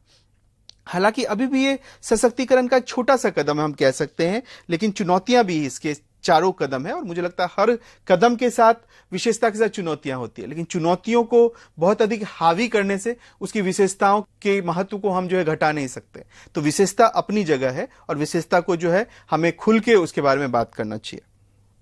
सबसे समाज के वंचित तबकों को सामाजिक न्याय, जब हम पॉलिटिकल साइंस पढ़ते हैं तो कई सारे स्कॉलर हैं, लाइक जॉन रॉल्स, मतलब डॉर्किंग, चार्ल्स टेलर, ये सभी लोग इसी तरह की बात को कहते हैं कि कैसे जो है समाज का वंचित तबका को ज्यादा से ज्यादा रिजर्वेशन मिलना चाहिए, है ना। रॉल्स तो कहते हैं अपने न्याय के सिद्धांत में कि the list advantage should be greatest benefit, यानी समाज का जो सबसे हीनतम तबका है उसको सबसे ज्यादा लाभ मिले। और टेलर जो है, चार्ल्स टेलर एक रेलगाड़ी का उदाहरण देते हैं, बोलते हैं कि अगर आप रेलगाड़ी में जा रहे हैं और मान के चलिए आपको सिगरेट पीने का तलब है कि आप सिगरेट पिए, और आपके जो सहयात्री हैं वो अस्थमा के मरीज हैं मान के चलिए, तो आप क्या करिएगा, आप क्या सिगरेट पीजिएगा या नहीं पीजिएगा। तो वो कहते हैं हम नहीं पीजिएगा क्योंकि आप दूसरे के लिए भी सोच रहे होते हैं। तो एक सामाजिकता का भाव, एक तरह से समाज का जो वंचित तबका है उसको आरक्षण देने की बात, उसको आगे बढ़ाने की बात का एक लंबा हिस्ट्री है हमारे वेस्टर्न पॉलिटिकल फिलॉसफी में। और अगर हम देखें कि SC/ST के रिजर्वेशन करने की बात, तो उससे ग्रामीण और शहरी दोनों निकायों में जो है उसका प्रतिनिधित्व बढ़ा है, उससे उसका चरित्र बढ़ा है।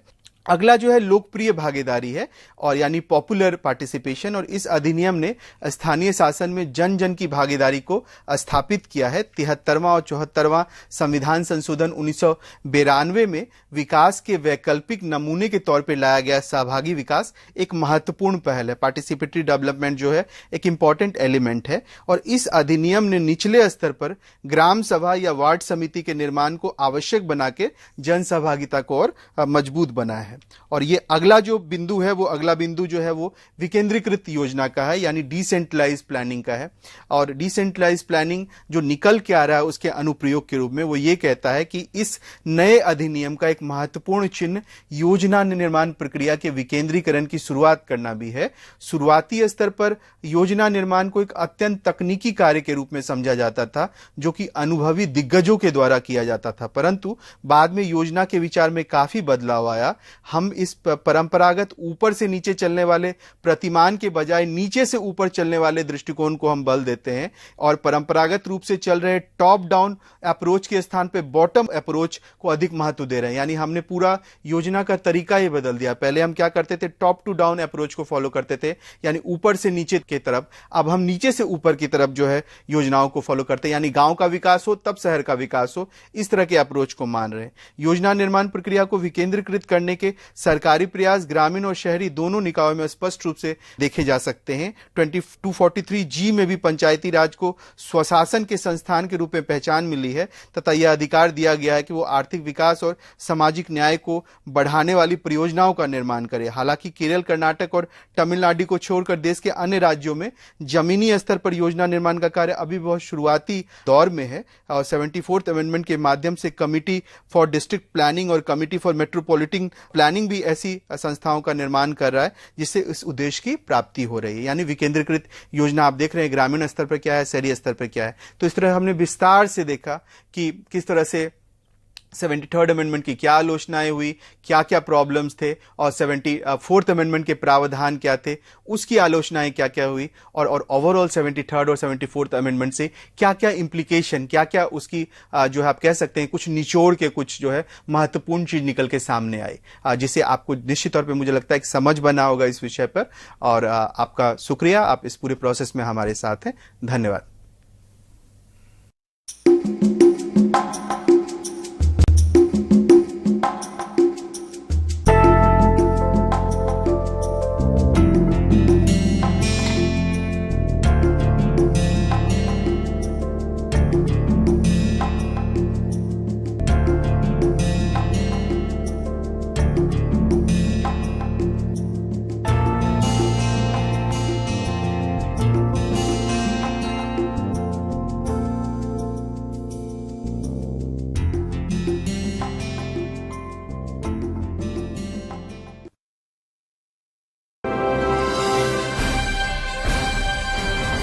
Swayam Prabha.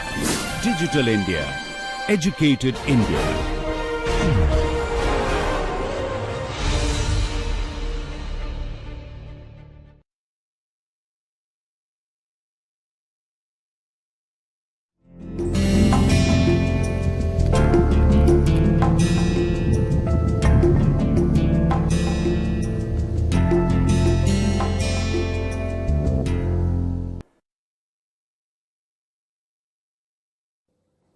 नमस्कार प्रिय छात्रों, आज हम अपने इस कोर्स टाइटल अप्लाइड साइकोलॉजी यानी व्यवहारिक मनोविज्ञान के आज 16वें सत्र की आज शुरुआत करेंगे। और ये सत्र जो हमारा है इसका टाइटल है इंट्रोडक्शन टू फॉरेंसिक साइकोलॉजी। और आज के अपने इस सत्र में हम लोग फॉरेंसिक साइकोलॉजी से जुड़े हुए कुछ महत्वपूर्ण तथ्य, किस प्रकार से फॉरेंसिक साइकोलॉजी अलग अलग तरीकों से हमारे समाज में हमारे जो समाज में हो रही घटित जो घटनाएं हैं, जो लॉ से संबंधित बहुत सारे इश्यूज हैं, किस प्रकार से उनमें साइकोलॉजी एक बहुत ही हम कह सकते हैं महत्वपूर्ण रोल प्ले करती है, उन सभी की चर्चा आज हम अपने इस सत्र में करेंगे। शुरुआत करने से पहले हमारे लिए ये जानना जरूरी है कि फॉरेंसिक साइकोलॉजी है क्या। यानी कि जब हम इस विषय को देखते हैं या जब इसके बारे में हम सुनते हैं तो हमें ये पता चलता है कि ये एक बहुत ही रोचक विषय भी है, और साथ ही साथ जब कोई भी इसके बारे में सुनता है तो ये शब्द फॉरेंसिक जो है वो एक कौतूहल उनके अंदर पैदा करता है। और अक्सर फॉरेंसिक साइंस में जिस प्रकार से हम साइंस का उपयोग करते हैं बहुत सारे क्राइम्स को सुलझाने में, उनकी बहुत सारी जो बारीकियां हैं उनको समझने में, तो इस प्रकार से ये शब्द जो है या फॉरेंसिक साइंस जो है अपने आप में एक बहुत ही इंटरेस्टिंग और बहुत ही कौतूहल भरा विषय है। तो उसी तरह से जो फॉरेंसिक साइकोलॉजी है यानी कि जो मानव व्यवहार है, किस प्रकार से उसकी जो नॉलेज हमारे पास है, जो थियरीज उससे रिलेटेड हमारे पास हैं, जो प्रिंसिपल्स जो सिद्धांत हम पहले से जानते हैं जिनको हमने रिसर्चर्स के द्वारा एस्टेब्लिश किया है, किस प्रकार से वो लॉ के क्षेत्र में यानी कि जो कानून का जो विषय है या जो कानून की जो हमारी संरचना है समाज में, उसमें किस प्रकार से हम अपनी इन जानकारियों का उपयोग कर सकते हैं और किस प्रकार से हम कानून की जो व्यवस्था है, जो उसकी प्रणाली है, उसमें हम इन सभी सिद्धांतों की सहायता से उसमें हम कह सकते हैं महत्वपूर्ण उसमें हम रोल भी प्ले करते हैं। साथ ही साथ बहुत सारी उसमें जो जटिलताएं हैं और जो समस्याएं हैं उनको हल करने का भी प्रयास करते हैं। इसके बाद चूंकि हमने ये देखा कि फॉरेंसिक साइकोलॉजी बेसिकली जो लॉ में किस प्रकार से साइकोलॉजी का इस्तेमाल होता है, यानी कानून के विषय में किस प्रकार से मनोविज्ञान सहायक हो सकता है, उसके बारे में जो भी लोग अध्ययन करते हैं या जो भी लोग उस क्षेत्र में कार्य करते हैं उन सभी को हम फॉरेंसिक साइकोलॉजिस्ट कहते हैं। और इसी के साथ एक और महत्वपूर्ण बात यहाँ पर जो समझने योग्य है और वो है कि हमें रियलिटी और ग्लैमर के बीच का फर्क यहाँ पर उसको समझना जरूरी है। और इसलिए जो रियलिटी है वो ये है कि इस प्रकार के जो कार्य होते हैं वो बहुत ही टीडियस जॉब होते हैं, वो बहुत ही हम कह सकते हैं कि उसमें बहुत संघर्ष होता है, उसमें बहुत ज्यादा प्रयास होते हैं, बहुत ज्यादा मेहनत होती है और बहुत ज्यादा एक्सपर्टीज की उसमें आवश्यकता होती है। और जिस प्रकार से हम अक्सर कई बार टीवी सीरियल्स में या अखबारों के माध्यम से या और अन्य किसी भी सोर्स से हमें जब ये पता चलता है कि ये एक बहुत ही ग्लैमराइज्ड फील्ड है या इस प्रकार के जो कार्य जो लोग करते हैं उनके लिए ये एक बहुत ही इंजॉयबल और एक बहुत ही हम कह सकते हैं कि चैलेंजिंग तो है, परंतु साथ ही साथ हमें कई बार ये लगता है कि उनके लिए ये एक बहुत ही एक्साइटमेंट भरा जॉब है जिसमें उनको बहुत ही ज्यादा इसमें हम कह सकते हैं इससे उनको पब्लिसिटी मिलती है या वो इसको बहुत ज्यादा इंटरेस्टिंग वे में उनको एंजॉय करते हैं। तो यहाँ पर दो चीजें जो समझनी है हमें, पहली तो ये कि कोई भी व्यक्ति जो इस क्षेत्र में कार्य करता है ये उसके इंटरेस्ट का एरिया जरूर हो सकता है, परंतु जिस प्रकार का जो ये वर्क सेटिंग होता है, चूंकि इसमें बहुत ज्यादा हम बात करते हैं क्राइम से जुड़े हुए बहुत सारे ऐसे मैटर्स होते हैं या अक्सर डिविएंट बिहेवियर की जब हम बात करते हैं, यानी कि कुछ ऐसे व्यवहार जो सामाजिक रूप से अस्वीकार्य होते हैं, तो ऐसे बहुत सारे कार्यों से लोगों का पाला पड़ता है। यानी वो साइकोलॉजिस्ट जो फॉरेंसिक साइकोलॉजिस्ट होते हैं और वो इस क्षेत्र में कार्य करते हैं, उनको अक्सर इस प्रकार के कार्यों से या इस प्रकार की घटनाओं से उनका सामना होता है कि वो उनके लिए बहुत ही डिस्टर्बिंग हो सकता है या वो घटना अपने आप में एक बहुत ही हमारे लिए हम कह सकते हैं कि वो हमारे लिए एक परेशानी खड़ी कर सकती है। तो इस वजह से जो इसकी जो नेचर है जो वर्क सेटिंग का, वो हम कहेंगे कि ग्लैमर जो हमें दिखता है बाहर से या जो प्रतीत होता है वैसा ना हो करके रियलिटी में ये एक बहुत ही कठिन कार्य है। और इस क्षेत्र में कार्य करने वाले जितने भी जो साइकोलॉजिस्ट होते हैं, फॉरेंसिक साइकोलॉजिस्ट, उनके लिए ये एक बहुत ही चैलेंजिंग टास्क होता है और साथ ही साथ उनका जो कार्य है वो भी बहुत ही हम कह सकते हैं कि उसमें संघर्ष होता है, उसमें बहुत अधिक मेहनत लगती है।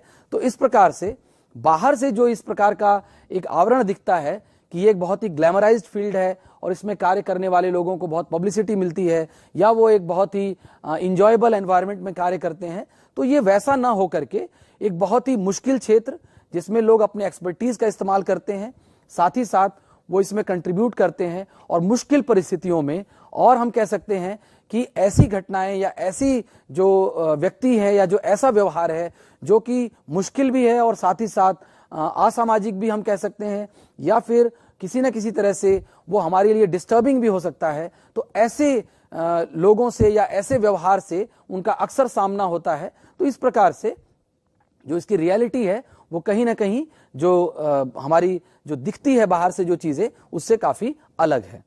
इसके बाद हम लोग बात करेंगे कि किस प्रकार से जो फॉरेंसिक साइकोलॉजिस्ट होते हैं उनका जो एक महत्वपूर्ण कार्य है वो है फॉरेंसिक असेसमेंट, यानी कि फॉरेंसिक जो विधा है उसमें किस प्रकार से वो जो असेसमेंट की प्रक्रिया है यानी मूल्यांकन की जो प्रक्रिया है, जहां पर वो ये देखने का प्रयास करते हैं कि जो भी व्यक्ति है, जो भी जिसके बारे में भी उनका वो पर्टिकुलर केस है या फिर उसके बारे में वो जानना चाहते हैं, तो उनके रिलेटेड, उनके बिहेवियर से रिलेटेड जितने भी उनके पहलू हैं, वो जो कि उनके उस डिविएंट बिहेवियर हम कह सकते हैं या क्राइम या किसी भी प्रकार का जो कोई ऑफेंस उन्होंने किया है उससे संबंधित जितनी भी प्रकार की बारीकियां हो सकती हैं उनके व्यवहार से संबंधित, उन सभी का मूल्यांकन, चाहे वो उनकी पर्सनैलिटी हो, चाहे वो उनका मोटिवेशन हो, चाहे वो उनका सोशल एंगेजमेंट हो, चाहे वो उनका इमोशनल बिहेवियर हो, इस प्रकार के जितने भी असेसमेंट हो सकते हैं जिसमें कि उनकी प्रीवियस जो लाइफ है यानी कि उनकी जो हिस्ट्री है उस व्यक्ति की, उसके साथ ही साथ उसके जीवन की और जो ऐसी घटनाएं हैं जिनकी वजह से हो सकता है वो व्यवहार घटित हुआ हो या वो घटना हुई हो, या फिर उसकी पर्सनैलिटी से संबंधित, तो इस प्रकार के जितने भी हम कह सकते हैं महत्वपूर्ण जो कंपोनेंट्स हैं उन सभी का असेसमेंट किया जाता है, यानी उन सभी का फॉरेंसिक असेसमेंट किया जाता है, कानून की दृष्टि से उन सभी का असेसमेंट किया जाता है और ये सभी कार्य एक फॉरेंसिक साइकोलॉजिस्ट के द्वारा किया जाता है। इसके बाद एक और जो महत्वपूर्ण कार्य फॉरेंसिक साइकोलॉजिस्ट करते हैं वो है मैलिंजरिंग एंड डिसेप्शन को इवेल्युएट करना। यानी कई बार ये देखा गया है कि बहुत से ऐसे व्यक्ति होते हैं जो क्राइम करने के बाद उसको किसी तरीके से छुपाने का प्रयास करते हैं या अपने व्यवहार से संबंधित कुछ ऐसे वो तर्क सामने प्रस्तुत करते हैं अपने डिफेंस में कि जहां पर वो ये दिखाना चाहते हैं कि ये जो भी अपराध या जो भी व्यवहार उन्होंने किया है वो कहीं ना कहीं उनकी एक नेचुरल टेंडेंसी है, यानी कि उसमें उनका अपना एक कॉन्शियस, यानी कि वो उन्होंने जानबूझ करके नहीं किया बल्कि ये उनसे स्वतः हो गया या डिफेंस में हो गया, या हम कह सकते हैं कि इस प्रकार की घटना जो थी उस पर उनका कंट्रोल नहीं था। तो इस प्रकार की चीजें दर्शा करके कई बार वो अपना डिफेंस तैयार करते हैं या अपने जो उन्होंने कृत्य किया है उससे वो बचने का प्रयास करते हैं, यानी उनको सजा ना हो या कानून के अनुसार उनको माफी मिल जाए या किसी तरह का उनके साथ हम कह सकते हैं लिबरल रवैया अपनाया जाए। तो इस प्रकार का जो ओवरऑल एक हम कह सकते हैं कई बार प्रस्तुत किया जाता है डिफेंस के द्वारा, जो उस तरह की जो भी कोशिश होती है उन सभी को इवेल्युएट करना, यानी ये देखने का प्रयास करना कि क्या वाकई जो उनके दावे हैं वो कितने सत्य हैं या उनमें किस प्रकार की जो हम कह सकते हैं धोखे की भावना है या किस प्रकार से वो कानून को की आंखों में धूल झोंकना चाहते हैं। तो इस प्रकार के जो प्रयास होते हैं उन सभी को उजागर करना, उनका मूल्यांकन करना, ये भी फॉरेंसिक साइकोलॉजिस्ट का एक बहुत ही महत्वपूर्ण कार्य होता है। इसके बाद हम बात करेंगे कि फॉरेंसिक साइकोलॉजी के कार्य क्षेत्र क्या हैं, यानी कि स्कोप ऑफ फॉरेंसिक साइकोलॉजी। और फॉरेंसिक साइकोलॉजी में जो पहला जो स्कोप है वो है forensic assessment for high risk occupations. और यहां पर हम एक चीज देखते हैं कि बहुत सारे ऐसे कार्य होते हैं जिसमें कि व्यक्ति जो उस कार्य को कर रहा है उसमें बहुत सारे मुश्किलात यानी बहुत सारी कठिन परिस्थितियों में उस कार्य को किया जाना होता है, या हम कह सकते हैं कि उनकी जो ऑक्यूपेशन है या जो उनका व्यवसाय है उसके साथ रिस्क फैक्टर्स बहुत ही ज्यादा एसोसिएटेड होते हैं। अब जैसे उदाहरण के लिए अगर हम बात करें तो अगर हम पुलिस के ही कार्य को ले लें तो चूंकि पुलिस का जो कार्य है वो अपने आप में बहुत ही मुश्किल भरा कार्य होता है और जितनी भी लॉ एनफोर्समेंट एजेंसीज हैं उन सभी के जो कर्मचारी होते हैं या जो उसके अधिकारी होते हैं या जो लोग उसमें कार्यरत होते हैं उन सभी के कार्य बहुत ही मुश्किल होते हैं। अगर हम इसको एक उदाहरण के तौर पर समझना चाहें तो यहां हमारे लिए ये समझना होगा कि जब इस प्रकार के लोग कार्य जो करते हैं कहीं ना कहीं वो जिन लोगों से उनका सामना होता है, यानी कि अक्सर जो लॉ एनफोर्समेंट में जो लोग कार्य करते हैं चाहे वो पुलिस के हों या इन्वेस्टिगेटिंग एजेंसीज के हों या फिर कोर्ट कचहरी से जुड़े लोग हों, तो इस प्रकार के जो लोग होते हैं उनका सामना अक्सर क्रिमिनल माइंडेड लोगों से या इस तरह के लोगों से होता है जो कि पहले में पूर्व में कोई क्राइम कर चुके हैं या उनके द्वारा अपने आप को बचाए जाने के लिए, खुद को सुरक्षित रखने के लिए वो किसी भी हद तक जा सकते हैं। तो ऐसे लोग जब इस तरह के लोगों से उनका सामना होता है तो यहां पर यह देखा गया है कि जो लॉ एनफोर्समेंट एजेंसी या इस तरह के जितने भी कार्यरत लोग हैं उनको बहुत सारी मुश्किलों का सामना करना पड़ता है, यानी उनकी लाइफ को भी थ्रेट हो सकता है और अलग अलग प्रकार की उनके लिए रिस्क हो सकती हैं। तो यहां पर यह देखा जाता है कि जो फॉरेंसिक असेसमेंट होता है इस प्रकार के ऑक्यूपेशंस का वो किया जाना आवश्यक है ताकि ये अंदाजा लगाया जा सके कि जो व्यक्ति है जो इस क्षेत्र में कार्य करने आ रहा है क्या वो उस प्रेशर को हैंडल कर सकता है, क्या वो इन सभी परिस्थितियों में, इन रिस्क भरी परिस्थितियों में वो कार्य कर सकता है और इन रिस्क को वो कितने बेहतर तरीके से हैंडल करेगा, चाहे वो वर्क प्रेशर की बात हो, चाहे वो इन रिस्क को समझते हुए उस कार्य को पूरा करने की बात हो, या इस प्रकार की जो थ्रेट्स हैं उनको आम अपने रोजमर्रा के जीवन में उनको फेस करना। तो इस प्रकार की जो हम कह सकते हैं कि एक जरूरत होती है इस ऑक्यूपेशन की, वो उसको यहां पर एसेस करना। उसके बाद eye witness memory for people and events.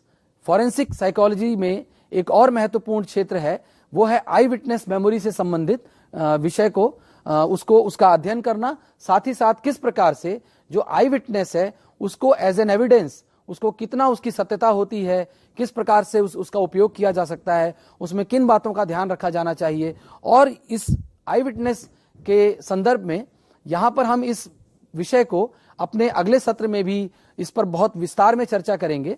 तो इस वजह से हम यहाँ पर इसको बहुत ज़्यादा विस्तार में नहीं बात करेंगे और यहाँ पर केवल इतना समझेंगे कि आई विटनेस जो मेमोरी है वो बहुत ही हम कह सकते हैं कि कई बार विवादों के घेरों में रही है, क्योंकि ऐसा देखा गया है कि कई बार जो लोगों को लगता है कि उन्हें जो याद है या जो उन्होंने महसूस किया है या जो एक्सपीरियंस किया है वो उसको सत्यता के साथ बता रहे हैं, परंतु कई बार इसमें बहुत से हम कह सकते हैं कि त्रुटियां हो जाती हैं और इस कारण से कई बार इनोसेंट जो पब्लिक होती है या जो लोग होते हैं वो कई बार इसके चपेट में आ जाते हैं। तो इस कारण से जो आई विटनेस टेस्टिमनी है उसकी सत्यता और उसकी जो सटीकता है उस पर भी कार्य करना फॉरेंसिक साइकोलॉजी का एक महत्वपूर्ण क्षेत्र है। इसके बाद ज्यूरी सिलेक्शन। हालांकि ज्यूरी सिलेक्शन भारत में होने वाली एक हम कहेंगे कि आम प्रक्रिया नहीं है, परंतु चूंकि ये विषय जो मनोविज्ञान का विषय है ये एक बहुत ही हम कह सकते हैं कि वैश्विक स्तर पर इसका उपयोग होता है और इसके इस क्षेत्र में जो कार्य कर रहे हैं लोग वो ज्यूरी सिलेक्शन का जो प्रोसेस है, यानी कि ऐसे बहुत सारी जुडिशियल अरेंजमेंट्स होती हैं दूसरे देशों में, खासकर यूरोप, अमेरिका वगैरह जैसे देशों में, जहां पर ज्यूरी यानी कि एक ऐसी टीम वहां पर बैठती है जो कि जज और उस पूरे सिस्टम के अलावा उस पूरे प्रकरण को देखती है और साथ ही साथ वो अंत में अपना एक निर्णय सुनाती है। तो इस प्रकार के वो कॉमन पीपल का एक जो ग्रुप होता है जिसको वहां ज्यूरी का नाम दिया जाता है, उन सभी का भी वहां चयन होता है और उनके चयन में बहुत सारी बारीकियां और महत्वपूर्ण बातें होती हैं जिनका ध्यान रखा जाना चाहिए, क्योंकि कई बार जो डिफेंस है या जो प्रोसिक्यूशन है उसकी पूरी की पूरी जो स्ट्रेटेजीज हैं या जो उसका पूरा तैयारी हम कह सकते हैं, चाहे वो अपने व्यक्ति को बचाव करने को लेकर के या किसी अपराधी को सजा दिलाने को लेकर के, इन सभी के लिए ज्यूरी का जो सिलेक्शन है वो बहुत ही महत्वपूर्ण हो जाता है, क्योंकि किस प्रकार के वो लोग हैं, उनकी क्या टेंडेंसीज होंगी, उनकी क्या जो थिंकिंग्स होंगी, ओपिनियंस होंगे, बिलीव्स होंगे, इन सभी का बहुत बारीकी से उनका अध्ययन करना, उनको समझना और उसके अनुसार उनका सिलेक्शन करना। तो इस कार्य में भी फॉरेंसिक साइकोलॉजी एक बहुत बड़ा सहयोग देती है। तो इसके बाद हम बात करेंगे चाइल्डहुड कस्टडी एवेल्युएशन की, और यहां पर यह देखने योग्य है कि न केवल ऐसी जुडिशियल प्रोसेसेस जहां पर कुछ क्रिमिनल या कोई क्राइम इन्वॉल्व है, बल्कि ऐसे भी हमारे सिविल मैटर्स हैं जिसमें कि एक मैटर है चाइल्डहुड कस्टडी, यानी कि जो बच्चा जब उसके माता पिता का डिवोर्स होता है या किसी भी वजह से अगर कोई ऐसी घटना हो गई हो जिसकी वजह से वो नॉन कॉम्पिटेंट घोषित अगर हो गए हों कि वो अब इस योग्य नहीं है कि उनको अपने बच्चे की कस्टडी दी जाए, तो इस प्रकार के जो भी विवाद सामने आते हैं उनमें वो बच्चा अब उसकी कस्टडी किसको दी जाएगी, इस प्रकार के जो इश्यूज होते हैं ये बहुत ही सेंसिटिव इश्यूज हैं। और हम ये कह सकते हैं कि यहां पर न सिर्फ उस बच्चे का, बल्कि यानी जो बच्चा वहां पर क्वेश्चन में है जिसकी कस्टडी दी जानी है, उसकी खुद की प्रेफरेंस, उसकी लाइकिंग डिसलाइकिंग, उसकी जो ग्रोथ है, ओवरऑल डेवलपमेंट है, वो कहाँ एक बेहतर उसको एनवायरनमेंट मिलेगा उसके आगे के जीवन के लिए।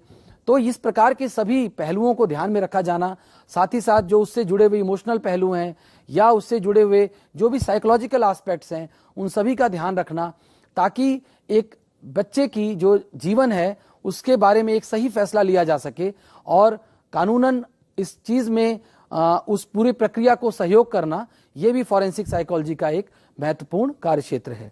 इसके बाद पर्सनल इंजरी एग्जामिनेशंस, यानी कि अक्सर ये देखा गया है कि बहुत से कार्यक्षेत्र ऐसे हैं जहां पर कि लोग कई बार स्ट्रेस में आकर के या बहुत ही ज्यादा उनको इमोशनल डिस्टरबेंस हो जाता है उस कार्य को करने की वजह से, तो अक्सर वो ये कहते हैं या उनका बाद में ये दावा होता है कि हमें इस कार्य को करने की वजह से या ये कार्य जिन परिस्थितियों में हमसे करवाया गया इसकी वजह से हमें बहुत अधिक इमोशनल ट्रॉमा हुआ है या हमारे साथ हम बहुत ही ज्यादा स्ट्रेसफुल कंडीशन में रहे हैं और इसकी वजह से हमें तमाम तरह की समस्याएं, चाहे वो साइकोलॉजिकल हों या फिजियोलॉजिकल हों या वो सोशल समस्याएं भी हो सकती हैं।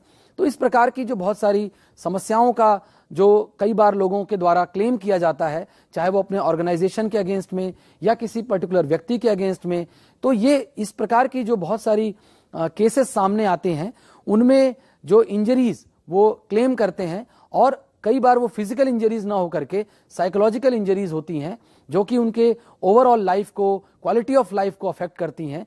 तो इस प्रकार के जो दावे होते हैं या इस प्रकार की जो भी इंसिडेंट्स सामने आते हैं, उसमें भी उसका मूल्यांकन करना, उसमें अपना एक एक्सपर्ट ओपिनियन देना और उसमें किस प्रकार से लॉ को आगे उसमें अपना जो है रोल होगा, उन सभी चीज़ों को एक दिशा निर्देश देना या एक प्रकार से उनको हेल्प करना या उसको कॉम्प्लीमेंट करना उस पूरे प्रोसेस को, ये भी फॉरेंसिक साइकोलॉजी का एक महत्वपूर्ण कार्य क्षेत्र होता है।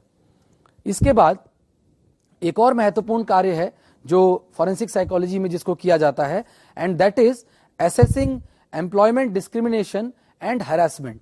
यानी कि कई बार कार्य क्षेत्रों में, यानी कि संस्थाओं में या ऑर्गेनाइजेशंस में, इंडस्ट्रीज में इस प्रकार का बिहेवियर देखा गया है कि जहां पर जो एम्प्लॉयज हैं वो ये क्लेम करते हैं कि उनके साथ डिस्क्रिमिनेशन यानी भेदभाव हुआ है या उनका हैरेसमेंट हुआ है, यानी उनका बहुत अधिक शोषण हुआ है या किसी प्रकार का उनके साथ हैरेसमेंट की एक्टिविटी हुई है। तो इस प्रकार के जितने भी जो क्लेम्स होते हैं या इस प्रकार के जितने भी हम कह सकते हैं कि जो केसेस सामने आते हैं, उसमें भी उसका असेसमेंट करना, उसमें किस प्रकार से जो घटनाएं हुई हैं उनकी सत्यता क्या है, किन वजहों से वो घटना हुई, और जो उसका दावा है उस व्यक्ति का, यानी जो भी विक्टिम है या इसमें जो भी एग्रीव्ड पर्सन है, उसका जो दावा है वो किस हद तक सही है और संस्था के खिलाफ या व्यक्ति के खिलाफ या अपने बॉस के खिलाफ या उस किसी भी व्यक्ति के खिलाफ जिसको हम यहाँ पर परपेट्रेटर की संज्ञा दे सकते हैं, यानी वो व्यक्ति जो कि यहाँ पर अभियुक्त होगा, उसके खिलाफ जो भी सर्कमस्टांसेस होंगे, उसका पर्टिकुलर बिहेवियर, उसकी जो बिहेवियरल टेंडेंसीज हैं और किस तरह से जो प्रोफाइलिंग हम कह सकते हैं कि ये देखा जाना कि क्या वाकई में जो डिस्क्रिमिनेशन का दावा यहाँ किया जा रहा है, यानी भेदभाव की जो घटना का यहाँ पर जो दावा या क्लेम है वो वाकई में एग्जिस्ट करता है या नहीं, या फिर जो हैरेसमेंट की जो घटना है उसके बारे में जो यहाँ पर हमारे सामने जो तथ्य प्रस्तुत किए जा रहे हैं वो कितने सही हैं या उनको किस प्रकार से देखा जाना चाहिए। तो इन सभी चीज़ों को फॉरेंसिक साइकोलॉजी में इन सभी पर हम कह सकते हैं कि इन सभी क्षेत्रों में योगदान होता है, और साथ ही साथ इसमें किस प्रकार से लॉ जो है वो किस प्रकार से इसमें कार्य करेगा या किस प्रकार से इन पूरी घटनाओं को इसमें देखा जाना चाहिए, इन सभी पे एक महत्वपूर्ण दृष्टिकोण फॉरेंसिक साइकोलॉजी प्रस्तुत करता है। इसके बाद क्रिमिनल फॉरेंसिक साइकोलॉजी, यानी कि अभी तक हमने जो बातें की उसमें ज्यादातर हमने देखा कि हमने सिविल मैटर्स में ज्यादातर किस प्रकार से साइकोलॉजी, फॉरेंसिक साइकोलॉजी कार्य करती है, वहां पर हमने इसकी चर्चा की। अब हम देखेंगे कि क्रिमिनल फॉरेंसिक साइकोलॉजी, जिसमें कि 4 महत्वपूर्ण कार्य क्षेत्र हैं। पहला है फॉरेंसिक इवैल्यूएशन इन डेलिंक्वेंसी केसेस, यानी कि कुछ ऐसे जो बाल अपराध होते हैं उनमें किस प्रकार की जो फॉरेंसिक इवैल्यूएशन की जानी चाहिए, वो कौन सी कारण है या वो कौन सी जो घटनाएं हैं जिनकी वजह से, या वो कौन से बैकग्राउंड की जो फैक्टर्स थे जिनकी वजह से ये सारी जो घटनाएं हुई हैं, और उसके साथ ही साथ उनको किस प्रकार से हम देख सकते हैं कि क्या वो व्यक्ति के व्यवहार में निहित थी या वो परिस्थिति वश हुई हैं, या उनमें ऐसे कौन से फैक्टर्स हैं जिनको ध्यान दिया जाना जरूरी है, उन सभी का इवैल्यूएशन किया जाता है। दूसरा, assessment of competence to stand trial, यानी क्या हम यहाँ पर ये तो नहीं मिस कर रहे कि जो व्यक्ति यहाँ पर अभियुक्त है या जिसने कोई क्राइम किया है या किसी प्रकार का कोई ऑफेंस किया है, उस व्यक्ति की मानसिक हालत ठीक है, क्या वो व्यक्ति किसी परेशानी यानी मानसिक बीमारी से जूझ तो नहीं रहा, या किसी और अन्य वजह से उसने ये जो उसके खिलाफ पूरा केस है, उस केस को उसके खिलाफ जो ये केस बनता है, कहीं ना कहीं अगर कोई ऐसा फैक्टर है जिससे उसका ये केस कमजोर होता है, या फिर उसकी जो हम कह सकते हैं कि जो क्राइम जो हुआ है उसमें कहीं ना कहीं उस फैक्टर का बहुत महत्वपूर्ण रोल है, तो ये ऐसे में वो व्यक्ति पूर्णतया योग्य है कि नहीं कि उसके खिलाफ एक केस चलाया जाए, यानी उसके खिलाफ कोई लॉफुल जो हम कह सकते हैं कि कोई एक्टिविटी उसके खिलाफ की जाए। इसके लिए उसकी जो मानसिक क्षमता है या योग्यता है उसका मूल्यांकन जरूरी है कि वो व्यक्ति पूरी तरह से योग्य है, सक्षम है और इसलिए उसके खिलाफ ये जो एक्शन है, लॉ का जो एक्शन है वो यहां पर किया जाना चाहिए।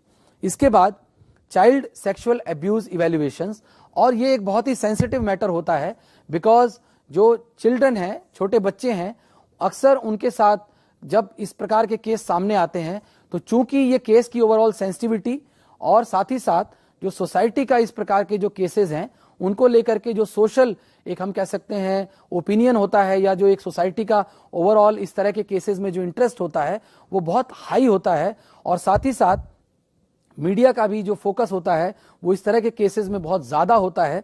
तो ऐसे में ये देखा जाना जरूरी है कि जो ये केसेस हुए हैं इसमें जो बच्चा है यानी जो चाइल्ड है उसका जो स्टोरी वो प्रेजेंट कर रहा है या जो घटना वो बता रहा है उसकी सत्यता, और उसके साथ ही साथ उस बच्चे को एक ऐसा एनवायरनमेंट प्रोवाइड करना जिसमें कि वो फ्रीली और बिना किसी डर के अपने साथ हुई घटना को सत्यता के साथ बता पाए, उसको रिकॉल कर पाए। तो इस प्रकार का जो एक पूरा हम कह सकते हैं एक जो एनवायरनमेंट वहां पर प्रोवाइड करने की जो जिम्मेदारी है वो फॉरेंसिक साइकोलॉजी की है, यानी एक ऐसा एक्सपर्ट जो फॉरेंसिक साइकोलॉजी के क्षेत्र में जो कार्य कर रहा हो वो इन सभी बातों का यहाँ पर ध्यान रखेगा कि किस तरह से जो चाइल्ड सेक्सुअल अब्यूज के जो केसेस हैं उनमें जो सेंसिटिव जो उसका नेचर है इस पूरे मैटर का उसको ध्यान में रखा जाना, साथ ही साथ उस बच्चे की जो हैंडलिंग है वो प्रॉपर होनी चाहिए। तो इस प्रकार के जो पूरे जो इश्यूज हैं उन सभी का यहाँ पर हम कह सकते हैं फॉरेंसिक साइकोलॉजी में इन सभी का हम ये उसके एक कार्यक्षेत्र के रूप में ये सब हैं। इसके बाद इवैल्यूएशन ऑफ सेक्स ऑफेंडर्स, और यहां पर फिर से हम देखते हैं कि चूंकि इस प्रकार की बहुत सारी जो एक्टिविटीज हैं जिसको हम सेक्सुअल हैरेसमेंट या सेक्स ऑफेंस के नाम से जिसको जो केसेस सामने आते हैं, चूंकि ये इस तरह के केसेस होते हैं कि इसमें अक्सर जो व्यक्ति जो विक्टिम होता है वो चूंकि बहुत ज्यादा एम्बेरसमेंट और हम कह सकते हैं कि परेशानियों का ऑलरेडी सामना कर रहा होता है, और ऐसे में जो उसकी जो केस है वो कई बार उसकी स्क्रूटनी होती है।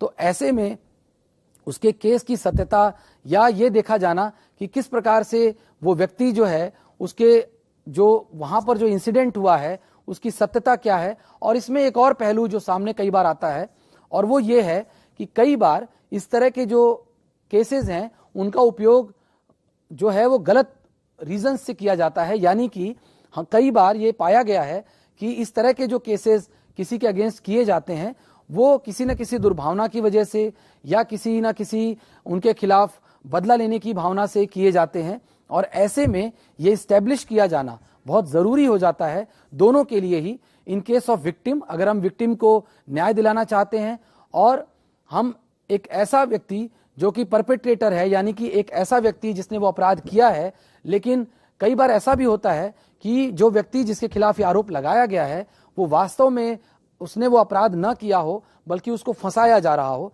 तो इस प्रकार से ये दोनों ही जो पक्ष हैं, यानी कि एक बार एक ऐसा व्यक्ति जो प्रताड़ित है, जो परेशान है, और एक बार एक ऐसा व्यक्ति जिसको फंसाया जा रहा है या जिसको परेशान किया जा रहा है।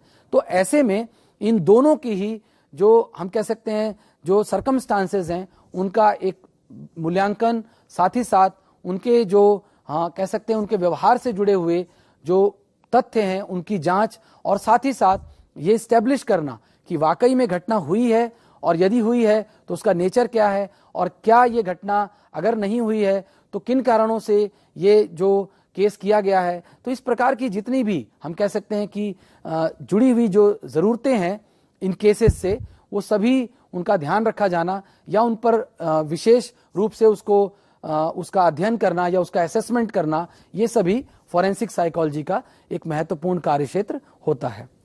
इसके बाद हम बात करेंगे the role of forensic psychologist in an organisation. Forensic psychologist संस्था में जो कार्य करते हैं एज ए कंसल्टेंट, उनके बारे में भी हम यहां पर चर्चा करेंगे। और इसमें जो महत्वपूर्ण कार्य वो करते हैं, इसमें पहला है working with management on the assessment, initiation and evaluation of change within an organisation. यहां पर अक्सर ये देखा गया है कि जो फॉरेंसिक साइकोलॉजिस्ट हैं वो जब संस्थाएं अपने पूरे किसी भी प्रकार का अपने वर्क शैली में या फिर हम कह सकते हैं कि अपने स्ट्रक्चर में वो किसी प्रकार का जब कोई चेंज इंट्रोड्यूस करना चाहते हैं तो यहां पर ये जरूरी हो जाता है उनके लिए जानना कि जो उनके एम्प्लॉयज हैं या जो उनकी जो ओवरऑल जो वर्क कल्चर है उनमें किन बातों का ध्यान दिया जाना जरूरी है, ताकि जो चेंज वो इंट्रोड्यूस करना चाहते हैं उस चेंज को किए जाने में उनको किसी प्रकार की बाधा ना आए और वो चेंज से जो एक्सपेक्ट वो करते हैं किसी भी तरह का जो पॉजिटिव रिजल्ट या जो ऑर्गेनाइजेशन का किस प्रकार से डेवलपमेंट होगा या विकास होगा, इन सभी पहलुओं को ध्यान रखा जाना या इन सभी पर बारीकी से अध्ययन करना और उसका जो सजेशन है उससे जो निकलकर जो बातें सामने आएंगी उनको मैनेजमेंट को उससे अवगत कराना, ताकि उन बातों का, उन छोटी छोटी बारीक जो हम कह सकते हैं डिटेल्स हैं उनका ध्यान रखा जाना यहाँ पर आवश्यक होता है। तो ऐसे में जो फॉरेंसिक साइकोलॉजिस्ट होते हैं, जो ऑर्गेनाइजेशंस में कार्य करते हैं, वो यहाँ पर बहुत ही सहयोग, एक बहुत बड़ा हम कह सकते हैं सहयोग करते हैं। इसके बाद जो दूसरा महत्वपूर्ण कार्य वो करते हैं वो है इनिशिएटिंग और सपोर्टिंग पॉलिसी डेवलपमेंट। यानी कि कई बार संस्थाएं इस प्रकार की नई पॉलिसीज बनाती हैं जो कि उनको जब क्रियान्वयन किया जाता है तो कई बार उनका विरोध होता है या उस तरह की जो पॉलिसीज होती हैं उनको सपोर्ट नहीं मिलता एम्प्लॉय लेवल पे या ऑर्गेनाइजेशनल लेवल पे। तो इस प्रकार से फॉरेंसिक साइकोलॉजिस्ट जो उस संस्था के साथ कार्य करते हैं एज ए कंसल्टेंट, वो यहाँ पर उनको ये सहयोग कर सकते हैं समझने में कि किस तरह से वो अपनी पॉलिसी को इनिशिएट करें, यानी कि वो किस तरह से उस पॉलिसी को प्रेजेंट करें लोगों के बीच में, अपने एम्प्लॉयज के बीच में, और किस प्रकार से वो अपनी पॉलिसी के लिए सपोर्ट जनरेट कर सकते हैं अपने स्टाफ के बीच में, और एक ऑर्गेनाइजेशन में किस तरह से जब वो एक नई पॉलिसी लेकर आते हैं तो उससे रिलेटेड ओवरऑल एक जो एक पॉजिटिव एनवायरनमेंट किस तरह से क्रिएट होगा, इसकी भी वहां पर वो सजेशंस प्रोवाइड करते हैं। इसके अलावा जो तीसरा महत्वपूर्ण कार्य है that is helping to alleviate stress in an organisation. और यहां पर जो फॉरेंसिक साइकोलॉजिस्ट है वो एक संस्था में जो भी स्ट्रेस का माहौल है, चाहे वो वर्क कंडीशन से रिलेटेड हो या विद इन वर्कर्स हो या बिटवीन वर्कर्स एंड मैनेजमेंट हो, इस प्रकार के जितने भी जो स्ट्रेस के कारण हो सकते हैं हम कहें, या फिर ऐसे तनाव के जितने भी बिंदु हो सकते हैं या जो हम कह सकते हैं तनाव के वजहें हो सकती हैं, उन सभी का यहाँ पर मूल्यांकन करना और साथ ही साथ किस प्रकार से इस स्ट्रेस को यानी इस तनाव को, इस कॉन्फ्लिक्ट को कम किया जा सकता है, इसके बारे में भी जो फॉरेंसिक साइकोलॉजिस्ट है वो संस्थाओं को अवगत कराते हैं या इसके बारे में उनको हेल्प आउट करते हैं। इसके बाद एक और जो महत्वपूर्ण कार्य होता है फॉरेंसिक साइकोलॉजिस्ट का within the organisation, that is advising on critical incidents within an organisation.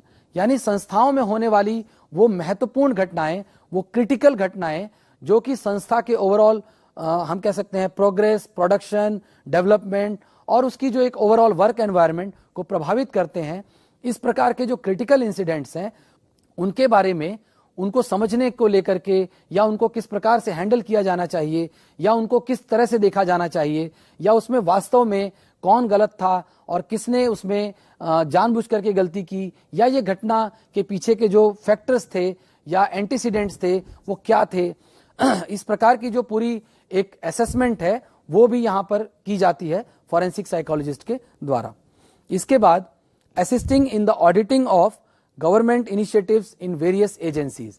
यानी कि न सिर्फ यहाँ पर हम कहेंगे कि ऐसी ऑर्गेनाइजेशंस जहाँ पर कि हम देखते हैं कि फॉरेंसिक साइकोलॉजिस्ट एक रोल प्ले करते हैं उन ऑर्गेनाइजेशंस को बेहतर बनने में, उनके जो वर्क एनवायरनमेंट है उसको इम्प्रूव करने में, वहाँ पर जो स्ट्रेस एनवायरनमेंट है या जो स्ट्रेस वहाँ पर है उसको कम करने में, बल्कि साथ ही साथ जो गवर्नमेंट एजेंसीज हैं या जो बहुत सारी ऐसे गवर्नमेंट इनिशिएटिव्स हैं जहां पर अलग अलग एजेंसीज कार्यरत हैं, उन सभी को उनके कार्य क्षेत्र में किस प्रकार से उसको अपने कार्य को आगे करना चाहिए या किस तरह से वो अपने कार्यों में सुधार ला सकते हैं।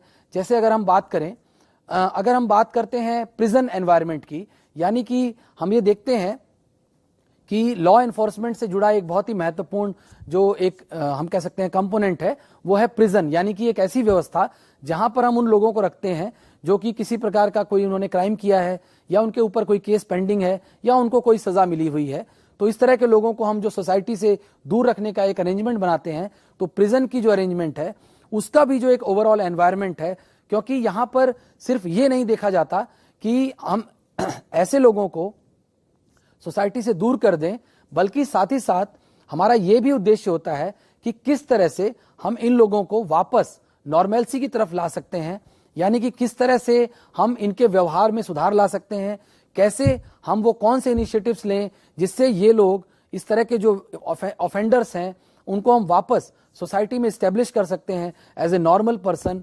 तो इस प्रकार के जो प्रयास होते हैं, इसी वजह से जो प्रिजन है उसको सिर्फ एक प्रिजन यानी सिर्फ एक जेल के तौर पर न देखते हुए, बल्कि उनको करेक्शनल फैसिलिटीज यानी एक सुधार गृह के तौर पर भी उनका देखा जाना और उनका कार्य करना आवश्यक होता है। तो इस प्रकार की जो हम कह सकते हैं कि जो कार्य क्षेत्र हैं उसमें फॉरेंसिक साइकोलॉजिस्ट हेल्प करते हैं। तो ये सभी जो संस्थाओं से जुड़े हुए जो महत्वपूर्ण कुछ रोल या कुछ हेल्प जो हम कह सकते हैं, या जहां पर जो कंट्रीब्यूशन होता है फॉरेंसिक साइकोलॉजिस्ट का, उसकी हमने अभी चर्चा की। इसके बाद हम बात करेंगे कि एक फॉरेंसिक साइकोलॉजिस्ट के लिए क्या क्या कॉम्पिटेंसीज, उसकी क्या क्या योग्यताएं होनी चाहिए।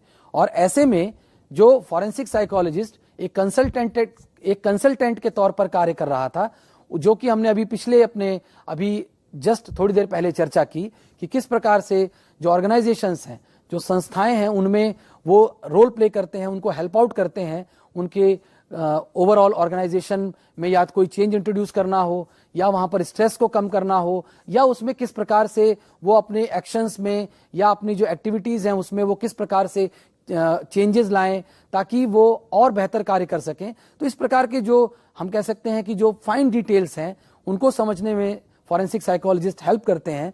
लेकिन इन सभी कार्यों को करने के लिए, यानी कि एक फॉरेंसिक साइकोलॉजिस्ट को अपना कार्य बेहतर ढंग से करने के लिए उसके अंदर कौन कौन सी योग्यताएं होनी चाहिए, इसके बारे में अब हम चर्चा करेंगे।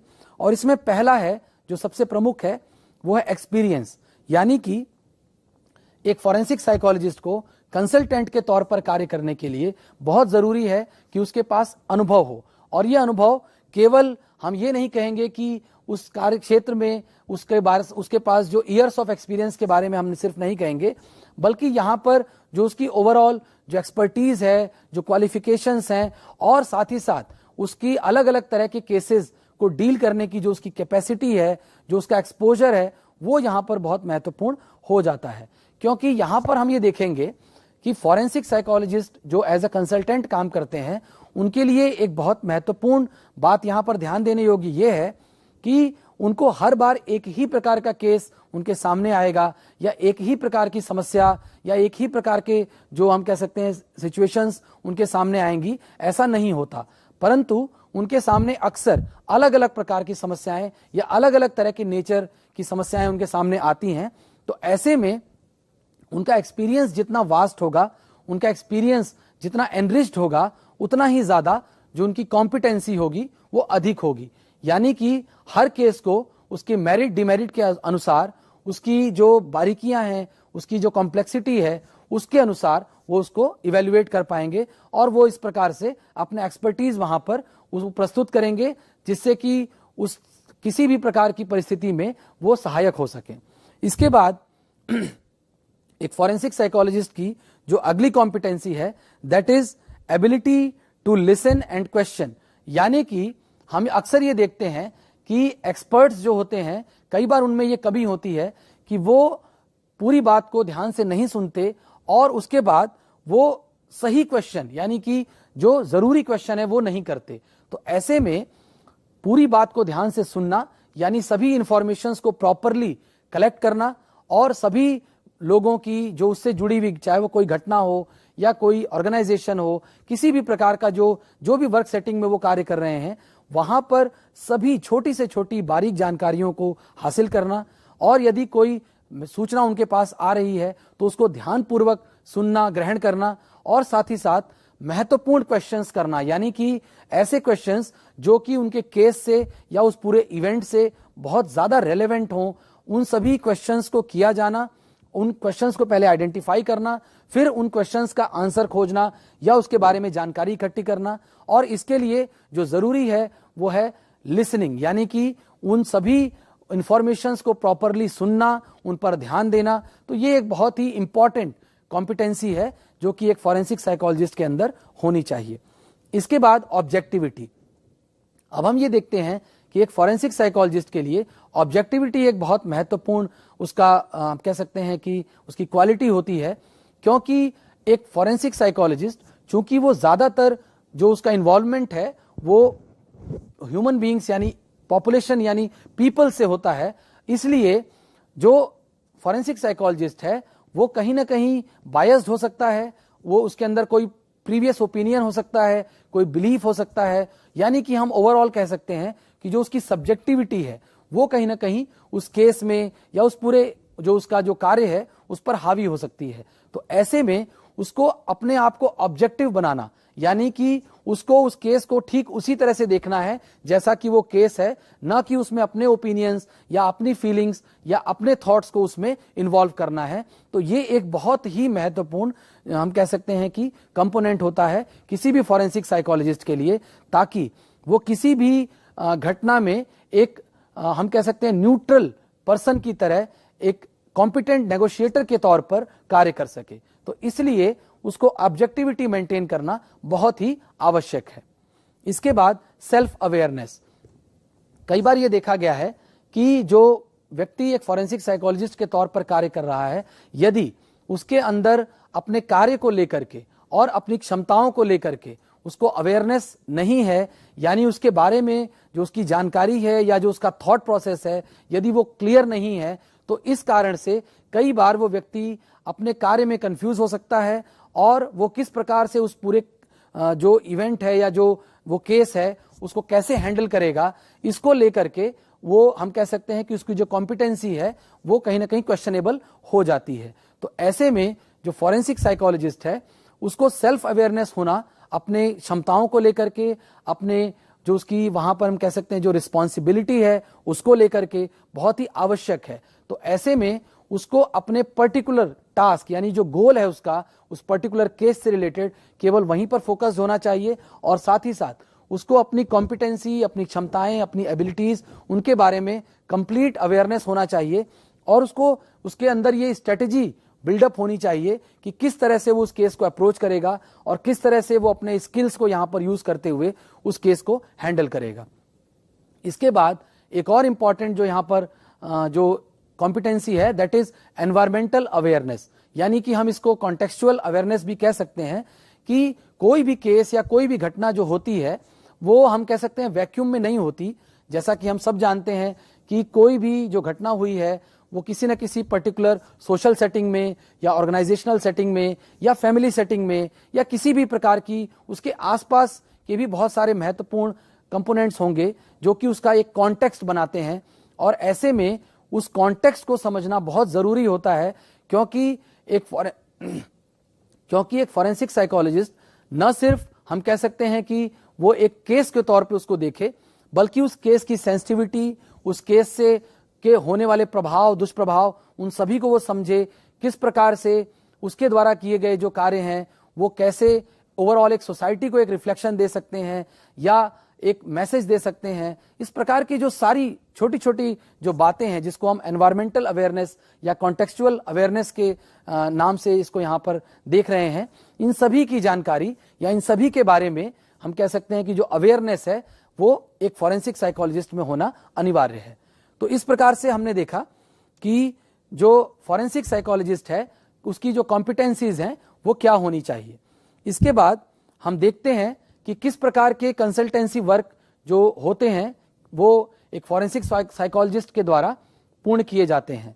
इसमें पहला है management of deliberate self injury and suicide, यानी कि अभी तक हमने देखा कि ऐसे केसेस जहां पर इंडिविजुअल्स खुद को देखते हैं कि वो जानबूझ करके सेल्फ इंजरी क्रिएट कर रहे हैं, या कई बार ऐसे वो मुश्किलों की वजह से या लाइफ सर्कमस्टांसेस की वजह से वो सुसाइड की तरफ भी वो जाते हैं। तो ऐसे जो केसेस हैं उनको किस प्रकार से मैनेज किया जाए कि भविष्य में ऐसा घटना ना हो, या जो ऐसे इंडिविजुअल्स हैं उनको वापस से नॉर्मलाइज करना, और इस तरह के जो इंसिडेंट्स हैं चाहे वो सेल्फ इंजरी का हो या वो सुसाइड का हो, इस तरह के जो इंसिडेंट्स हैं वो दोहराए ना जाएं उनके द्वारा, तो इनका भी ध्यान दिया जाना या इनको मैनेज करना एक प्रकार का इंपॉर्टेंट रोल प्ले करते हैं यहाँ पर फॉरेंसिक साइकोलॉजिस्ट। इसके बाद जो दूसरा जो हम कह सकते हैं कंसल्टेंसी वर्क जो फॉरेंसिक साइकोलॉजिस्ट के द्वारा किया जाता है, that is management of bullying and harassment. यानी कि एक ऐसा जो इंसिडेंट सामने आता है जहां पर बुलिंग यानी किसी ऐसे व्यक्ति के द्वारा जो कि मजबूत है या किसी हम कह सकते हैं कि एक ऐसे पद पर है जो कि दूसरों को बुली कर सकता है, यानी उनको दबा सकता है या उनका शोषण कर सकता है या फिर हैरेसमेंट कर सकता है। तो इस प्रकार के जो सर्कमस्टांसेस हैं, कैसे इसमें एक जो फॉरेंसिक साइकोलॉजिस्ट है वो ये इंश्योर करे कि इस तरह की जो घटनाएं हैं, चाहे वो बुलिंग की घटना हो, चाहे वो किसी सीनियर एम्प्लॉय के द्वारा एक जूनियर एम्प्लॉय की बुलिंग की घटना हो, या किसी एक मेल एम्प्लॉय के द्वारा किसी फीमेल एम्प्लॉय का हैरेसमेंट की घटना हो, या किसी एक सुपीरियर हम कह सकते हैं जो मैनेजमेंट में ऊपर बैठा है उसके द्वारा किसी नीचे के व्यक्ति का, या कोई ऐसा व्यक्ति जो कि किसी ऐसे प्रभावशाली पद पर है, या किसी ऐसे प्रभावशाली हम कह सकते हैं कि ये विद इन द फैमिली भी ये चीज हो सकती है कि जैसे कोई ऐसा व्यक्ति या जो रिलेटिव हो जो कि एज में बड़ा हो, वो किसी छोटे बच्चे को हरास कर रहा हो, चाहे वो चाइल्ड अब्यूज के रूप में हो या उसको फिजिकल हैरेसमेंट के रूप में हो। तो इस प्रकार की जितने भी इंसिडेंट्स होंगे, किस प्रकार से इनको मैनेज किया जाए ताकि ये घटनाएं फ्यूचर में इनकी पुनरावृत्ति ना हो, और इसके अंदर जो भी घटनाएं यदि हो चुकी हैं तो जो इसकी वजह से जिन लोगों को परेशानी हुई है, किस प्रकार से उनको उस परेशानी के माहौल से या परेशानी की जो परिस्थिति है उससे उनको कैसे बाहर लाया जा सके, किस प्रकार से उनको नॉर्मलाइज किया जा सके। तो इस प्रकार की जो पूरी ओवरऑल मैनेजमेंट है या जो उसका ध्यान दिया जाना है, ये भी फॉरेंसिक साइकोलॉजी के द्वारा या फॉरेंसिक साइकोलॉजिस्ट के द्वारा किया जाता है। इसके बाद development of new policies and procedures, यानी कि कई बार कानून के क्षेत्र में भी, और चाहे वो ऑर्गेनाइजेशंस के विद इन द ऑर्गेनाइजेशन जो उसकी वर्क सेटिंग है, वर्क कल्चर है, या ओवरऑल जो एक सोसाइटी की भी हम बात करें अगर, तो वहां पर ऐसी कौन सी पॉलिसीज एंड प्रोसीजर्स हैं जिनका ध्यान दिया जाना चाहिए, जिनको डेवलप किया जाना चाहिए विद द टाइम, उनमें क्या चेंजेस किए जाने चाहिए ताकि इस प्रकार की जो घटनाएं हैं वो न हो और जो नेगेटिव आउटकम्स हैं उनको कम किया जा सके। तो इस प्रकार की भी जो ओवरऑल जो डेवलपमेंट होती है in terms of policies and procedures, उसमें भी हेल्प आउट करने का जो कार्य है वो फॉरेंसिक साइकोलॉजिस्ट करते हैं। इसके बाद क्रिटिकल इंसिडेंट एडवाइजर, यानी कि जैसे हमने पहले भी देखा था कि ऑर्गेनाइजेशंस के अंदर जो क्रिटिकल इंसिडेंट्स होते हैं उनमें जो फॉरेंसिक साइकोलॉजिस्ट है वो रोल प्ले करते हैं उनको आइडेंटिफाई करने में, और किस तरह से उनको हैंडल किया जाना चाहिए उसमें भी उनका एक महत्वपूर्ण रोल होता है। तो इस तरह से ये क्रिटिकल इंसिडेंट एडवाइजर के रूप में भी ये कार्य करते हैं। इसके बाद हम बात करेंगे कि जो फॉरेंसिक साइकोलॉजिस्ट है वो किस प्रकार से एक क्राइसिस या कॉन्फ्लिक्ट की जो स्थिति होती है उसको वो कैसे मैनेज कर सकते हैं। इसके लिए जो हम कह सकते हैं कि जो महत्वपूर्ण बातें हैं जो यहां पर ध्यान देने योग्य हैं वो है active listening, empathy, repo and influence. अब यहां पर जब हम बात करते हैं इन चार महत्वपूर्ण बिंदुओं की, जिसमें पहला है एक्टिव लिसनिंग, तो यहां पर यह देखा जाना चाहिए कि कोई भी क्राइसिस की सिचुएशन या कॉन्फ्लिक्ट की सिचुएशन जब होती है सामने, और ऐसे में एक फॉरेंसिक साइकोलॉजिस्ट वहां पर मौजूद होता है या वो वहां पर आता है जब इस तरह के इंसिडेंट्स में जब वो हेल्प आउट करने के लिए, तो वहां पर जो सबसे महत्वपूर्ण कार्य है वो है एक्टिव लिसनिंग। यानी कि वो व्यक्ति जब कोई भी उस घटना से संबंधित जो भी, चाहे वो कोई व्यक्ति, अगर हम इसको एक हॉस्टेज सिचुएशन के तौर पर देखें, तो अगर एक एग्जाम्पल में हम देखें कि एक ऐसी सिचुएशन है जहां पर एक व्यक्ति ने किसी दूसरे व्यक्ति को बंधक बना लिया है और उसकी कुछ डिमांड्स हैं या उसकी कुछ भी हम कह सकते हैं कि वहां पर उसकी कुछ ऐसी डिमांड्स हैं जो कि वो कर रहा है, और वो ये कहता है कि अगर उसकी डिमांड्स पूरी नहीं हुई तो ऐसे में वो उस व्यक्ति को चोट पहुंचाएगा या उसको वो किसी प्रकार से आघात पहुंचाएगा। तो ऐसे अगर किसी केस को एक फॉरेंसिक साइकोलॉजिस्ट डील करता है तो किस प्रकार से वो इस केस में प्रोसीड करेगा, हम उसको इस एग्जाम्पल के माध्यम से ये समझने का प्रयास करेंगे कि एक्टिव लिसनिंग, उसके बाद empathy, then rapport and then influence, किस तरह से वो स्टेप बाय स्टेप इसमें आगे बढ़ता है। तो इसके लिए जो हमें समझना है यहां पर वो ये है,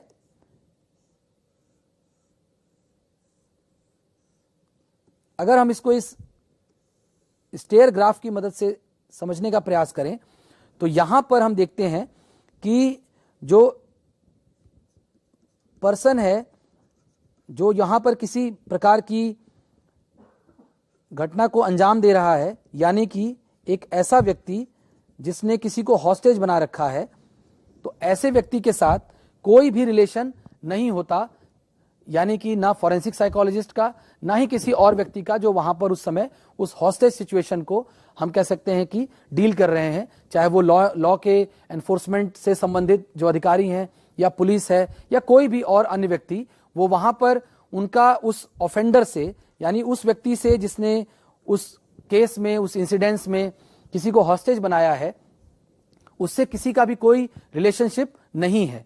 लेकिन उसके इस शुरुआती हम कह सकते हैं कि जो कंडीशन है नो रिलेशनशिप की, उसमें जब हम आगे बढ़ते हैं एक फॉरेंसिक साइकोलॉजिस्ट के अगर हम दृष्टिकोण से इसको देखें, तो उसमें वो जो सबसे पहला कार्य करते हैं दैट इज एक्टिव लिसनिंग। फिर एक्टिव लिसनिंग की मदद से वहां पर वो ये देखते हैं कि जो पर्सन है जिसने किसी को हॉस्टेज बनाया है वो क्या कहना चाहता है, वो क्या मैसेज कन्वे करना चाहता है, उसकी समस्या क्या है, वो क्यों, उसने ऐसा क्यों किया है। तो इन सभी बातों को वहां पर बारीकी से सुनना, उनको एक्टिवली उसमें उसको ये फील कराते हुए कि हम आपकी हर एक बात को ध्यान दे रहे हैं, साथ ही साथ आप जो भी कह रहे हैं हम उसे समझ भी रहे हैं। तो इस प्रकार की जो एक्टिव लिसनिंग है, ताकि उसके द्वारा कही गई हर एक छोटी से छोटी बात को वहां पर ध्यान दिया जाए। उसके बाद जो दूसरी चीज है दैट इज एम्पैथी,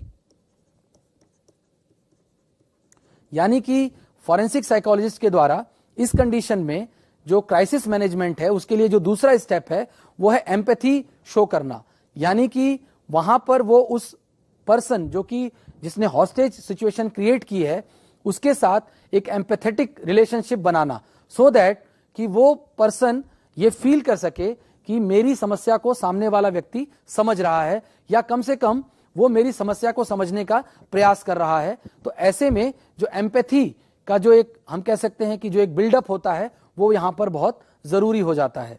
इसके बाद रैपो बिल्डिंग, यानी कि यहां पर हम ये देखते हैं कि जो फॉरेंसिक साइकोलॉजिस्ट है वो उस ऑफेंडर के साथ या उस जो जिसने हॉस्टेज की सिचुएशन क्रिएट की है उसके साथ वो एक प्रकार का रैपो बिल्डअप करता है वहां पर, यानी कि वो उसके साथ एक ऐसा कंफर्टेबल एनवायरनमेंट क्रिएट करने की कोशिश करता है ताकि वहां पर वो एक दूसरे से कम्युनिकेट कर सकें, वो एक प्रकार से एक दूसरे से फ्रीली बात कर सकें, यहां पर फीलिंग्स का एक्सचेंज हो सके।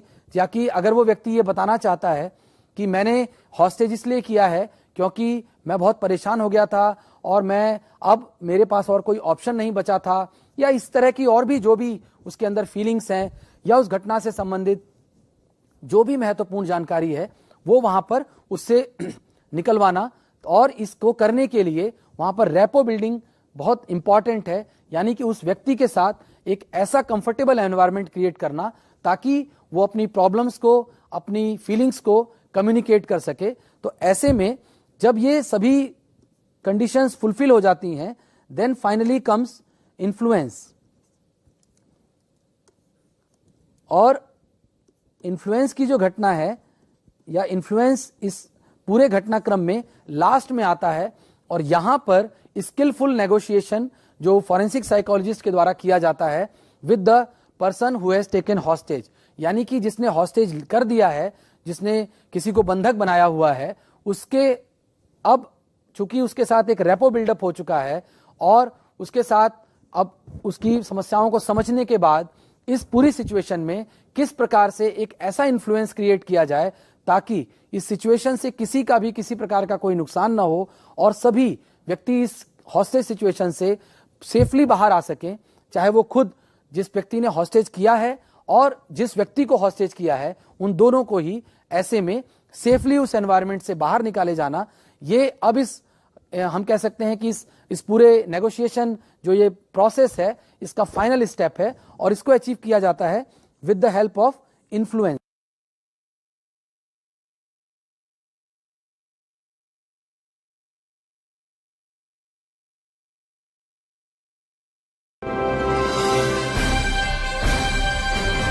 स्वयं Prabha, digital India, educated India.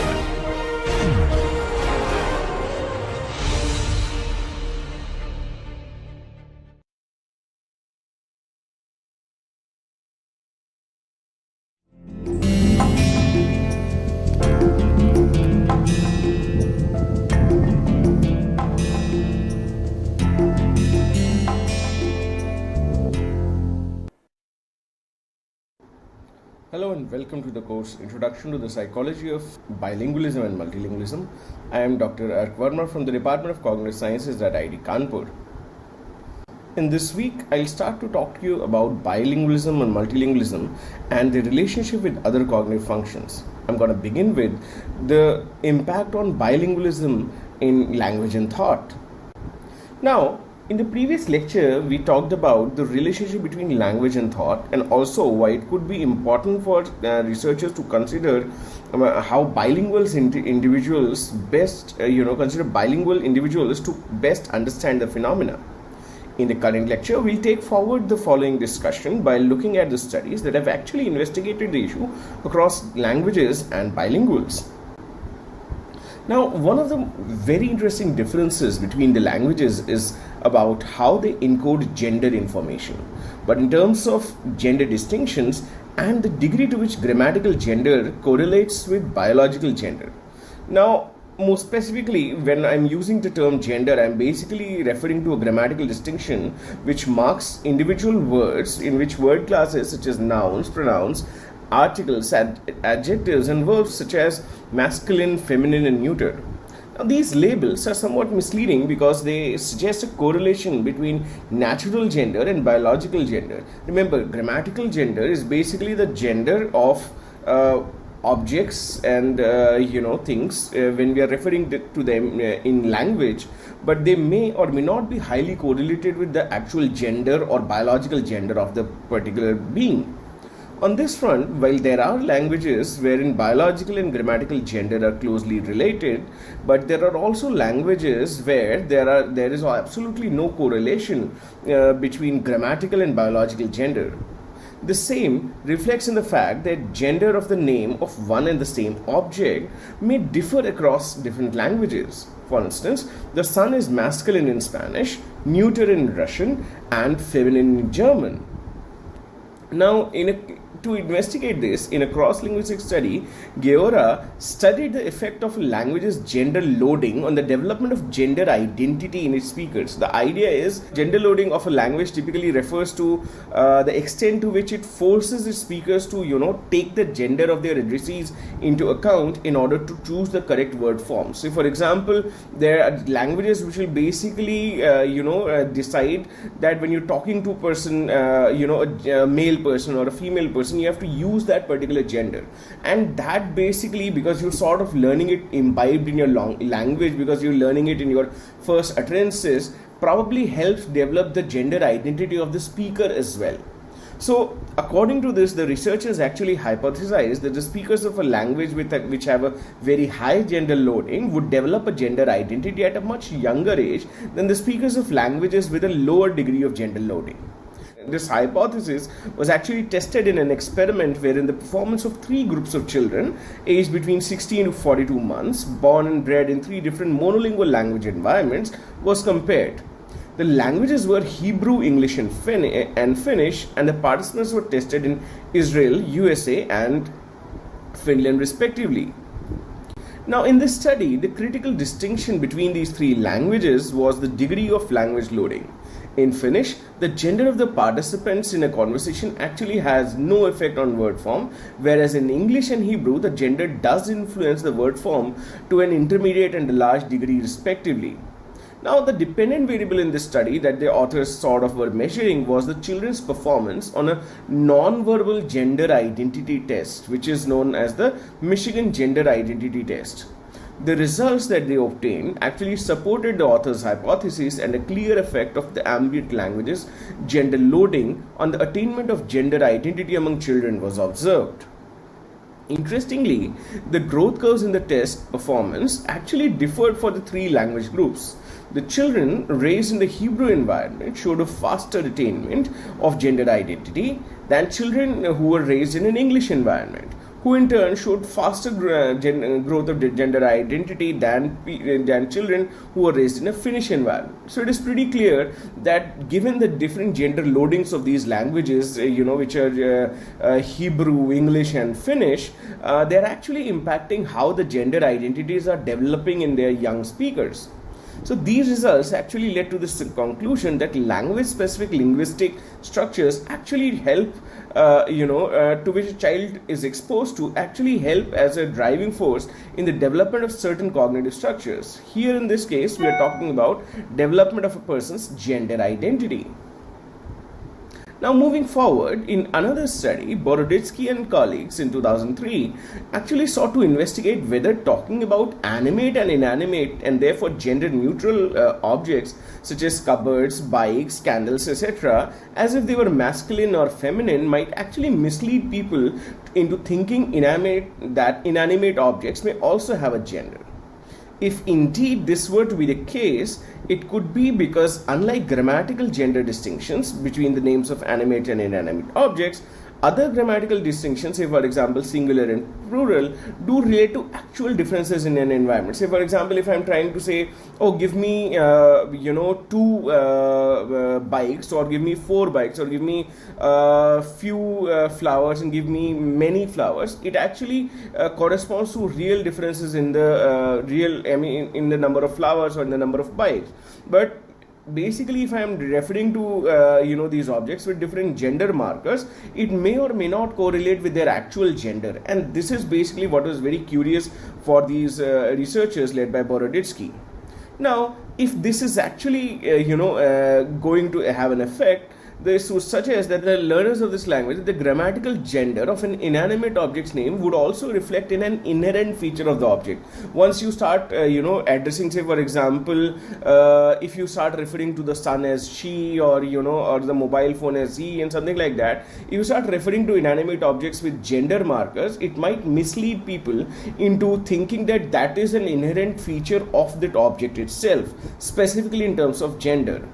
Hence, when people were building a gender nouns concept, learners may search for the properties of the nouns referent that match it, match its gender, such as the sun's warmth for a German learner, because the sun is feminine in German, or its power for a Spanish learner, because the sun is masculine in Spanish. So basically what starts happening is, while you start addressing these inanimate objects with gender markers, people start appropriating or basically juxtaposing feminine or masculine qualities with these genders, these objects as well.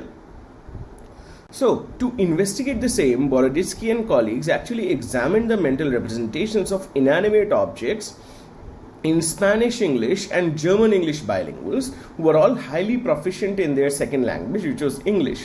In Spanish and German, remember, nouns have a gender, but not in English. So, these participants were presented with 24 object names in their second language, which was English, and were asked to name for each of them in English the first 3 adjectives that would come to mind. Interestingly, the translational equivalents of the selected English object names had opposite genders in Spanish and German. So half of them would have a masculine gender in Spanish and feminine in half of them will have a feminine gender in Spanish. Similarly, half of them will have a masculine gender in German, and half of them will have a feminine gender in German. Now, the critical question that these guys were actually after was whether the grammatical gender of the object in L1 German or in L1 Spanish would actually be reflected in the nouns that they would come up with in L2 English.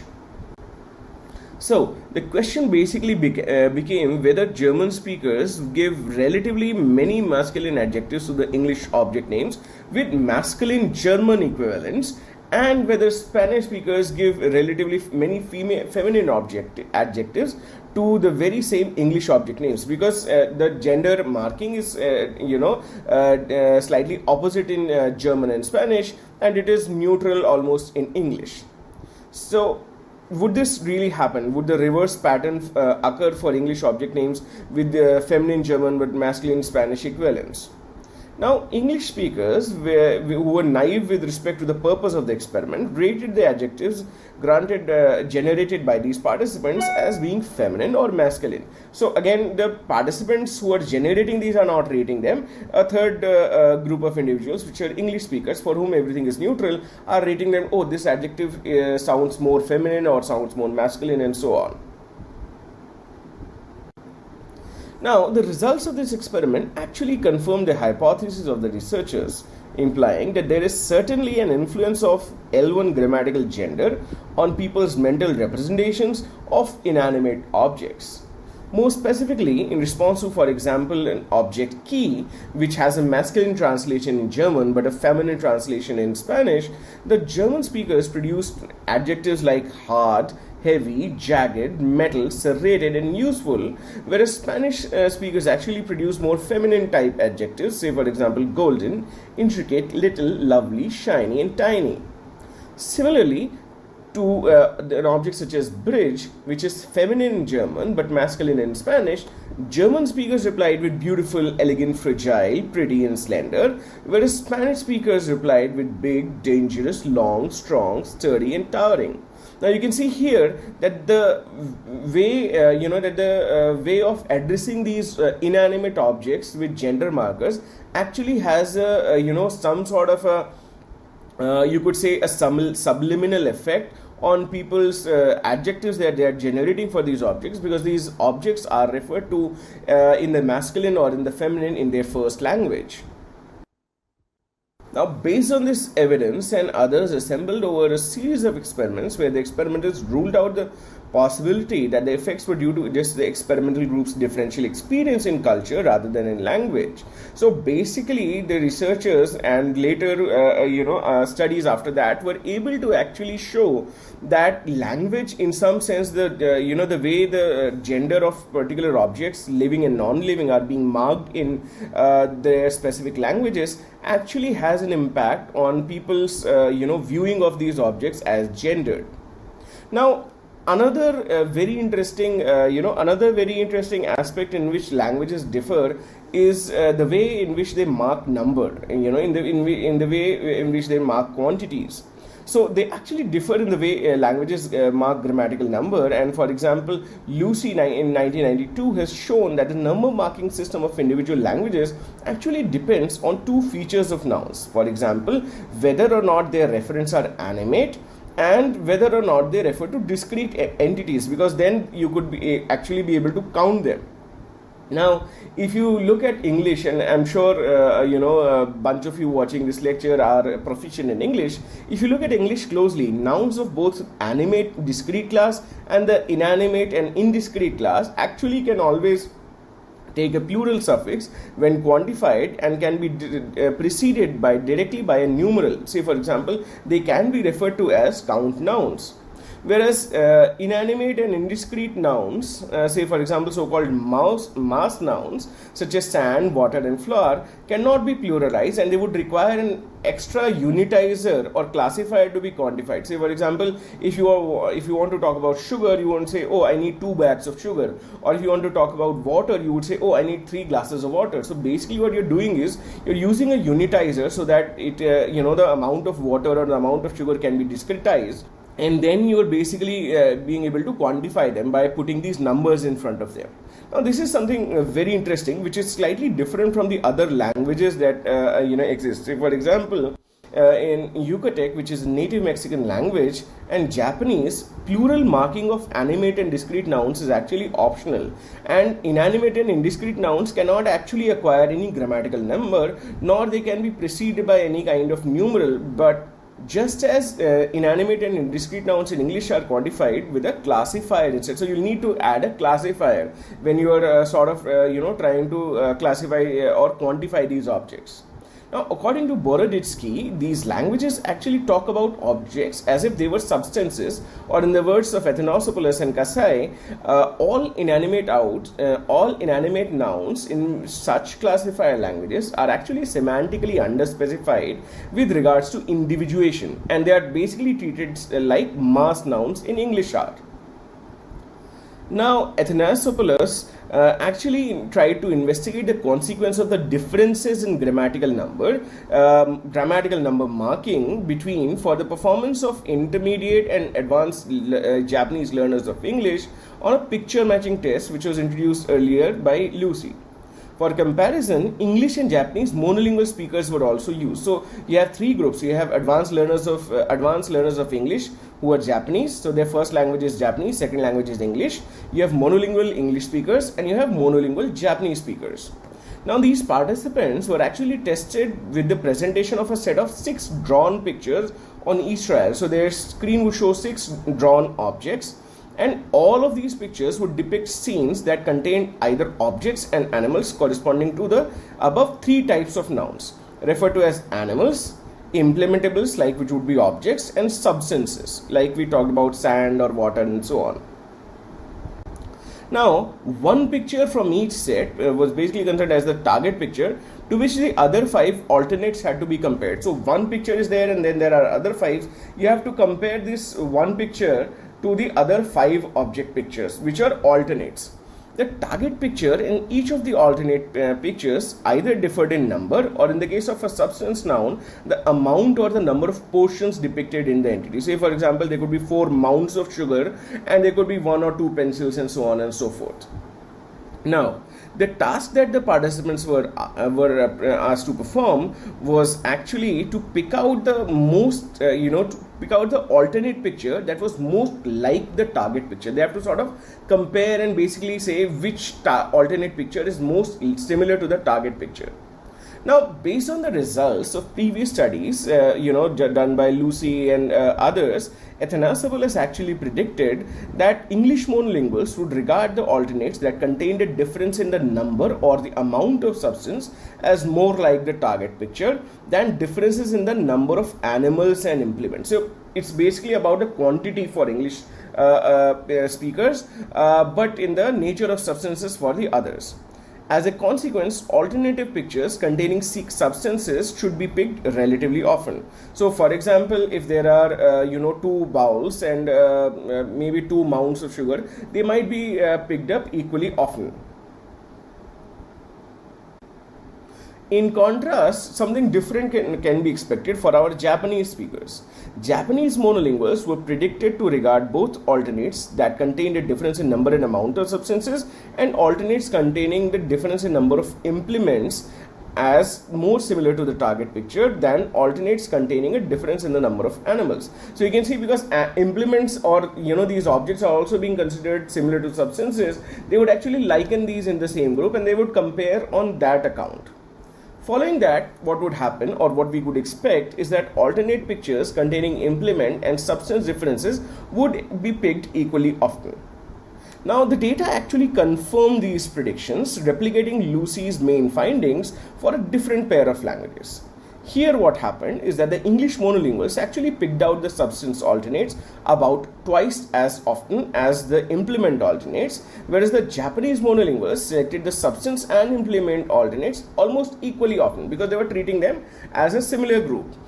So they are basically, this is basically coming from the fact that they are treating these 2 classes of objects very similarly, or they are quantifying them in a very similar manner.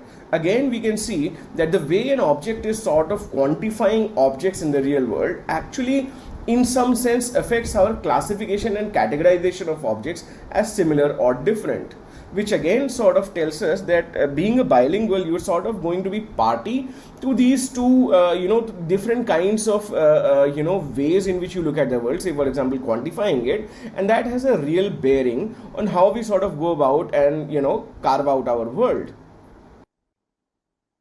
Now, finally, in other words, what we are seeing here is that the English monolinguals are actually demonstrating a rather special sensitivity to differences in both the numbers of animals and implements, whereas the Japanese monolinguals are only especially sensitive to a difference in the number of animals, again, as we're seeing it. Now, this is alright, and this is something now that we've talked about a bit. But more interesting was the idea that the data obtained from the 2 groups of Japanese English bilinguals. These data actually demonstrated that the advanced and the intermediate Japanese learners of English showed very similar response patterns to English and Japanese monolinguals respectively. So basically what they are doing is they are actually to a certain extent preserving the kind of quantification scheme that their specific languages are keeping. So all in all, if you look at the results, in totality, it basically tells us that the language's system of grammatical number actually affects the mental representation of animate as well as inanimate objects. So, in a sense, if you see, the way languages actually carve out our real world, whether it is in terms of number markings or whether it is in terms of gender markings, it actually has some influence in the way we are actually looking at the world, and we are basically classifying the world. And this is very interesting because this, you can see that it still sort of follows the weaker version of the linguistic determinism hypothesis, which we refer to as the linguistic relativity hypothesis. With this, I would leave you on for the subject on language and thought, and I'll talk to you in another lecture about a different way in which language actually influences our cognition. Thank you so much.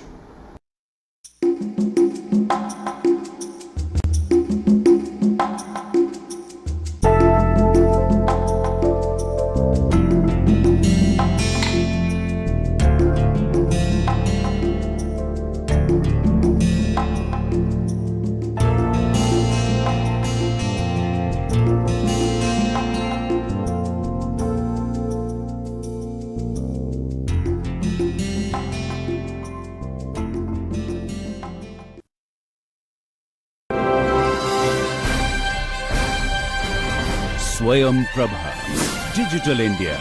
Educated India.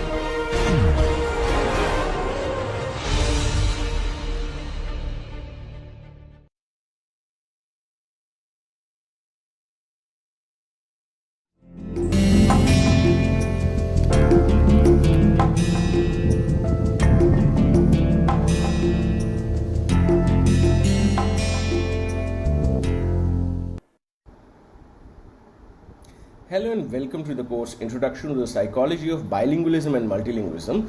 I am Dr. Ark Verma from the Department of Cognitive Sciences at IIT Kanpur. In this week, I am talking to you about the relationship of bilingualism and multilingualism with other cognitive functions. In the last couple of lectures, we talked about the relationship of bilingualism and multilingualism with different aspects of thought. In today's lecture, I want to talk about the relationship of bilingualism and multilingualism with intelligence. Now, so far we've basically reviewed studies from the perspective of linguistic relativity, wherein the focus was actually to investigate whether the peculiarities of languages known by a bilingual might actually influence their perceptual and thought processes about the world. However, there has also been a range of studies that have focused mainly on the effects of bilingualism on general cognitive abilities such as intelligence, memory, aspects of executive control, emotion, and so on.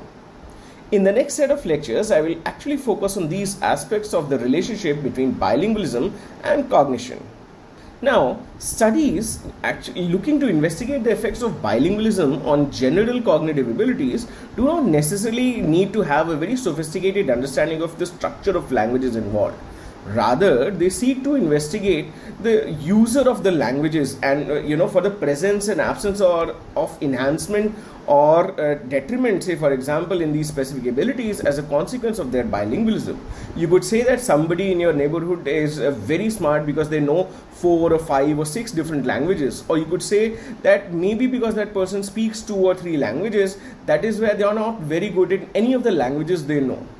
Also, people have always been curious about whether knowing more than one language makes you more intelligent, less intelligent, makes you communicatively more effective, not so effective, and so many different things. In this lecture, we're sort of starting to look at this debate and see whether bilingualism actually has any measurable impact on any of these general cognitive functions that we're talking about. Typically, when you're looking at studies that want to do this, they are actually trying to compare a group of bilinguals with a carefully matched group of monolinguals on factors such as age, socioeconomic status, education, etc., parents, education, and so on, in terms of, and then basically compare their performance in terms of a well-chosen task that would reveal a latent variable. See, for example, if you want to check somebody's concentration, if you want to check somebody's problem-solving capabilities, if you want to check somebody's abilities in terms of managing responses, selecting correct responses, and so on. So typically what people have been doing, or people would do, is that they would basically select a group of bilinguals, and they would select a group of matched monolinguals, which are not different in age, gender, socioeconomic status, and so many of these things. And then actually the only difference between these two groups will be that one of these groups is a bilingual and the other is a monolingual. And then both of these groups perform on a task, and you basically compare, okay, any differences in their performances in the task actually can be zeroed in on the bilingualism of these different on these participants. So here, if you sort of want to go ahead in this direction, task selection is actually of very special importance, because the same must be chosen on the basis of an informed hypothesis. You will not randomly pick a task. So there are many experimental tasks. People who are students of cognitive science or cognitive psychology would know that there are plenty of experimental tasks that are going around. And if you want to choose one of these tasks to compare the differences between bilinguals and monolinguals, you should have some kind of an informed intuition or an informed hypothesis about how bilinguals or monolinguals would perform on these tasks, and whether and what kind of differences there are to expect between these two, between the performances of bilinguals and monolinguals on these tasks. Say for example, you could take a test of vocabulary, and you would actually expect that, okay, because monolinguals are exposed to only one language, but probably they are exposed to this one language in great detail, they would have a much better vocabulary of this particular language, whereas because bilinguals are exposed to 2 or 3 languages, and they are probably, because of just the distribution of time and just the distribution of the amount of time they use these languages, they might not have as big a vocabulary in each of these languages as the monolingual speakers would have. So you can have any kind of question, and you, based on that question, you will select your task, and then you will compare the performance of bilinguals and monolinguals. More recently, what has also been happening is that people have been basically just picking up bilinguals, a range of bilinguals, and basically comparing the performance of different types of bilinguals, or on different types of bilinguals by virtue of their degree of proficiency in the second language, age of acquisition of second language, early or simultaneous bilingual. We have talked about all of these differences so far. You can actually compare within bilinguals also how they perform on a given task, and if you have an informed hypothesis, it would tell you basically that, okay, what kind of difference to expect, and later how would you try to explain these differences. Let's take an example. As I was saying, researchers could hypothesize that due to a vaster conceptual world of bilinguals as compared to monolinguals, they would possess a relatively higher skill in divergent thinking, because bilinguals are exposed to concepts from 2 different languages, maybe sometimes 3 or 4 different languages. They would probably be able to think divergently more as compared to monolinguals. Or the hypothesis that because of their practice with managing their 2 co-activated languages, bilinguals may possess superior abilities of cognitive control as compared to monolinguals. So you can have any of these hypotheses. You can choose a task which is testing for these specific abilities, and then you could compare the performance of bilinguals and monolinguals on these tasks. Now, interestingly, given the structure of the 2 languages of a bilingual is not really a concern here, the bilinguals knowing any pair of languages could actually be recruited in these experiments.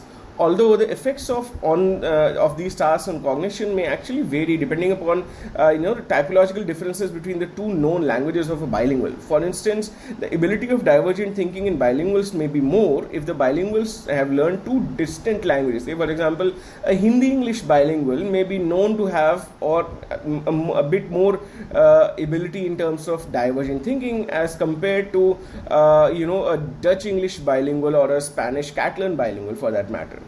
The same may apply for any kind of ability that you are actually intending to test. Additionally, to sort of ensure that the participants are actually well matched, the experimenters collected information about a number of background variables, such as the children's and their parents' attitudes towards learning French or English, in their academic performance in school, their ages, gender, socioeconomic status, degree of education, and so many other things.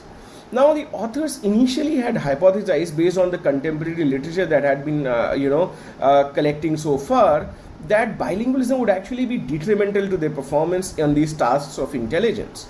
However, in contrast to their expectations, the bilingual children actually outperformed significantly the monolingual children on the majority of tests and subtests, both in verbal and non-verbal intelligence.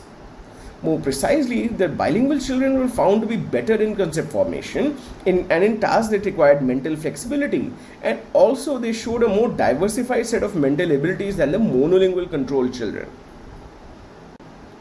Interestingly, these results were actually very robust and stable and did not change when the differences between the two groups were matched specifically for socioeconomic class, age, gender, etc. And again, these results did come as a surprise for the investigators, as they were rather contrary to the contemporary literature and consequent intuitions. However, the authors later observed that some of the earlier studies which had not found these differences may have lacked some degree of experimental rigor and had not really controlled for various variables such as age, gender, socioeconomic status, amount of education, etc., which may have been the reason why they were not finding these differences so far. However, it is also discussed that some of the early studies were not really standardized, and sometimes the bilingual children were tested in their weaker language, and hence leading to lower scores on these tests. Say, for example, if you are testing testing a bilingual who's just picking up his second language. Say, for example, somebody who's just learning English and has only spoken or performed in Hindi for, let's say, till their high school or till their senior secondary. Now, if you start testing these people directly in English and they have little or less knowledge of English, obviously they will score less in these tests because these tests are in English. And you see that in our country also a lot of exams are actually provide bilingual alternatives so that we can actually handle the confound of language as a barrier to their overall intelligence.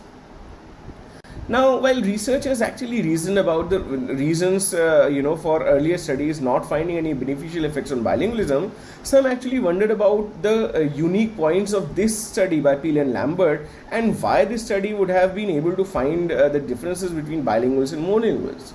One of the things that was noted that it could be that the Montreal region of Canada, where the participants in the study were actually selected from, both English and French were socially highly valued and they were respected languages. And therefore, the acquisition of English by French-speaking children of this region was not really seen as a threat on their learning French, and basically it was no social pressure was not there to pick up this language. So in a sense, these children were happily learning English, and they were not really threatened by it, or there was no social pressure to learn or to not learn English. So in fact, learning English did not really put them into danger of losing their French, and rather added to their linguistic repertoire with a new language and with exposure to a new conceptual world at the same time. So this basically can be referred to as a form of bilingualism that adds to a bilingual's overall linguistic repertoire, and the existing language does not suffer a cost at all.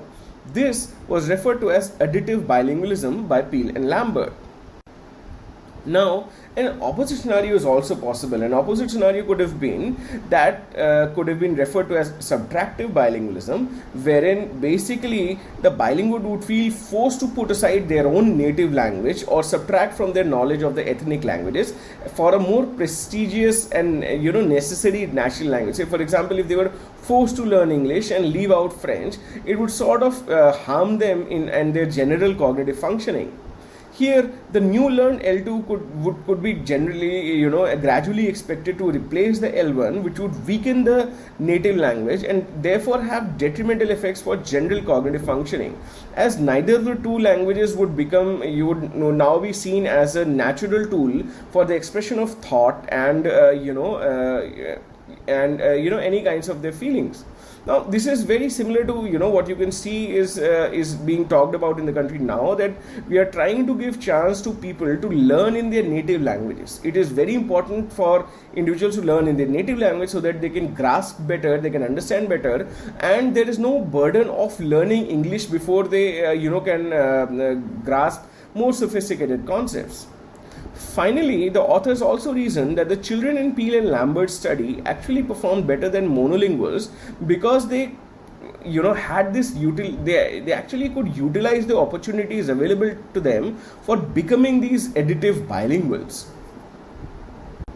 Now, alternatively, another possible reason for Peel and Lambert's findings could also be that the relationship between bilingualism and intelligence could be the other way around. Now, some researchers actually wondered that maybe it is not that bilingualism is helping these children become more intelligent, it is because they are already intelligent, they are being able to become bilingual and utilize the opportunities of learning the two languages, and because they are already intelligent, they would anyway score better on the tests of intelligence that they were tested upon.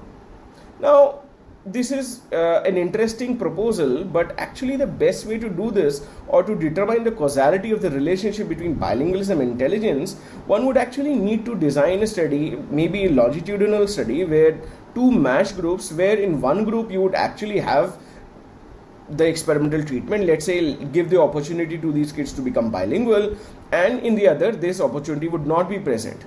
On all other respects, these two groups should be completely matched. And actually, there was a bunch of longitudinal studies that actually suggest that bilingualism did improve general cognitive functioning to a certain extent. Let's look at a study like that. For instance, Scott in 1973 compared two groups of English Canadian children. At the start of the study, the children from one group, which was the experimental group, were actually given the opportunity to become bilingual through immersion schooling in French over a couple of years, whereas children from the other group, which was the control group, were actually not given this opportunity and were schooled exclusively in English. Now, the children from both these groups were actually matched on IQ and other socioeconomic status in the beginning of the study already.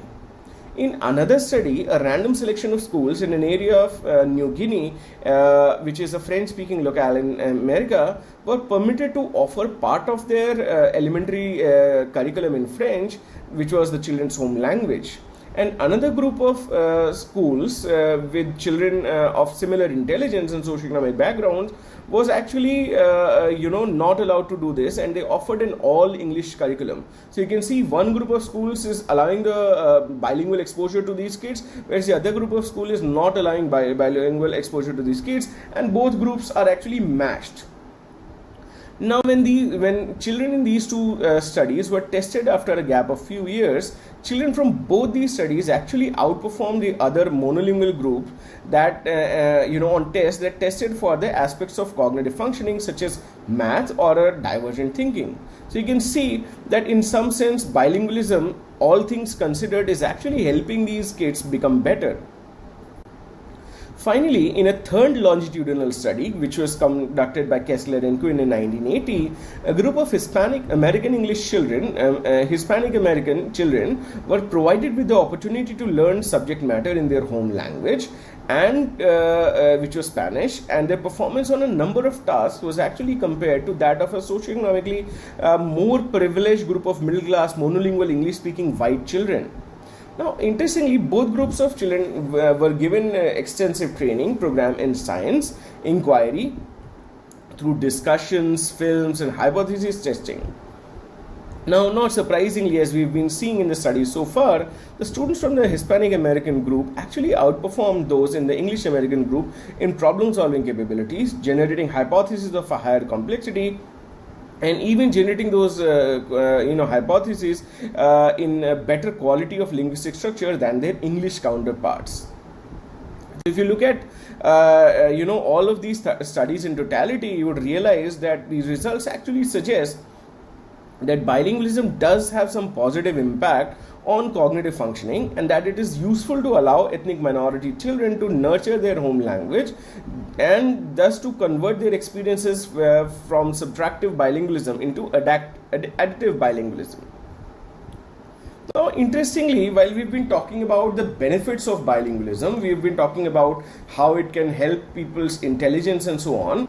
There are also a range of studies that have, have pointed out certain drawbacks in being bilingual. For instance, researchers have actually shown that as compared to monolingual norms, bilingual children actually have relatively smaller vocabularies in their separate languages.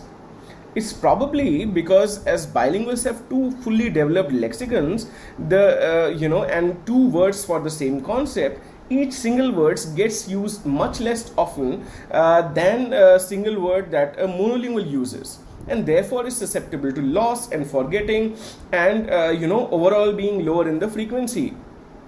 Now, this is also one of the reasons that word retrieval is in fact slower and more effortful in bilinguals compared to monolinguals. So this also sort of supports this notion that yes, bilinguals typically will have lower vocabulary in each of their two languages as opposed to monolingual speakers of both their languages. Interestingly, bilingualism has also been linked to advantages in metalinguistic awareness. For example, the ability to reflect on and manipulate the structural features of language independent of meaning. Now, metalinguistic awareness is basically where you're not really just caught in the meanings of individual words, but whatever overall sense you're getting. And researchers have actually suggested that metalinguistic awareness is actually increased in bilinguals because of their dual linguistic environment. They are having exposure to two very different, sometimes very diagonally opposite conceptual worlds, which actually enables them to appreciate or pay special attention to the structural aspects of both their languages. In other words, because they have two fully developed linguistic systems, it affords them a chance to analyze and compare the two, and hence gain more insights about both of these linguistic systems. Now, for instance, one of the examples of the said metalinguistic awareness has actually been the observation that bilinguals have greater word awareness than monolinguals and have the knowledge of the word's form and meaning, and have the knowledge that words form and meaning are not actually entirely inseparable entities. They sort of already get the sense that these two things are arbitrarily related. How would this happen? Say, for example, I am a Hindi-English bilingual. I know that there is a word save for this particular fruit and there is a word apple for this particular fruit. I would know that both save and apple do not have anything to do with the fruit itself. They are just two different ways of calling out this particular concept. And this realization would make me sort of ponder about, how, these two words are related to the object, and what are the different meanings that can be implied, and so on. This works even better when you're talking about more abstract entities rather than concrete nouns. Now, in order to generate or gain empirical support for these observations from Leopold, Janko Worrell actually hypothesized that the early separation of word sound and word meaning might actually cause a degree of accelerated semantic development in bilingual children as compared to monolingual children. Now, the underlying assumption here was that attention to form aspects is a developmentally earlier stage than attention to meaning aspects. And bilingual children would actually be able to do this much earlier than monolingual children, because for them there is, these two things are much more tightly knitted.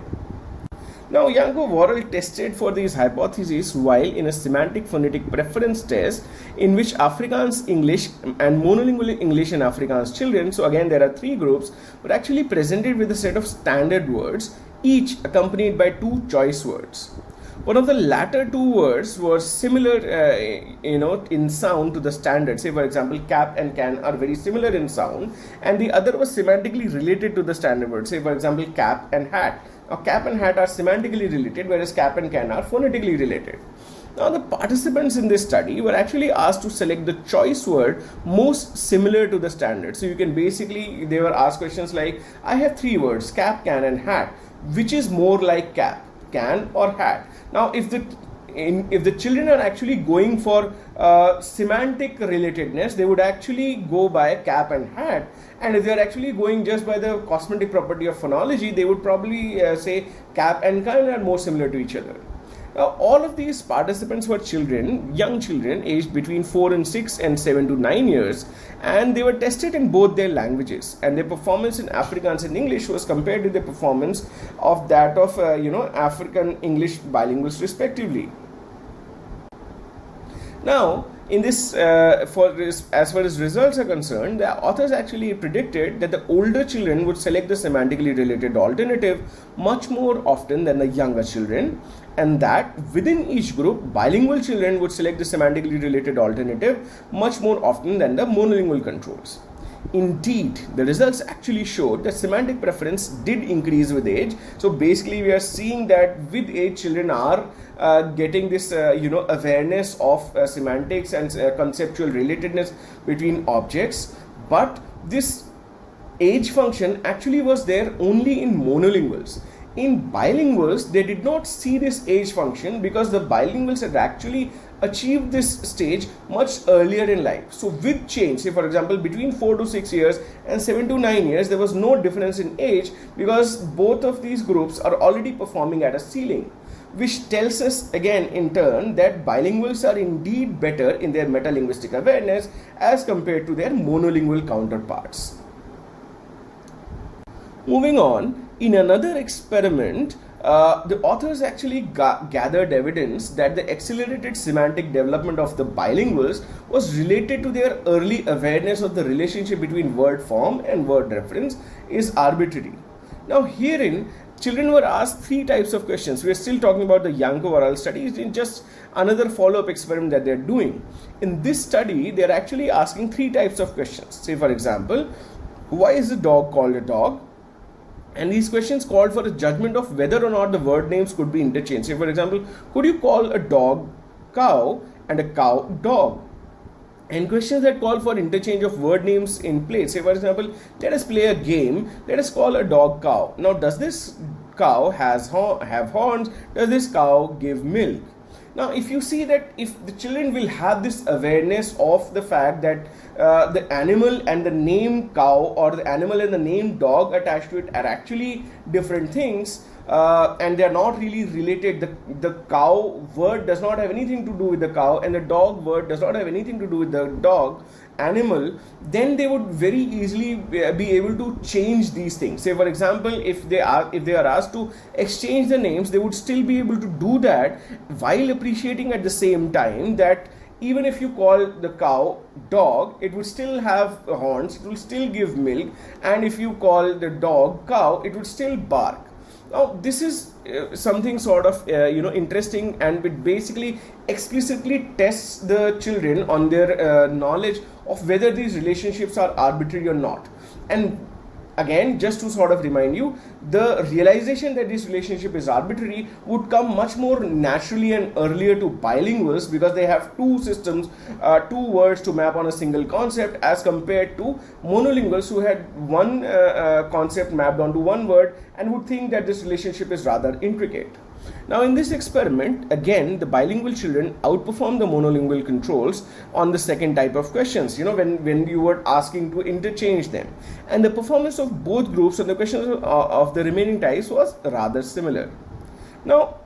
Now in the backdrop of what we have been discussing, if you look at this based on the differential result of bilinguals on the second type of questions, the authors actually concluded, and it made sense, that bilingual children are actually aware of the arbitrary relationship between a word and its meaning at a much younger age than a monolingual child. So it tells us that this metalinguistic awareness is also benefited, or is something that the bilingual children are sort of endowed with, or they grasp it at a very early age, which may augur very well for other kinds of cognitive functions which these bilingual kids would actually engage in. This is all that I wanted to talk to you about in today's lecture, and I'll see you on the other side with a different lecture. Thank you.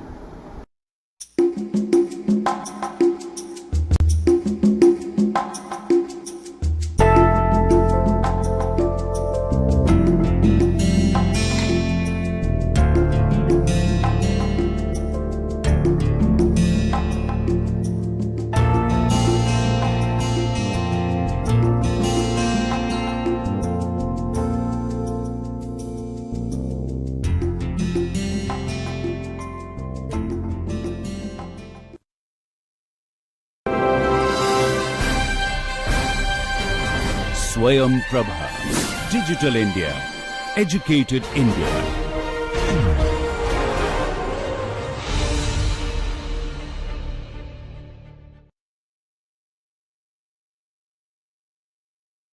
Welcome back to this live session for the course of the Psychology of Language, and I'm here to probably take up some questions or some suggestions and feedbacks which you have for the course. let me first introduce you to the course a little bit. Before that, I'll introduce a little bit about myself. I am Naveen Kashyap. I work with IIT Guwahati. I'm a cognitive psychologist by profession, and my main area of work is in sleep and cognition.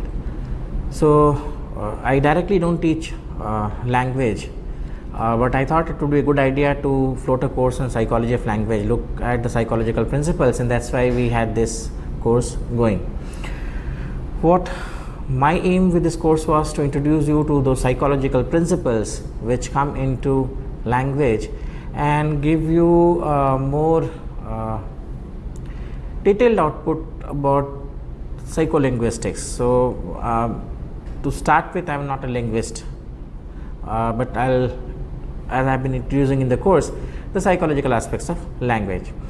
So how did I formulate this course? The course started by first introducing how animals and humans communicate and what is the difference between these two type of organisms. So how does language develop for that matter? That was what we started off, and this is what we call the introduction part. And the next part was looking at the science of language. So basically how experiments are done, particularly in language and more specifically in any behavioral sciences. So I introduced to you the basic concepts of how experimentation is done, or any kind of experiment is set up in language or any other behavioral sciences. In detail, we looked at ERP results and how to do ERP experiments in language and behavioral experiments in language. Then we moved to the basic processes in language. So we had two sections in it. We looked at how language is produced and how language is comprehended. These two sections, language production is more in terms of the vocal tract and vocal system, how language is produced, what is wave, how it is the production happens in terms of the voice box, and different things in terms of the production of language. And then the comprehension of language in terms of how do we hear, what are basic waveforms, how is the human ear organized, and how do we hear language. So that was what about hearing about language was, the basics of it. And then we switch gear into the advanced processes. So I think a couple of lectures from the advanced process would be up. Words would be the last thing that you would have been studying, and then will come sentences, reading, writing, and bilingualism and those aspects. So in advanced processes, we looked at what are words, what does it comprise of, what is the meaning of words, what does it represent, that kind of thing. We looked at how sentences are formed, we looked at how reading and writing is a part of language, and lastly we finished it with bilingualism. So that was what the outline. I might be forgetting a couple of lectures here because I'm not very thorough at this point of time, but then this is how the outline was. So we divided the course into three modules: the basic, the introductory module, the basic module, and the advanced modules. And all throughout, what we were doing is we were looking at language from more of a psychological point of view rather than a linguistic point of view. So what brain processes help in language development, and what social aspects of language development are like. So how does a child learn language, and a little bit about how language is produced, it is comprehended, what is communication, how does it differ from the structured language that we have. We looked into a little bit of Chomsky's views about language, the continuity discontinuity theory. We looked at theories of language production, and so all these aspects are there in most of the lectures which is out there. You can refer to most of the lectures, and of course there is a forum which you can put up all your questions, and I will be very happy to answer it. I have been answering questions from your side. And so in this live session, what I thought, the idea would be to take up some interesting insights that you have about the course, about any feedback that you have about the teaching style that I have. If you want some more information on certain aspects of language, or if you have experiment in design and you want some input from my side about what should be done in that particular design, about particular problem, I'm here to solve those problems. So in all, this is a very brief introduction about what the course was designed and what was the thought process before designing this course. Of course, there are other courses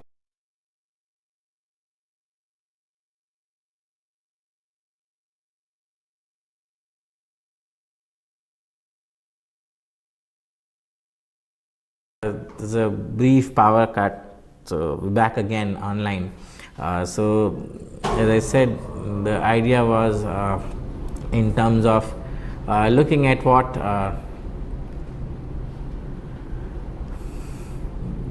different the problems you have and how can I help you with redesigning your problem. So that's another thing that I'm here to do. So I'm live here in the studios of IITG MOOCs, and if you have questions or suggestions or feedbacks or some explanations that you want, please put forward those and let me see if I can address them. So I can address them right here, right now, or I can address them in the forum. Please, if you have questions, do come forward.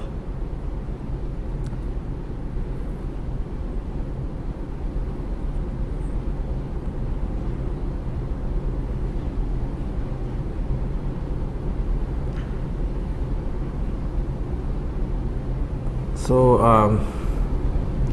what we did in the course was we started out by first comparing the basic of communication system. So what is the basic of any communication system and why do animals communicate, that kind of a thing, and we looked at the basic reasons of animal communication and what is the features of any animal communication system. And then what we did was we took some idea from there and started discussing how human language is all about. So it has a paramedical structure starting from the phonemes to the morphemes to the word sentences, something related to duality of patterning, which explains how basic forms are used or basic structures are used in a way to form complex sentences. So that kind of a thing is what we saw is the speciality of human language. And then we focused a little bit on to how human language developed as such. So what is the way in human language developed, right from the Neanderthal man to the coming up of the new language, and evidences to it in terms of Searle and Pidgin's, which are basic languages or very primitive languages which is out there. So that is what we introduced, and about a little bit what language.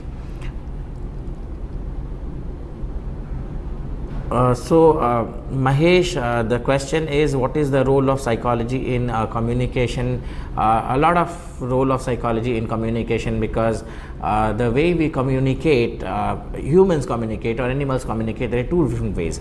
With humans we have structured language systems or structured ways of communicating, but animals have unstructured way of communicating. For example, they use hollow phrases. Hollow phrases are expressing something in totality. So what we can do is we can basically say the sun is warm, this warm, that warm. We can give measures of it, but what animals can do is they can tell, they can express communication in terms of whether there is a danger or not.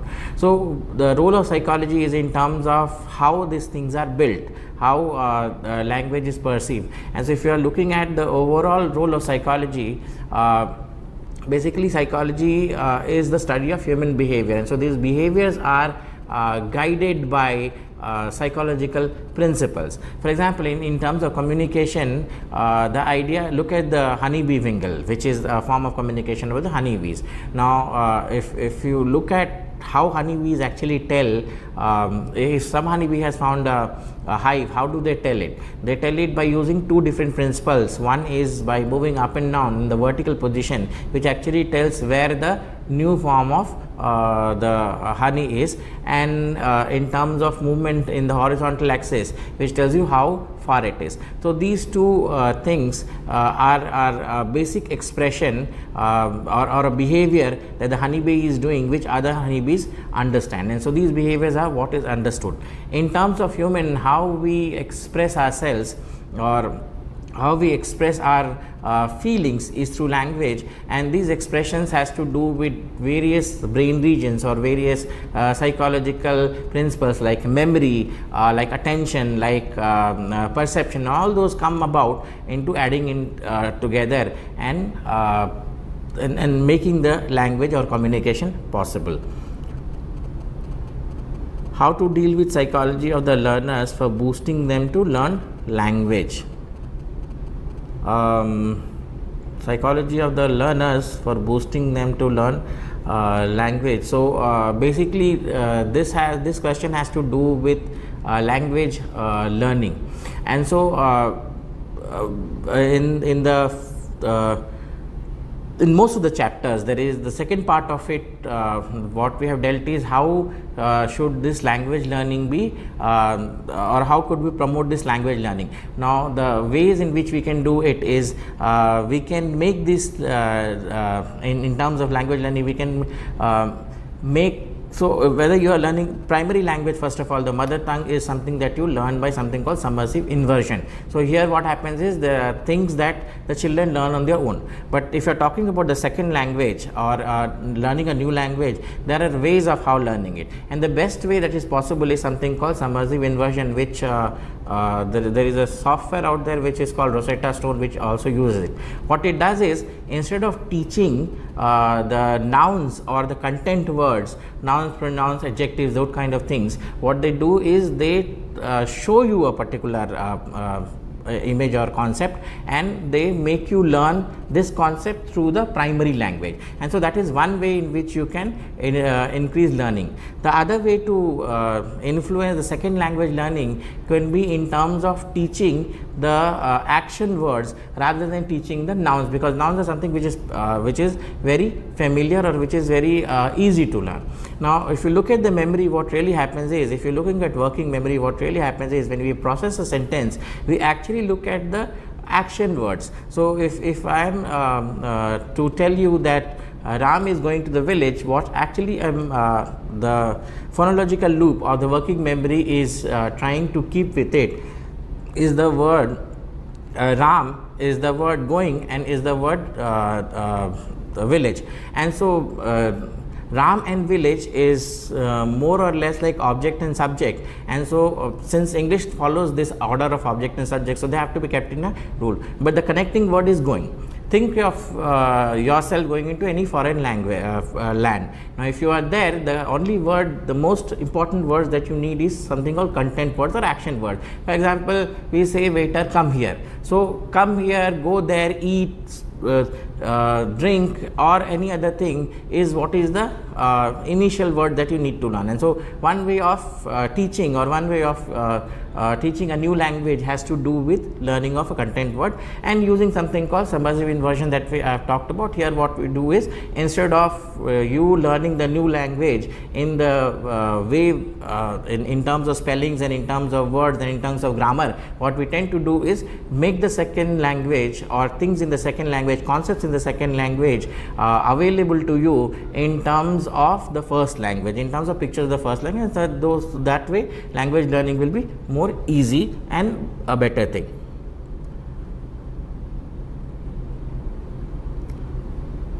Can we guess? So Sharadeep Patra has a question which says, can we guess anything about the person from the hand movement and the eyeball movement?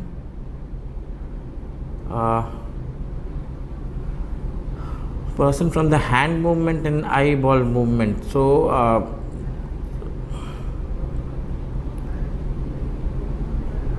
guess about the person, as in I'm not very sure what you're asking. Is it in terms of personality, or is it in terms of how they are reading speed? What exactly are you asking? So basically in reading, what we tend to do is we learn to in reading we have something called saccades and fixations, and see the saccades and fixations are basically eye movements. So by the movement of the eye, what best can be, if you be a little bit more clear on what question are you asking, I can give you a more better answer. And your second question is hearing most important during learning a new language? And it is yes, because when learning a new language makes you, or it involves you to learning new words, and word learning any word has two parts into it, a phonological form and a semantic form. So if you are able to spell the phonological form, you will be able to link this phonological form or the phonology of the word or the spelling of the word for that matter with the meaning of it. And so if the link is better, then in the mental lexicon itself, this word or this concept, because words are these are meaningless without the concept. So every word has a spelling semantic form and a phonological form. And when you are remembering also word, we tend to remember in terms of first the spelling and matching the spelling with the meaning. So yes, the language which you have, or the learning, listening of in a new language learning is important. Now reading skill, I was asking about reading skill in previous question.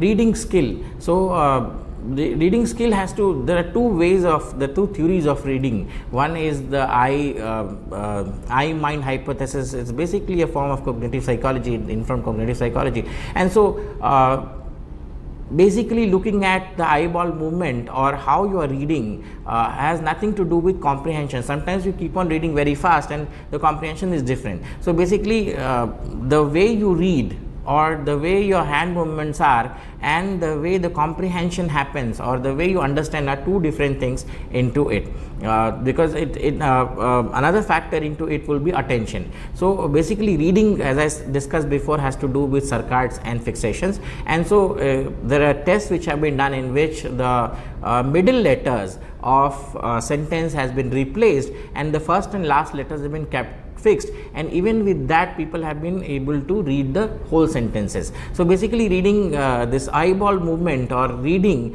has to do with the first and last letters, the circuits, which is the jumping of the eyeball from the first to the last letter, and then again from the first to the last letter. That is how we read. And the fixation, which is the time that you spend on the first and the jumping between the first and the last letters of each word. So basically in terms of your eye movement and reading skill, as of now I am not aware of whether there is a link to it, whether there is eyeball movement has anything to do with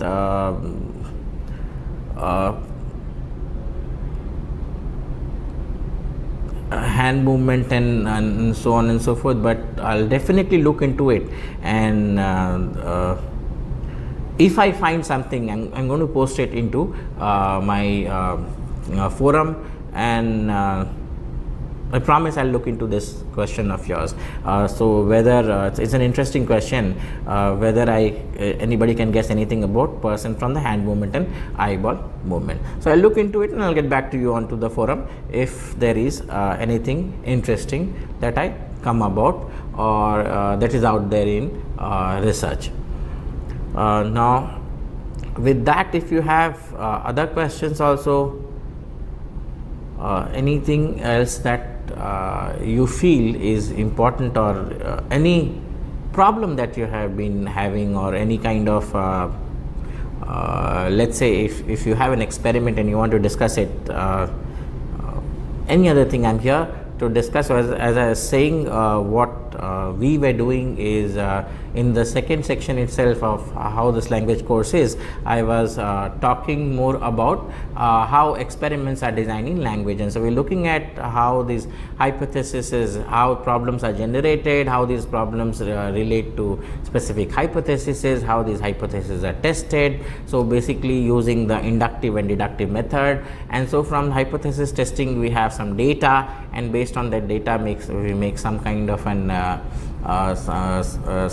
observation, and based on that observation we test the hypothesis. If it works, if it doesn't work, based on that we change the hypothesis or we change the problem. So basically using the inductive and deductive method we keep on doing work in behavioral sciences and in language. So we design experiments, and so in designing experiments also we use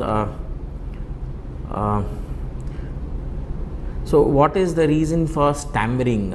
Stammering is basically problem with the language production area. So the language comprehension area, which you know is the Wernicke area, and the language production area is more of the Broca area. So when in stammering the person has a comprehension, but due to some problems or due to some it could be a psychological problem or it could be a physiological problem, generally physiological problem. What happens is the person knows the Wernicke area, which is comprehension, knows the word that you're going to speak, but you're not able to produce the actual phonology of it, and so that is one of the reason of stammering. So basically production, so if language production area is not developed, one thing, or it could be in terms of the fact that you are slow in production of a language, you're in generating vocabularies. That could be one of the reason, but there could be medical reasons for it, and I'm not sure what medical reasons are there about stammering, but that is one reason. So the basic problem happens because the connection between the production and the comprehension area is disturbed in some way. So the comprehension area feedbacks to the production area for producing the right sentence, but the production area cannot at points of time produce the actual the phonology of the sentence or words, and so there is stammering. But then as time passes, or with time, they come up with, so it could be in terms of also producing or not able to produce certain syllables or certain phonological sounds. That could be another reason for stammering. So is there any website from which I can get hands-on experience which is related to the course directly? The Suradeep, what I will Shubhadeep, so I'm sorry Subhadeep, what I'll suggest is we have put a couple of books. So instead of website, my suggestion would be to read books. One is by Carroll, the other is also there, and so look at these books on the psychology of language, or I'm not very sure about websites, but I will have a look into it, and if there are any interesting websites which can provide you some kind of link or some kind of more information about the course, I'll put into the forum for you. But as of for now, just look at the books that I have prescribed, and just go through the books, and they'll give you more information about what is there in the course and what the course has to offer. And so as I was saying, what we were doing in the second section is we were looking at how experiments are designed in basically language. So we looked at what is the experimental design, what kind of experimental design do we use, in within subject design, do we use, and between subject design, and that form of thing we looked at. We also looked at what kind of measures should be used. So we discussed about the electrophysiological measure. We also discussed about the behavioral measures of measuring, so reaction time, accuracy as dependent variables, and so in there I detailed about what is dependent variable, what is independent variable, and how these things work, and how these designs are really used for doing any kind of access about or any kind of research in language. Now the third section was in terms of comprehension of language, which is how do we hear, and so we started off by defining the basics of the hearing. So in terms of what is a wave, what is an amplitude, what is pitch, what is tone, what is loudness, those things we define, and then later on we define the inner structure of the human ear, which is how it is organized in terms of the cochlea, in terms of the basilar membrane, in terms of the basilar liquid which is out there, and how it is tonotopically organized. So tonotopical organization means that from higher frequencies to lower frequencies. So how sound waves are sent through this liquid into the basilar membrane, where you have hair cells which picks up the frequency of the movement of the liquid and then transmits it to something called the association cortex, which makes meaning out of it. So that is what we defined there in terms of the language comprehension. We looked at in detail a little bit about how comprehension happens in children, and how early hearing happens. So in the third trimester itself, children are able to hear, and that kind of thing. So how this motherese, which is basically speaking in a soft tone to children, how they improve, and several other factors that we discussed. So you will be able to look at the lecture and understand that. Fourthly, we went into the production of language. So we looked at the vocal cord, the system of vocal cord. So we looked at how language is produced in terms of consonants, in terms of vowels. We looked at the production of vowels, how by vowels are produced by not blocking the air which is coming from the vocal tract, and how consonants are produced by blocking the output of the air at different places in the mouth, either in the mouth or at the upper ridge, the alveolar ridge, and so on and so forth. So we looked into that, and we also looked at how language production can be improved or can be substantiated or can be studied in smaller children. So that was the basic process, and then we switched gears and looked into advanced things, like we looked into what words are, and I think right now we just have the section on words which we have uploaded. So we looked at what are words, how words have a phonological meaning and a semantic meaning, and how these words are actually meaningless, but how they attain meaning, and how words are actually related to concepts. So you may tell me more about infant directed speech. So infant directed speech, or Madhuri's, as you know, is a way of making the infant understand the vocal speech. So there is something called prosodic bootstrapping, through which the children understand where is the marker. If you know about speech, speech is continuous in nature. Just like writing, when you have words which are very different, and so there are spaces between words. But with the speech is more continuous, and so what happens is the consonants and vowels, they overlap with each other.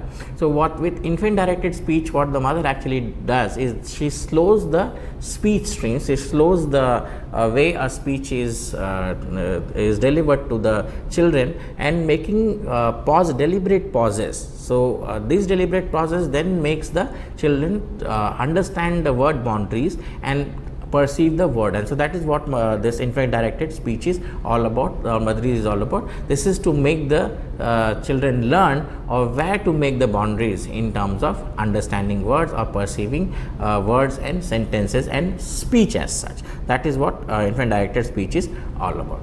So as I was referring to words, so we looked at what words are, and we looked at how the meaning is generated, the symbol grounding problem, the Chinese room problem, that kind of things we looked at. We also looked at how words are arranged in the mental lexicon in terms of the semantic memory theory, and how it is activated through something called the spreading activation model.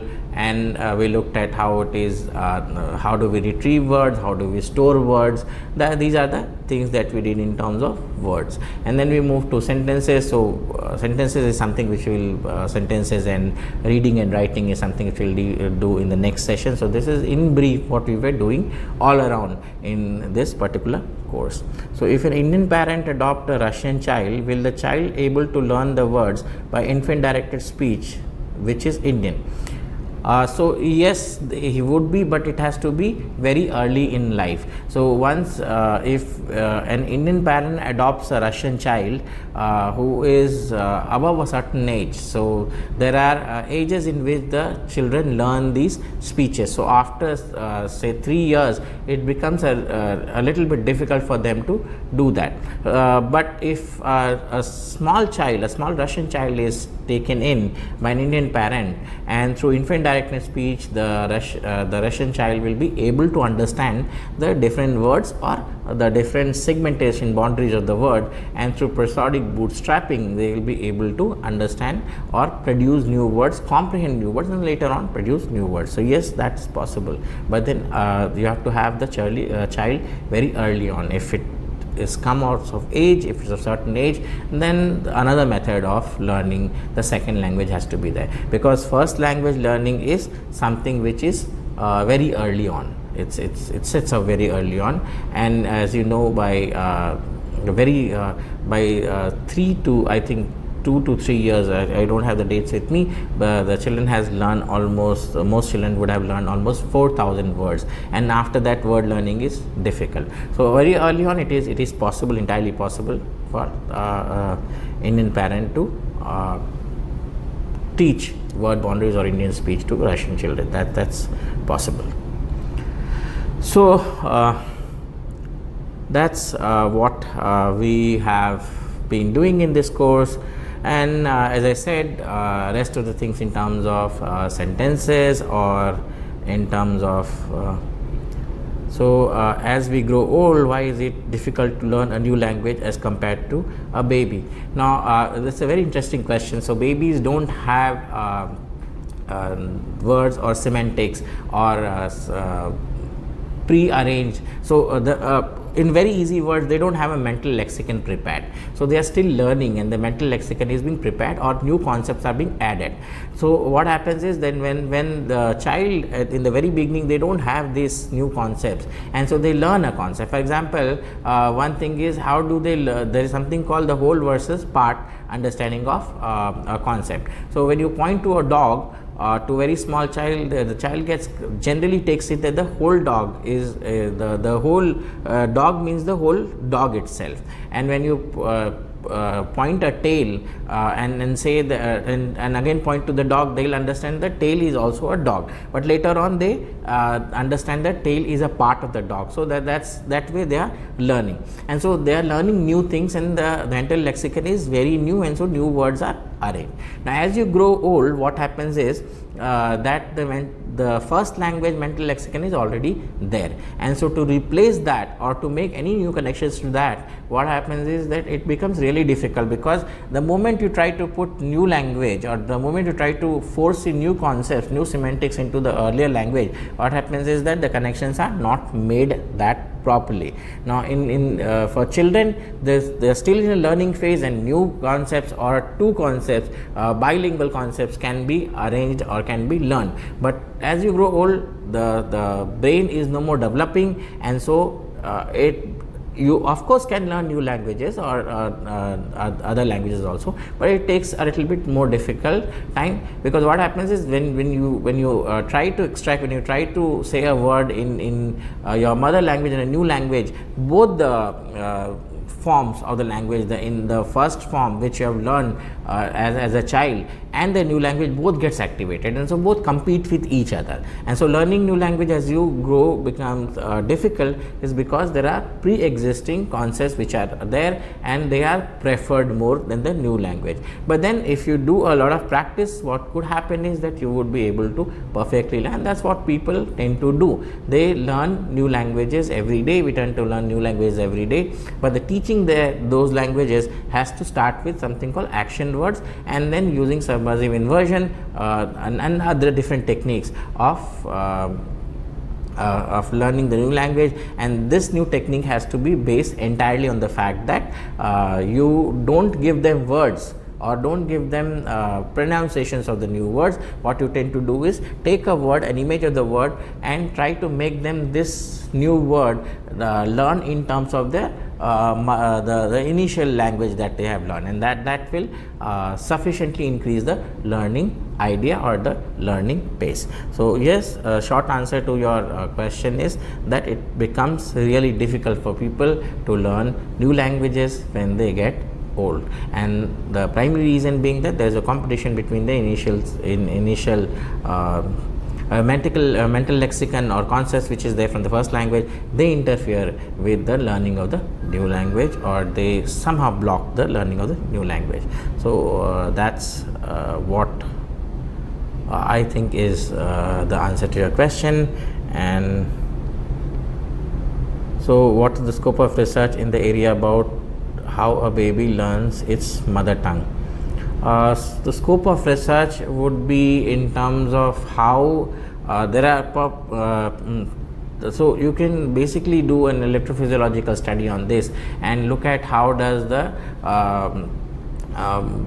various brain areas or language areas, they play a role in terms of learning the new language, learning its mother tongue.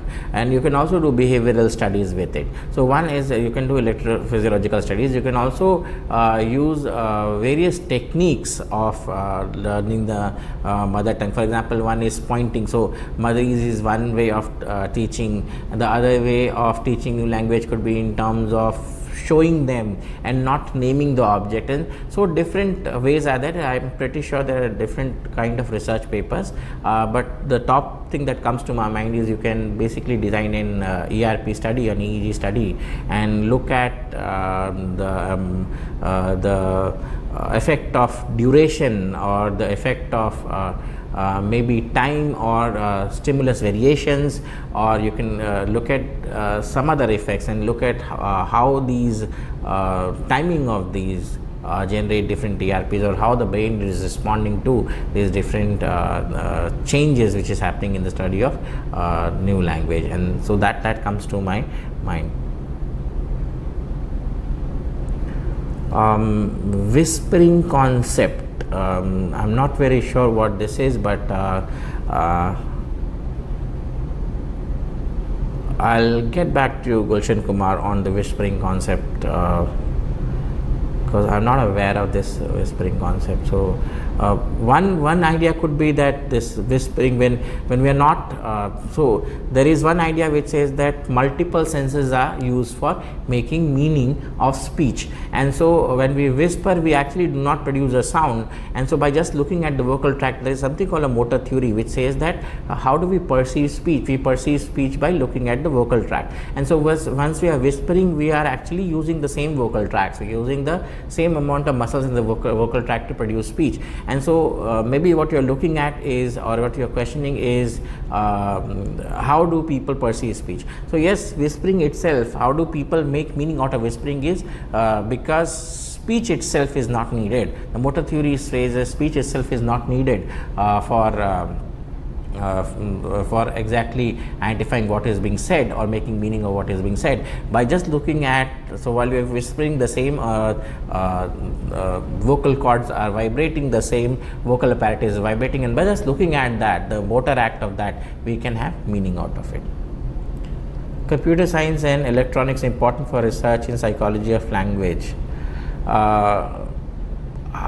Psychology of language, you have to have knowledge about linguistics, and if you're looking at psychology of language, you should have a little bit of knowledge about the psychology, because if you're coming from approaching language not from the linguistic point of view but from the psychological point of view, you should have some knowledge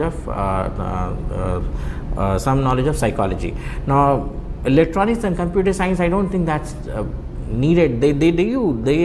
People from computer science and electronics, they develop things in language, but that's not necessary, because I have an associated student who is a linguist, and she is working on factor in psychology of language, or she is looking at something called code switching. So how do people switch between different, so bilinguals, how do they switch between different languages? And so she is a linguist and she is working with me, we are doing pretty fine. We are looking at something called switching costs. So when we are moving from one language to the second language, so I tell you something in English, and so if you are bilingual, let's say you know English and Hindi again, so what is switch cost? So basically if I tell you something in English and you have to respond in Hindi, how much time is taken or what kind of costs are there in switching from them? Because as I said, when I say something to you in English, both the English and Hindi, since you are bilingual, both the Hindi and English concepts or lemmas will be activated. Now what are lemmas? Lemmas are the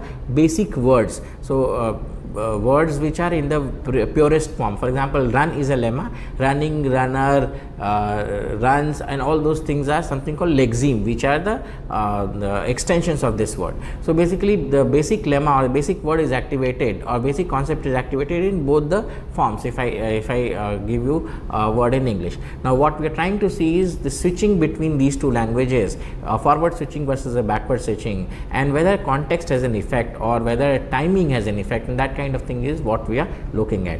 And we are also looking at something called brain related measures, the brain related potential changes in this kind of a switching, and how this switching cost has anything to do with the comprehension of language in the association cortex, the superior temporal lobe. So that's what the interesting thing is. So I don't think you need to have a computer science and electronics is mandatory to have that, but just by having a linguistic perspective or a psychological perspective, you can understand language. But if you do have these, then this is an added advantage. Does listening to music improve the comprehension ability to learn a new language? Now Popularly speaking, it's believed that listening to music improves your performance on any task, any kind of task, whether it is language learning or memory or something like that. And so the idea is that when you listen to music, you do not have to focus onto it. What does music actually do is it activates the arousal system of the body, and so when the body is a little bit aroused, it is more receptive to new systems or new knowledge, and that is what the effect of music is all about. So music, whether it is rock music or it is Beethoven or classical music, it activates, it changes the homeostasis of the body or the arousal level of your body, and you become more receptive to newer things or newer learnings. And so music does definitely improve your language learning skill or memory skill or attentional ability, I'm not sure with, but problem solving ability and decision making. So there are some research which says that music does affect improve your comprehension and learning. So that's what it is. And so as I said, this has to do with the arousal. So more aroused you are, the more receptors are open. The more receptors are open, which means that more information can flood in, and more information can flood in has more comprehension power. So yes, music improves the comprehensive ability. Role of dopamine in learning new concept. Okay, so of course there will be the role of dopamine in learning a new concept. So dopamine creates the chance to form new connections in the brain, and so the dopaminergic system forms new memories. Mainly dopamine is related to forming new memories, and so concept learning has to do with learning of new memories. And so when there is an influx of dopamine, or there is an increase in dopamine, this leads to formations of new association networks in the brain, and these association networks will lead you to form new memories, and these new memories are of the new concepts. So definitely by this argument, dopamine will lead to learning of new concepts, because the concepts is generally stored in the mental lexicon, and this storage of concepts is in terms of memory. So directly I'd agree to you saying that dopamine increases this memory formation or memory reorganization, and it can help in learning of new concepts. So if you have more questions, I'm here to answer them. And some of the questions which I have not been able to handle now is I'll definitely answer these questions back into the forum. If you have more interesting questions for me, please put up in the forum. We go to the forum every day. That's one of the things that we keep on doing, and we'll come back to you. So there is compulsion of some people to murmur or repeat same words. I'm trying to speak as loud as possible. Aero GP Gaming, I can speak to my team here and let you know whether it's audible or not. And so what they say is I'm perfectly audible. So I don't know the solution to this right now. So where there is a compulsion of some people to murmur or repeat same words, yes, but that's not to do with language here. That's a disorder which is called obsessive compulsive disorder in psychology. And see, these murmuring is basically a satisfaction. It's a lowering of anxiety which happens. So it has nothing to do with language learning as such, something which I wouldn't be commenting so surely about that, but from my perspective, it has to do with the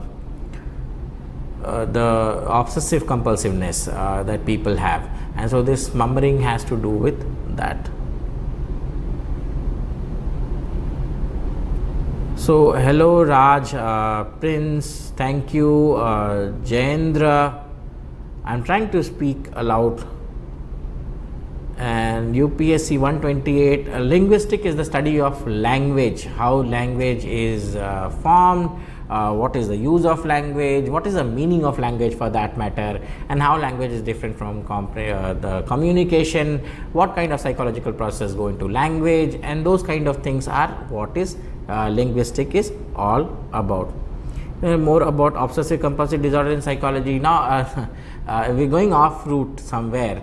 I'll answer this question of yours in the forum. It's to do with lowering of anxiety. So some people have these ideas of they are anxious and they tend to repeat certain acts again and again because they believe or they have this anxiety that the act that they have done, they are not very sure of it. And so obsession compulsion had two parts in it. The first part is the obsession, which is doing an act again and again, and compulsion is the reason why they do it. And so the two parts, they arrange together. For example, you might have seen people checking their doors after locking again and again. This is an obsession. They have these anxieties and they cannot get away with this anxiety. But there is a very easy way to get rid of this obsession, and that is tagging it with a neutral stimulus. And so what you can do is you can tag the fact that if you have an obsession of locking the door and checking a door which is locked again and again, what you can do is you can relate the number 8. So whenever the number 8 comes to your mind, whenever you see the number 8 anywhere, you will think about that you have locked the door, and that will lessen the obsession which is there. And so there is one technique which is obviously obsessive compulsive disorder is a disorder which has to be treated, but it has to do with this repetitive form of a behavior because of certain anxieties.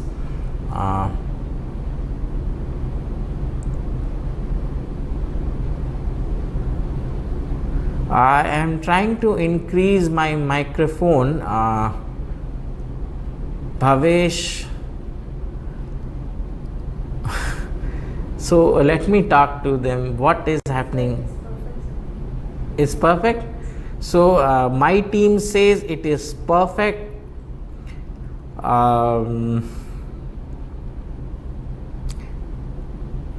So we do have another session sometime in the next week, right? So if this is a problem and this is a continuing problem, what will happen is they'll not be able to hear, because most of them have this question saying that they are not able to hear. Should we end it here and then do it again tomorrow? Because if there is a problem, we cannot fix it right now.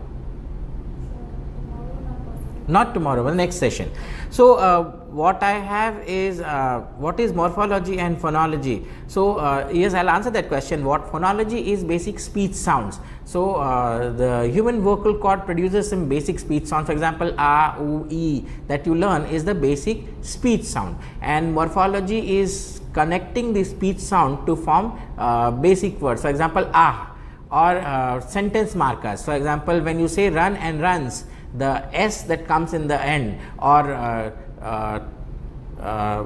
play and played, the ed which comes after that, this is called morphology. So phonology is the basic speech sound that is produced, and these speech sounds are 44. It's the basic vowels and consonants comprising together, and so when they are linked together, they form these speech sounds, they combine together to form a kind of a continuous speech stream. And morphology is taking the speech sound and getting to the next higher level. So the basic speech sound that you have, they will not give you any meaning as such, but when these speech sounds are combined together, they form the very primitive form of a word or meaningful concept, and that is what morphology is. As I said, one of the things in morphology is ed. So add ed into any sentence and becomes a past tense, or pronouns, forming pronouns. This is what morphology is all about. So that is what the phonology and morphology is all about, and morphology then combines together to form something called words. So you have the study of speech sound is phonology, the study of how speech sounds are combined together to form some kind of meaningful concept is morphology, and this morphology then they combine together, more complex words are combined together to form something called words. These words are combined together to form sentences, and these sentences are arranged in some kind of a rule which is called syntax, and this syntax takes these rules which are called grammar to form some kind of a meaning or some kind of a communication or some kind of an idea being expressed. So that's how the thing goes about. So my video in the headphone is what exactly the team here is doing. What I'll suggest is I'll sign off today, because since you have been complaining about the video and the sound, let me go back to the technical team and ask them to take care of this volume problem. And because my team here says that they are perfectly able to hear this, we will meet again in another session which is to be in maybe in this month or the next month, and I hope that we have more lively session and a more louder session by all means, and let's do that. So for now what I'll say is thank you and goodbye. We'll meet again in the next session with much better technical support and a more louder voice. If you still have questions, please put it onto the forum. I'll answer all your questions. So for now, from here, it is thank you and goodbye.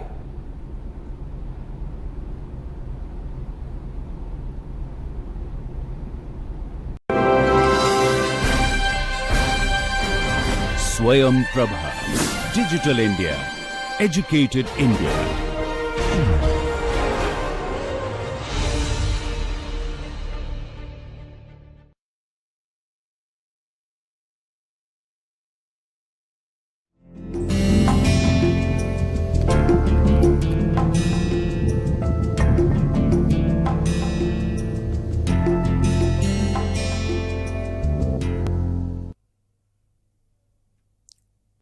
नमस्कार, मेरा नाम doctor Pankaj Kumar Jha है और मैं दिल्ली विश्वविद्यालय स्थित Motilal Nehru college में political science पढ़ाता हूँ। आईआईटी कानपुर स्वयं प्रभा द्वारा शुरू किए गए इस पूरे कार्यक्रम में मेरे द्वारा प्रस्तावित जो कोर्स है public policy decentralisation and administration of India, उसमें मैं जिस 20 लेक्चर की पूरी सीरीज आपके साथ रख रहा हूँ, उसमें आज का लेक्चर जो है वो वित्त प्रशासन पे लेक्चर नंबर 7 है, और लेक्चर नंबर 7, 8 और 9 तीनों ही जो है वित्त प्रशासन के अलग अलग विषयों पर होगा।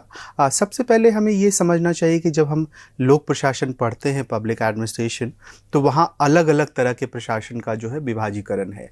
जैसे अगर आप देखें कि सोशल वेलफेयर एडमिनिस्ट्रेशन यानी कि सामाजिक कल्याण जो प्रशासन, उसमें हम क्या करते हैं कि विभिन्न प्रकार की नीतियों का जो समाज कल्याण से जुड़ी नीतियाँ हैं उसके ऊपर हमारा खास दखल होता है। हम उसको क्रिटिकली देखने की कोशिश करते हैं, जांचने परखने की कोशिश करते हैं। जहाँ तक आशय है पर्सनल एडमिनिस्ट्रेशन का, जिसको कि कार्मिक प्रशासन कहते हैं, कार्मिक प्रशासन बेहद दिलचस्प है, जिसमें हम मुख्य रूप से यूपीएससी के पूरे स्ट्रक्चर को पढ़ते हैं कि यूपीएससी के तहत जो है वो भर्तियां कैसी होती हैं, रिक्रूटमेंट कैसी होती है, प्रमोशन कैसा होता है, उसमें पूरा जो है ट्रेनिंग कैसा होता है, ये इन सभी विषय को यूपीएससी के अंदर जो है हम इसमें पढ़ते हैं। उसी तरह हमने देखा है कि अब तक जो हम सांगठनिक पूरा प्रशासन पढ़ रहे थे, जो ऑर्गेनाइजेशनल एडमिनिस्ट्रेशन, उसमें हम अलग अलग तरह के principles of organisation, theory of organisation उसको पढ़ रहे थे, जिसमें हम classical organisational theory, scientific management theory, human relation theory, decision making theory, bureaucratic theory और इकोलॉजिकल मॉडल, इन सब को हम उसमें पढ़ रहे थे। तो अलग अलग तरह का जो है विभेदीकरण या विभाजीकरण जो आप कर सकते हैं, विभाजन है लोक प्रशासन के अंदर। तो जो आज का विषय है और 7 और 8 और 9 जो लेक्चर की सीरीज है, उसमें हम अमूमन वित्त प्रशासन के इर्द गिर्द जो मुद्दे हैं उसको बहुत गहन तरीके से देखने की कोशिश करेंगे। और वित्त प्रशासन के अंदर जो है आज की कक्षा में मैं फोकस करूंगा कि किस तरह से जो है पूरा वित्त प्रशासन की जो संकल्पना है वो कैसे आती है। वित्त प्रशासन को हम हम कैसे परिभाषित कर सकते हैं। बजट जो है, बजट क्या होता है, बजट के प्रमुख सिद्धांत क्या क्या हैं, इन सब चीज़ों को बहुत विस्तार से रखने की कोशिश करूँगा। अगले लेक्चर में मैं बात करूँगा अलग अलग तरीके के जो बजट होते हैं उसे आप कैसे देखते हैं। जैसे लाइम आइटम बजट है जिसे परंपरागत बजट कहते हैं, परफॉर्मेंस बजट है जिसे निष्पादन बजट कहते हैं, शून्य आधारित बजट है जिसे जीरो बेस बजट कहते हैं, जेंडर बजटिंग है, लैंगिक बजटिंग है, मतलब ग्रीन बजटिंग है जिसको हरित बजट कहते हैं। ये सारे बजट के जो टाइप है उसका क्या महत्व है। और इस बार के यानी कि 23-24 के बजट को बेस मानते हुए हम ये देखेंगे कि बजट की प्रमुख क्या क्या विशेषताएं हैं जिसको एक विद्यार्थी जो बजट को पढ़ना चाहे, समझना चाहे, तो उसके लिए बजट का मतलब क्या होगा, वो बजट को कैसे समझ सकता है आखिर। और साथ ही साथ जो है आपको छोटे से अंश में ये भी समझाने की कोशिश करूंगा कि कैसे budget as an instrument of social economic development, यानी बजट जो है वो सामाजिक और आर्थिक विकास के किस प्रकार एक उपकरण के रूप में काम करता है। क्योंकि बजट का तो दोनों ही प्रभाव है, आर्थिक रूप से प्रगति लाता है, समाज में रोजगार पैदा करता है, और जैसे ही समाज में रोजगार पैदा होगा, प्रति व्यक्ति आय बढ़ेगी और आर्थिक प्रगति आएगी, तो उससे सामाजिक परिवर्तन भी होगा। समाज का जो वंचित तबका है, महिलाएं हैं, और वो सभी जो है SC STs हैं, आजकल EWS है, ये सभी तबकों का जो है सशक्तिकरण होगा। तो ये सामाजिक और आर्थिक विकास के पूरे संदर्भ में भी जो है बजट को दिखाने की कोशिश करूंगा। और उसके अगले लेक्चर में विस्तार से हम देखेंगे कि बजट के निर्माण की पूरी प्रक्रिया क्या है, बजट कैसे बनता है, कैसे लोकसभा में जाता है, किस तरह से जो है फाइनेंस बिल और मनी बिल का एक क्या डिबेट है, और बजट बनाते समय जो है अलग अलग जो मतलब प्रक्रिया होती है। आप देखते हैं प्रश्नकाल होता है, कटौती प्रस्ताव होता है जिसको कट मोशन कहते हैं। कटौती प्रस्ताव 3 प्रकार का होता है, उसका क्या मतलब है, और अलग तरह की जो पार्लियामेंटेरियन कमेटी है उसका क्या महत्व है। जैसे आप जानते हैं कि एस्टीमेट कमेटी है, लोक लेखा कमेटी है, ये सारी कमेटी बजट निर्माण और बजट के पूरे प्रोसेस में किस तरह का हस्तक्षेप करती है। तो पूरे बजट के प्रोसेस को भी इसमें बताने की कोशिश करूँगा। तो तीनों जो है आप कह सकते हैं कि जो लेक्चर है वो बहुत ही उस मायने में जो है ज्ञानवर्धक होगा, और इसमें बजट से जुड़ी जो है बारीक चीज़ों को आप समझ सकेंगे। तो हम आज के लेक्चर में, जैसा मैंने कहा कि वित्त प्रशासन के ऊपर हम बात कर रहे हैं, और ये समझना चाहिए कि ये जो वित्त प्रशासन है, ये जो फाइनेंशियल एडमिनिस्ट्रेशन है, वो लोक प्रशासन की एक महत्वपूर्ण शाखा है। यानी पब्लिक एडमिनिस्ट्रेशन का ये बहुत महत्वपूर्ण ब्रांच है को क्या, वित्त प्रशासन। आधुनिक प्रशासनिक व्यवस्थाओं में वित्त जो है वो रक्त या ईंधन के रूप में होता है। रक्त मीन्स ब्लड, और ईंधन मतलब फ्यूल। फ्यूल की क्या ज़रूरत होती है? फ्यूल की ज़रूरत होती है जैसे आपके दिन भर का भोजन जो है वो फ्यूल तैयार करता है। अगर ईंधन होगा तो आपके दिन भर का राशन, आपका भोजन जो है वो तैयार होगा। वैसे ही ब्लड की क्या ज़रूरत होती है? ब्लड की ज़रूरत है, तो अगर ब्लड होगा तभी आपका शरीर चल सकता है। यानी जो महत्व शरीर में जो है रक्त का है, और जो महत्व जो है आपके दैनिक जीवन में, गृहस्थी के कामकाज में ईंधन का है, वही महत्व जो है प्रशासन में वित्त का है। यानी कि वित्त जो है, फाइनेंस एक इम्पॉर्टेंट एलिमेंट है। और मुझे बार बार जहन में आता है, अगर आप कौटिल्य के अर्थशास्त्र को पढ़ेंगे तो कौटिल्य भी अपने अर्थशास्त्र में एक जगह जब वो अर्थ को बताते हैं, यानी कि कोश को बताते हैं, पैसे को डिफाइन करते हैं, तो वो कहते हैं कि अर्थ इति प्रधान एवं कौटिल्य अर्थ मूलो ही धर्म कामविति। यानी कि कौटिल्य के हिसाब से अर्थ की प्रधानता सबसे ज़्यादा है, और कौटिल्य अपने अर्थ को धर्म और काम से भी ज़्यादा प्रभावी मानते हैं। वो कहते हैं कि ये जो है ये जो अर्थ है यानी मनी जो है वो बहुत इंपॉर्टेंट होता है। तो इसलिए फाइनेंस आज के मॉडर्न टाइम में हमारे लिए एक तरह से आप कह सकते हैं लाइफ लाइन है, उसके बिना हम कुछ नहीं कर सकते हैं। और लॉयड जॉर्ज के अनुसार जिसे आप शासन कहते हैं वो वास्तव में वित्त ही है।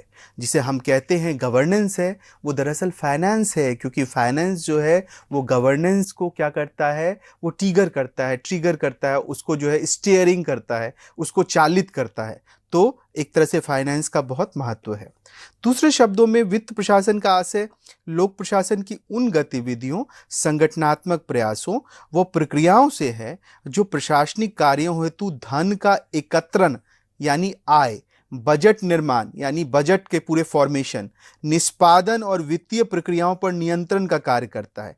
चूंकि यह व्यवस्था न्याधिक मात्रा में जो है प्रत्येक संगठन में पाया जाता है, अतः वित्त प्रशासन का स्वरूप सभी संगठनों में व्याप्त होता है। चूंकि जो हम बात कर रहे हैं जिस फाइनेंस एडमिनिस्ट्रेशन की, वो कह रहे हैं ईच एंड एवरी ऑर्गेनाइजेशन में, सभी संगठनों में आपको वित्त प्रशासन दिखेगा।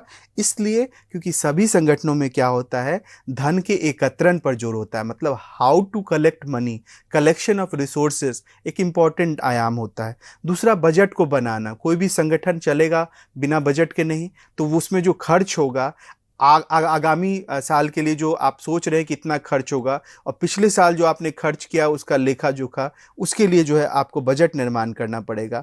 निष्पादन को देखना पड़ेगा कि आपने जो बजट बनाया है उसके हिसाब से कितना परफॉर्मेंस आपका हुआ है, आपका परफॉर्मेंस ठीक है या नहीं है, तो निष्पादन के हिसाब से। और वित्तीय प्रक्रियाओं पर नियंत्रण के कार्य के नजर से भी जो है बजट बहुत जरूरी है। वित्तीय प्रशासन का मुख्य कार्य क्या है? मितव्ययता एस्टैब्लिश करना, नियमानुसार व्यय करना, कार्य दक्षता, लेखा परीक्षण, वित्तीय नियमों और प्रक्रियाओं का अनुपालन। यानी कि सबसे पहले जो फाइनेंशियल एडमिनिस्ट्रेशन है उसका क्या काम होता है? मितव्ययता, यानी कि वो कैसे जो है इकोनॉमी को जो है मतलब स्थापित करे, यानी किफायतीपन को कैसे करे। नियमानुसार व्यय, जो भी आप खर्च कर रहे हैं उसको पीरियोडिक तरह से खर्च कीजिए, उसके पीछे एक ना बारंबारता होनी चाहिए। ऐसा नहीं होगा कि आप अनइवन खर्च कर रहे हैं, आप तो निरंतरता होनी चाहिए आपकी खर्च में भी। कार्य दक्षता यानी इफिशियंसी भी होनी चाहिए। आप जब चाह रहे हैं कि आप बजट बनाएं और इस तरह के वित्तीय प्रशासन को डील करें, तो लेखा परीक्षण यानी ऑडिट भी होना चाहिए जो आप खर्च कर रहे हैं। अगर आप खर्च करे जा रहे और ये आप पता ही नहीं कर पा रहे कि आपने कहाँ खर्च किया, किस दिशा में खर्च किया, वो सही खर्च है गलत खर्च है, आपके पास एक हिसाब होना चाहिए। तो आपके लिए वो ऑडिट भी जरूरी है। और वित्तीय नियमों और प्रक्रियाओं का अनुपालन करना, जो फाइनेंशियल नियम है, जो फाइनेंशियल प्रक्रियाएं हैं, उसका पालन भी आपको करना पड़ेगा, तभी आप जाके जो है पूरे प्रोसेस को आगे बढ़ा सकते हैं। अगला है वित्तीय प्रशासन का विभाजन। जब हम कहते हैं कि फाइनेंशियल एडमिनिस्ट्रेशन है कुछ, तो फाइनेंशियल एडमिनिस्ट्रेशन को क्या हम कुछ चरणों में बांट के देख सकते हैं, कुछ विभाजित कर सकते हैं? फाइनेंशियल एडमिनिस्ट्रेशन का क्या मतलब है आगे? तो पहला जो मतलब है वो होता है बजट को तैयार करना, जिसमें आय और व्यय का अनुमान हो। यानी कि जब आप बजट बनाते हैं तो आप क्या करते हैं कि एस्टीमेट लगाते हैं कि इससे कितना लाभ होगा और कितनी हानि होगी, यानी वित्तीय वर्ष में करों से कितनी लाभ और कितना व्यय होगा, इसको आप इसमें देखने की कोशिश करते हैं। दूसरा है आय व्यय यानी बजट कि इन अनुमानों को विधानमंडल से स्वीकृति दिलाना। जैसे सरकार बजट बना रही है और वो जो आय व्यय का जो वितरण है, जो बजट है, उसमें आप क्या करते हैं कि जो भी अनुमान आप लगा रहे हैं, इतना आय होगा इतना व्यय होगा, उसको विधानमंडल से आप फाइनली अप्रूवल दिलाते हैं। तभी ना वो विधानमंडल में जाती है, हर साल सरकार बजट लेके जाती है और वहां पास करवाती है। देन स्वीकृत आय व्यय के अनुसार कर एकत्रित करना और खर्च करना, यानी जो भी स्वीकृत आय व्यय हैं, जो भी एक्सेप्टेड एक्सपेंडिचर और इनकम है, उसके हिसाब से हम क्या करते हैं, कर एकत्रित करते हैं, टैक्स को कलेक्ट करते हैं और फिर खर्च करते हैं। नेक्स्ट वन इज राजकोषीय व्यवस्था को बनाए रखते हुए धन की सुरक्षा करना और धन निकालने की कार्रवाई करना। आप क्या करिएगा, चाहते हैं पूरा फिजिकल सिस्टम आपका बहुत सुरक्षित रहे, तो आप धन को सुरक्षा भी करना चाहते हैं और चाहते हैं कि यहां से धन किधर किधर जाएगा, ताकि इकोनॉमिकली तरीके से उस धन का आप यूज कर सकते हैं। कार्यकारी द्वारा हिसाब तैयार करना, लेखा परीक्षण करना और उसका परीक्षण करना, यानी कि आप क्या करते हैं, फाइनली जब आप खर्च कर रहे हैं तो आप साथ में ये भी करते हैं कि कहाँ खर्च कर रहे हैं, कितना पैसा आपने खर्च किया है या नहीं किया है, तो वो सब देखना और ऑडिट करना, ये भी एक इंपॉर्टेंट काम है जिसको कि इसके अंदर देखा जाता है। नेक्स्ट वन इज मितव्ययता, कार्यकुशलता और वित्तीय प्रबंधन के क्रम में नवाचार करना।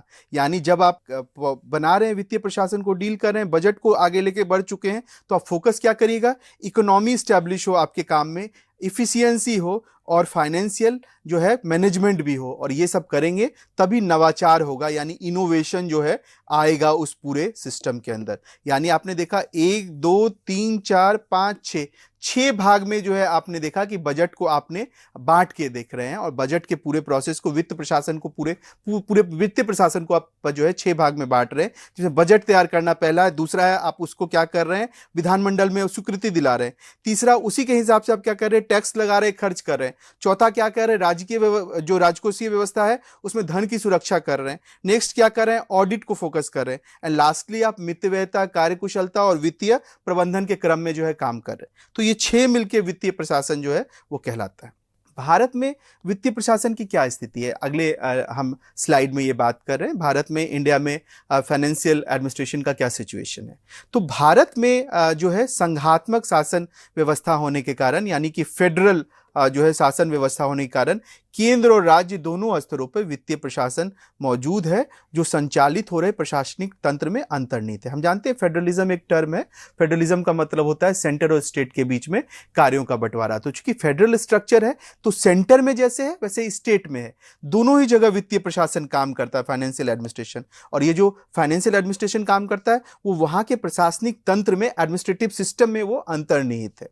केंद्रीय स्तर पर संसद और राज्य स्तर पर राज्य विधानमंडल बजट को स्वीकृति प्रदान करते हैं, जबकि बजट का निर्माण केंद्रीय स्तर पर जो है वो वित्त मंत्रालय और राज्यों में राज्य वित्त विभाग करता है। आप जानते हैं कि सेंट्रल स्तर पर जो है पार्लियामेंट और राज्यों में राज्य विधानमंडल जो है बजट को पास करते हैं, है ना। लेकिन बजट का निर्माण करने में जो है सेंट्रल लेवल पे अगर आप बहुत प्रैक्टिकली देखें तो वित्त मंत्रालय का बहुत महत्वपूर्ण रोल होता है, और राज्य स्तर में जो है राज्य का जो वित्त विभाग है उसका बहुत महत्वपूर्ण रोल होता है। नियंत्रक और महालेखा परीक्षक का पद भी बहुत संवैधानिक है, आप जान रहे हैं, कॉन्स्टिट्यूशनल पद है सीएजी का। और ये जो सीएजी है वो उसके बारे में जो है संविधान के आर्टिकल 148 में उल्लेखित भी है कि सीएजी होगा वो। तो सीएजी जो होता है वो प्रशासनिक तंत्र पर नियंत्रणकर्ता की भूमिका में होता है। वो क्या करता है कि पूरा एडमिनिस्ट्रेटिव सिस्टम को नियंत्रण करता है, कंट्रोल करता है, ताकि प्रशासन में सरकारी धन का दुरुपयोग ना हो, जो पब्लिक मनी है उसका जो है मिसयूज ना हो, वो ठीक तरीके से खर्च किया गया है या नहीं किया गया है, वो काम जो है वो सीएजी करती है, उसको जांचने का काम सीएजी करती है।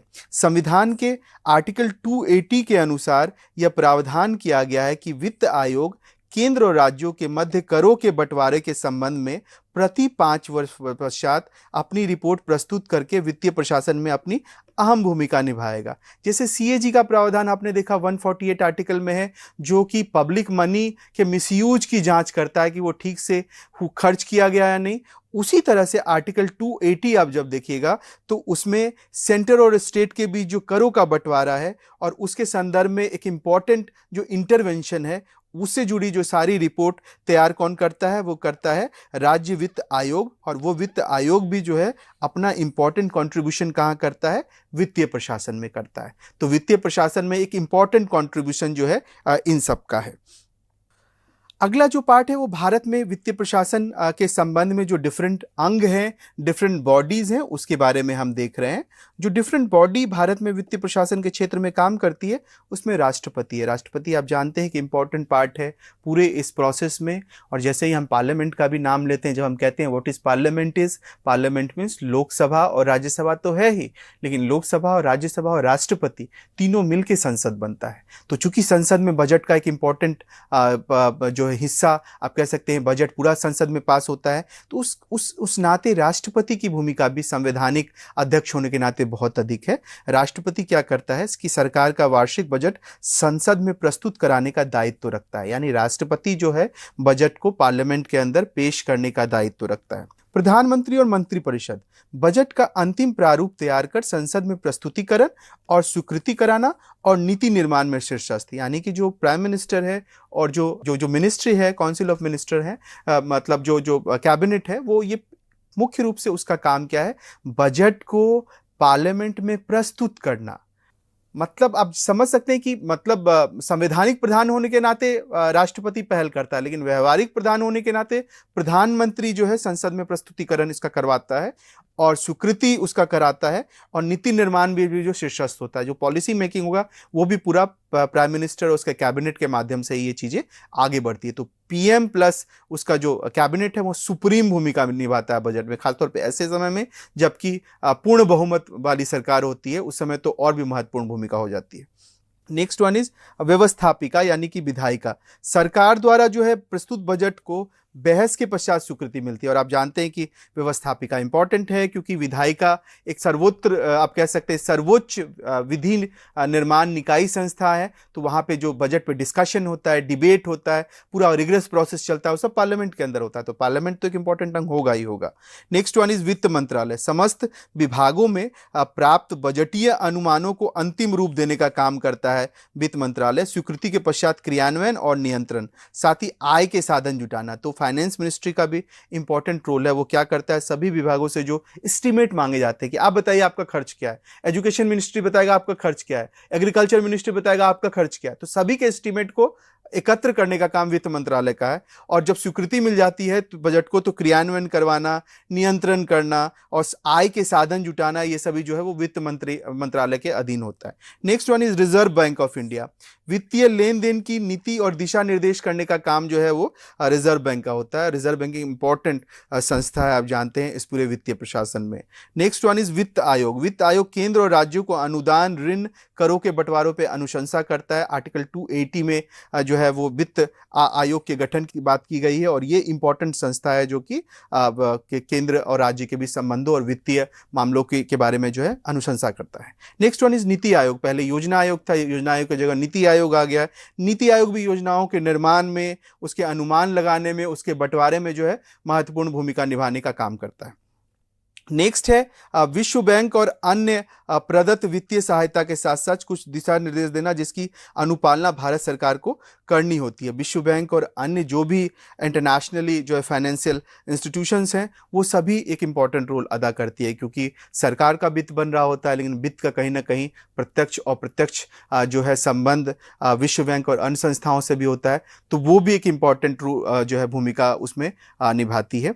वित्तीय, औद्योगिक और वाणिज्यिक समूह भी निभाती है। जो फाइनेंशियल, इंडस्ट्रियल जो समूह हैं, जो घराने हैं, वो भी इसमें महत्वपूर्ण भूमिका निभाते हैं। जैसे बजट में वित्तीय, औद्योगिक और व्यापार इत्यादि को बनाते समय सरकार को परामर्श देना, ये काम करती है ये दबाव समूह। जैसे फिक्की का नाम जान रहे हैं आप, वो, और चैम्बर ऑफ कॉमर्स है, वो सभी जो है इंपॉर्टेंट उसमें भूमिका का जो है इसमें योगदान करती है। नियंत्रक और लेखा परीक्षक यानी सीएजी भी एक इंपॉर्टेंट भूमिका निभाती है। आप देखिए सीएजी एक संवैधानिक निकाय है। उल्लेख जैसा आपने पीछे देखा कि 148 से 152 में है, और यह सरकारी व्यय पर अंकेक्षण के माध्यम से ये जो पब्लिक एक्सपेंडिचर है उसको क्या करता है, ऑडिट करता है वो। और ऑडिट जैसे करता है, यानी कि जो भी खर्च हो रहा है वो सही हुआ है, गलत हुआ है, क्या हुआ, उसको ऑडिट करने का काम सीएजी का है। और सीएजी भी एक महत्वपूर्ण संस्था है किसका, नियंत्रण और महालेखा परीक्षक का। नेक्स्ट वन इज संसदीय समिति यानी पार्लियामेंटेरियन कमेटी।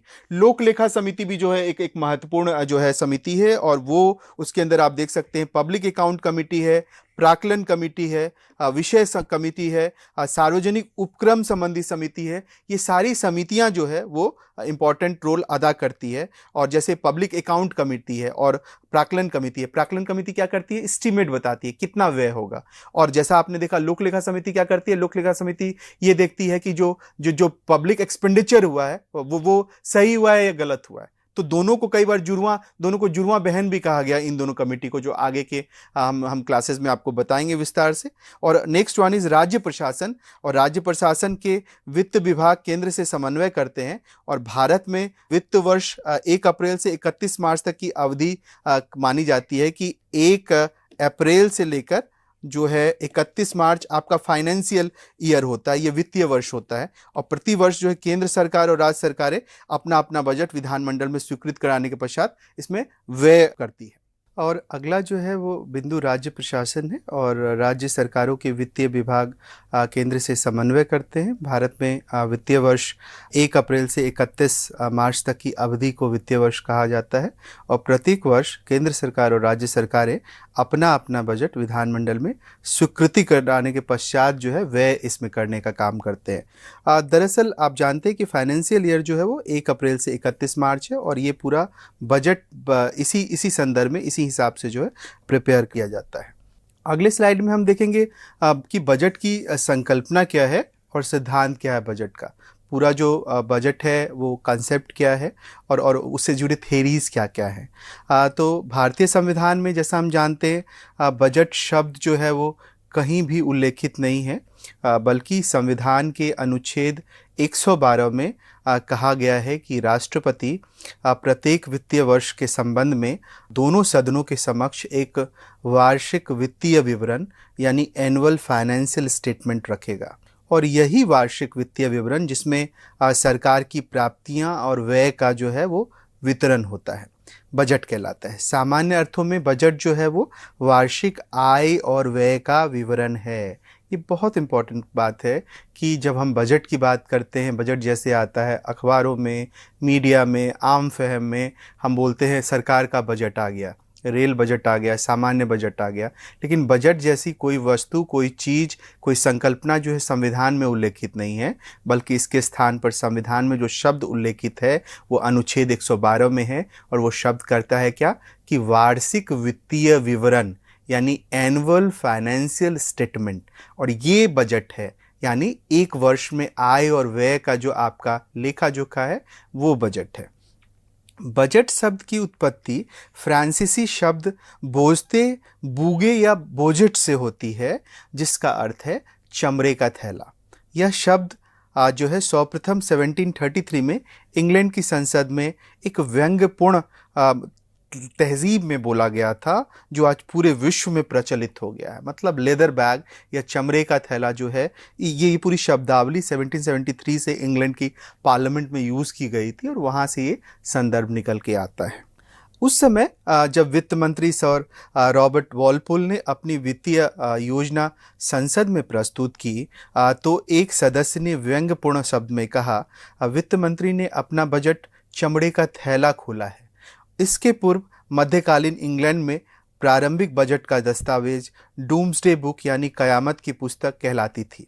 सम्राट विलियम सन 1086 द्वारा प्रचलित इस दस्तावेज में भूमि एवं संपत्ति का विवरण होता था और उसको वो डूम्सडे बुक कहते थे। वहीं सीपी भामरी जैसे विचारक कहते हैं कि वर्तमान संदर्भ में इस शब्द का प्रयोग सर्वप्रथम 1773 में द ओपनिंग द बजट नामक व्यंग्य रचना में उस समय के वॉलपोल की वित्तीय व्यवस्था के विरुद्ध किया गया था। उस समय जो वॉलपोल थे उसके वित्तीय व्यवस्था के खिलाफ जो है इस शब्द का प्रयोग जो है वहाँ पे किया गया था 1773 में। परिभाषाएं क्या है बजट की? बजट एक इम्पॉर्टेंट शब्दावली है और उसको भी जो है अनेक विद्वानों ने अपने अपने नज़रिए से परिभाषित करने की चेष्टा की है। तो हम अब देखेंगे कि बजट की परिभाषा क्या क्या है। पहले विद्वान जो है वो विल्ने हैं। विल्ने कहते हैं कि बजट अनुमानित आय और व्यय का विवरण, आय और व्यय का तुलनात्मक चित्र और इन सब के ऊपर यह राजस्व एकत्रित करने तथा सार्वजनिक धन खर्च करने के लिए सक्षम प्राधिकारी को दिया हुआ अधिकार और निर्देश है। यानी बजट क्या है? एस्टिमेटेड जो है एक्सपेंडिचर और जो लाभ है उसका विवरण है। वो आय और व्यय यानी कि जो लाभ है और जो एक्सपेंडिचर है उसका वो तुलनात्मक चित्र प्रस्तुत करता है। और साथ ही साथ जो व्यक्ति सक्षम प्राधिकारी हैं, जो जिनके ऊपर ये जिम्मेदारी है कि वो बजट को क्रियान्वित करेंगे, बनाएंगे, उनको वो अधिकार देता है वो करने के लिए, सक्षम पदाधिकारी को। अगला जो स्कॉलर है वो है हार्लड आर ब्रूस और वो कहते हैं कि बजट किसी संगठन की अनुमानित आय तथा प्रस्तावित व्यय का वित्तीय वक्तव्य है जो आगामी वर्ष के लिए पहले से तैयार किया जाता है। मतलब आप आज रह रहे हैं लेकिन आगामी वर्ष के लिए, अगले वर्ष के लिए आपने जो एस्टिमेटेड आय का और एस्टिमेटेड जो व्यय का एक ढांचा तैयार किया है, दरअसल वो उसी का नाम बजट है। वही बजट जो है हम तैयार करते हैं। रेने गॉज जैसे स्कॉलर कहते हैं कि आधुनिक राज्य में बजट सार्वजनिक प्राप्तियां एवं खर्चों का पूर्वानुमान है। मतलब पब्लिक जो हम एस्टिमेट्स हम प्राप्त करते हैं और जो एक्सपेंडिचर करते हैं उसका कहीं ना कहीं एक तरह से पूर्वानुमान है। हम जो उसके बारे में पहले से एक पूर्वानुमान लगाते हैं और तथा यह अनुमान है और कुछ खर्चों को करने और प्राप्तियों को एकत्र करने का एक अधिकृतीकरण है। यानी जो आगे हम खर्च करने वाले हैं उस रूप से हमें ऑथराइजेशन किया जाता है कि हम इसको इस तरह से इसको खर्च करने वाले हैं। डिमॉक एक इम्पॉर्टेंट नाम है जिसको हम पब्लिक एडमिनिस्ट्रेशन में बार बार पढ़ते हैं। डिमॉक पब्लिक एडमिनिस्ट्रेशन को कहते थे। ये पब्लिक एडमिनिस्ट्रेशन जो है व्हाट एंड हाउ है गवर्नमेंट का। डिमॉक यहाँ बजट को भी परिभाषित करते हैं और वो कहते हैं बजट एक वित्तीय योजना है जो अतीत में वित्तीय अनुभव का स्तर प्रस्तुत करता है, वर्तमान की योजना बनाता है और भविष्य के एक निश्चित काल में इसे आगे बढ़ाता है। यानी डिमॉक तीनों चरणों में बजट की पूरी यात्रा को बता रहे हैं, अतीत के बारे में, वर्तमान के बारे में और भविष्य के बारे में। वो कहते हैं कि वो हमारा बजट जो है हमारे अतीत के वित्तीय अनुभव को भी बताता है। जैसे आज अगर आप आगे के लिए बजट बना रहे हो तो आज खड़े हो के आप अपने पास्ट के एक फाइनेंशियल एक्सपीरियंसेस, फाइनेंशियल परफॉर्मेंस को भी देखते हैं कि अतीत में हमने क्या किया, हमने क्या भूल चूक की, हमने क्या सफलताएं अर्जित की। तो कुछ हमारा अगर अतीत का अनुभव है तो वो भी बजट बनाने में एक इम्पॉर्टेंट रोल अदा करता है। दूसरा है कि मतलब वर्तमान की योजना, और अतीत के अनुभव से वर्तमान की योजना हम बनाते हैं, वर्तमान के संदर्भ में उसको देखते हैं कि ऐसी योजना हमारी होगी, और साथ ही साथ भविष्य के एक निश्चित काल पे इसे कैसे आगे बढ़ाना है उसके संदर्भ में भी हम इसको देखते हैं। तो ये अतीत के अनुभव, वर्तमान की योजना और भविष्य के लिए भी जो है फिर उसी के बेसिस पे आप एक योजना प्रिपेयर करते हो। रेने स्टॉर्म एक अगले विचारक हैं। उनके शब्दों में बजट एक ऐसा परिपत्र है जिसमें सार्वजनिक राजस्व यानी कि पब्लिक जो एक्सपेंडिचर है, जो पब्लिक मनी है वो और व्यय, पब्लिक सार्वजनिक राजस्व और व्यय की प्रारंभिक योजनाएं प्रस्तुत की गई हैं। बजट के माध्यम से आप क्या करते हैं, सार्वजनिक राजस्व और जो व्यय करने वाले हैं उसकी आप प्रारंभिक योजना बना रहे हैं, और इसमें फिर बाद में आप जो है सर्टेन टाइम पीरियड के बाद जो है चेंज कर सकते हैं, उसमें कुछ तब्दीली जो है लाते रहते हैं और उसको लाना वो वाजिब भी मानते हैं। अगला स्कॉलर जो है वो मुनरो है, और मुनरो कहते हैं कि बजट आने वाले वित्तीय वर्ष के लिए अर्थ प्रबंधन की योजना है। यानी ये क्या करता है, फाइनेंस को मैनेज करता है, फाइनेंस मैनेजमेंट की योजना है। उसमें एक ओर सभी आयों का तथा दूसरी तरफ सभी खर्चों के मद के अनुसार अनुमान लगाया जाता है। ये जो फाइनेंस मैनेजमेंट कर रहे हैं इसमें एक तरफ क्या कर रहे हैं, सभी आय, और दूसरी तरफ जो सभी व्यय, उसका एक अनुमान लगाते हैं। अतएव बजट किसी वित्तीय वर्ष के संदर्भ में सरकार की अनुमानित प्राप्तियां, राजस्व या आय और व्यय का जो है विवरण है, या यूं कहें कि बजट विधायिका को प्रस्तुत और विधायिका द्वारा स्वीकृत सरकार का वित्तीय दस्तावेज है। यानी इसमें सबसे इंपॉर्टेंट काम किसका है, विधायिका का है, यानी लेजिस्लेटिव का है, और लेजिस्लेटिव जो उसे प्रस्तुत करता है और विधायिका द्वारा जो है इसे स्वीकृति दी जाती है। तो एक इम्पॉर्टेंट है कि ये विधायिका के द्वारा जो है महत्वपूर्ण काम इसमें किया जाता है, इसको बताया गया है। नेक्स्ट वन जो स्कॉलर हैं उनका नाम है बिलोबी। बिलोबी फिर से क्लासिकल थिंकर हैं ऐसे पब्लिक एडमिनिस्ट्रेशन में, और उन्होंने बहुत काम किया है। क्लासिकल थेरिस्ट जितने होते थे वो इनिशियल थेरिस्ट हैं, वो पब्लिक एडमिनिस्ट्रेशन को साइंस बनाना चाहते हैं। इस तरह की बात इनके आरंभिक लेखन और उनके चिंतन में निकल के आती है। बिलोबी जब बजट के बारे में बात करते हैं तो बिलोबी का कहना है कि बजट सरकार की आय व्यय का अनुमान मात्र नहीं है। हम जिसको बजट कह रहे हैं वो केवल सरकार के आय व्यय का अनुमान नहीं है, बल्कि एक प्रतिवेदन है, ये एक आवेदन है, और एक अनुमान तथा एक प्रस्ताव तीनों है, और इसे होना चाहिए। केवल इसे वो मतलब लाभ और एक्सपेंडिचर का विवरण नहीं मान रहे जो आपके संविधान ने लिखा है, हालांकि वो आय और व्यय का विवरण है, लेकिन बिलोबी उस संदर्भ में इसे नहीं देख रहे हैं। बिलोबी कहते हैं केवल ये वो नहीं है, आय व्यय का विवरण नहीं है, ये एक प्रतिवेदन है, ये यानी एक आवेदन है, एक प्रतिवेदन है, एक अनुमान है, एक एस्टिमेट है और एक प्रस्ताव है, और ये तीनों है या उसे होना चाहिए। यह एक ऐसा लेख पत्र है जिसके माध्यम से कार्यपालिका व्यवस्थापिका के सम्मुख आती है। यानी एक ऐसा जो है लेख पत्र, ऐसा डॉक्यूमेंट है जिसके माध्यम से एग्जीक्यूटिव क्या करती है, विधायिका के समक्ष आती है और विस्तार के साथ अतीत, वर्तमान और भविष्य की वित्तीय स्थितियों का प्रतिवेदन प्रस्तुत करती है। यानी सरकार क्या करती है, इसमें पार्लियामेंट के पास जाती है और पार्लियामेंट के समक्ष अपना बजट लेके जाती है और बताती है कि अतीत में हमारे ये अनुभव थे, ये अनुभव अच्छे थे या बुरे थे, वर्तमान में उससे सीखते हुए हम ये कुछ प्रस्तुत कर रहे हैं, और इससे फला क्षेत्रों में, अलग अलग सेक्टर्स में, चाहे वो कृषि का क्षेत्र हो, चाहे वो एजुकेशन का क्षेत्र हो, चाहे वो आप कह सकते हैं कि प्राइमरी एजुकेशन का क्षेत्र हो, चाहे वो महिलाओं का क्षेत्र हो, चाहे वो ओल्ड एज होम का ओल्ड एज के एरिया का क्षेत्र हो, सभी क्षेत्रों में जो है वो एक तरह से सर्वांगीण विकास करने का काम करेगा।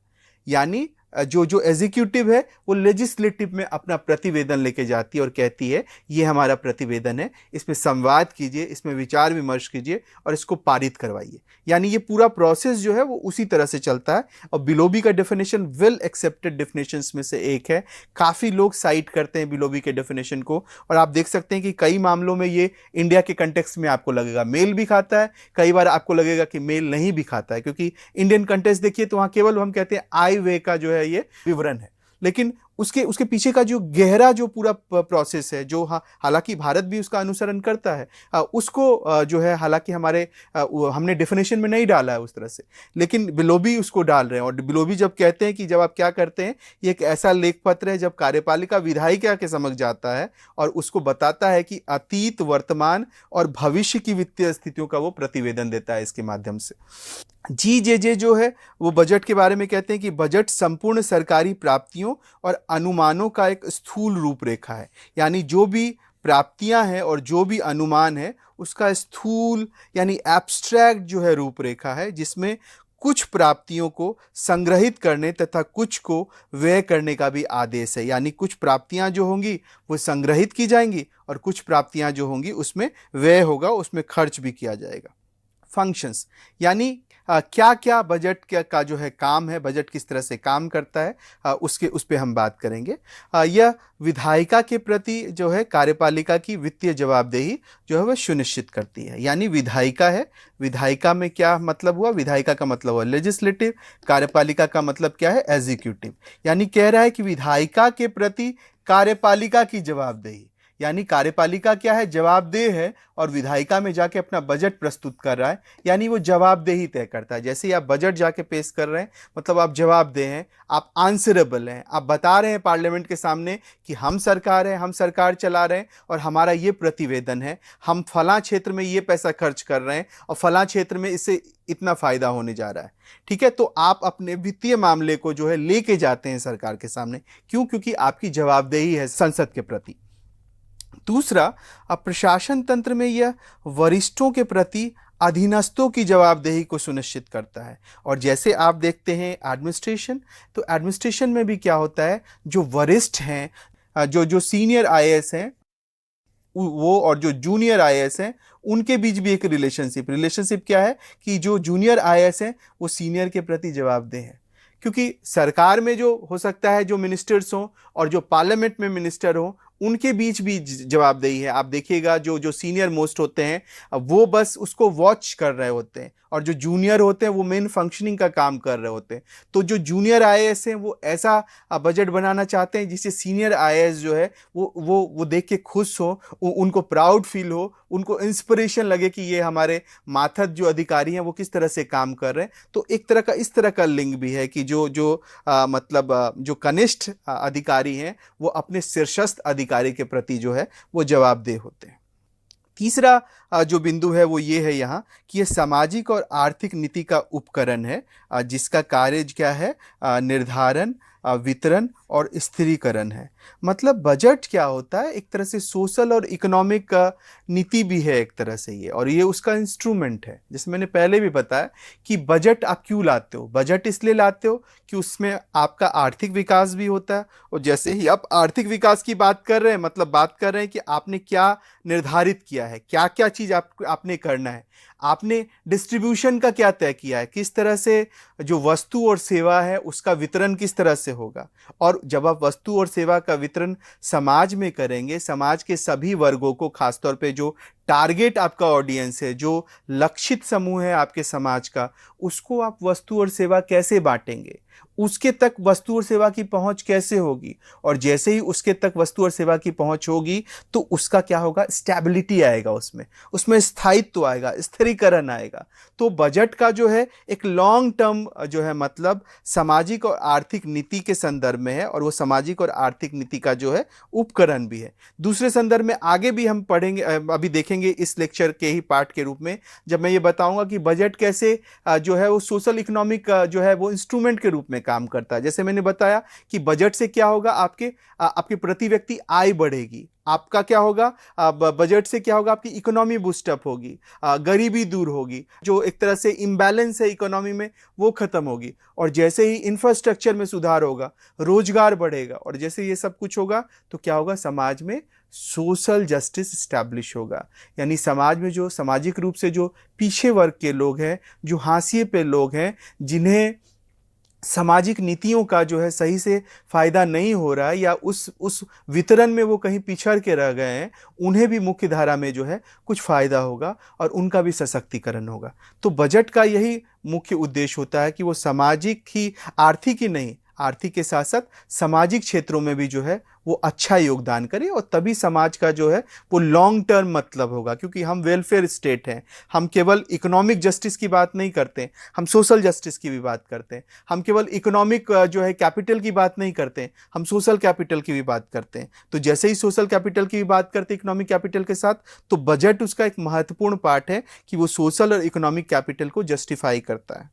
अगला, यह सरकारी कार्यों और सेवाओं के कुशल क्रियान्वयन का रास्ता साफ करता है। जो सरकारी कार्य हैं, जो जो जो गवर्नमेंट का फंक्शंस है और जो जो सर्विसेज हैं, वो कुशल ढंग से इससे क्या होता है, काम करने लग जाती है। क्योंकि हम क्या करते हैं, बजट में बहुत सारी योजनाएं बनाते हैं, और जो योजना बन तो जाती है, वो प्रोग्राम और पॉलिसी कहाँ लागू होगी, तो वो पब्लिक एजेंसीज में लागू होगी ना, सरकारी संस्थाएं उसको लागू करेगी। और सरकारी संस्थाओं को लगता है कि ये नई प्रोग्राम है, ये नई पॉलिसी है, अगर हम इसको ठीक से काम करेंगे तो इससे क्या होगा, हमारा इफिशियंसी बढ़ेगा, हमारा सस्टेनेबिलिटी बढ़ेगा। तो ये क्या करता है, उसमें भी कार्यकुशलता लाने की कोशिश करती है, सरकारी कार्यों और सेवाओं में भी। नेक्स्ट वन, यह सरकारी विभागों की वित्तीय गतिविधियों को एक योजना के अधीन लाकर उनको एक करता है। यानी कि जो पूरा वित्तीय गतिविधि है उसको एक योजना के लाकर क्या करता है, उसको एक करता है, और इसलिए प्रशासनिक प्रबंधन और समन्वय को ये आसान बनाता है। यानी कि इसमें जो अलग अलग एक्टिविटी है, बिखरी हुई एक्टिविटी है, उसको क्या कर रहे हैं आप, इंटीग्रेटेड कर रहे हैं, एकीकृत कर रहे हैं, और प्रशासनिक प्रबंधन और समन्वय क्या होगा, उससे आसान होगा। जैसे इंटीग्रेशन होगा, प्रशासनिक प्रबंधन और समन्वय जो है इससे आसान होने लगेगा और वो उस दिशा में आगे बढ़ेगा। इस क्लास के अगले हिस्से में हम बात करेंगे बजट के सिद्धांत की। और बजट के सिद्धांत की अगर हम बात करें तो बहुत सारे सिद्धांत हैं, बहुत सारे थेरीज हैं, और जो निकल के आ रहे हैं बजट को जब हम रेगुलर पढ़ते हैं, समझते हैं, तो वो सिद्धांत है क्या क्या। तो चाहे बजट केंद्र सरकार प्रस्तुत करे, चाहे बजट राज्य सरकार के द्वारा निर्मित हो, सभी स्थानों पर जो है बजट में कतिपय कुछ सिद्धांत हैं जिसका पालन किया जाता है। ये सिद्धांत इस प्रकार है। पहला सिद्धांत अगर आप देखें तो पहला सिद्धांत कहता है बजट की नियमितता। नियमितता का मतलब है रेगुलैरिटी। रेगुलैरिटी है या नहीं बजट में, रेगुलर है या नहीं बजट, जिसके अंतर्गत प्रतिवर्ष जहां तक हो सके बजट के अनुमान एक निश्चित समय अवधि के दौरान लगा देना चाहिए, तथा सभी विभागों के अनुमानों को एकीकृत स्वरूप प्रदान करके राजनीतिक कार्यपालिका के सम्मुख प्रस्तुत कर देना चाहिए। यानी अगर रेगुलरिटी रहेगा बजट में तो क्या होगा, निश्चित अवधि में सारा काम होगा। अलग अलग डिपार्टमेंट जो एस्टीमेट दे रहे हैं उसको कार्यपालिका के समक्ष आप लेके आ सकते हैं। हालांकि बजट वार्षिक बनाया जाता है, किंतु अमेरिका में के कुछ राज्यों में द्विवर्षीय बजट भी है, वहां 2 वर्षों में भी बजट बनाने की प्रथा है। भारत में बजट का निर्माण तो नियमित रहा है, परंतु सरकारों के पतन के कारण कई बार बजट जो है निश्चित समय पर पारित नहीं हुआ। लेकिन एक बात और ध्यान रखिएगा कि हमारे यहाँ जो है बजट जो है वार्षिक रहे हैं, और बजट के साथ साथ एक और चीज था, वो था आपका पंचवर्षीय योजना। वो भी 5 वर्षों में बनते रहे थे, लेकिन कुछ समय में जैसे खासतौर पे 1966 से 1969 के समय में जो है 5 वर्ष के जगह 3 एक वर्षीय योजना आई थी। इसलिए आई थी, इसको हम प्लान हॉलीडे कहते हैं, क्योंकि उस समय 60 के दशक में 1965 में इंडिया पाकिस्तान वॉर हो रहा था। उस समय भयानक जो है खाद्य संकट था। उस सारे स्थिति में सरकार इस लायक नहीं थी कि वो 5 वर्ष के लिए योजना बनाती, तो इसीलिए जो है 5 वर्ष की योजना के स्थान पर 3 एक वर्ष की योजना बनाई गई थी 1966 टू 69 में। तो बजट के साथ हालांकि ऐसा नहीं हुआ, बजट जो है लगभग रेगुलर रहा है, और कई बार जो है अगर सरकारें बीच में गिर गई हैं तो थोड़ा इरेगुलर हुआ है, लेकिन हम अमूमन मान के चलते हैं कि वार्षिक बजट जो है हम लेके आएंगे। दूसरा जो सिद्धांत है वो बजट की प्रकृति और प्रावधानों की स्पष्टता के क्रम में है, यानी जो बजट की प्रकृति हो, नेचर हो, और जो प्रावधान होने चाहिए, जो उसके रूल्स रेगुलेशन होने चाहिए, वो बहुत क्लियर होना चाहिए। बजट के प्रत्येक भाग में वर्णित तथ्य पूर्णतः स्पष्ट होने चाहिए, मतलब कोई एम्बिगिटी नहीं होनी चाहिए, कुछ स्पष्टता नहीं होनी चाहिए। हालांकि शब्द जरूर उसके कुछ टेढ़े होते हैं, कई शब्द जो है अगर आप अर्थशास्त्र या बजट के पढ़ेंगे तो आपको लगेगा पढ़ के कि बहुत जटिल शब्द है ये, लेकिन क्योंकि वो आम फहम नहीं समझ सकता है, लेकिन उसके बावजूद भाषा में पढ़ के आपको कुछ क्लैरिटी निकल के आए, ये बजट होना चाहिए का मतलब है। खासतौर पे जो पॉलिसी मेकर्स हैं उनको तो लगना चाहिए कि हाँ ये बजट क्लियर बजट है, ऐसा नहीं है कि वो जोर तोड़ मरोड़ के बनाया गया बजट है। तो अगर वैसा होगा तो असमंजसता की स्थिति होती है, असामंजस्य आता है, उलझाव होता है और संकट भी इसमें पैदा होता है। तीसरा बजट का सिद्धांत जो है वो ये मान के चलता है कि बजट की एकता और व्यापकता से वो संबंधित है। इसके अनुसार बजट में दर्शाए गए सभी आय व्यय विवरण एकीकृत रूप में वर्णित होने चाहिए और उसमें संपूर्ण राजकोषीय कार्यक्रमों का सारांश प्रस्तुत किया जाना चाहिए। यानी कि तीसरा बजट कह रहा है क्या? बजट कह रहा है यूनिटी और उसका यूनिवर्सैलिटी, यानी एकता हो और व्यापकता हो। होगा क्या उससे? आय व्यय अगर एक साथ एकीकृत होंगे तो राजकोषीय कार्यक्रम का सारांश जो है वो प्रस्तुत करेगा एक तरह से। तो बजट में ये भी एक इंपॉर्टेंट एलिमेंट है जिसको ध्यान देना चाहिए। अगला जो चौथा बजट का सिद्धांत है वो कहता है संतुलन, यानी कि बैलेंस को प्राथमिकता देना चाहिए। जैसे संतुलित बजट से तात्पर्य है कि अनुमानित व्यय अनुमानित आय से अधिक नहीं होना चाहिए, मतलब जितना हम सोच रहे हैं कि हमारा एक्सपेक्टेड एक्सपेंडिचर है वो हमारे आय से ज़्यादा नहीं हो। अगर आय से ज़्यादा हो जाएगा आपका खर्च तो डेफिनेटली वो आपका बजट इम्बैलेंस होगा। तो व्यय से अधिक आय होने पर अतिरिक्त बजट जो है नाम हम देते हैं, मतलब अगर व्यय से ज़्यादा आय होगा तो वो अतिरिक्त बजट है, और अगर आय से अधिक व्यय हो गया तो वो घाटे का बजट है। ये अलग अलग शब्द है जिसको आपको ध्यान रखना है। अगर आय से ज़्यादा व्यय अगर आप कर दे रहे हैं मतलब तो वो है घाटे का बजट, और अगर जो है जितना आय व्यय है व्यय से ज़्यादा आप आय कर रहे हैं वो है अतिरिक्त बजट। तो भारत में विकास कार्यक्रमों, व्यापक व्यापारिक मंदी तथा अन्य कारणों से निरंतर घाटे का बजट जो है कई समय में आप देखे होंगे कि प्रस्तुत हो रहा था। खासतौर पे जब मंदी का समय होता है, जब बाजार बिल्कुल वो उथल पुथल कर रहा होता है, तो जो सरकार जो है वो अतिरिक्त बजट के जगह घाटे का बजट ज़्यादा प्रस्तुत हो रहा होता है उस समय में। नेक्स्ट जो है पांचवा सिद्धांत है, वो पांचवा सिद्धांत कहता है बजट में लोचशीलता। लोचशीलता का मतलब है लचीलापन, फ्लेक्सिबिलिटी। फ्लेक्सिबिलिटी का महत्व देता है, अर्थात बजट केवल अनुमानित होता है, उसके अनुमानों में संशोधन की संभावना बनी रहती है। जैसे आज हमने एस्टिमेट किया कि हमें इतना फायदा होगा, हो सकता है आपको कुछ दिनों बाद ऐसा एहसास हो कि उस फायदे में कमी और बेसी हो सकती है।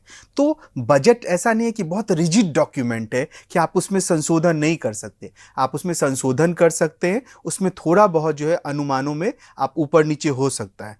पूर्णतया एक एक पैसे का हिसाब जो है संभव नहीं होता है, केवल स्थूल अनुमान से ही अंत तक यह जो है यथावत वो बनी रहता है। लगभग आप जो है मतलब मोटा मोटा आप अनुमान कर सकते हैं, और वही जो है उसको प्रोग्रेसिव भी बनाता है, क्योंकि आप बिल्कुल फिक्स नहीं कर सकते इतना ही खर्चा होगा। हो सकता है जिस प्रोग्राम के लिए आपने पैसा दिया और वो प्रोग्राम जो है 1 साल की जगह 2 साल चल गया तो डेफिनेटली उसका एक्सपेंडिचर बढ़ेगा। तो आप जो है उस नज़रिए से उसको फ्लेक्सिबल बना के भी देखिए। छठा सिद्धांत यह मान के चलता है कि बजट की प्रभावशीलता नियतकालीन हो, अर्थात सरकार को विनियोजन तथा व्यय करने की अनुमति एक निश्चित अवधि के लिए होनी चाहिए।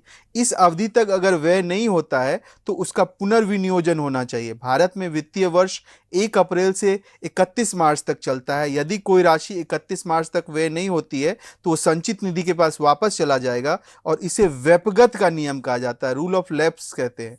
मतलब सिंपल बात है कि एक समय है कि 1 वर्ष का समय है 1 अप्रैल से 31 मार्च, और उसमें खर्च कर देना है आपको। अगर आप खर्च नहीं कर पा रहे तो फिर से वो पैसा जो है वो आ जाता है सेंटर के पास, और वो जो है संचित निधि में फिर से चला जाता है, कंसोलिडेटेड जो फंड होता है, और इसी को कहा गया है रूल ऑफ लैप्स यानी व्यपगत का नियम। नेक्स्ट जो 7वां सिद्धांत है बजट का, वो कहता है बजट जो है वो सत्यता और शुद्धता को महत्व देता है, यानी कि ये ट्रूथ पे आधारित होता है और प्योरिटी पे आधारित होता है। ट्रूथ का क्या मतलब है? ट्रूथ का मतलब है क्योंकि बजट में जैसा दर्शाया जाए वैसा ही क्रियान्वित होना चाहिए। जैसे आप बजट पेश कर रहे हैं, आप पार्लियामेंट में आप कह रहे हैं कि आप फलां क्षेत्र में इतना करोड़ रुपया खर्च करेंगे, फलां क्षेत्र में इतना हजार रुपया खर्च करेंगे, तो आप जो बता रहे हैं उसी तरह से आपको खर्च करना चाहिए। और आप अगर वो कर रहे हैं तो आपका बजट जो है वो सत्य पर आधारित है, परिशुद्ध है, यानी एक्यूरेट है। और अगर आप आंकड़े में छेड़छाड़ कर रहे हैं, अपने हिसाब से आंकड़े को तब्दील कर रहे हैं, तो बजट की क्या होती है? विश्वसनीयता पे खतरा होता है। कोई बजट को विश्वास नहीं कर सकता है ऐसी स्थिति में। आठवां सिद्धांत जो है वो कहता है कि बजट की संपूर्णता को अनिवार्य बताता है, यानी बजट जो है वो संपूर्ण है, अपने आप में जो है टोटल है, और टोटलिटी के साथ वो बजट को देखने की कोशिश करता है। इसके अनुसार बजट अनुमानों में प्राप्तियां व व्यय एवं लेन देन की स्थिति संपूर्ण रूप से वर्णित की जाती है, यानी जो भी प्राप्त हो रही है, जो भी आप खर्च कर रहे हैं, जो भी लेन देन कर रहे हैं, ये संपूर्ण रूप से लिखित होगा, एकदम वर्णित होगा, उसमें कोई छेड़छाड़ हम नहीं कर रहे हैं। अतः बजट के एक भाग में चालू व्यय और आय तथा दूसरे भाग में पूंजीगत भुगतान और प्राप्तियां दिखाई जानी चाहिए। प्रथम भाग जो है राजस्व बजट का होगा और दूसरा जो है पूंजीगत बजट का पर्याय माना जाएगा। यानी बजट के अंदर आप देखिएगा, पहला भाग जो है वो राजस्व बजट का होगा और दूसरा जो है वो पूंजीगत बजट का होगा। यानी कि एक भाग में जो है आप चालू व्यय और आय के बारे में बात कीजिएगा, जो भी चालू व्यय और आय है, और दूसरे में पूंजीगत भुगतान के बारे में बात कीजिएगा। तो दोनों उस तरह से आप उसको बांट के देखिएगा और अलग अलग डिवाइड करके देखिएगा, तो आप उससे बजट के संदर्भ में आपका क्लैरिटी जो है वो क्लियर रहेगा। तो ये जो है आठवां सिद्धांत था। नवां सिद्धांत जो बजट का है वो कहता है कि इसके नगद आधार को आवश्यक मानता है। बजट का बेस जो है वो कैश बेस है और कैश आधार को महत्वपूर्ण मानता है। अर्थात बजट की आय और व्यय के अनुमान जो है वर्ष की वास्तविक प्राप्तियां तथा व्यय से संबंधित होनी चाहिए, और इसकी वित्तीय वर्ष के लेखों की अंतिम तैयारी वर्ष के समाप्ति होने तक की जानी चाहिए। यानी जब भी आप आय व्यय का अनुमान लगा रहे हैं तो वो वास्तविक प्राप्ति और व्यय से संबंधित होना चाहिए, मतलब दोनों के बीच कोई अंतर नहीं होना चाहिए। और जैसे ही आप वित्तीय वर्ष में लेखों को जो ऑडिट है उसको अंतिम तैयारी दे रहे हैं, तो आप में वो नगद आधार पे होना चाहिए कि कितना आय व्यय हमने सोचा है, कितना हमें प्राप्ति हुई है। तो नगद आधार भी उसका इंपॉर्टेंट है।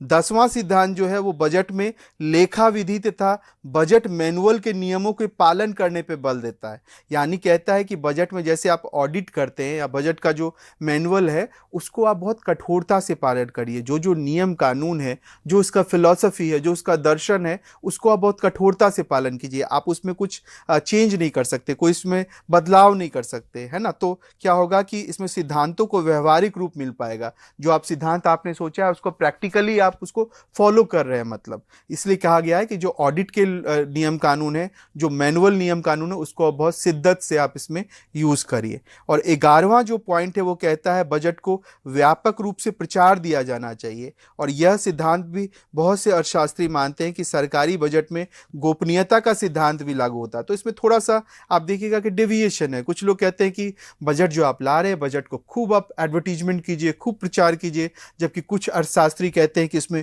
गोपनीयता यानी सेक्रेसी का नियम फॉलो कीजिए। अर्थात विधानमंडल में प्रस्तुति से पूर्व बजट लीक नहीं होना चाहिए। और कई बार देखिएगा कि आप लीक नहीं भी होता है, बहुत गोपनीय तरीके से पता लगता है कि कल के बजट में क्या होने वाला है, वित्त मंत्री क्या बजट लाने वाले, क्या चीजें महंगी होंगी, क्या चीजें सस्ती होंगी। हालांकि मीडिया में कुछ छन के आने लगती है बात की इस बार के बजट में ये होना है, वो होना है, लेकिन अमूमन हम यही देखते हैं कि जो वित्त मंत्री बजट में जब तक वो अपने चमड़े के थैले में बजट लेके जा रहे होते और उसके बाद वो पब्लिक स्फेयर में आता है कि वित्त मंत्री ने ये चीज की घोषणा की है, तो उससे पहले तक गोपनीयता तो जो है लगभग बना ही रहता है बजट के साथ। जब हमने बजट पढ़ा, बजट की थेरीज पढ़ी, इतनी सारी 10-10 सिद्धांत पढ़ा, बजट का डेफिनेशन पढ़ा, सब कुछ देखा, तो बजट के कुछ बिंदुओं से, खासतौर पे 23 और 24 में जो बजट प्रस्तुत हुए हैं उसके कुछ बिंदुओं से हम देखने की कोशिश करेंगे कि आंकड़े में बजट कैसा लगता है, या बजट में किस तरह के प्रावधान होते हैं जिस पे वित्त मंत्री बात करते हैं या सरकार जो है उसे बताती है कि ये हमारा बजट है। जैसे 2023-24 के प्रमुख बिंदु देखिए, तो केंद्रीय बजट 2023-24 का मुख्य बिंदु समावेशी विकास यानी कि इंक्लूसिव जो है ग्रोथ को फोकस करता है। इंक्लूसिव क्या है? ग्रोथ है ये। जो विशेष रूप से सबका साथ सबका विकास की अवधारणा को प्रोत्साहित करता है। यानी बजट में इंक्लूसिव ग्रोथ के साथ साथ सबका विकास की अवधारणा को जो है बहुत ठोस तरीके से किया गया है। और जैसा नारा है सबका साथ सबका विकास, तो आप देखिए नीचे में किसानों के लिए, महिलाओं के लिए, युवा के लिए, अनुसूचित जाति के लिए, अनुसूचित जनजाति के लिए, अन्य पिछड़ा वर्ग के लिए, दिव्यांग जनों के लिए, आर्थिक रूप से कमजोर वर्ग जो है, जो इकोनॉमिकली जो वीकर सेक्शन है, ईडब्ल्यूएस, उन सब के लिए ध्यान दिया गया है। उन सबको जोड़ा गया है सबका साथ सबके विकास के पूरे स्कीम के साथ। वंचितों को समग्र प्राथमिकता दी गई है। जो वंचित तबका है वो एजेंडे में सबसे ऊपर है। जम्मू कश्मीर और लद्दाख और पूर्वोत्तर क्षेत्र जो है, नॉर्थ ईस्ट का रीजन, वहाँ केंद्र शासित प्रदेशों में भी निरंतर ध्यान केंद्रित किया गया है कि वो सारे एरियाज का कैसे विकास किया जाए, उसको विकास की मुख्य धारा से कैसे जोड़ा जाए। यह बजट 2019 में पहली बार अनावरण की गई द्विआयामी विकास रणनीति की तर्ज पर है। यानी 2019 में जो है जिस द्विआयामी यानी जो 2 डायमेंशनल विकास की रणनीति थी, उसी को फोकस इसमें किया गया है फिर से। और इसमें निजी क्षेत्र को प्रोत्साहन देकर रोजगार सृजित करने और विकास को आगे बढ़ाने की बात की गई है। मतलब प्राइवेट सेक्टर को आप जैसे फैलाइएगा, क्या होगा, एम्प्लॉयमेंट आएगा उससे, है ना, और एम्प्लॉयमेंट जैसे आएगा तो इससे डेवलपमेंट होगा। एक इस चीज को कहा गया है। दूसरा कहा गया है कि न्यूनतम सरकार और अधिकतम शासन, ये भी लगातार बात हो रही है। सरकार इस पे खूब बात कर रही है कि हमें मिनिमम करना है क्या गवर्नमेंट, मैक्सिमम क्या करना है गवर्नेंस। जैसे ही गवर्नमेंट को मिनिमम कीजिएगा, यानी सरकारी संस्थाओं की जड़ता को खत्म कीजिएगा, गवर्नेंस ज्यादा अच्छे से स्टैब्लिश होगा। तो मिनिमम गवर्नमेंट, मैक्सिमम गवर्नेंस की बात की रही है। पूंजीगत व्यय को बढ़ाना, विनियोग के माध्यम से अधिक राजस्व जुटाना, और साथ ही पूंजीगत व्यय जो है कैपेक्स को बढ़ाना और विनियोग के माध्यम से राजस्व जितना ज़्यादा हम जुटा पाएं, ये सरकार के जो है 2023-24 के बजट का एक प्रमुख विशेषताओं में से एक रही है। बजट की अगर मुख्य उपलब्धियों को देखें अगर आप 2023-24 में, तो इसमें नई आयकर व्यवस्था में बदलाव की बात की गई, यानी छूट की सीमा में और टैक्स के स्लैब में इसको भी बदलाव लाया गया है। दूसरा है पूंजी निवेश परिव्यय में 33% की वृद्धि का प्रस्ताव है। इसे बढ़ा के लगभग 10 लाख करोड़ कर दिया गया। किसको? पूंजी निवेश के परिव्यय को, यानी कि जो कैपिटल इन्वेस्टमेंट एक्सपेंडिचर है उसको जो है 10 लाख कर दिया गया है। सीमा शुल्क में परिवर्तन, जैसे मोबाइल फोन निर्माण है, झींगा हेतु खाद्य आदि के लिए कुछ विनिर्दिष्ट के आयात में कमी, सिगरेट, सोने की वस्तु, यौगिक, रबड़ आदि के आयात में वृद्धि की गई है। रेलवे के लिए पूंजी परिव्यय को बढ़ाकर अब तक सर्वाधिक 2.40 लाख करोड़ रुपए जो है वो कर दिया गया है। अमृतकाल का बजट कहा जा रहा है इसे। मतलब ये जो 2023-24 का बजट है, इसे सरकार कह रही है ये अमृतकाल का बजट है, और भारत के वित्त मंत्री ने इसे अमृतकाल का बजट कहा। अमृतकाल का विजन एक सशक्त और समावेशी अर्थव्यवस्था से है, जो मजबूत वित्तीय क्षेत्र के लिए प्रौद्योगिकी संचालित और ज्ञान आधारित होगी। यानी ये क्या होगा? टेक्नोलॉजी से क्या होगा? ये टेक्नोलॉजी के द्वारा ये संचालित होगी, ड्रिवन होगी, टेक्नोलॉजी ड्रिवन है, और ये नॉलेज जो है बेस्ड है। यानी टेक्नोलॉजी और नॉलेज बेस्ड को इसके अंतर्गत खास स्थान दिया गया है। अमृतकाल के बजट की 3 महत्वपूर्ण हिस्सा है। पहला, युवा वर्ग को खास फोकस दिया गया है और युवा वर्ग के लिए खास अवसर की बात की गई है। दूसरा, रोजगार सृजन में वृद्धि की बात की गई है, कैसे एम्प्लॉयमेंट जनरेशन ज्यादा से ज्यादा होगा। और तीसरा, सुदृढ़ और स्थिर जो है वृहत आर्थिक वातावरण की बात की गई है, यानी जो पूरा इकोनॉमिक कंडीशन होगा, इकोनॉमिक माहौल होगा, वो कैसे जो है सुदृढ़ हो यानी मजबूत हो, और कैसे स्थिर हो यानी स्टेबल हो। यानी युवा वर्ग, उसके अवसर की बात, रोजगार को एम्प्लॉयमेंट जनरेशन की बात, और तीसरा इकोनॉमिक जो पूरा माहौल है उसको कैसे सुदृढ़ कहे। ये तीनों जो है अमृतकाल के बजट का 3 महत्वपूर्ण हिस्सा है। सप्तवर्षीय 7 प्राथमिकताओं को भी रेखांकित किया गया। जब आप इस साल के बजट को देखेंगे, बजट 23-24 को, तो उसमें सप्त ऋषि यानी 7 प्राथमिकताओं को रेखांकित किया गया है। पहली जो प्राथमिकता है वो समावेशी विकास है, अगेन इंक्लूसिव ग्रोथ जिसको हम कहते हैं, और इंक्लूसिव ग्रोथ या इंक्लूसिव डेवलपमेंट, इसको खास फोकस दिया गया है। दूसरा, अंतिम छोर तक पहुंचना, समाज का जो सबसे निचला तबका है वहां तक विकास का लाभ पहुंचे, इस पे खास जोर है, खास फोकस है कि क्या करें हम कि सोसाइटी का जो निचला हिस्सा है वो लाभान्वित हो। तीसरा है वित्तीय क्षेत्र को भी फोकस किया गया है सप्तऋषि जो है 7 प्राथमिकताओं में। अवसंरचना और निवेश की बात की गई, यानी इंफ्रास्ट्रक्चर और इन्वेस्टमेंट को भी फोकस किया गया है, क्योंकि भारत में अभी भी इंफ्रास्ट्रक्चर पे लगातार काम हो रहा है, लेकिन अभी भी और काम होना है। और इंफ्रास्ट्रक्चर में कैसे निवेश करेंगे, पब्लिक निवेश होगा, प्राइवेट निवेश होगा, इंटरनेशनल निवेश होगा, किस तरह का निवेश होगा, उस सब संपूर्ण चीजों को इसके अंदर डाला गया है। युवा शक्ति, जैसा आपने देखा, जो यूथ है, यूथ की कैपेसिटी को बढ़ाना, यूथ को मार्केट के हिसाब से बनाना, यूथ जो डिग्रियां हासिल कर रहा है उसको आजीविका के साथ जोड़ना, ये सारी चीजों को जो इसमें खास फोकस किया गया है। नेक्स्ट वन इज क्षमता उभारना, कैपेसिटी को बिल्ड करना भी इसके अंतर्गत फोकस है। और अगला जो है वो है हरित विकास, यानी कि ग्रीन डेवलपमेंट। देखिए ये इन्वायरमेंट के साथ डायरेक्ट जुड़ रहा है, यानी का इन्वायरमेंट भी इसका फोकस है। ये क्षमता उभारना यानी कैपेसिटी बढ़ाने की भी बात कर रहा है, यानी कैपेसिटी भी बढ़ेगा, युवाओं की क्षमता बढ़ेगी, ये सब चीज इसका फोकस है।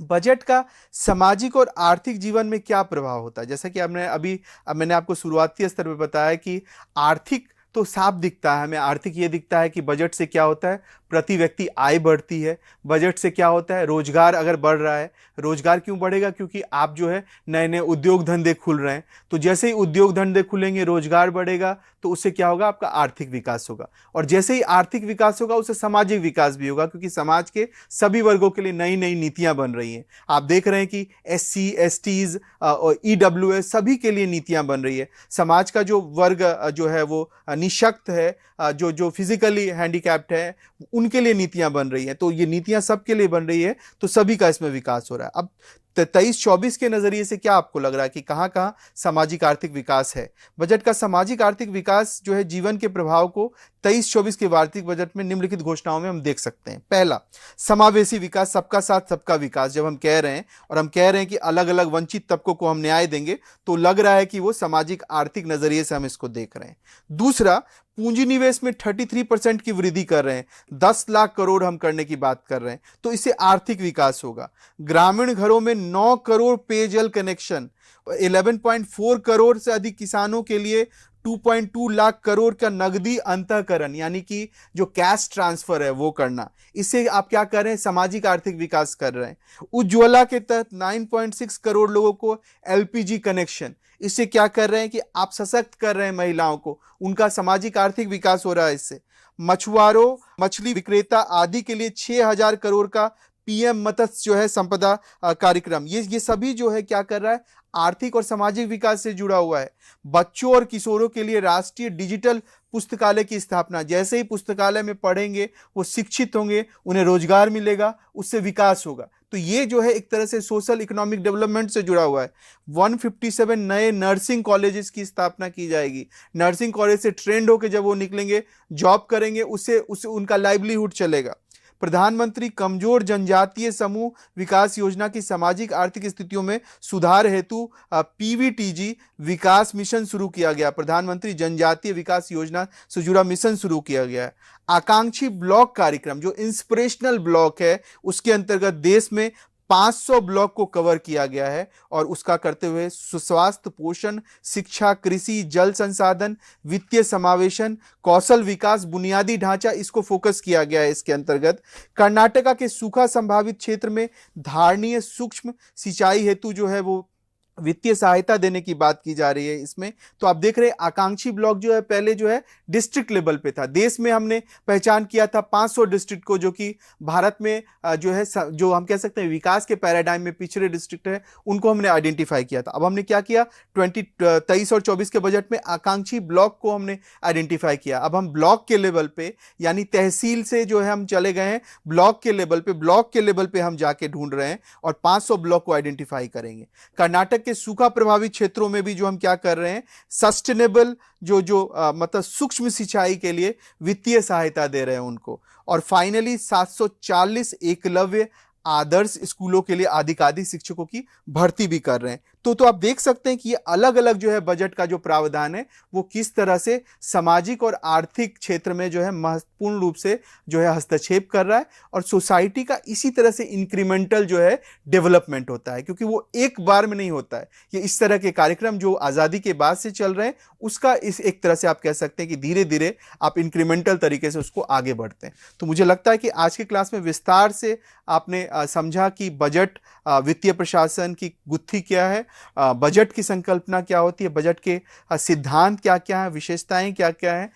बजट के बारे में हमने ये देखा कि 23 और 24 के बजट के आधार पे कि बजट की क्या क्या विशेषताएं हैं हालिया बजट की, और उसमें सामाजिक और आर्थिक उपकरण के रूप में बजट कैसे सोसाइटी में जो है वो कारगर होता है। तो बहुत बहुत धन्यवाद। इसी तरह जो है आप इस कक्षा में आगे बने रहें। आपका बहुत बहुत शुक्रिया।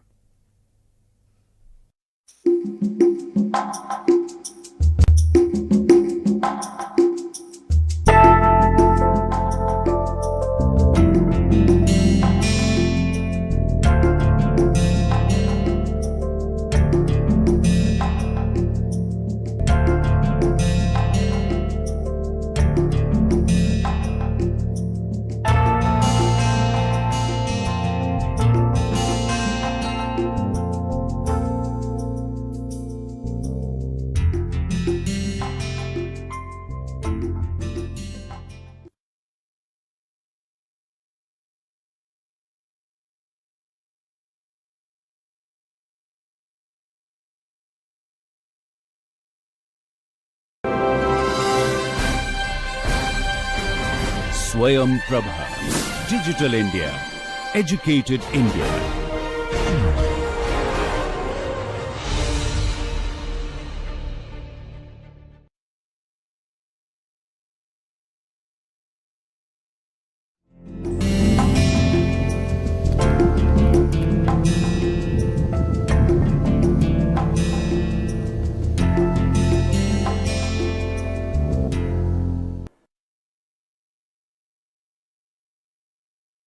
नमस्कार प्रिय छात्रों, आज हम अपने कोर्स टाइटल अप्लाइड साइकोलॉजी यानी व्यवहारिक मनोविज्ञान के लेक्चर नंबर 17वें सत्र की आज शुरुआत कर रहे हैं। और हमारे इस सत्र का टाइटल है साइकोलॉजी ऑफ क्राइम विक्टिम्स। और अपने पिछले सत्र में यानी सत्र नंबर 16 में हमने ये समझने का प्रयास किया कि फॉरेंसिक साइकोलॉजी क्या है और किस प्रकार से जो फॉरेंसिक साइकोलॉजिस्ट हैं उनका क्या रोल है और वो किन किन कार्य क्षेत्रों में सहयोग करते हैं, और लॉ के क्षेत्र में किस प्रकार से मनोविज्ञान सहयोग करता है। उन सभी एरियाज़ में फॉरेंसिक साइकोलॉजिस्ट कार्य करते हैं, और साथ ही साथ कैसे और कौन से वो गुण हैं या क्वालिटीज़ हैं या कॉम्पिटेंसीज़ हैं जो एक फॉरेंसिक साइकोलॉजिस्ट में होनी चाहिए, जिसके तहत वो अपने कार्य को अच्छे ढंग से पूर्ण कर सकें। और चूंकि हमने देखा कि फॉरेंसिक साइकोलॉजी का जो विषय वस्तु है वो लॉ के क्षेत्र में किस प्रकार से हम मनोविज्ञान का इस्तेमाल करते हैं और किस तरह से मनोवैज्ञानिक थियरीज़ और प्रिंसिपल्स का इस्तेमाल करके या उनके सहयोग से हम लॉ के क्षेत्र में जो एक बेटर जस्टिस सिस्टम है हम उसको प्राप्त करने का प्रयास करते हैं। और साथ ही साथ हम इस पूरे प्रकरण में जो विक्टिम्स होते हैं यानी जिनके साथ वो घटना होती है, वो पीड़ित लोग जिनके साथ किसी प्रकार का अन्याय हुआ हो, कोई क्राइम हुआ हो, तो इस तरह के जो लोग होते हैं उनकी अपनी एक साइकोलॉजी होती है, उनकी अपनी कुछ समस्याएं होती हैं जो कई बार वो केवल व्यक्तिगत तौर पर उसको महसूस करते हैं और वो उसको सबसे ओपनली शेयर भी नहीं कर पाते। तो ऐसे बहुत सारे मुद्दे हैं, ऐसे बहुत सारी परेशानियां हैं जिससे इस तरह के लोग जिनके साथ कोई क्राइम हुआ है या उन्होंने कोई क्राइम एक्सपीरियंस किया है या ऑब्जर्व किया है वो उसके साथ वो जूझते हैं। तो इस प्रकार की जो भी उनकी समस्याएं हैं वो भी हम कहीं ना कहीं कह सकते हैं कि जो फॉरेंसिक साइकोलॉजी है उसका एक महत्वपूर्ण विषय वस्तु है। और ऐसे में हमारे लिए जो साइकोलॉजी ऑफ क्राइम विक्टिम्स है उसकी चर्चा करना, उसको समझना अनिवार्य भी है और कहीं ना कहीं हमारे लिए एक फॉरेंसिक साइकोलॉजी के क्षेत्र में एक ज़रूरी कदम भी है, जिससे कि हम एक बेहतर समझ बना सकें कि जो विक्टिम्स होते हैं किसी भी क्राइम के, वो किस प्रकार से उनकी समस्याएं, उनका जो नेचर है और जो उनकी समस्याएं किस प्रकार से उनको हम समझने का प्रयास कर सकते हैं और किस तरह से उनका ध्यान दिया जाना चाहिए। तो इन सभी बिंदुओं पर आज हम अपने इस सत्र में चर्चा करेंगे।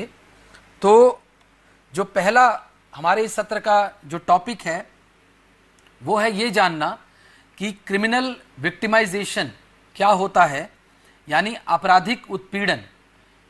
किसी भी व्यक्ति के लिए बीइंग द विटनेस टू और a victim of a traumatic event leads to physiological and psychological effects on the body.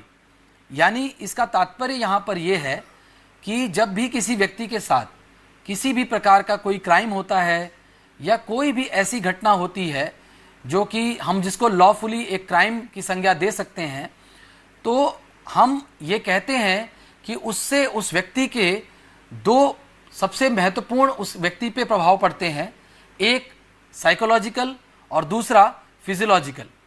Physiological जो प्रभाव पड़ते हैं वो कहीं ना कहीं प्रकट रूप से हमें दिखाई देते हैं।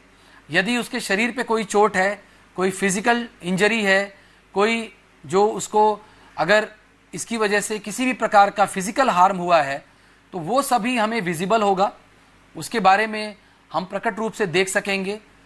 साथ ही साथ उसकी बॉडी में कुछ फिजियोलॉजिकल चेंजेस भी होंगे उस घटना के कारण, चाहे वो उसकी बॉडी में कुछ ऐसे हम कह सकते हैं स्ट्रेसफुल जो सिचुएशंस हैं, क्योंकि क्राइम की जो घटनाएं होती हैं वो यूजुअली हमारे अंदर एक प्रकार का स्ट्रेस रिस्पॉन्स जनरेट करती हैं, तो उससे रिलेटेड जो फिजियोलॉजिकल चेंजेस हैं बॉडी में वो भी देखने को मिलते हैं। लेकिन जो सबसे महत्वपूर्ण इसमें हम कह सकते हैं कि साइकोलॉजी के दृष्टिकोण से वो है जो साइकोलॉजिकल सिम्टम्स एक व्यक्ति में देखने को मिलते हैं। और अगर इसको सामान्य रूप से अगर हम कहें तो आप देखें कि यदि किसी के साथ किसी भी प्रकार की कोई घटना होती है, कोई क्राइम होता है, तो ऐसे में वो व्यक्ति उस अपराध के बाद, यानी उसके साथ जो घटना हुई है, अपराध की घटना हुई है, उसके बाद वो मानसिक रूप से बहुत ज़्यादा प्रभावित हो जाता है और कई बार वो अपनी जो नॉर्मल फंक्शनिंग है, जो रूटीन लाइफ है, चाहे वो फैमिली लाइफ हो या वो उसकी सोशल लाइफ हो या उसकी पर्सनल लाइफ हो, उसकी जो ओवरऑल जो हम कह सकते हैं कि जो लाइफ है वो डिस्टर्ब हो जाती है और उस व्यक्ति का मोटिवेशन, उसकी अंदर इमोशनल डिस्टर्बेंसेस हम कह सकते हैं कि देखने को मिलते हैं। उसके ओवरऑल मोटिवेशन में, लाइफ से रिलेटेड, एक्टिविटीज से रिलेटेड मोटिवेशन में गिरावट देखने को मिलती है और साथ ही साथ उसके अंदर एक निरंतर एक भय बना रहता है या वो कहीं ना कहीं उसके अंदर एडजस्टमेंट प्रॉब्लम्स आ जाती हैं और इस प्रकार के बहुत सारे और भी साइकोलॉजिकल कॉन्सिक्वेंसेस हैं जो कि एक विक्टिम, यानी कि कोई भी ऐसा व्यक्ति जो किसी भी क्राइम का विक्टिम है, जिसके साथ किसी भी प्रकार की कोई घटना, आपराधिक घटना हुई है, तो ऐसे व्यक्ति के अंदर इस प्रकार के सिम्टम्स फिजियोलॉजिकल प्लस साइकोलॉजिकल देखने को मिलते हैं। इसके बाद हम बात करते हैं ट्रॉमा की, यानी एक ऐसी परिस्थिति जिसमें हम ये कहते हैं कि in psychology the term used for a psychological injury caused by a physical और इमोशनल शॉक और वुंड। यानी कि कोई भी ऐसी घटना यदि किसी के साथ हुई हो जिसकी वजह से उसको किसी प्रकार की साइकोलॉजिकल इंजरी हुई हो, यानी उसके मन मस्तिष्क पे, उसके मानसिक पटल पे यदि किसी प्रकार का कोई आघात पहुंचा हो, तो ऐसी किसी घटना को हम ट्रॉमा की संज्ञा देते हैं। और इसके बाद एक और प्रकार की जो यहाँ पर कॉन्सेप्ट है, दैट इज सेकेंडरी विक्टिमाइजेशन। और सेकेंडरी विक्टिमाइजेशन यानी द्वितीयक उत्पीड़न, when a victim experiences further negative consequences as a result of not being believed, being blamed, lack of social acceptance or others distancing themselves from them। तो इस प्रकार की जब घटना किसी के साथ होती है तो उसके कुछ कॉन्सिक्वेंसेस भी होते हैं। यानी कि अगर हम एक सामान्य रूप से भी कुछ उदाहरण लें, जिसमें कि मान लीजिए हम किसी वर्क प्लेस में किसी के साथ अगर सेक्सुअल हैरेसमेंट हुआ है, किसी महिला के साथ अगर कोई सेक्सुअल हैरेसमेंट हुआ है, तो ऐसे केस में हम अगर इसको एक उदाहरण के तौर पर यहाँ सेकेंडरी विक्टिमाइजेशन को समझने के लिए यदि उस उदाहरण को समझें, तो ऐसी परिस्थिति में वो महिला जिसने एक ऐसे समस्या यानी एक ऐसा क्राइम जिसने अभी जिसको एक्सपीरियंस किया है, उसकी वजह से उसको तमाम प्रकार की जो हम कह सकते हैं क्रिमिनल विक्टिमाइजेशन उसका हुआ, उसको एक मेंटल ट्रॉमा से गुजरना पड़ा, एक साइकोलॉजिकल इंजरी उसको हुई, इन सब के बावजूद इसके आगे जाकर के जो सेकेंडरी विक्टिमाइजेशन है, और उसका कारण मुख्य यहाँ पर यह होता है कि अक्सर जिनके साथ कोई भी क्राइम होता है उनको लेकर के दूसरे लोगों का रवैया कैसा है, यानी कि चाहे वो उनके कलीग्स हों या उनकी फैमिली हो या उनके फ्रेंड्स हों या ओवरऑल सोसाइटी हो या वो मीडिया हो या वो कोई भी उस व्यक्ति से जुड़े हुए लोग जो उसको प्रभावित कर सकते हैं, या उसके कहीं ना कहीं हम कह सकते हैं जो उसके अनुभव हैं उस क्राइम से संबंधित, उसको वो और ज़्यादा नेगेटिवली उसको प्रभावित कर सकते हैं। तो इस प्रकार के जितने भी हमारे आसपास जो फैक्टर्स हैं, चाहे वो इंडिविजुअल लेवल पे हों, चाहे वो सोसाइटी के लेवल पर हों, या वो चाहे फैमिली के लेवल पर हों, या वो वर्क प्लेस के लेवल पर हों, ये सभी जो फैक्टर्स हैं ये कहीं ना कहीं हमारे इन जो ट्रॉमा के जो एक्सपीरियंसेस हैं, जो किसी क्राइम से संबंधित हमारे अंदर जो नेगेटिव एक्सपीरियंसेस हैं उनको एलिवेट करते हैं, यानी उनको बढ़ाते हैं।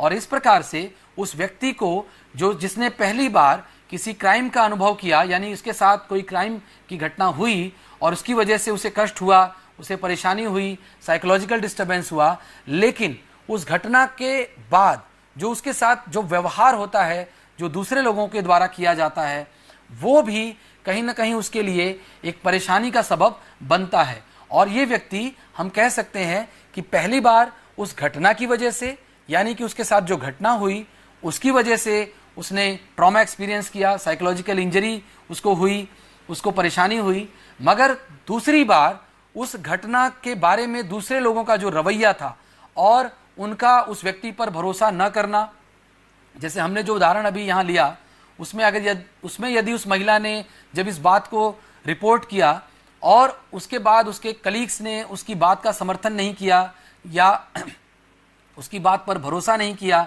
या कहीं ना कहीं ये कहा कि तुम्हारे साथ जो हुआ उसके लिए तुम खुद जिम्मेदार हो, इस प्रकार की जो एक हम कह सकते हैं कि जो लोगों के द्वारा जो एक बिहेवियर यदि ऐसा किया जाए, तो उस महिला को डबल विक्टिमाइजेशन यानी दूसरी बार भी उसका उत्पीड़न होगा, यानी कि दूसरी बार उसको पुनः उन सभी परेशानियों का सामना करना पड़ेगा। तो यहाँ पर एक बार तो उस घटना की वजह से और दूसरी बार उस घटना को लेकर के जो दूसरे लोगों का रवैया है, सोसाइटी का जो एटीट्यूड है, जो हमारे आसपास जो चीज़ें हैं, चाहे वो कलीग्स हैं, चाहे फैमिली हो, चाहे फ्रेंड्स हों, उन सभी का हमारे प्रति जो व्यवहार है वो भी उस घटना को उसकी हम कह सकते हैं पुनरावृत्ति करता है या हमारे एक्सपीरियंसेस को और ज़्यादा नेगेटिव बनाता है। तो ऐसे में जो क्राइम विक्टिम्स हैं उनके लिए उस घटना के साथ साथ उस घटना के बाद होने वाले जो कॉन्सिक्वेंसेस हैं वो भी उतने ही मुश्किल या उतने ही पीड़ादायक हो सकते हैं। इसके बाद हम बात करेंगे कुछ ऐसे अपराधों की, यानी कि कुछ ऐसे पर्टिकुलर क्राइम्स जिनकी एक विशेष प्रकार की उनके साथ हम कह सकते हैं साइकोलॉजिकल प्रॉब्लम्स एसोसिएटेड हैं। और उसमें पहला है sexual assault, a sexual contact with another person without their consent can include an indecent attack, attempted rape और rape।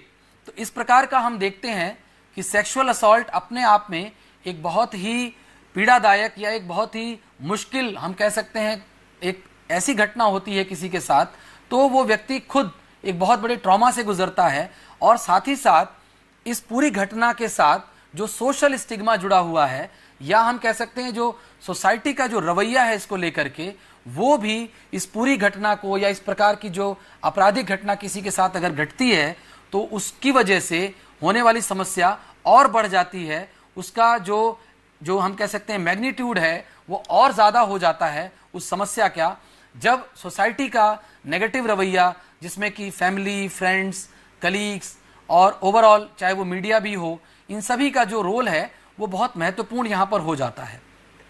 इसके बाद हम देखते हैं एक और महत्वपूर्ण बिंदु है इसी से संबंधित सेक्सुअल असॉल्ट से, and that is gender differences in response to rape. यानी कि जब भी हम इस प्रकार की घटना को सुनते हैं या इसके बारे में हमें पता चलता है तो जेंडर एक बहुत ही महत्वपूर्ण रोल यहाँ पर प्ले करता है। इस प्रकार के जो विक्टिम्स हैं उनके बारे में जो हम ओपिनियन बनाते हैं वो कहीं ना कहीं जेंडर उसमें एक बहुत बड़ा रोल प्ले करता है। और जो रेप की जो घटना है जिसको इस प्रकार से हम परिभाषित कर सकते हैं that rape is any unlawful sexual intercourse with another person without their consent, जिसमें हम ये महत्वपूर्ण जो हमारे लिए ध्यान देने योग्य बात है यहाँ पर दैट इज अबाउट कंसेंट, यानी उस व्यक्ति की मर्जी के बिना कोई भी घटना या कोई भी उसके साथ अगर कृत्य होता है तो वो एक अपराध की श्रेणी में आता है। और ऐसे में जो जेंडर है वो यहाँ पर एक बहुत ही महत्वपूर्ण रोल प्ले करता है। अगर हम देखें तो जेंडर यानी कि मेल या फीमेल होना सोसाइटी में किस प्रकार से आपके साथ हुए क्राइम का लोगों के मन में जो उसको लेकर के ओपिनियन बनता है या आपके प्रति जिस तरह से लोग व्यवहार करते हैं या उस विक्टिम के प्रति किस प्रकार से लोग सिंपैथेटिक होते हैं या उसको ब्लेम करते हैं या उसको लेकर के उनके मन में कैसे विचार आते हैं, किस प्रकार का रिस्पॉन्स आता है, ये सभी जेंडर इसमें एक बहुत बड़ा रोल प्ले करता है। और यहाँ पर हमें ये मानना बिल्कुल गलत होगा कि केवल फीमेल्स के साथ इस प्रकार की घटनाएं जब होती हैं तो उन्हीं को सोसाइटी से नेगेटिव कॉन्सिक्वेंसेस फेस करने पड़ते हैं, बल्कि यहाँ पर यह भी देखा गया है कि मेल विक्टिम्स जो होते हैं उनको भी सोसाइटी से बहुत ज़्यादा नेगेटिव कॉन्सिक्वेंसेस फेस करने पड़ते हैं। और ऐसे में एक एग्जाम्पल यदि हम यहाँ पर लें तो जो जेंडर रोल नॉर्म्स हैं उनके अनुसार सोसाइटी में ये एक प्रिवलेंस है, स्पेशली जो पैट्रियार्कल नेचर ऑफ सोसाइटी होती है, जहाँ पर पुरुषवादी जो समाज होता है, जहाँ पर पुरुष को हमेशा एक परपेट्रेटर के तौर पर देखा जाता है, यानी कि जो पुरुष होगा वो अपराधी होगा या वो अपराध करेगा, यानी जो रेप की घटना है उसमें गलती पुरुष की होगी। और उसके साथ ही साथ यदि पुरुष के साथ इस तरह की कोई घटना हो, यानी कि जो मेल अगर विक्टिम है तो उसको लेकर के समाज में सिंपैथी से ज़्यादा उसको लेकर के हम कह सकते हैं कि एक अलग प्रकार का एटीट्यूड डेवलप हो जाता है, जिसमें कहीं ना कहीं एक ऐसा उसके साथ व्यवहार लोग करेंगे या उसको इस प्रकार का ये डर होता है कि लोग उसकी बात को विश्वास नहीं करेंगे या कहीं ना कहीं उसको ये समझाने का या बताने का प्रयास करेंगे कि मेल होने के नाते तुम्हारे साथ ये कैसे हो सकता है, यानी कि इस प्रकार की घटना एक मेल के साथ अगर हो रही है तो यानी कि आपके मैस्कुलिनिटी पे एक प्रश्न चिन्ह लगता है। तो इस प्रकार का जो एटीट्यूड है जिसमें कि ये जो एक हम फ्रेज सुनते हैं कि जो लड़के होते हैं या जो मेल होते हैं वो बहुत ही मजबूत होते हैं या वो रोते नहीं हैं या वो अपनी परेशानियों से वो बहुत ज़्यादा प्रभावित नहीं होते, तो इस प्रकार के जो फ्रेजेस हैं जिसमें कि एक बिग बॉयज डोंट क्राई या लड़के हो करके रोते हो, इस प्रकार की जो ये सभी जो धारणाएं हैं समाज में या जो इस प्रकार के जो जेंडर नॉर्म्स हम कह सकते हैं कि होते हैं, कहीं ना कहीं ये सभी हमारे उस क्राइम से संबंधित जो हमारा एटीट्यूड है उसको प्रभावित करते हैं। तो ये जेंडर अपने आप में एक बहुत ही इंपॉर्टेंट रोल यहाँ पर प्ले करता है इस प्रकार के क्राइम्स में, जो कि स्पेशली सेक्सुअल असॉल्ट से रिलेटेड हों। और इसमें हमने ये देखा है कि male and female both are equally victimised और दोनों को समान रूप से समस्याओं का सामना करना पड़ता है। और ऐसे में एक उदाहरण यदि मैं आपको दूं तो एक केस आया था which was about a 14-year-old boy, यानी एक मेल लड़का था जो कि 14 ईयर्स जिसकी एज थी, and he was being sexually assaulted by a 21-year-old female. और ऐसे में उसकी जो सबसे बड़ी समस्या थी उसने इस चीज़ को आगे रिपोर्ट नहीं किया और उसने ये बताया, उसने आगे चल करके जब इस चीज़ का उसको एहसास हुआ, क्योंकि इस पूरी घटना की वजह से उसे बहुत सारे नेगेटिव कॉन्सिक्वेंसेस अपनी लाइफ में और specially in terms of psychology, यानी कि जो साइकोलॉजिकल कॉन्सिक्वेंसेस थे, मेंटल कॉन्सिक्वेंसेस थे, वो उसको फेस करने पड़े। जिसमें पहला था कि वो जो इंडिविजुअल था उसने अपनी लाइफ का जो सेल्फ वर्थ था उसने वो लूज किया, साथ ही साथ उसको ये लगने लगा कि life is not worth living, और साथ ही साथ उसने हर प्रकार की जो उसकी एक्टिविटीज हैं लाइफ में, जो उसका मोटिवेशन है, उसमें बहुत ज्यादा गिरावट आई, और आगे चल करके वो व्यक्ति किसी भी तरह के कार्य में उसका मन नहीं लगता था, और कहीं ना कहीं उसको आगे चल करके जो उसका रिलेशनशिप है विद अदर फीमेल्स, उसमें भी एक बहुत ही उसको खिंचाव आ गया, और इस वजह से जो उसका नॉर्मल एक इंटरपर्सनल रिलेशनशिप है वो भी बहुत ज़्यादा प्रभावित हो गया, और उस व्यक्ति का आगे चल करके किसी भी प्रकार के रिलेशनशिप में होने का या एंटर करने का उसका जो भी हम कह सकते हैं इंटरेस्ट था वो बिल्कुल ख़त्म हो गया। तो इस प्रकार की जो नेगेटिव कॉन्सिक्वेंसेस उसने फेस किए, इसके बाद जब उसने एक साइकोलॉजिस्ट यानी एक एक्सपर्ट के पास जब वो गया अपनी समस्या को लेकर के, तो वहां पर उसने जब इस समस्या को बताया, तो वहां से इस घटना को जब रिपोर्ट किया गया कि इस तरह की जो समस्या हुई, ये जो उसने रिपोर्टिंग की, ये उसने अपने एडल्ट होने पर यानी एट द एज ऑफ 28 उसने रिपोर्ट किया, यानी कि लगभग 14 साल पहले जो उसके साथ घटना हुई थी उसकी वजह से उसकी पूरी लाइफ नेगेटिवली अफेक्टेड हुई, उसके अंदर बहुत सारे नेगेटिव साइकोलॉजिकल कॉन्सिक्वेंसेस उसने फेस किए। तो यहाँ पर ये देखा गया कि एक मेल जो कि जिसने इस प्रकार की घटना को एक्सपीरियंस किया, उसको भी बहुत सारे साइकोलॉजिकल कॉन्सिक्वेंसेस देखने को यहाँ पर मिलते हैं। तो इससे ये स्पष्ट होता है कि जेंडर को लेकर के जो सोसाइटी में जो प्रिवलेंट नॉर्म्स हैं या यूजुअली जिनको हम कहते हैं, जिनके बारे में बात करते हैं, वो सभी कहीं ना कहीं इन सभी इस प्रकार की जो सेक्सुअल क्राइम्स होते हैं उनमें जेंडर एक बहुत इंपॉर्टेंट रोल प्ले करता है। इसके बाद क्रिमिनल विक्टिमाइजेशन में सोशल साइकोलॉजिकल पर्सपेक्टिव जो है उसको हमें यहाँ पर समझना बहुत ज़रूरी है, बिकॉज किस प्रकार से जो क्रिमिनल विक्टिमाइजेशन है यानी किसी भी व्यक्ति के साथ जब कोई घटना होती है, आपराधिक घटना होती है, तो उसका क्या सामाजिक पहलू है, उसका क्या मनोवैज्ञानिक पहलू है, किस तरह से हम उसको उस परिप्रेक्ष्य में समझ सकते हैं, उसके साथ जो कॉन्सिक्वेंसेस होते हैं उनको हम सोशली और साइकोलॉजिकली कैसे समझ सकते हैं, उसका पहला जो हम कह सकते हैं जो साइकोलॉजिकल प्रिंसिपल है दैट इज कॉजल एट्रीब्यूशन। यहाँ पर जो समझने योग्य बात है वो है कि किसी भी घटना के होने के बाद जो हमारी स्वाभाविक एक टेंडेंसी होती है that is to understand the cause of that event, यानी कि अगर हमारे साथ कोई भी घटना हुई तो वो क्यों हुई और ऐसे क्या कारण थे कि हमारे ही साथ ये चीज हुई, या कोई भी घटना यदि किसी और के साथ भी होती है, जब हमें उसके बारे में पता चलता है तो कहीं ना कहीं सर्वप्रथम हम उसका कॉज समझने का और जानने का प्रयास करते हैं। तो ये इस प्रकार की जो हमारी नेचुरल टेंडेंसी है to try and understand what are the causes, what was the reason behind any event, यानी अगर कोई क्राइम हुआ है तो उसके पीछे क्या कारण थे और वो क्यों हुए, वो कारण जो थे उनके होने की जो परिस्थितियां थी वो क्या थी। तो इस प्रकार की जो एक हमारी हम प्रयास करते हैं अंडरस्टैंडिंग बनाने का, ये बहुत ही महत्वपूर्ण होता है।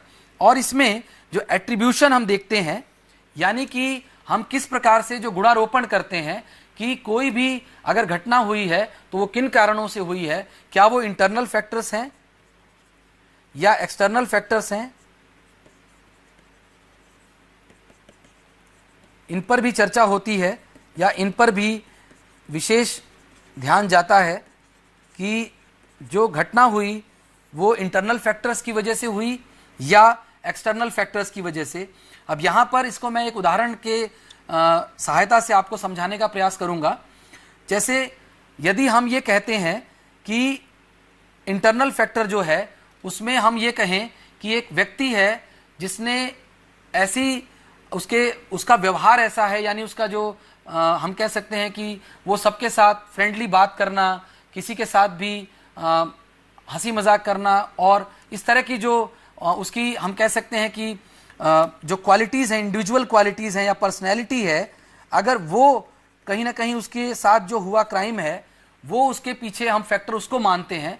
हालांकि यहाँ पर मैं इसको पूर्व में ही स्पष्ट करना चाहता हूँ आप सभी से, सभी विद्यार्थियों के लिए ये समझना यहाँ पर बहुत महत्वपूर्ण है कि इस प्रकार का जो एट्रीब्यूशन हम करते हैं जिसमें हम इंटरनल फैक्टर्स को, स्पेशली उसकी पर्सनैलिटी को, उसके रहन सहन को, उसके पहनावे को हम जहां पर बहुत महत्वपूर्ण मानते हैं जो उसके साथ घटना हुई है उसके लिए, यहां पर एक बात जो हमें ध्यान रखनी है कि ये हम बात कर रहे हैं उस व्यक्ति के अपने व्यक्तिगत दृष्टिकोण की, यानी वो व्यक्ति खुद किस तरह से अपने साथ हुई घटना को समझता है, या फिर जो सोसाइटी है या जो दूसरे लोग हैं वो किस प्रकार से उसके साथ हुई इस घटना को देखते हैं। यहां पर ये बिल्कुल भी इसका तात्पर्य या अर्थ बिल्कुल भी नहीं है कि यहां पर एक मनोवैज्ञानिक होने के नाते या एक फॉरेंसिक साइकोलॉजिस्ट होने के नाते या एक ऐसा व्यक्ति जो एक्सपर्ट है इस क्षेत्र में, उसका ये बिल्कुल भी ओपिनियन नहीं है कि किसी की पर्सनैलिटी ऐसी है जिसकी वजह से उसके साथ ये घटना हुई, या उसका पहनावा या उसका रहन सहन या उसकी आदतें ऐसी हैं जिसकी वजह से उसके साथ ये घटना हुई। यानी कहीं ना कहीं हम इस सेकेंडरी विक्टिमाइजेशन से अपने आप को दूर रखते हैं और इसको हम रोकने का भी प्रयास करते हैं कि हम कहीं ना कहीं उस व्यक्ति की समस्याओं को और न बढ़ा दें, यानी उसके साथ जो घटना हुई है कहीं ना कहीं हम उसको उसी की निजी उसकी आदतों की वजह से उसके साथ ये घटना हुई, ऐसा यदि हम उसको उसके सामने प्रस्तुत करेंगे या इस प्रकार का हम उसके सामने अगर व्यवहार प्रस्तुत करेंगे तो वो व्यक्ति जो होगा उसकी समस्याएं और बढ़ जाएंगी, यानी कहीं ना कहीं ये उसके साथ इनजस्टिस होगा और ये गलत आचरण होगा।